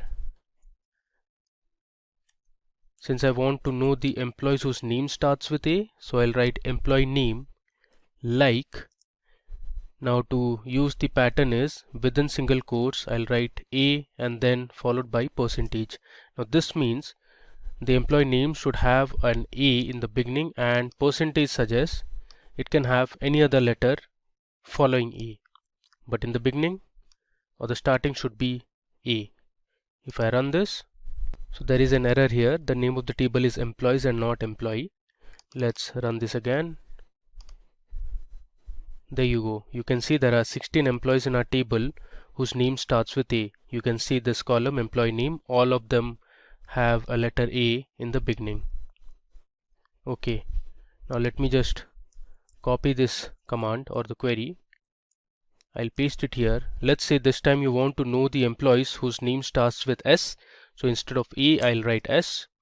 So this means the starting letter should be S and followed by it can have any other letter. If I run this, so there are 10 employees in the table whose name starts with S. Okay. Let's copy the query again. And this time I want to know the employees whose name ends with D. Now the way to do it is instead of a percentage, I'll write this time percentage D, which means at the beginning it can have any letter, but the last letter in the string or in the name should be ending with D. Now let me copy and run this. So there are 13 employees in the table whose name ends with a D. You can see it here. Alright. Now let's say you want to find the employees whose name contains ISH or have ISH in their names. So the way to do is something like this. So I'll copy this. Now here instead of a percentage, I'll replace this with percentage ISH percentage. Now this means that in the beginning it can have any letter and towards the end also it can have any letter, but this ISH should appear within the name. Let me run and show it to you. Okay, so there is one employee whose name contains ISH. You can see here there is an ISH in the last name of the employee.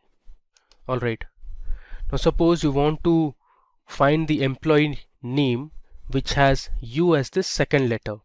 It can have any letter in the beginning, but the second letter of the employee name should have U. Now the way to do is I'll copy this and instead of a%, I'll write underscore U followed by %. Now this underscore, you can think of a blank that can take any one letter. So the beginning can start with A, B, C, D or any of the 26 alphabets we have. Then it should contain U as the second letter followed by any other letter or letters. Let me run this. Okay, so there are 10 employees in the table whose name has a U as the second letter. You can see these. Okay, now moving ahead, let me show you how you can use basic SQL functions or inbuilt functions. So we'll explore a few mathematical functions now. So let's say you want to find the total sum of salary for all the employees. So for that you can use the sum function that is available in SQL. So I'll write sum, and inside the sum function I'll give my column name that is salary from my table name that is employees. Let's see the result. This will return one unique value. There you go. Now this is the total salary. Since the value is very large, it has given in terms of E. Now one thing to note here is, if you see the output, the column says sum real. So this output column is not really readable. So SQL has a method which can fix this, that is called an alias.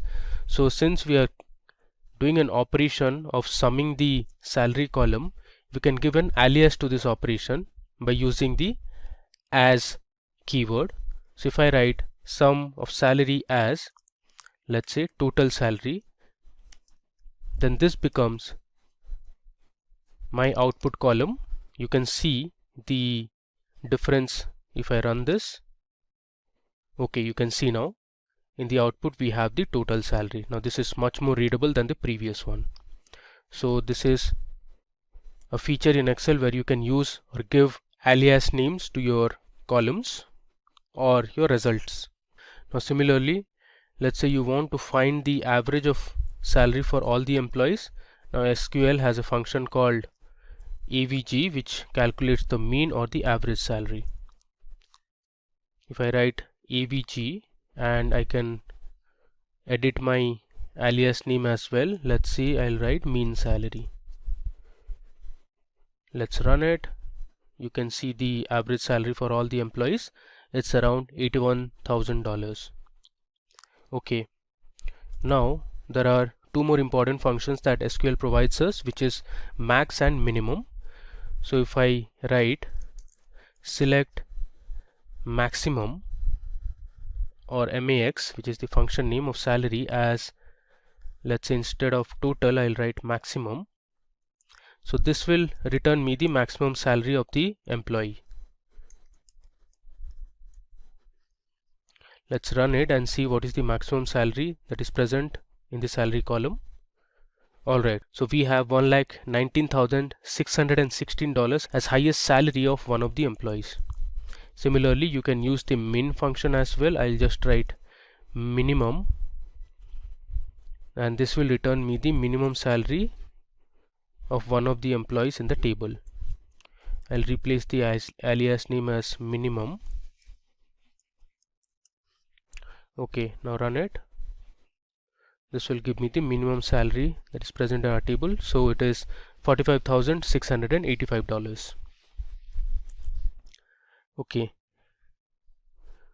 Now let's say you want to find the count of department in the employees table. You can use the count function. So if I write select count, let's say I want to know the distinct department names, I can write inside the count function distinct department as total departments from employees. Let's run this. This will return me the total number of departments that are there. So it gives me there are 12 departments. Okay, now let me show you one more thing here. If I write select department from employees, let's run this. Okay, so it has returned me 150 rows of information, but what I'm going to do is I'll place my distinct keyword here just before the column name so that I can verify how many departments are there in total. There you go. So there are 13 departments and one of them is null. So moving ahead, we'll replace this null with a department name by updating our table. Okay, so now let's update our department column. So what we are going to do is wherever the department has a null value, we are going to assign a new department called analytics.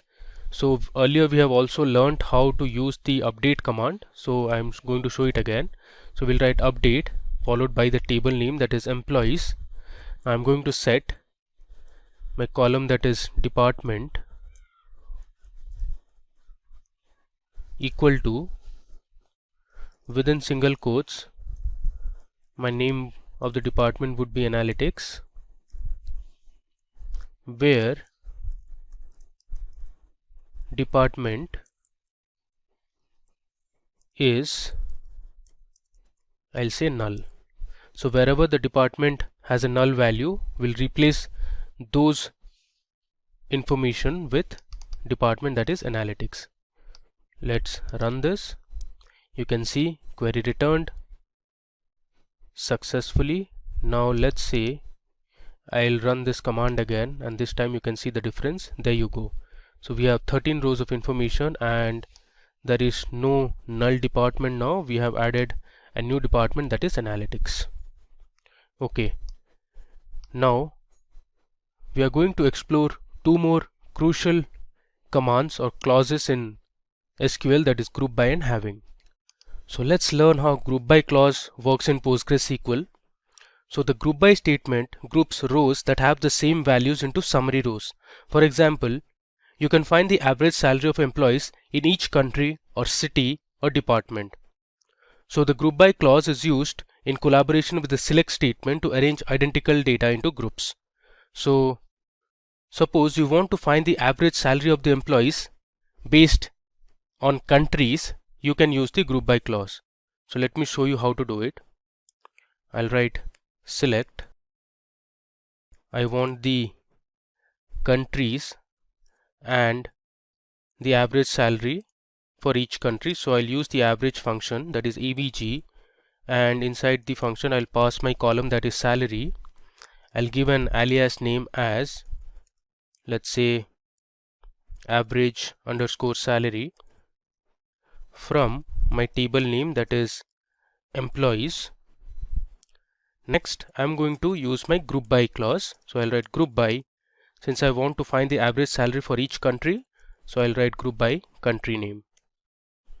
Let's give a semicolon and let me run it. I'll use F5. There you go. So here on the left you can see the country names. We have Israel, Russia, Australia, United States, France and Germany. And on the right, the second column, you can see the average salary for each of these countries. Now you can also order the result in whichever way you want. Suppose you want to arrange the results based on the average salary, so you can use the order by clause after the group by clause. So I'll write order by. Here you can use the alias name, that is average salary. This is actually average underscore salary, and let's say I want to arrange it in descending order, so I'll write DESC. Now let's run this. You can mark the difference in the average salary column. There you go. So as per our result, in United States the average salary is the highest, and if I scroll down, the average salary is the lowest in Germany. Now let's see one more example using group by. Suppose this time you want to find the maximum salary of male and female employees. You can do that too. So let me show you how to do it. So I'll write select. This time we want to find the maximum salary based on gender. So I'll select my gender column, comma, and this time I'll use my max function. Since I want to find the maximum salary for male and female employees, I'll give an alias name as maximum underscore salary from my table, that is employees, group by. I'll write gender. Okay, so let's run this.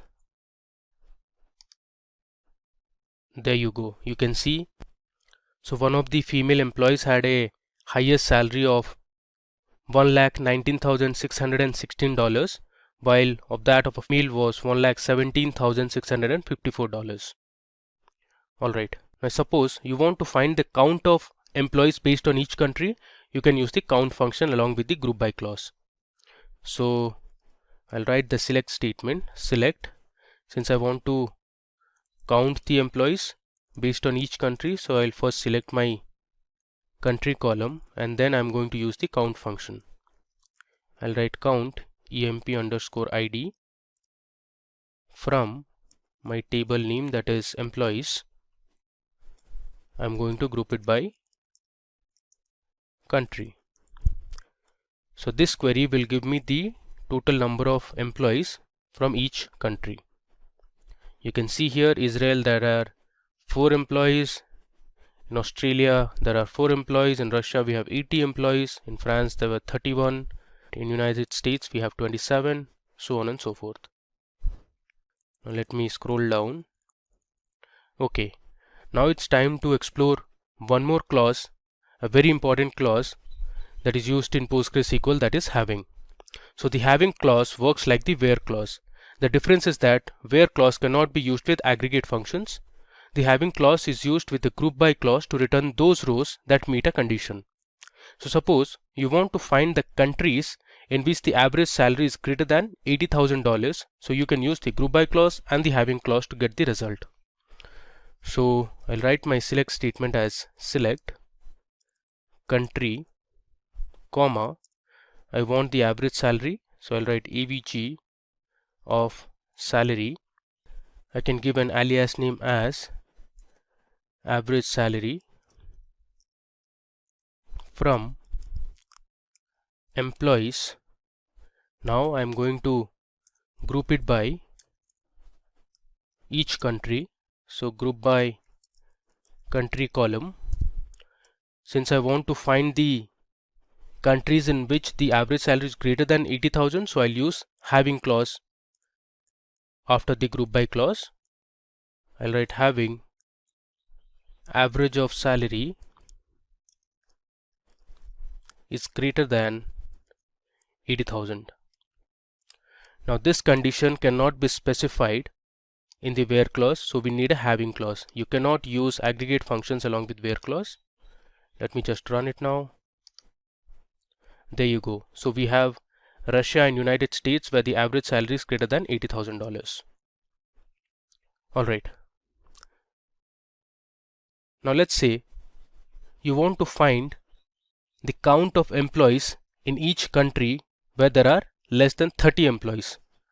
So for this I am going to use the count function. First let me select the country column. Then I'm going to use the count function, and in the count function I'm going to pass my employee ID so that we can count the number of employees from my table, that is employees. Now if you want you can use an alias name for this as well, but I am just skipping it for the time being. I'll write group by country. Next I'll write having count of employee ID less than 30. So this will return me the countries in which there are less than 30 employees. Let's run it. You can see here Israel, Australia, United States and Germany are the countries in which there are less than 30 employees. Okay, now if you want you can use the order by clause as well. So suppose I'll write here order by count of employee ID.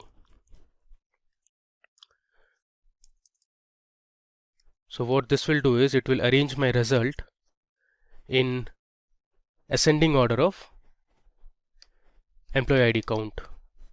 There you can see we have successfully arranged our result in ascending order of employee IDs.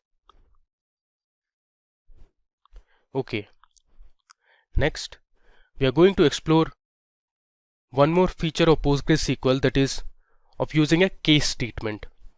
Now in PostgreSQL the case expression is same as if-else statement in any other programming language. It allows you to add if-else logic to the query to form a powerful query. Now let me just scroll down and I'll show you how to use a case statement. This is very similar to your if-else statement that you use on Excel, in C++, in Python or any other programming language. So what I'm going to do is I'm going to write a SQL query that will create a new column, and the name of the column would be, let's say, salary range. So I'm going to divide my salary. Suppose if the salary is greater than $45,000 and if it's less than $55,000, in the new column, that is salary range, we are going to assign a value low salary. Now if the salary is greater than $55,000 and if it is less than $80,000, we are going to assign a value that is medium salary. If the salary is greater than $80,000, we'll assign a value high salary. So all this we are going to do using our case expression in PostgreSQL. So I'll start with my select statement, but before that let me show you how to write a comment in PostgreSQL. So you can write a comment by giving a double dash. Comments are very helpful because they make your codes or the scripts readable. I'll write case expression in PostgreSQL. Similarly, if you want, you can go to the top and let's say here you can write with double dash having clause. Okay, let's come down. So I'll write my select statement as select. I want the department, the country and the salary column. I'll give a comma and I'll start with my case statement. I'll write case when my salary is greater than 45,000 and my salary is less than 55,000, then the result would be, within single quotes I'll write low salary. So this is exactly like an if-else condition.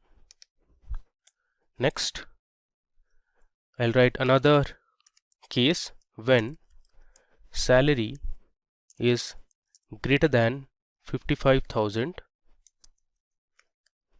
and salary is less than, let's say, 80,000, then the result would be medium salary. And finally, I'll give my last condition, that is when salary is greater than 80,000, then the result will be high salary. Let me write this in a single line, then high salary. Now one thing to remember, in PostgreSQL the quotes are insensitive, so you can write your select statement in capital, in lowercase, or in sentence case. Similarly, I can write case as small c, or you can write as capital C. Alright, now moving ahead, after this I am going to write end. I'll give an alias name as salary range. Now this is going to be my new column in the output. Let me just come down. After this we need to give our table name from employees. I'll order it by salary descending. Okay, so what I'm going to do here is I'll first select department, country and salary column from my employees table, and then I'm creating a new column that is salary range, and I'm specifying the range. So I have three conditions here, for low salary, for medium salary and high salary. So let's run this and see the output. There you go. Here you can see we have added a new column known as salary range, and we have order our salary in descending order, so all the highest salaries appear at the top. If I just scroll down, you can see we have medium salaries here, and if I scroll down further, you can see these low salaries. So case statements are really useful when you want to create a new column based on some conditions in the existing table. Alright, now moving ahead, we are now going to see how to write subqueries in PostgreSQL. So subqueries, we write a query inside another query, which is also known as nested query. So suppose we want to find the employee name, department, country and salary of those employees whose salary is greater than the average salary. So in such cases you can use subqueries. Now let me show you how to write a query inside another query. First I'll write the select statement. I am going to select the employee name, comma, I want the department, comma, I also want to display the country name and the salary from the employees table, where my salary should be greater than the average salary. So after this where salary greater than, I am going to use brackets and write my subquery, that is select average salary from employees. Now let me break it down for you. So first we are going to select the average salary from the employees. So this particular SQL statement will find the average salary from the table. We will compare this average salary with salaries of all the employees. So whichever employee has the salary greater than the average salary will display their names, the department, country and their original salary. So if you want, you can run this statement as well. Let me select this statement and run it for you. You can see we have written the average salary of all the employees, which is nearly $81,466. So we want the salaries of the employees to be greater than this average value. So let me run this and see how many employees have a salary greater than the average salary. There you go. So we have around 75 employees whose average salary or whose salary is greater than the average salary. Alright. Now moving ahead, this time I'm going to tell you how to use some inbuilt functions. We'll learn some inbuilt mathematical functions and string functions that are available in PostgreSQL. So I'll just give a comment. There's another way to write a comment. Instead of a double dash, you can use the forward slash, an asterisk, and inside the asterisk you can write, let's say, SQL functions, and you need to close this, so I'll give another asterisk and a forward slash. So this is also a comment in PostgreSQL. Alright, so first of all we'll explore a few math functions. So there is a function called ABS which is used to find the absolute of a value. So if I write select ABS of, let's say, -100, it is going to return me positive 100 or just 100, because as you know, the absolute of any value will remove the negative sign involved in that value. There you go. So our original input was -100, the absolute of -100 is +100. Next, let's see another function that is called greatest. So the greatest function in PostgreSQL will return the greatest number in a range of numbers. So suppose I write select greatest. Inside the greatest function, I'll pass in a few numbers, let's say 2. I'm just randomly passing a few numbers, let's say 4, 90, let's say 56.5, and let's say 70. I'll give a semicolon. Let me run this. You will see the greatest function will return the greatest integer value or greatest number that is present in the range of numbers that we have provided.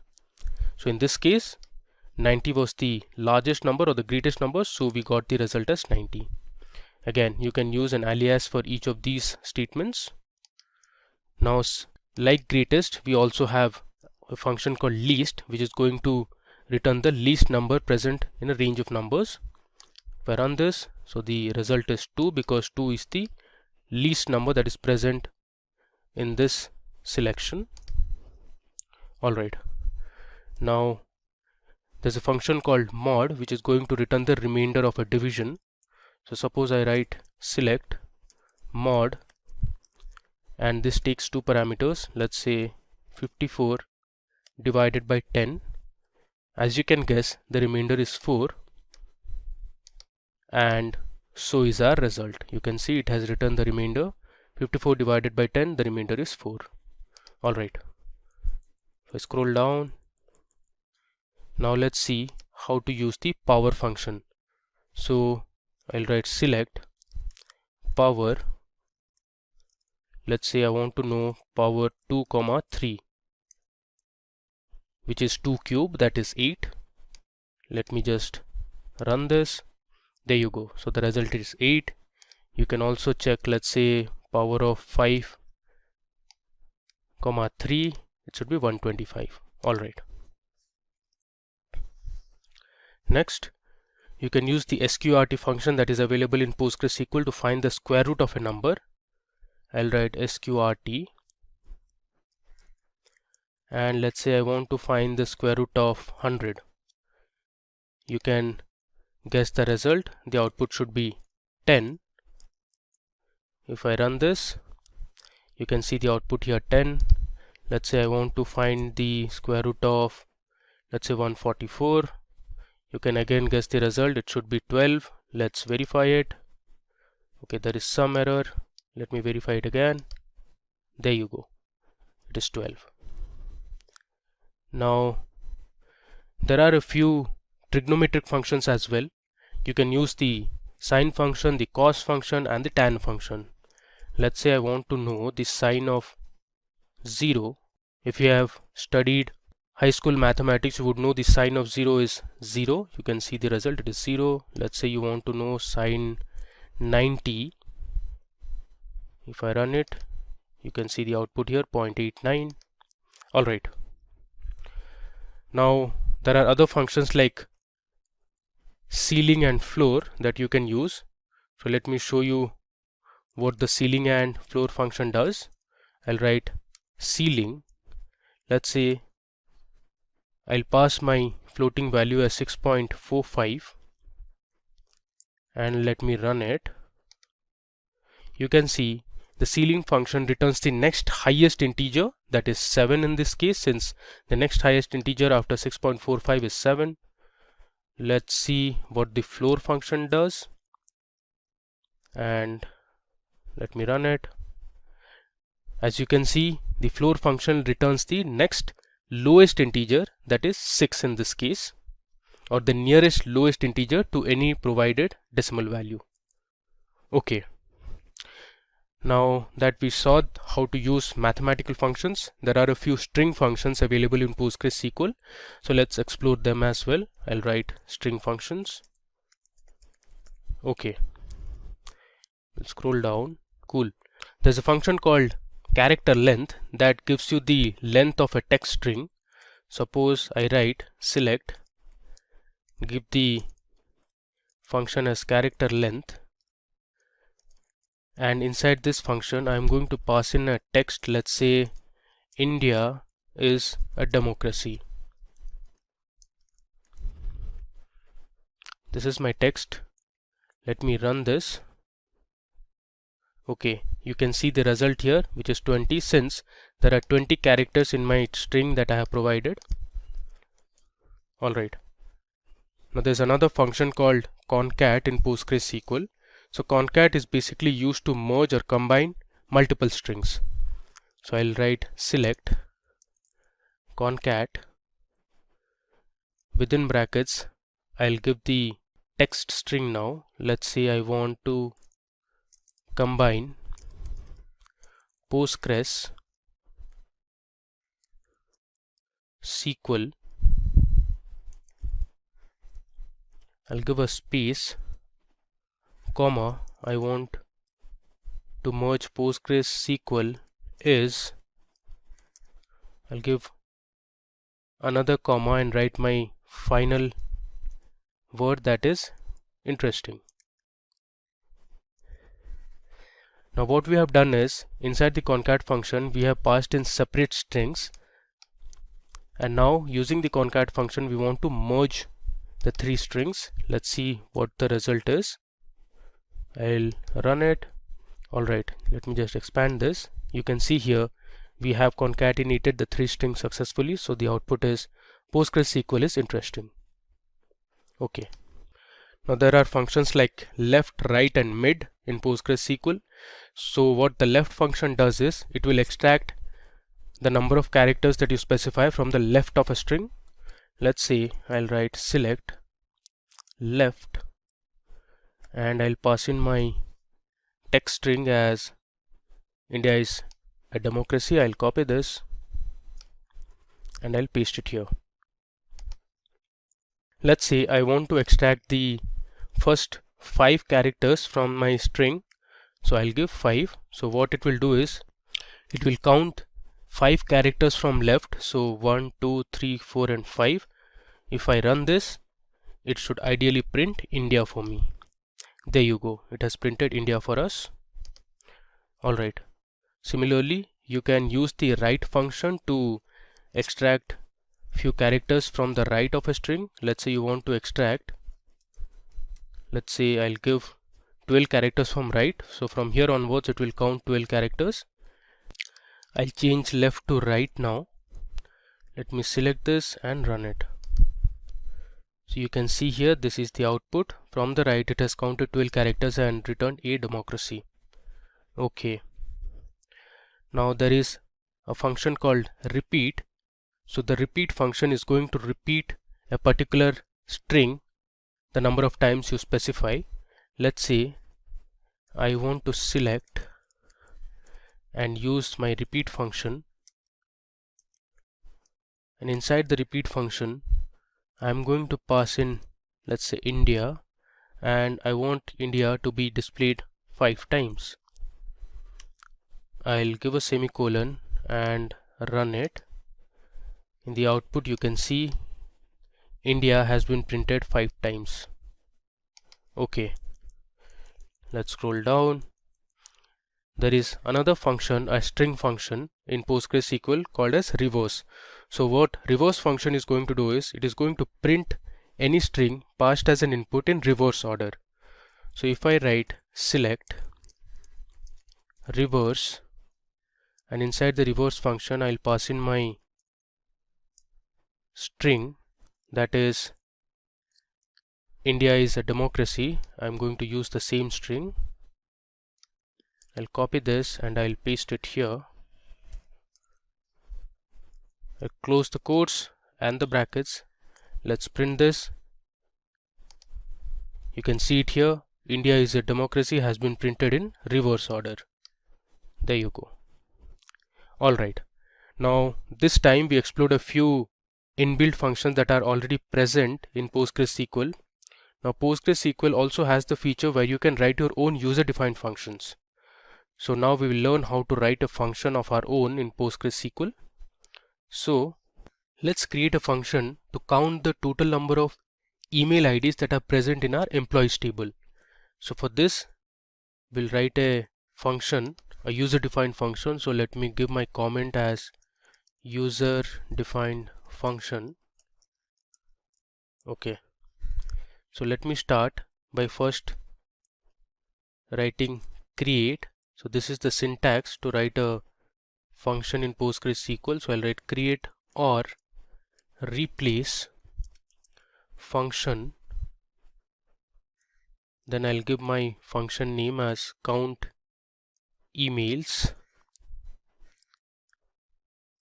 and as you know functions have brackets. Then I'll write returns, the return type as integer, then an alias with dollar symbol. I'll write total emails, since I'm going to display the total number of email IDs that are present in my table. I'll close the dollar symbol. Then I'm going to declare a variable. The variable name is going to be total underscore emails. This is of type integer. I'll write begin, and inside begin I'll write my select statement. So I'll write select. I want to count the email IDs that are present, so I'll pass my column name, that is email, into total emails from my table name, that is employees.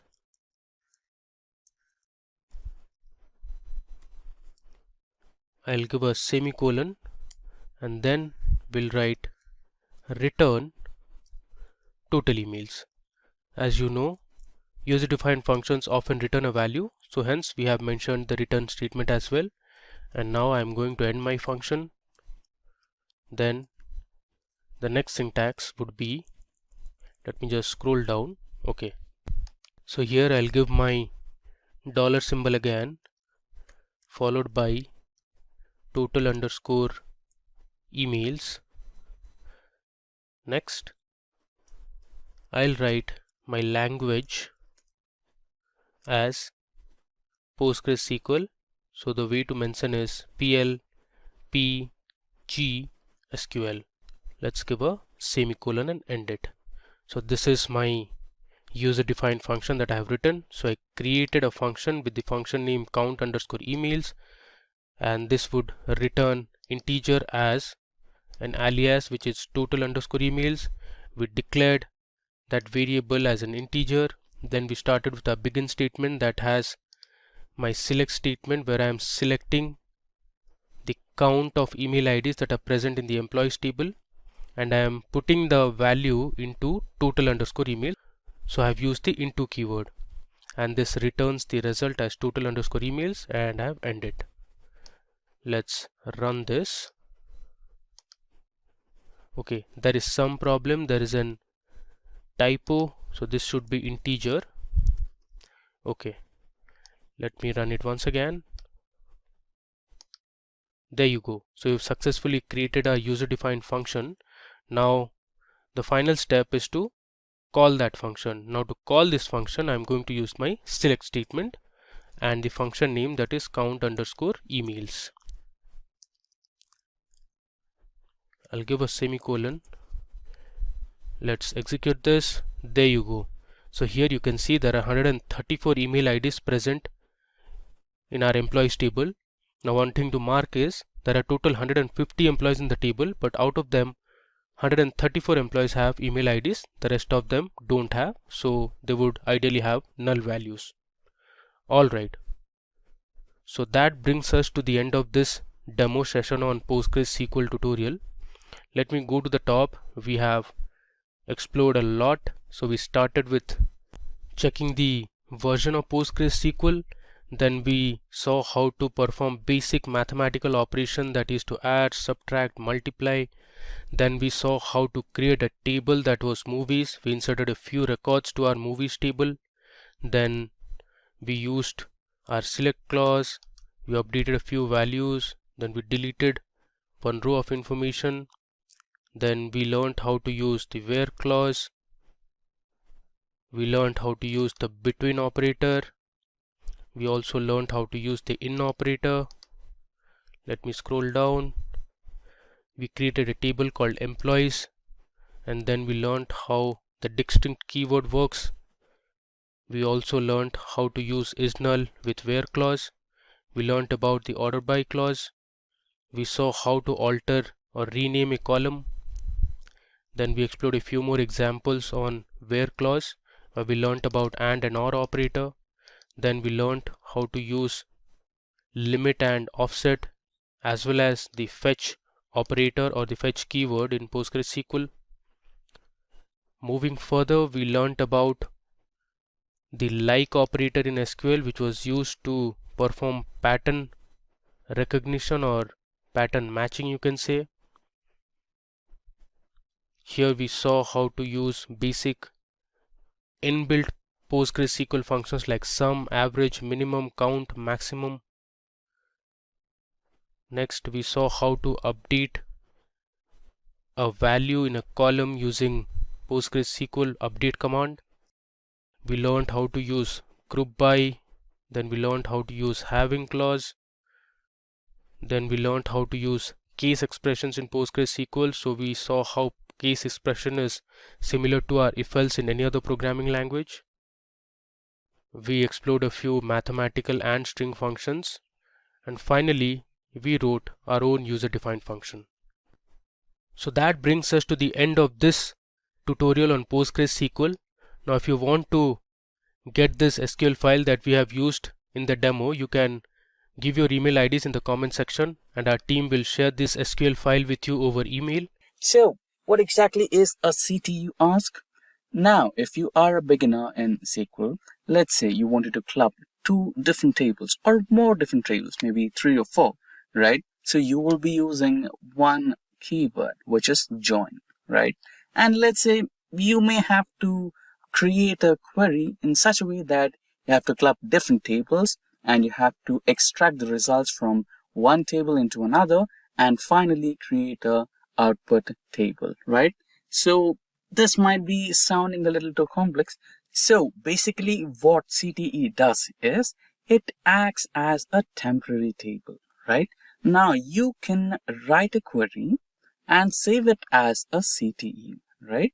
And that particular resultant table from CTE will not be created, but will be in the memory as a temporary data or an intermediate resultant data, right? Now, whenever you want to use a join or whenever you want to use the same query inside a bracket or inside something in your query, you can just simply use the name of the CTE and then the data you require, the columns you require, and done. You will get the data. Now, this might be a little too complicated to understand in just mere words. Now let's just go through the formal definition of what exactly is CTE and what it does, and then let's quickly So it's a little too complicated to understand it just with mere words. So let's get started with the practical examples. But before that, let's understand a formal definition of what exactly is a CTE in SQL. So CTE, also known as or also called as the common table expression, or some people also are used to call it as a with expression. So the keyword is with. So a common table expression in SQL is a temporary result set that you can define within a query. As I said, it helps to break down the complex queries, make the code more readable, and allows you to reuse the result set multiple times within the same query. Just you need to use the name of the CTE in the places where you want in your query, and it reduces the code length as well as the execution time. Now, CTEs are defined using the with keyword as we discussed before, followed by the CTE name, right? So for every column name or anything in your dataset, you give a name, right? Similarly, when you are using CTEs in SQL, you also need to give a name to the CTE, and that particular name will be used in your subquery positions that will reduce the query length and execution time. So you should be giving a name and the query that generates the result set. The CTE is available only during the execution of that particular query or specific query, right? So as I said, the CTE table, the resultant table which is created while you are using the CTE, will not be created as a permanent table in the database, right? It will be a temporary or intermediate result which will be active as long as your current query, which is using the CTE, is active. Now, let's go to the demonstration mode where we will try to create some simple queries, right? And we will understand how exactly a CTE can be beneficial in those situations. Now, let's go to the MySQL workbench. This is my MySQL workbench. So I have a lot of tables here. We have the credit card dataset, we have the Sakila dataset, SLP dataset, SIS, Superstore, World, etc. Right? So we will be using the Superstore dataset. The database. So firstly, we need to write in the query, which means that I am going to use the Superstore database, right? Sorry, Superstore. So I prefer using smaller case or lowercase for database names and column names, and uppercase for the keywords. For example, here use is uppercase and Superstore is the name of the keyword, right? So that is for identifying or easy readability, which is a keyword and which is a name, right? So let's execute this query and have access to the Superstore dataset. And in Superstore dataset, I have one table called as Excel data. Now let's quickly check what we have in Excel data. Select star from Excel data. Here we have row ID, order date, ship mode, customer care, everything, right? So we have region, we have sales, quantity, discount, profit rate. So we have a number of possibilities, a number of reports that we can generate. But let's try to keep it simple. Let's try to find out unique regions, right? Select unique of regions, right? Or just regions, Excel data.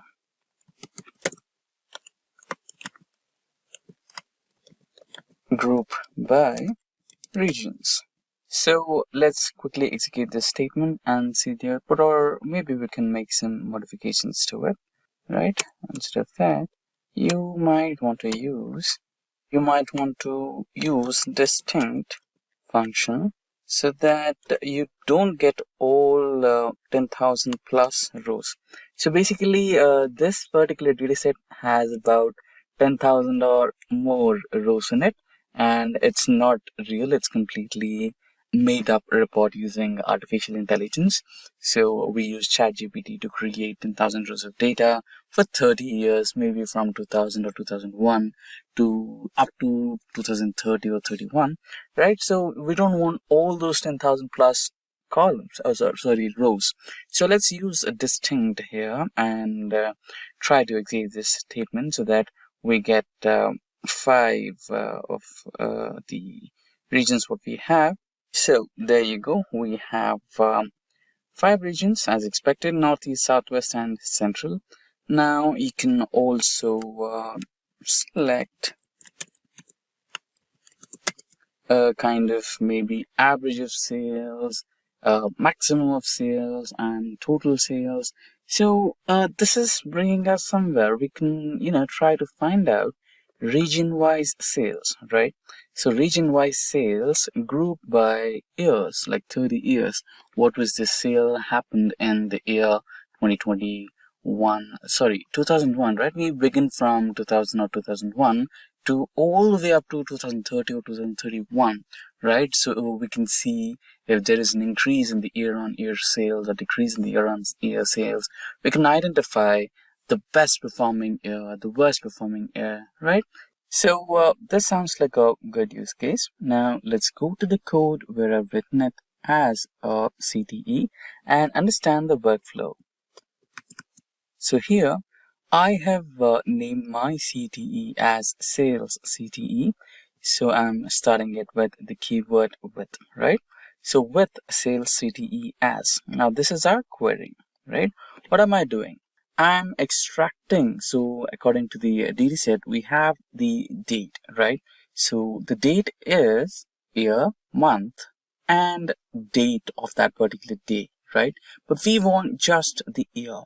So we're using the year function to extract the year from the date as sales year, region, sum of sales, right? We wanted to find out the total sales happened in that particular year as total sales from the dataset, Excel data, and group by year, right?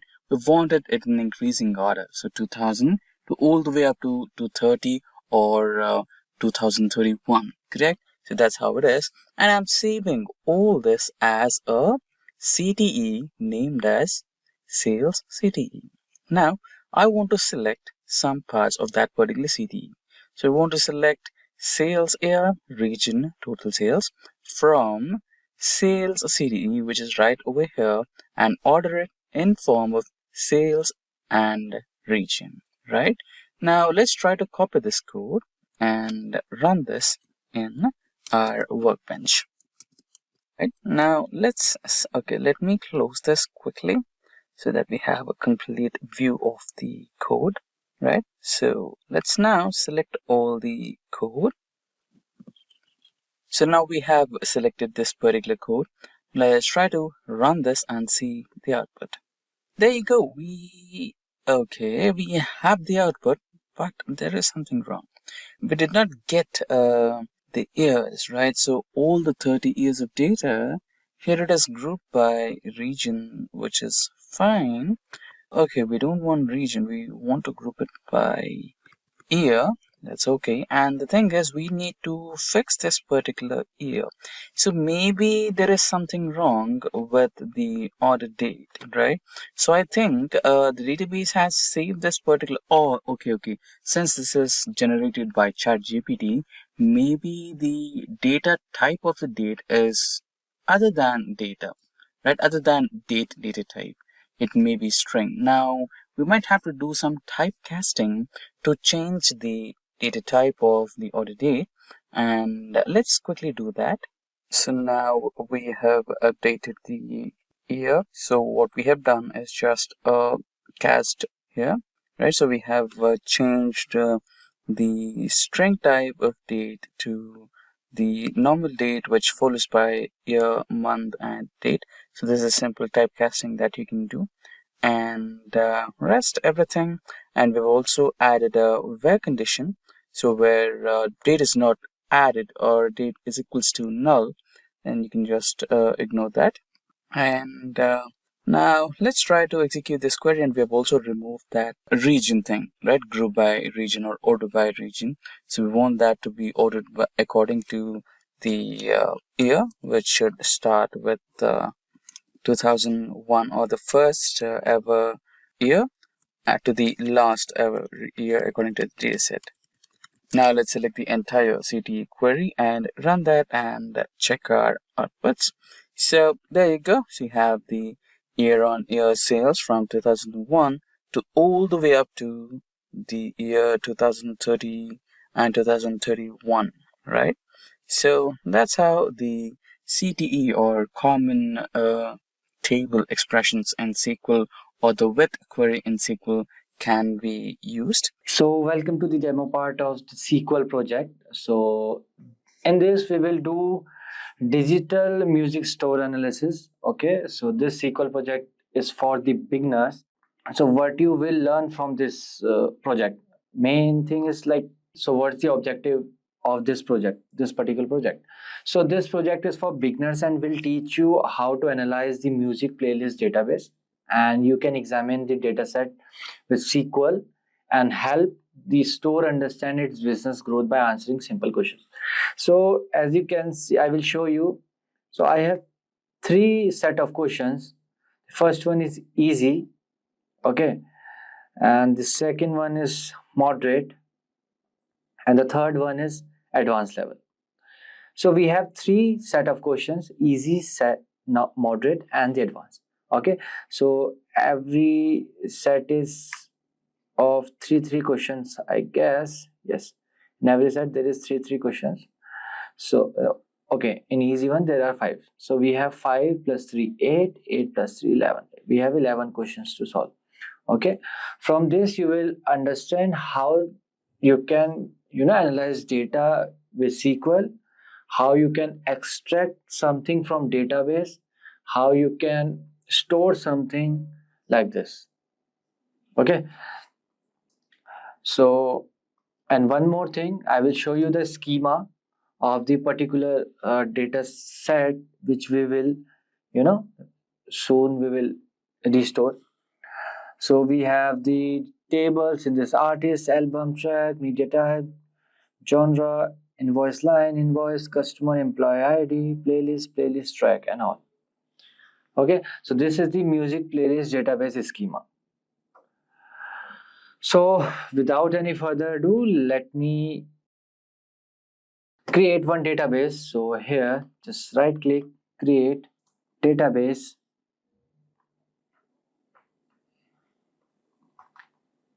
Okay, here I will write music. Okay, and save. So now our database is created. Okay, so if you will go to schema and if you go to tables, there is no tables in it. Means there is database, but nothing is there. The database is empty. So now what I will do, just go to your database, just right click. Here you can see the restore option. Okay, restore. So format as it is, then here file name, go to this music store database. I will put this database link in the description box below, don't worry. Open, then restore. Process started, process complete.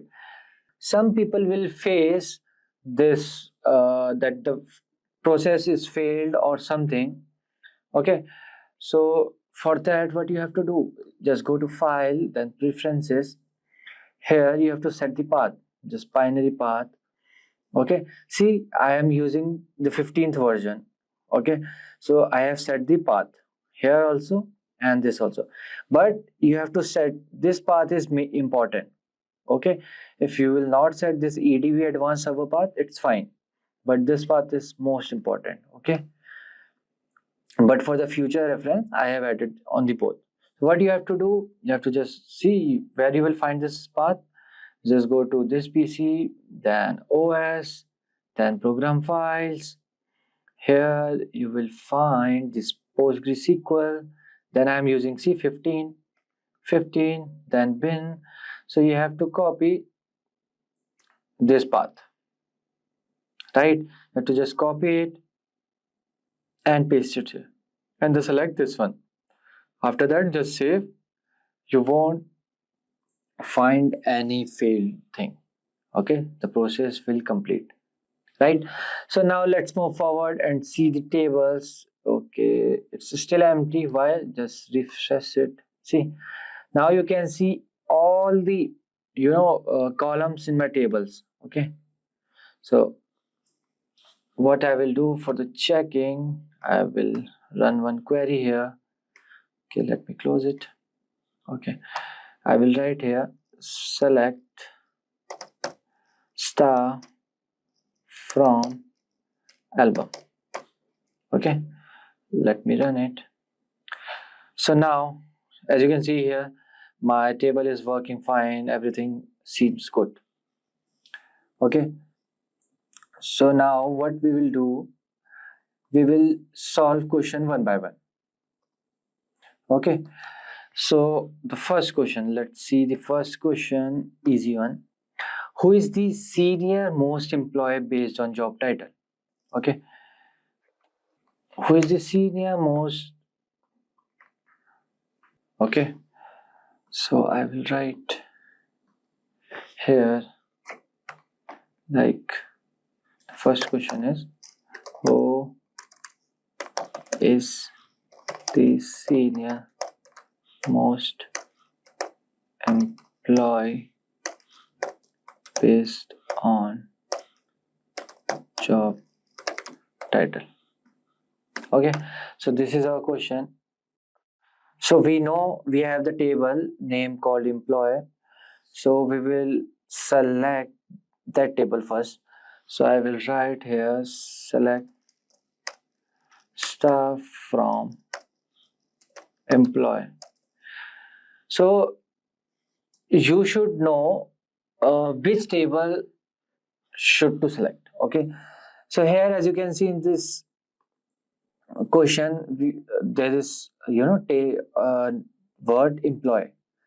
Who is the senior most employee based on the job title? Most employee means employee is an employee table, right? So I will run it. Okay, so what I will do, I will just select this and run it. Okay, so now you can see there in employee there is employee ID, last name, first name, title, report levels, birth date, hire date, and all the details of the particular. Okay, so we will do, so there is one more thing, you can see the levels. Okay, level 1, level 2. So we have to write who is the senior most employee based on the job title. So what I will do, I will write here order by levels in decreasing order. Okay, so first I will do, so now you can see the levels are in the descending order from senior to this. Okay, L7 to L1. So what we want only one employee name. So what I will write here, limit is 1. Okay, I will copy this and I will done it. Okay, so now you can see the last name is Mohan Madan. This is last name, this is first name. So Mohan Madan is the senior most employee based on the job title. So question first is done. So the second question is which countries have the most invoices? Okay, first I will write down the question, which country has the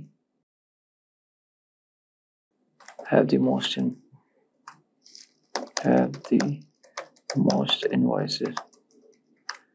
Okay, so for this what we have to do, see, just first check, first we have to check from which table we will get the solution. So here you can see the word invoices. Okay, so we have one table invoice and invoice line, we have to select it from this. Okay, so I will write here select star from invoice. Okay, so we have customer ID, invoice date, billing address, billing city, billing state, and everything. So here you can see we have the billing country as well. Okay, because we need the country name, so we will take this column, right? So I will write here, so I will write select, change it, select count star from name, select star billing country from invoice, group by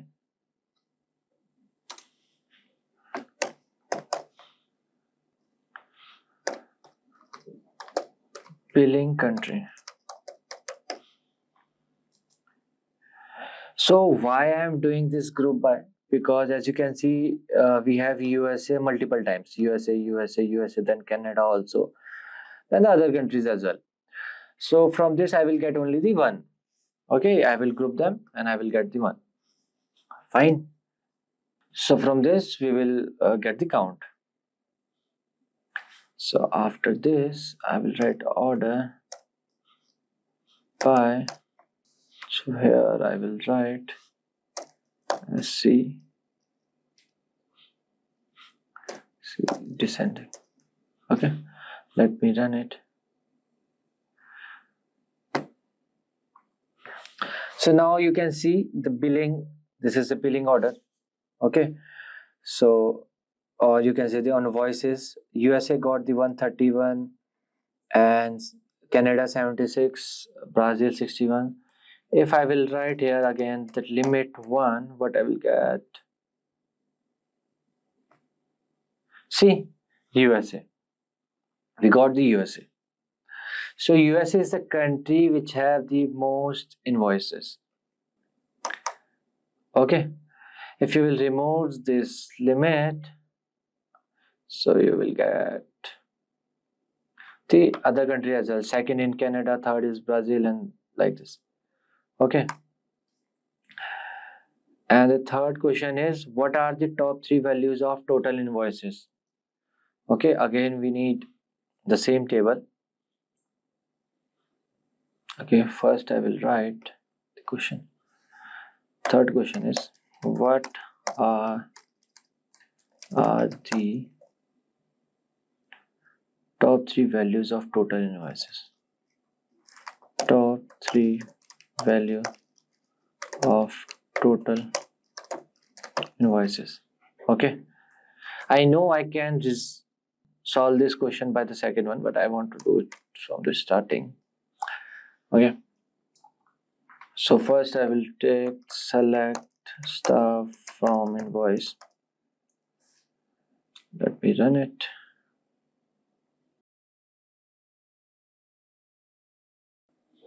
So first we will sort the data. Here I will write order by total, because the last, this is the table name. Okay, total in the descending order. So first I will select. So we need just the top 3. So first I will do, everyone know, limit 3. Okay. Okay. So here I have wrote this star. That is why it's giving me all the values. If I want this, only this value, so I can write select total from invoice order by this. Okay, I will write and run it. So I have this total like 23.75999 and 19.8 and 19.8. So these are the top 3 values of total invoices. Okay, so here the fourth question is, which city has the best customer? We would like to throw a promotion music festival in the city. We made the most money. Write a query that returns one city that has the highest sum of invoice total. Return both the city name and sum of the all invoice total. So let me write the question first. Okay, I am writing question for your better understanding. Okay, question fourth. Which city has the best customers? We would like to throw a party or promotional music festival in this city. We made the most money. We made the most money. Write a query that returns one city that has the highest sum of invoices total.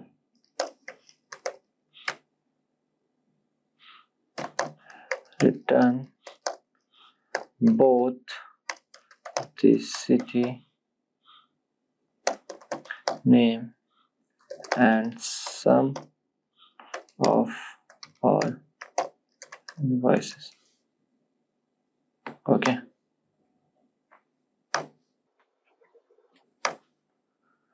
So we have this question. Okay. So which city has the best customer? We would like to throw a promotional music festival in the city. We made the most money. Write a query that returns one city that has the highest sum of invoice total. Return both the city name and the sum of all the invoices. Okay. So first, what we will do, we will select stuff from invoice. Okay, sorry. We'll select this. Okay, so first we will select the billing city. We have to focus on this and the total. In this two table, we have to just focus on. Okay, so here I will write sum of total as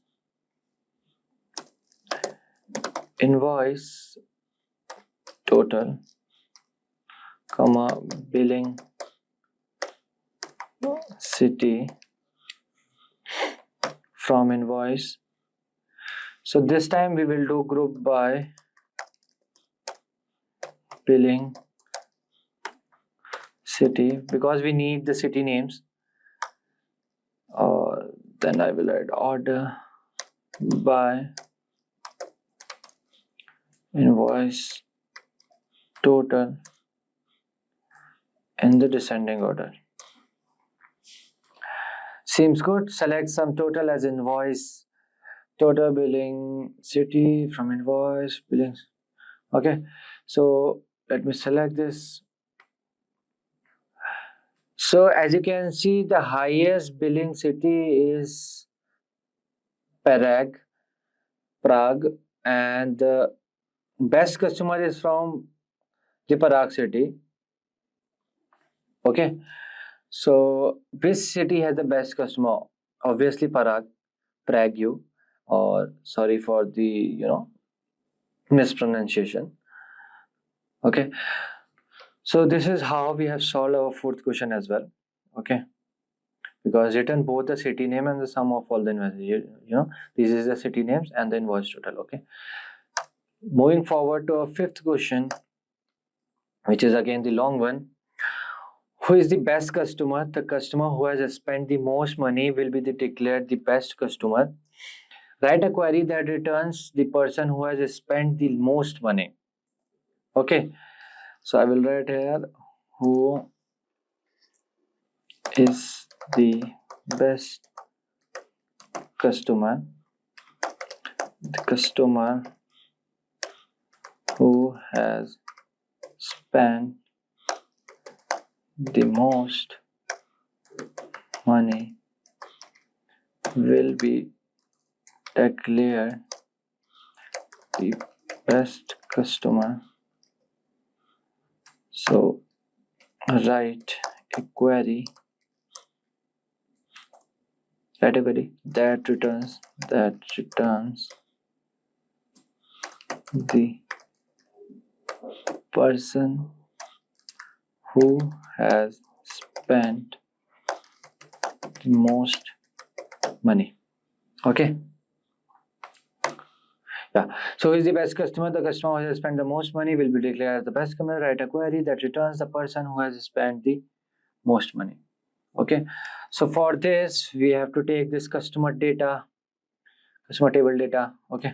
So I will write a select stuff from customer. Okay. I will select this and I will run it. Okay, so this is our table data of customer. Okay, so we have the country, fax, emails, state, city, address, last name, first name. Okay. So as you can see, there is nothing like no detail of invoice or the money, okay, which have spent by the customer. So what we will do, we will look at our schema. So now what we can do, if we can't solve a particular question from with one table, we have to join the table to the other table. So here we have to join customer table to invoice table. So in this you can see there is customer ID and here also customer ID. So on the basis of customer ID, we can join both the table, and with the help of this total we will sort out the that guy, okay, that customer, right?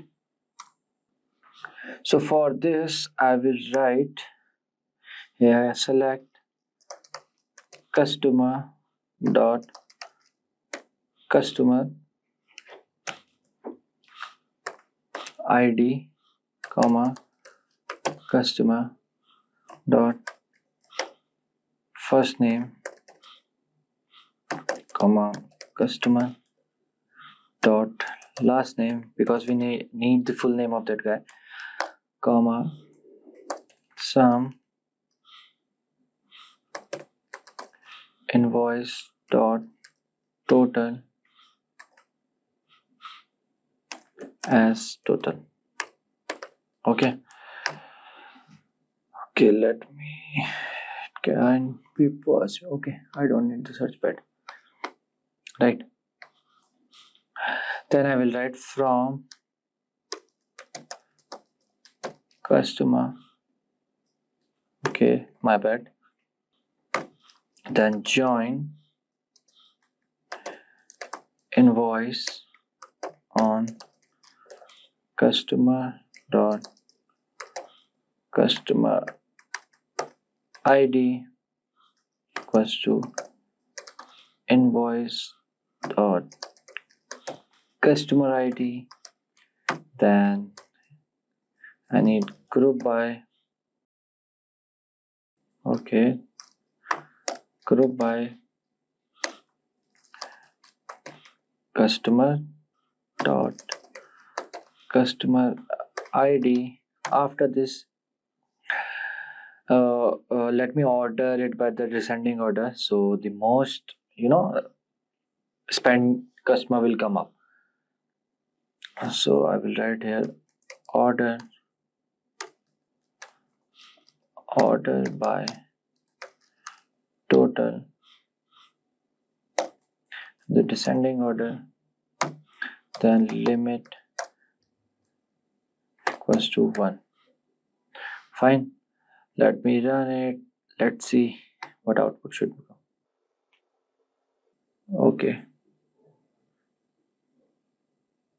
Okay, some error is coming. Limit Okay, sorry. Okay, so as you can see, the customer ID is 5. The first name is R, the last name is Madhav. R Madhav spent the highest value 144.540000 and 2. So who is the best customer? Madhav, R Madhav, sorry, my bad. R Madhav, right? R Madhav has spent the most money. Okay, so this is how we are done with our easy set of questions. Now let's jump into the moderate one. Okay, so let me write the question first for the moderate. So I will write here moderate questions. So these analytics skill help you in the data analytics to become a data analyst or to become a data scientist. Okay, so the question first is write query to return. Okay, write query to return the email. Query to return the email, comma first name, comma last name, and genre of all rock music listener. Okay, then return your list ordered alphabetically by email starting with A. Okay, let me get to this. Yeah. So for this, okay, let me open this first. Yeah. Okay, fine. So first, what I will do.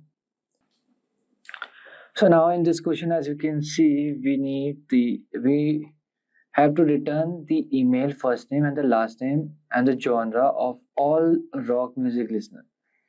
So if you will see, select star from customer.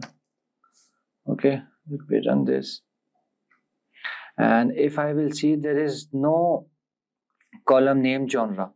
Okay, if I will show you the schema of this, see the genre is here and the customer is here. Okay, we need the first name, last name, and the email ID and the genre. Okay, and the genre should be rock. Okay, so what I can do, I can connect this genre with track. Then because here is also track ID and here is also track IDs. Then track ID to invoice line, then invoice line to invoice, then invoice to customer with the customer ID. Okay, this pattern I have to follow. Right. So for this, I will write select, just copy this. Okay, just follow these steps. Select distinct email, comma first name, comma last name from customer, join invoice on customer dot customer ID equals to invoice dot customer underscore ID, then join invoice underscore line on invoice dot invoice ID Okay, then invoice underscore ID,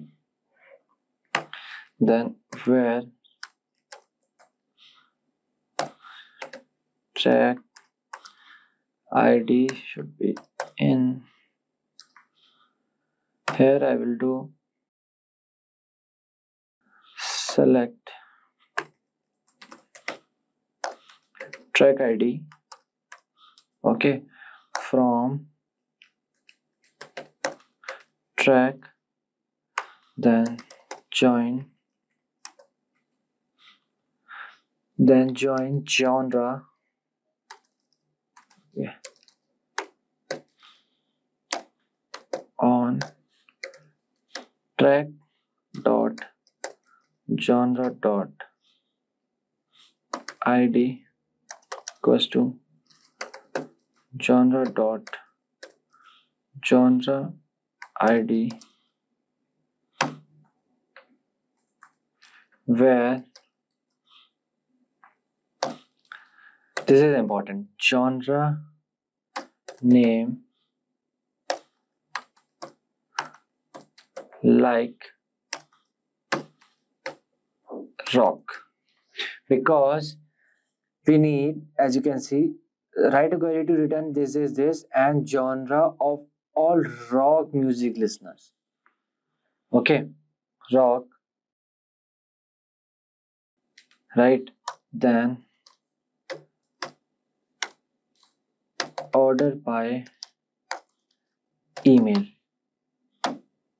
Okay, before that, let me show you this track. Okay, select star from track. Okay, let me show you this table. You can see the name, the track ID, album ID, media type, genre ID. Okay, then the composer, this, bytes, and the unit price. Right? Okay, so you know this, we have then this customer. Okay, invoice ID we took. Right, fine. So now what I will do, I will just select this and okay, invoice ID. Okay, invoice ID is ambiguous. Here I have to write invoice line dot invoice ID. Okay, let me now run. Let me run it. Okay, one more. Join genre on track dot genre ID. There is entry for table genre, but it cannot be referenced from this part of the query. Okay.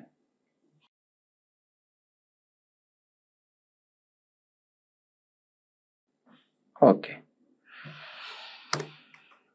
As you can see here, the table name is genre underscore ID. That was the mistake. Okay, one more, genre dot name.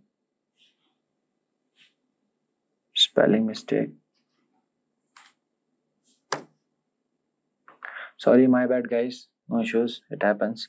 Okay, now you can see we have all the people who love rock music, and we have the email, then first name, then the last name. See, Aaron Mitchell, Alexandra Roca, Astrid Gruber, like this, Camille, Dan, Edward, like this. Okay, so there are total 59 people who loves rock music from this particular database. Okay, now question 2.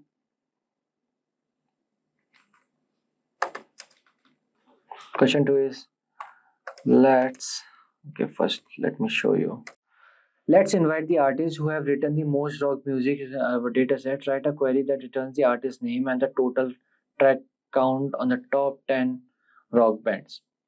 Okay, so let's invite the artist who have written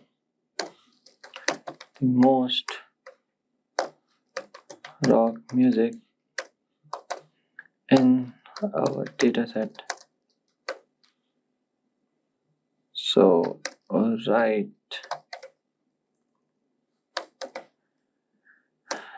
a query that returns the artist name and the total track count of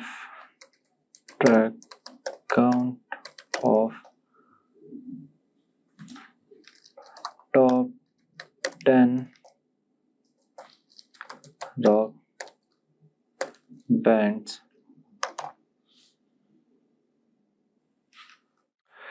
So now what we need here? Okay, let me do this. So what we need here? So let's invite the artists who have written the most rock music. First we need the artist. Okay, and the second is rock music. Then we need track.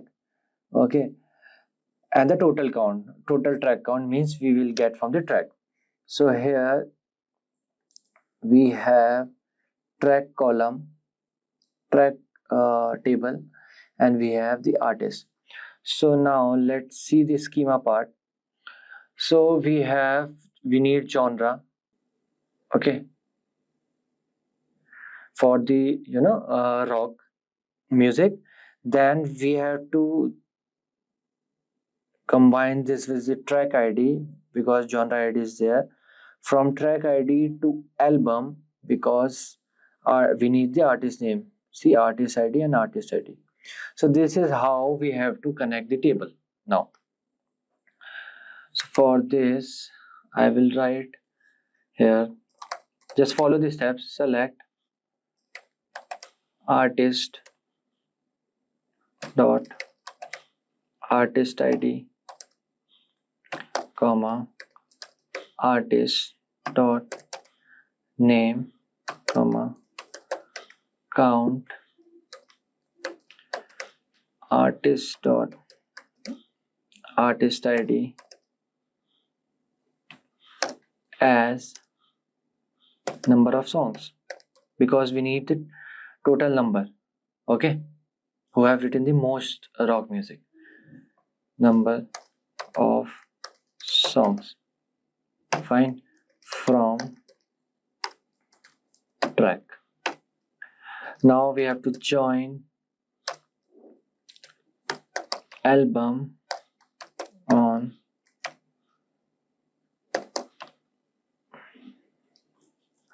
album dot album ID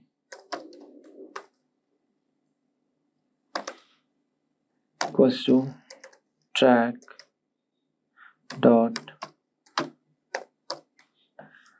album ID. Okay, then we have to join the artist with artist ID. So join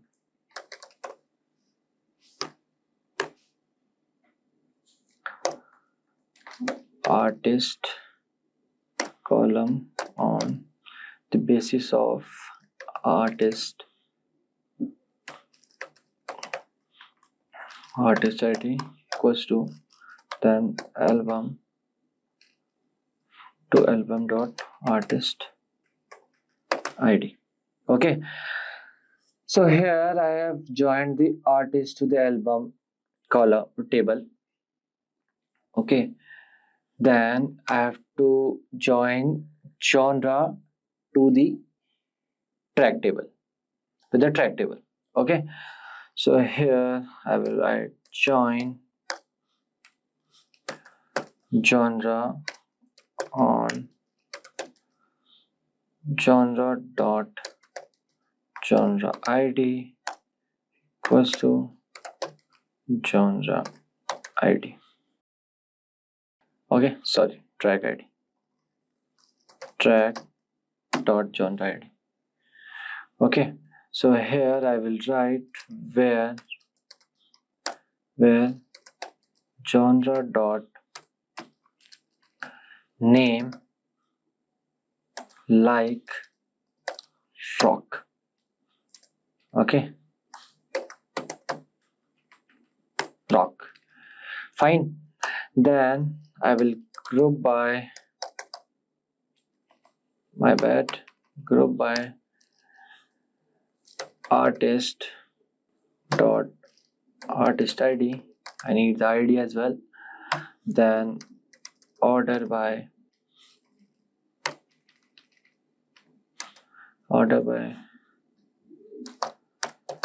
number of songs in the descending. Then limit, I need only 10 rock bands. Limit will be 10. Let me run it. Okay, let me run it. Okay, album. Okay,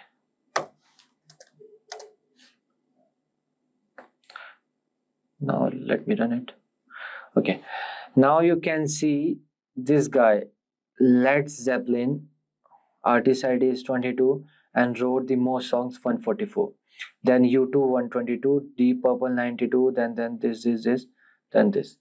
Okay, so this is how we solved our second question, right?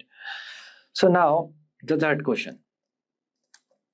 Okay, return all the track names that have a song length longer than the average song length. Return the name and the millisecond of the each track ordered by the song length. Okay, so first I will write this question.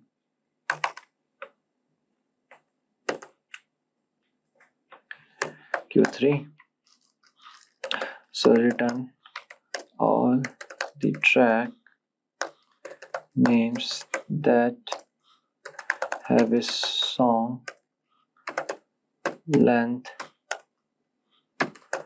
longer than the average song length. Okay, first we return all the track names that have the song length longer than the average song length. Okay, then return the name and milliseconds for each track. Fine. After that, order by the songs with the longest song listed first. Okay, fine. So we have to return all the track names that have a song length and the okay. First we will find the total length of this songs, then we will do the where then we will put the where clause to find out the particular longest song. Okay, so this will do in the two step. First we will find the average track length.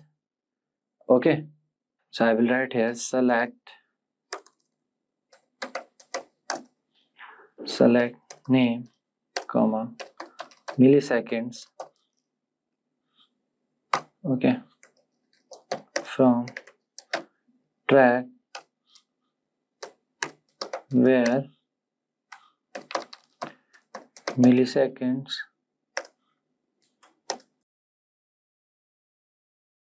here I will write select average from the millisecond. Okay, then I will write here as average track length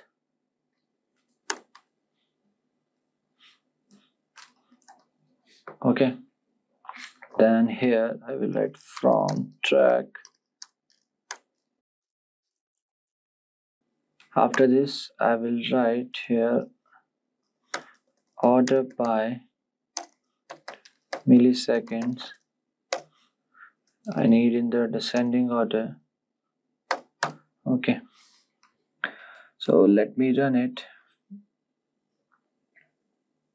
So now you can see first I will read it again. So return all the track names that have a song length longer than the average song length. Return the name and the millisecond for each track. Order by the songs with the longest song listed first. Okay, so this is the longest song. Okay, so we have all the songs which are the longer than the average song length, right? So now moving forward, we have jump into the advanced set of questions. Okay, so now we will do the advanced questions. Okay, so let's see first. Find how much amount spent by each customer on artist. Write a query to return customer name, artist name, and total spends. Okay, so first we will write down the questions. Okay, then question one. Okay, find how much amount spent by each customer on artist. Write a query to return customer name, artist name, total spend and total spent. Okay, so how to solve this? So first find which artist has earned the most according to the invoice lines. Okay, first let me show you the schema. Okay, we need the artist name, we need the customer name, and we need the total spent. Okay, with the invoice line, because the quantity should be there. Okay, so first we'll see how to join these three tables: artist table, customer, invoice, and invoice line, like this. Okay, this is how we will join the table. Fine. So now I will tell you the steps. So first find which artist has earned the most according to the invoice line. Okay, the second, now use the artist to find which customer has spent the most on the artist. So for this query you will we need to use the invoice line, track, customer, album, and the artist table. So just remember, this one is tricky because the total spent in the invoice table, right? Let me show you. So total spent on the invoice table might not be a single product. So that is why I was saying we need the quantity. So we need the invoice line table to find out how many each product was purchased. Then we have to multiply this by the price of each artist. Okay, fine. So now, so this is a lengthy one. I will just write it for you and get back to you. Yeah. So this is how you can see. Okay, group by 5. I have wrote this. You can just write it. Okay, like this. Okay, we took artist name, then sum of invoice line, unit price into invoice line, the quantity that I showed you. Okay, we have multiplied this total with the quantity. Okay, then we joined the table track with invoice, album with track, artist with album. Okay, so now let's run it. Yeah, so now you can see this Hugh O'Reilly Queen, amount spent 27, the customer ID is this. Okay, then Nicholas Schroeder, then 18. Okay, we have the everything. Okay, customer name, artist name, and the total spent. This is the customer name, the artist name, and the total amount they spent. Fine. So now let's move forward to the next one, which is okay.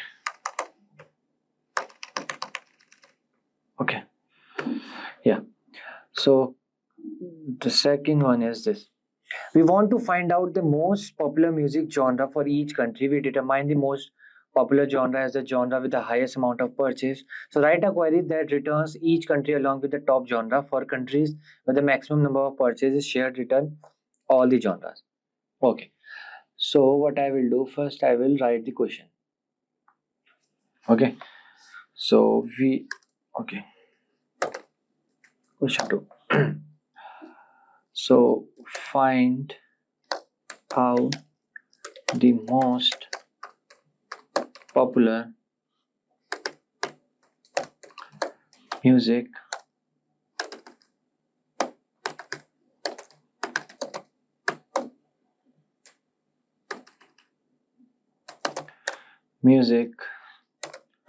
genre for each country. Okay, determine the most popular genre as the genre with the highest amount of purchase. Okay, then write a query that returns each country along with the top genre for countries where the maximum number of purchase. Okay, so so there are two parts in this question. First, the most popular music genre, and the second is the need of data at the country level. Okay, so we can do it from the two methods. Okay, using CTE and using the recursive method. So I will use the using CTE. I will do this CTE. So for that you have to write with popular genre as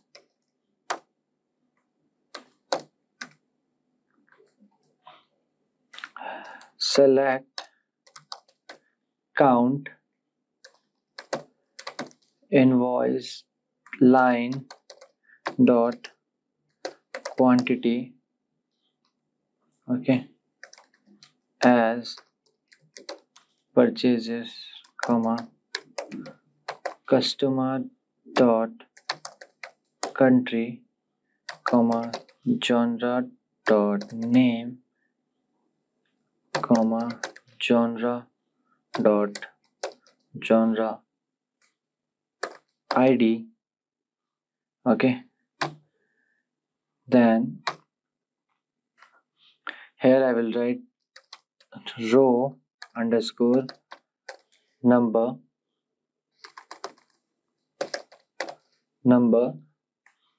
then I will write over partition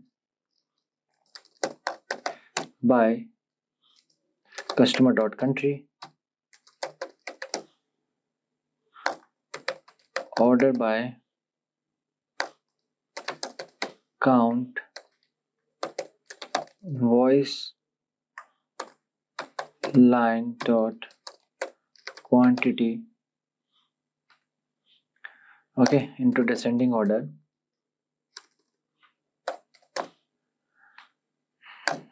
As row number. Okay, so from invoice line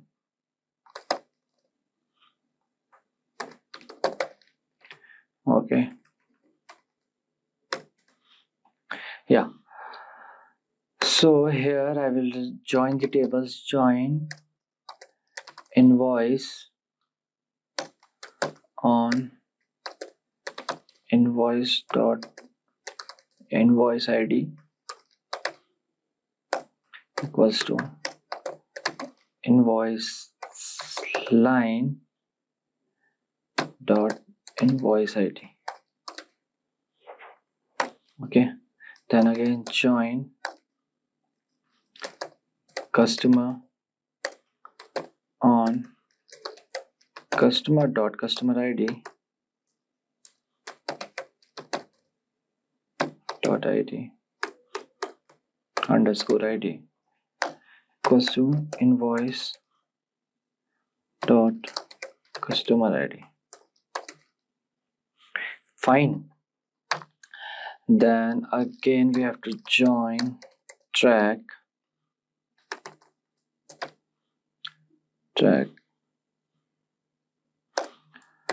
on track dot track ID equals to invoice underscore line dot track underscore ID. Then join genre on genre dot genre ID. Okay, then track dot genre ID. Okay, then I will do group by 2, 3, 4. Then I will do order by 2, then ascending order, and then 1 to descending order. Okay.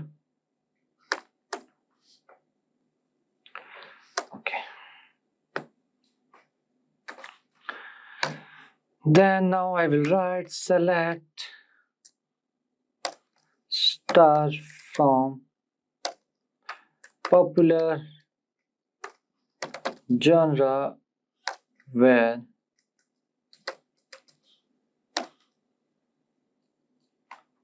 row number is less than greater than 1. Okay, now let me run it. So now you can see we have, okay, let me read it. So we have to find the most popular music genre for each country. Okay, so now we have the country name Argentina, the most popular is alternative and punk, genre ID is this, row number is this. Okay, purchase is this. Then the Australia, this rock. Okay, certain rock, USA rock, and everything is there. Right? So this is how you can find the most popular music genre for each country. Okay, the last question is there here. Now the last question is, write a query that determines the customer that has spent the most on the music for each country. Write a query that returns the country along with the top customer and how much they spent. Okay, for the countries where the top amount of spent is shared. Right, and they provide all the customer who spent this amount. Okay, so for this this is like a similar to this question. Okay, so there are two parts in this question. Find the most spent on music for each country, and the second is to filter the data for the respective customer. It's very easy. Okay, so okay, I will write the solution. Okay, you can check the question from there. Okay, I will write customer with country as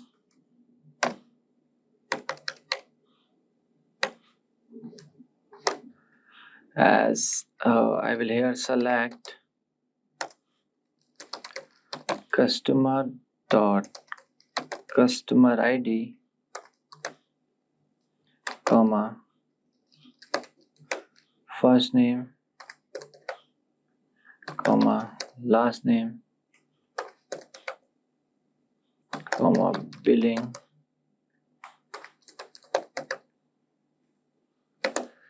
country comma sum should be total as total spending, right?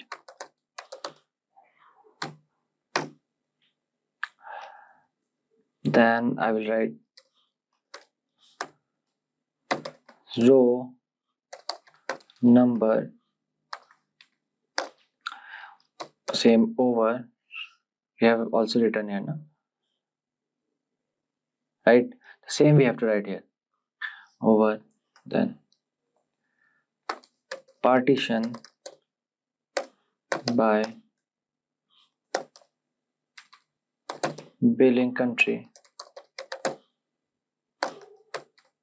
order by sum, total, descending order as row number. Okay, so after this I will write here from invoice you have to fetch, then again the same thing, you have to join the table, join customer on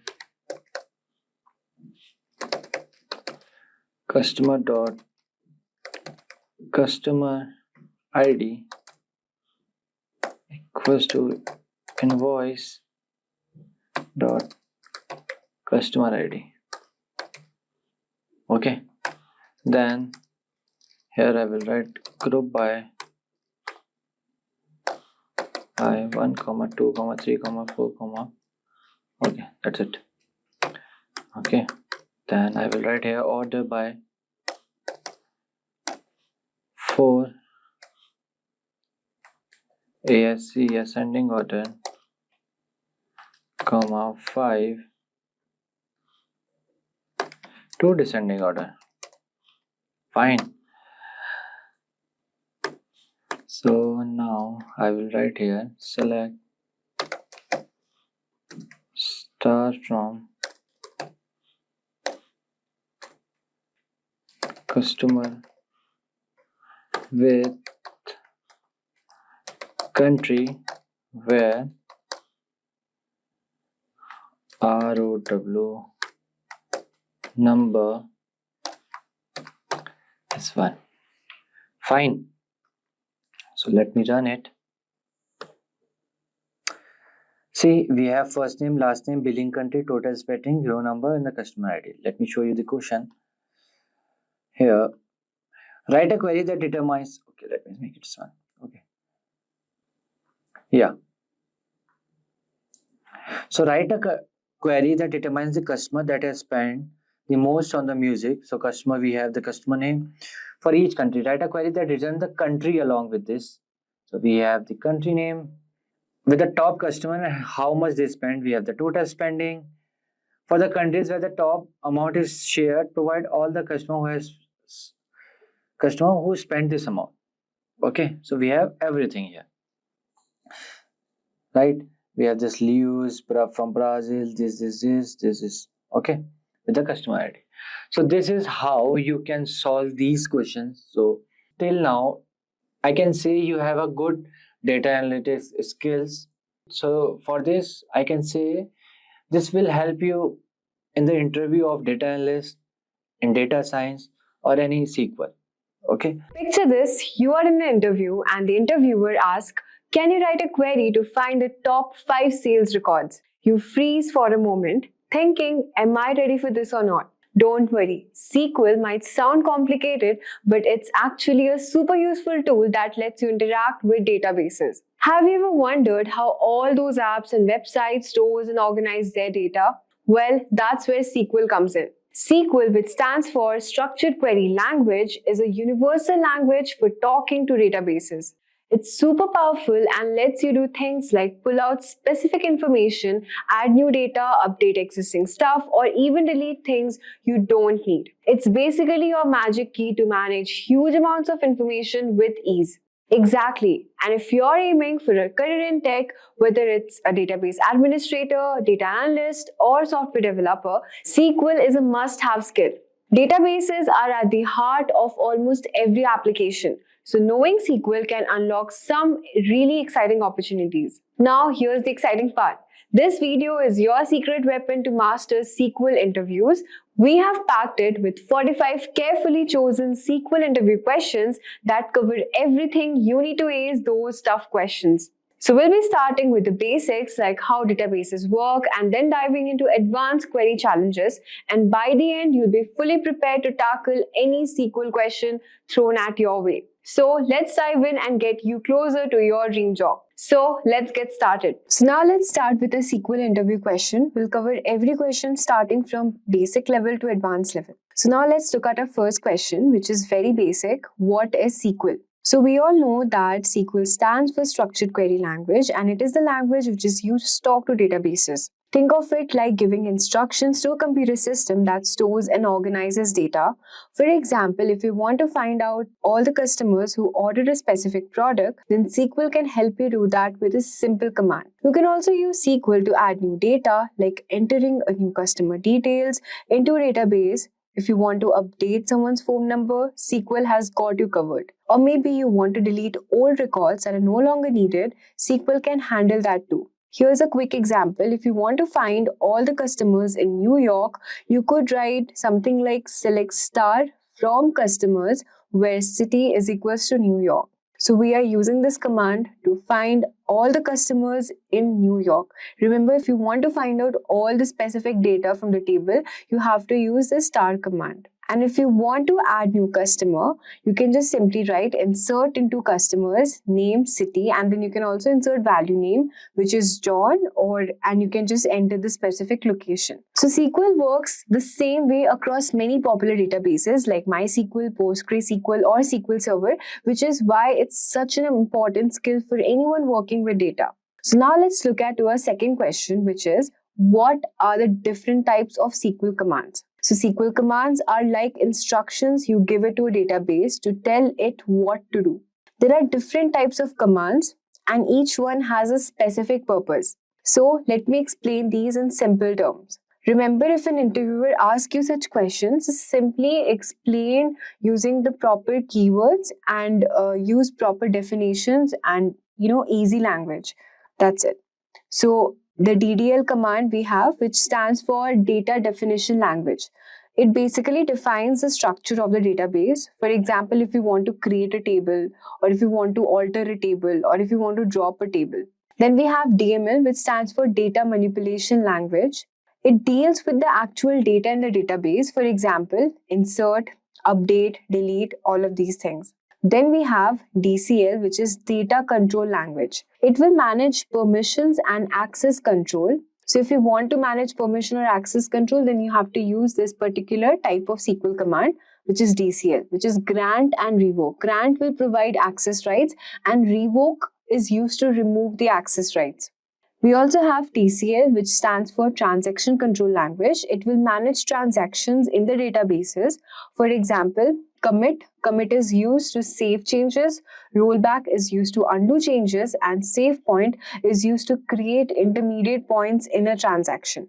So for instance, in a schema with customers table and an order table, data definition language commands are used to define the table, whereas data manipulation commands, which is select, insert, and delete, it is used to update customer or order data. DCL is used to control access, and TCL, which is transaction control language, is used to manage transactions. That's it. It was very simple. Now let's look at your third question, which is what is a primary key in SQL? A primary key in SQL is like a unique ID for each record in a table. Think of it as a way to ensure that no two rows in a table have the same value. Remember that no two rows must have the same value. It is also a rule that the primary key column can't have empty or null value. So these are the basic criteria for a key to be a primary key. For example, in a table of customers, you have a column called customer ID as the primary key. Then each customer have a unique customer ID like 1, 2, 3 and so on. This makes it easy to identify and retrieve specific customers from database. Here's a simple example. Suppose we have created this table, create table customers, and we have given the customer ID as primary key. We have given name as varchar, the city name as well. So the primary key will ensure that each customer ID is unique, no duplicates are there, no customer ID is left blank, that is, there should be no null values. And primary keys are also important when linking tables together. For example, if you have orders table, you can use the customer ID as a reference to connect each order to a specific customer. This helps maintain data integrity across the databases. Now the fourth question is, what is a foreign key? A foreign key in SQL is like a connection or link between two tables. It's just like a field in one table that refers to the primary key in another table. This creates a relationship between the tables and ensures that the data stays consistent. For example, let's suppose you have two tables, a customer table with a primary key called customer ID and a sales table with a field called customer ID, which is a foreign key linking back to the customer ID in the customers table. So here's how it will look like. We have created this table and you can see in this example that suppose we have customers and sales table. So we have used this customer ID in our customer table as well. So here customer ID is the foreign key and in the customer table, the customer ID which we had used is the primary key. So now let's move on to our fifth question, which is delete and truncate command. What is the difference between delete and truncate commands? So delete and truncate commands in SQL both remove the data from a table, but then they work in different ways. Let me break it down for you. The delete command. So what delete command will do is basically, this is used when you want to remove specific rows from a table based on a condition. For example, if you want to delete all the customers from a specific city, then you have to use this delete command. It will allow you to be selective, but it's slower because it logs each row deletion, which also makes it possible to roll back the changes if needed, if you're using transactions. Moving on to truncate command, truncate will remove all the rows from a table at once without allowing any condition.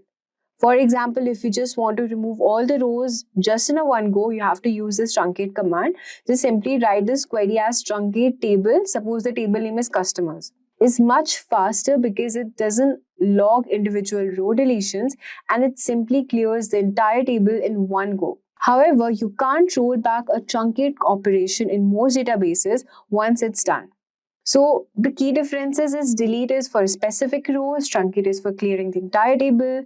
Truncate is much more faster because it uses fewer system resources. Delete can be rolled back if used within a transaction. Truncate usually cannot. Delete logs each row deletion and truncate doesn't. So this was all for this truncate and delete command. So anytime if the interviewer asks you such questions, just simply explain this.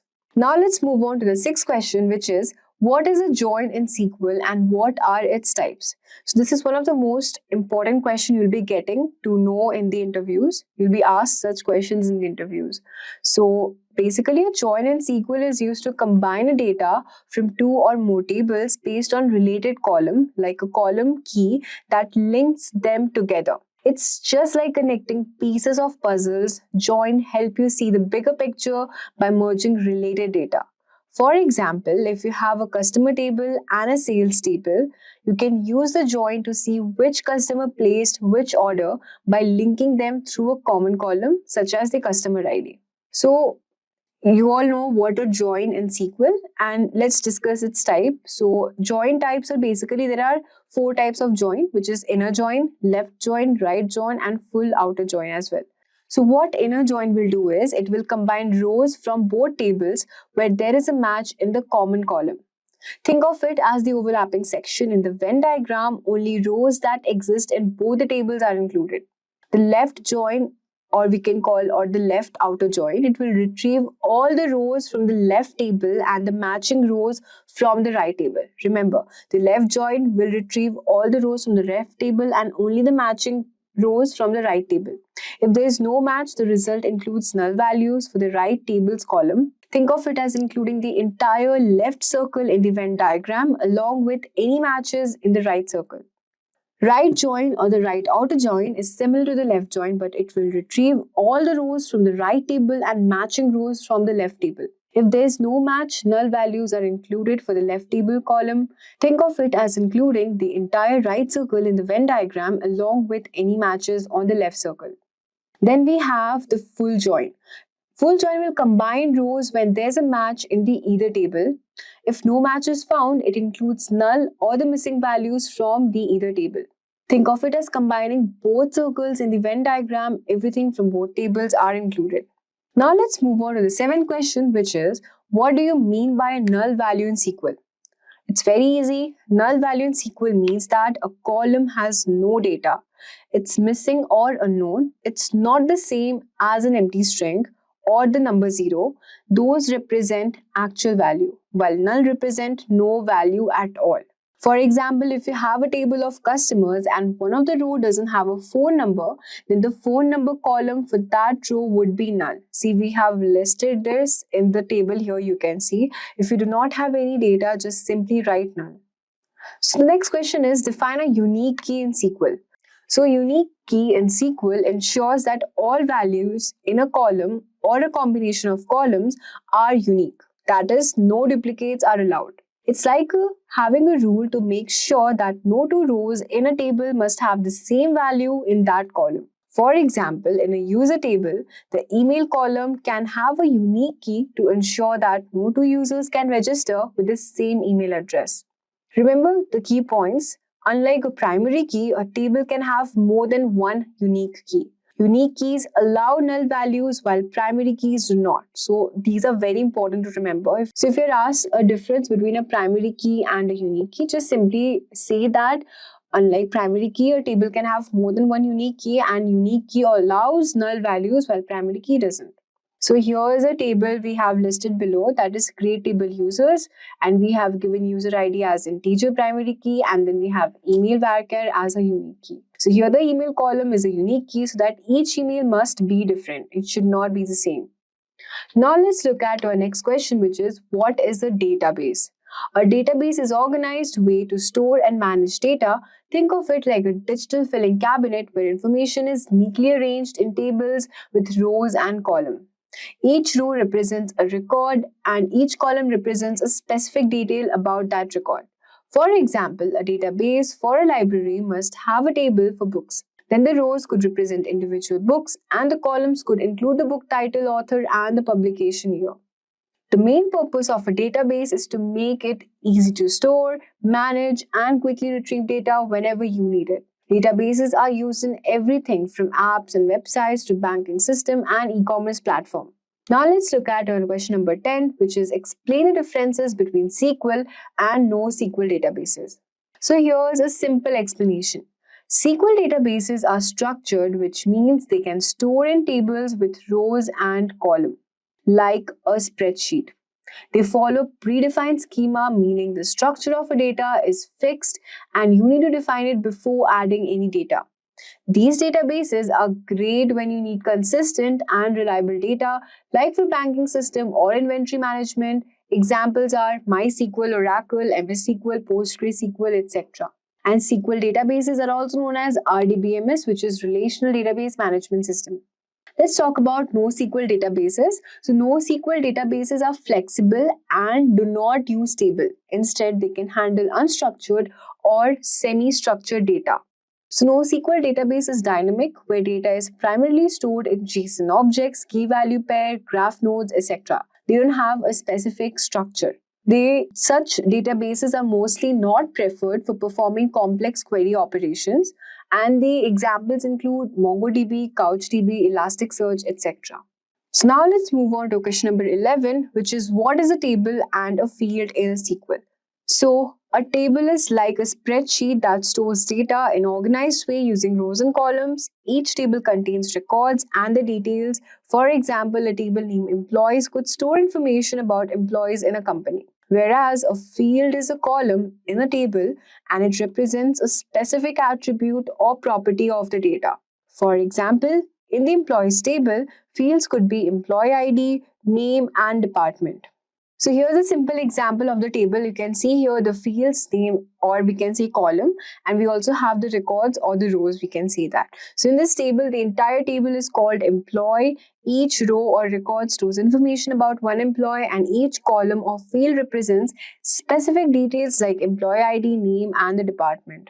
Now let's move on to question number 12, which is describe the select statement. Well, the select statement in SQL is used to retrieve data from a table or multiple tables. It's like asking databases, show me the specific information. Here's how it works. You can specify which columns you can see. For example, to retrieve all customer names from a customer table, you can select name from customers. If you want to retrieve all the data, just write this query, select star from customers. Remember, I told you before in the first question, we are using star if you want to retrieve all the data from the table. And if you want to just retrieve from a particular row or a column, just simply write, select name from customers, the field name. You can also apply filters. You can use the where clause to filter the results. For example, you can write select name from customers where the city name is New York. You can also sort the results. Use the order by to sort the data. For instance, to sort customers by the name, you can just write select name from customers and then order by name ASC. ASC means ascending order. So in short, the select statement lets you choose what data you want to see. Now let's talk about what is a constraint in SQL and name a few. So if you ask this question, just simply answer a constraint in SQL is a rule applied to a table that ensures the data stored is accurate and consistent. It also helps in maintaining data integrity by restricting what values can be added or modified in a table. Here are some common constraints: primary key, we have foreign key, then we also have unique key, check, not null, and default. So we have already discussed about primary key. It ensures that each row in a table has a unique identifier and the column can't contain null values. Foreign key links to a column in one table to a primary key in another table to maintain relationship. Unique key ensures all the values in a column are distinct, that is, there are no duplicates. The check ensures that data meets a specific condition before being inserted or updated. Not null ensures that a column cannot have null values. The constraints are essential for maintaining reliable and valid data in your database. Now let's talk about what is normalization in SQL. Normalization in SQL is a process which is used to organize data in a database to make it more efficient and reliable. The goal is to reduce redundancy, which is duplicate data, and ensure data consistency. This is done by splitting a large table into smaller related tables and then linking them using relationship like primary and foreign key. For example, imagine a single table that stores customer details and the orders. If the same customer places multiple orders, then their information like name and address would be repeated for each order. Now, using normalization, you would separate this into two tables. First, we would have customer table, which will store customer details like customer ID, name, and the address. And then we have order table, which will store order details like order ID, customer ID, and the order date.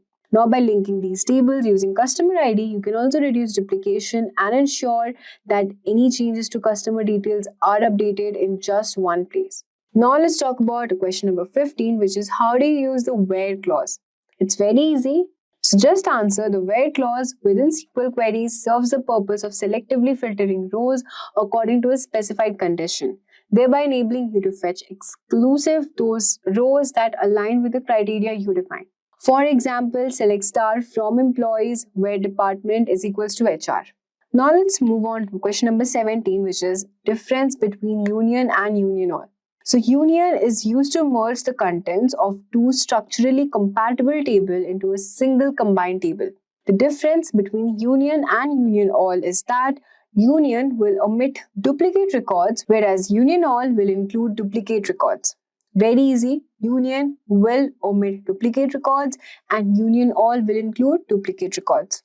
The performance of union all will typically be better than union since union requires the server to do the additional work of removing any duplicates. So in cases where it is certain that there are not any duplicates or where having duplicates is not a problem, then we can use union all. It would be recommended for performance.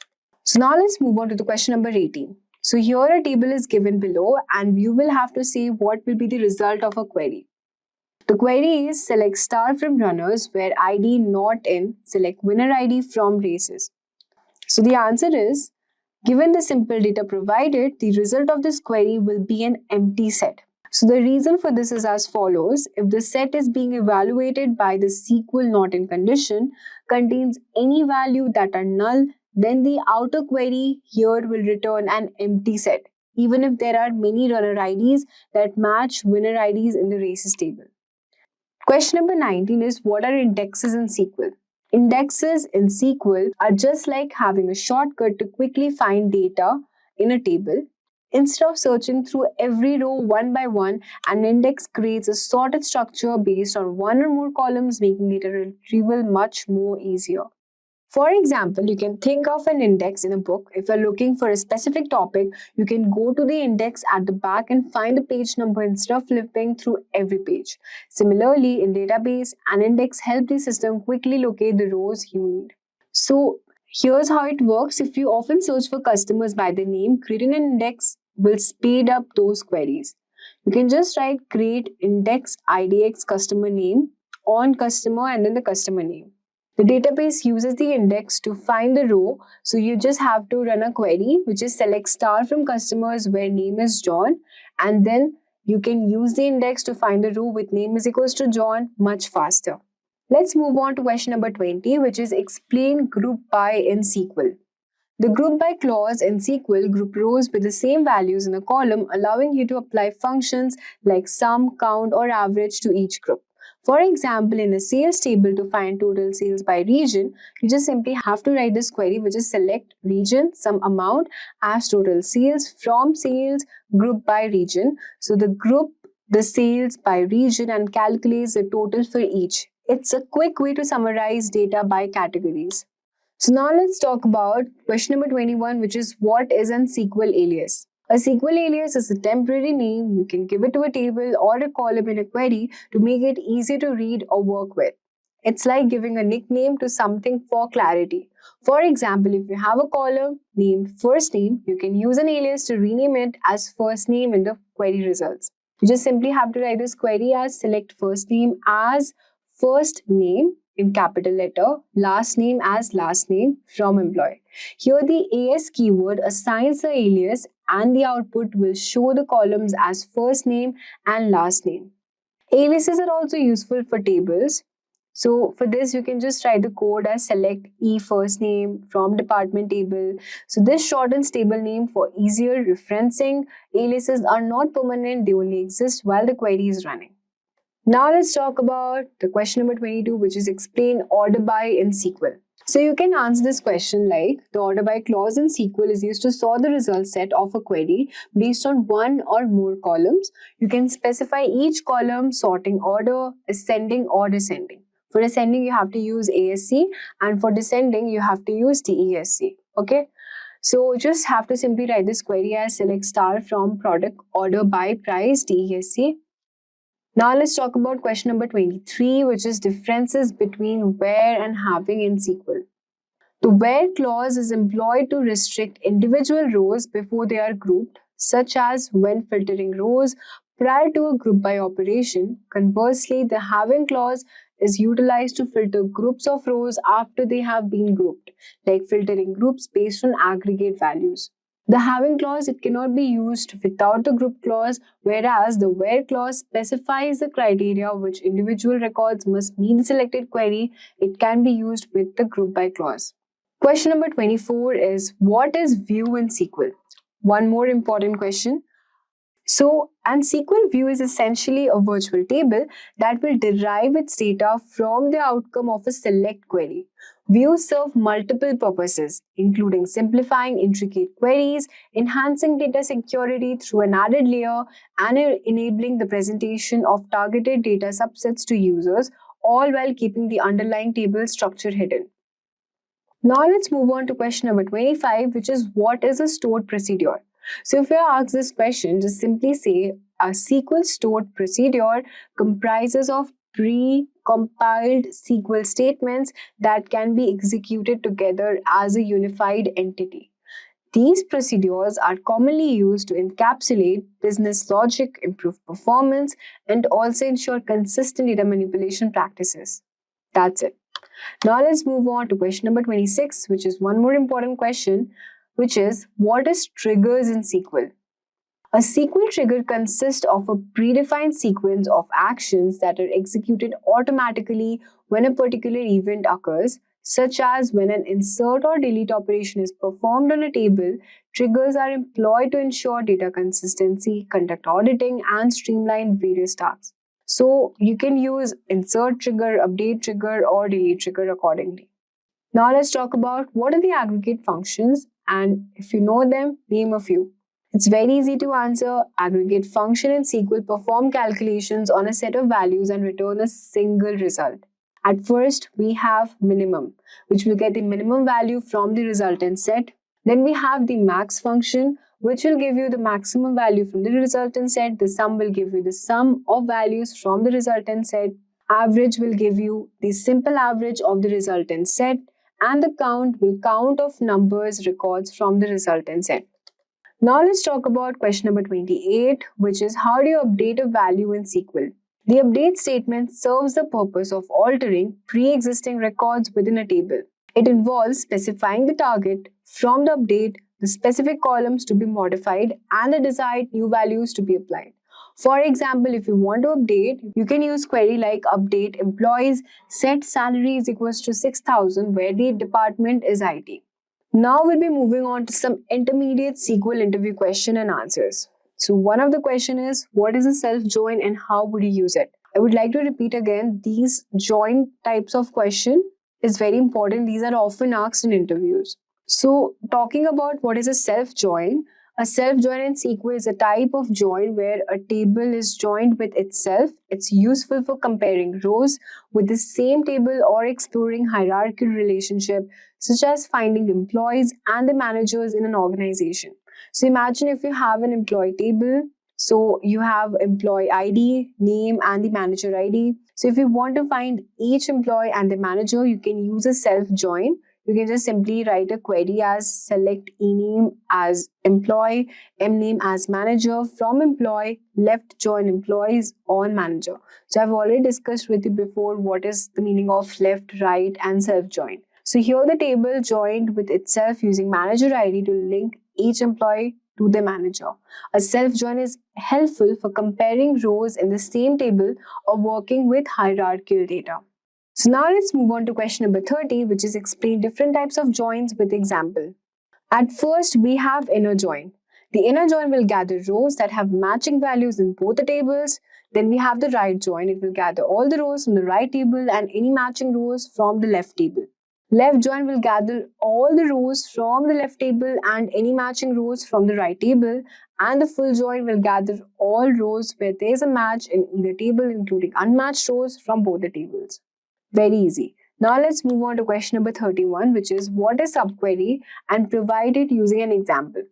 So subquery basically refers to a query that is embedded within another query, serving the purpose of fetching information that will subsequently be employed as a condition or value within the encompassing outer query.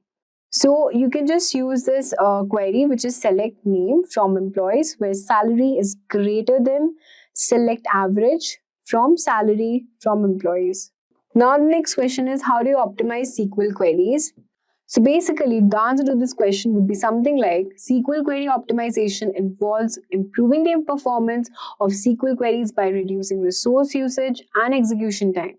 Strategies include using appropriate indexes, optimizing query structure, and avoiding cost operations like fully table scans.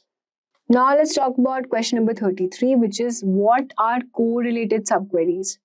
It's a type of subquery that makes reference to columns from the surrounding outer query. This subquery is executed repeatedly, once for each row being processed by the outer query, and its execution depends on the outcomes of the outer query. Now we'll be talking about what is a transaction in SQL, and it's very important. One of the most important question asked every time in SQL interview questions.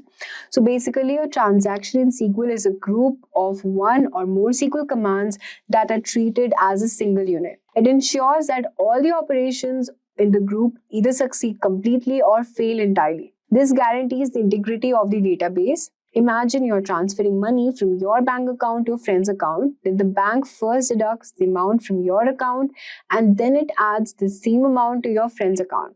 These two steps together form a transaction. If one of these steps fails, example, the system crashes after deducting money from your account but before adding it to your friend's account, then the entire transaction is rolled back, meaning no money is transferred and the database returns to its original state.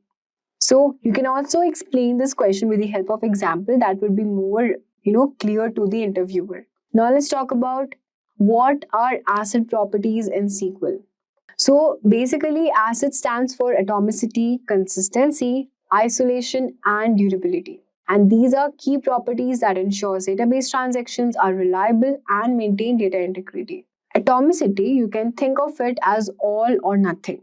A transaction is a single unit of work. If any part of the transaction fails, then the entire transaction is rolled back and no changes are made to the database. For example, if you're transferring money between two accounts, either both the debit and credit operations happen or neither does. The second we're going to talk about is consistency. The database must always be in valid state.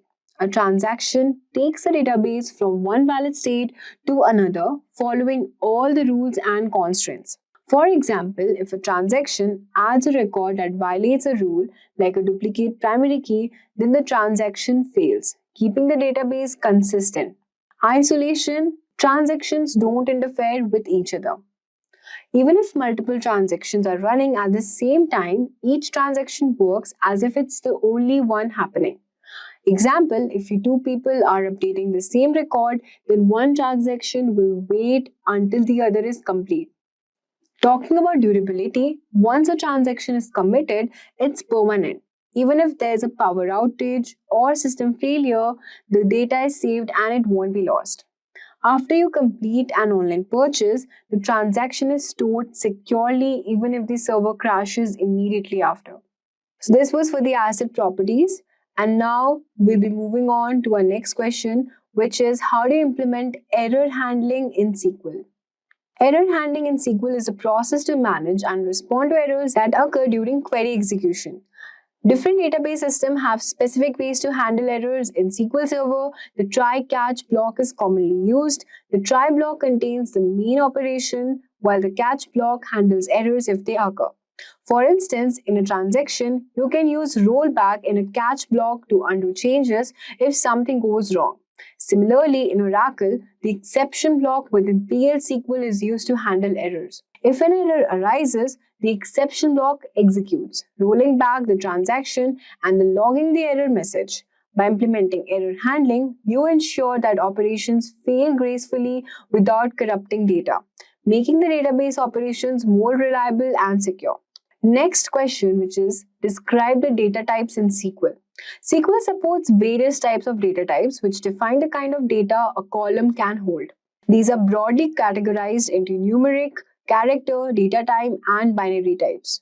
So we have numeric data types like integer, float, then we have character string like char, varchar. We also have Unicode character string like encat, enttext. Then we have binary, which includes binary image, date and time, which includes date and date and time. Then we also have some miscellaneous data types, which is XML and JSON.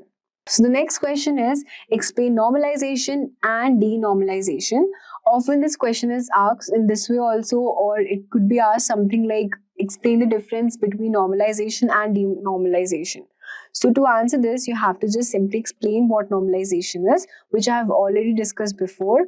Once again, I'm saying you normalization and denormalization are ways to organize data in a database. Normalization is all about breaking big tables into smaller ones to remove duplicate data and improve accuracy. For example, instead of repeating customer details in every order, you create one table for customers and another for orders, linking them with a key. Denormalization, on the other hand, is when you combine or duplicate data to make it faster and retrieve. For instance, you might add customer details directly to the order table so that you don't need to join tables during a query. Normalization helps you space and maintain consistency, while denormalization makes data retrieval quicker depending on what the database needs. Let's move on to the next question, which is what is a clustered index? It's very easy. Just simply answer by saying that a cluster index in SQL determines the physical order of the data rows in a table. Each table can have only one clustered index, which impacts the table's storage structure. Rows in a table are physically stored in the same order as the clustered index key. Now we have next question, which is how do you prevent SQL injection? So talking about this question, SQL injection is a security risk where attackers insert harmful code into SQL queries, potentially accessing or tampering it with your database. To prevent this, you can use parameterized queries or prepare statements to handle user input safely. You can validate inputs to allow only expected values, use stored procedures to separate logic from data, limit database permission, and escape special characters. These steps help you secure that your database is free from SQL injection attacks. The next question on the list is explain the concept of database schema. In SQL, a database schema functions as a conceptual container for housing various database elements such as tables, views, indexes, and procedures. Its primary purpose is facilitate the organization and segregation of these databases elements while specifying their structure and interconnections. The next question is how is data integrity ensured in SQL? Just simply answer by saying that data integrity in SQL is ensured through various means, including constants, example, primary keys, foreign keys, check constants, normalization, transactions, and referential integrity constants as well. These mechanisms prevent invalid or inconsistent data from being stored in the database. Question number 42, which is what is an SQL injection? We have already discussed about how we can protect our data from SQL injections. So now let's discuss what is basically a SQL injection. So SQL injection in cybersecurity attack that involves insertion of malicious SQL code into applications input fields or parameters. This unauthorized action enables attackers to illicitly access a database, extract confidential information, or manipulate the data. The next question is how do we create a stored procedure? You use the create procedure statement to create a stored procedure in SQL. A stored procedure can contain SQL statements, parameters, and variables. So here's a very simple example. You can just simply create by writing this query as create procedure, get employee by ID, at employee ID integer as begin, select star from employees where employee ID is equals to at employee ID. And then you just have to write end. That's it. So next question is what is a deadlock in SQL and how it can be prevented? One more important question often asked in interview. So you have to answer something by saying that a deadlock in SQL happens when two or more transactions are stuck because they are waiting for each other to release resources. It's just like two people trying to go through a narrow door at the same time, each refusing to step back and let the other pass. Transaction A locks table 1 and waits to access table 2. Transaction B locks table 2 and waits to access table 1. This is just a simple example. So we can see that both the transactions are waiting for each other, neither can proceed, creating a deadlock.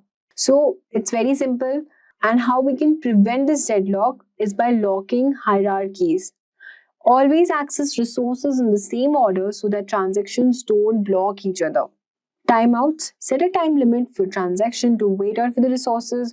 You can also use deadlock detection and resolution system to detect deadlocks and cancel one transaction and let the other proceed.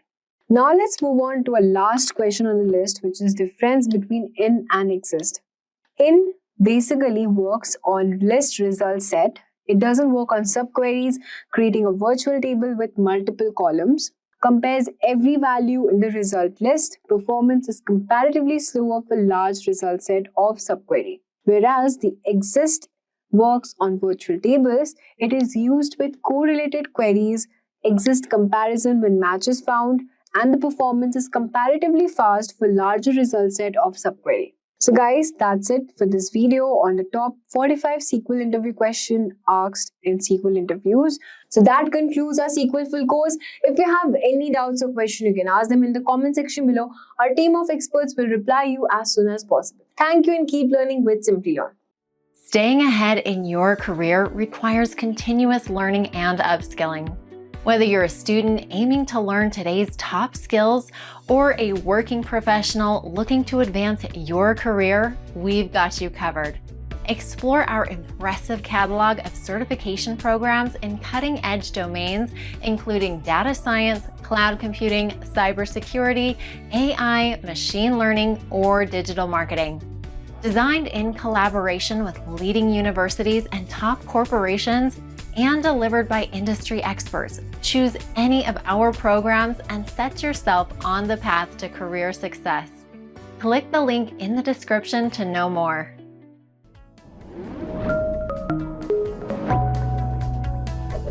Hi there, if you like this video, subscribe to the Simplilearn YouTube channel and click here to watch similar videos. To nerd up and get certified, click here.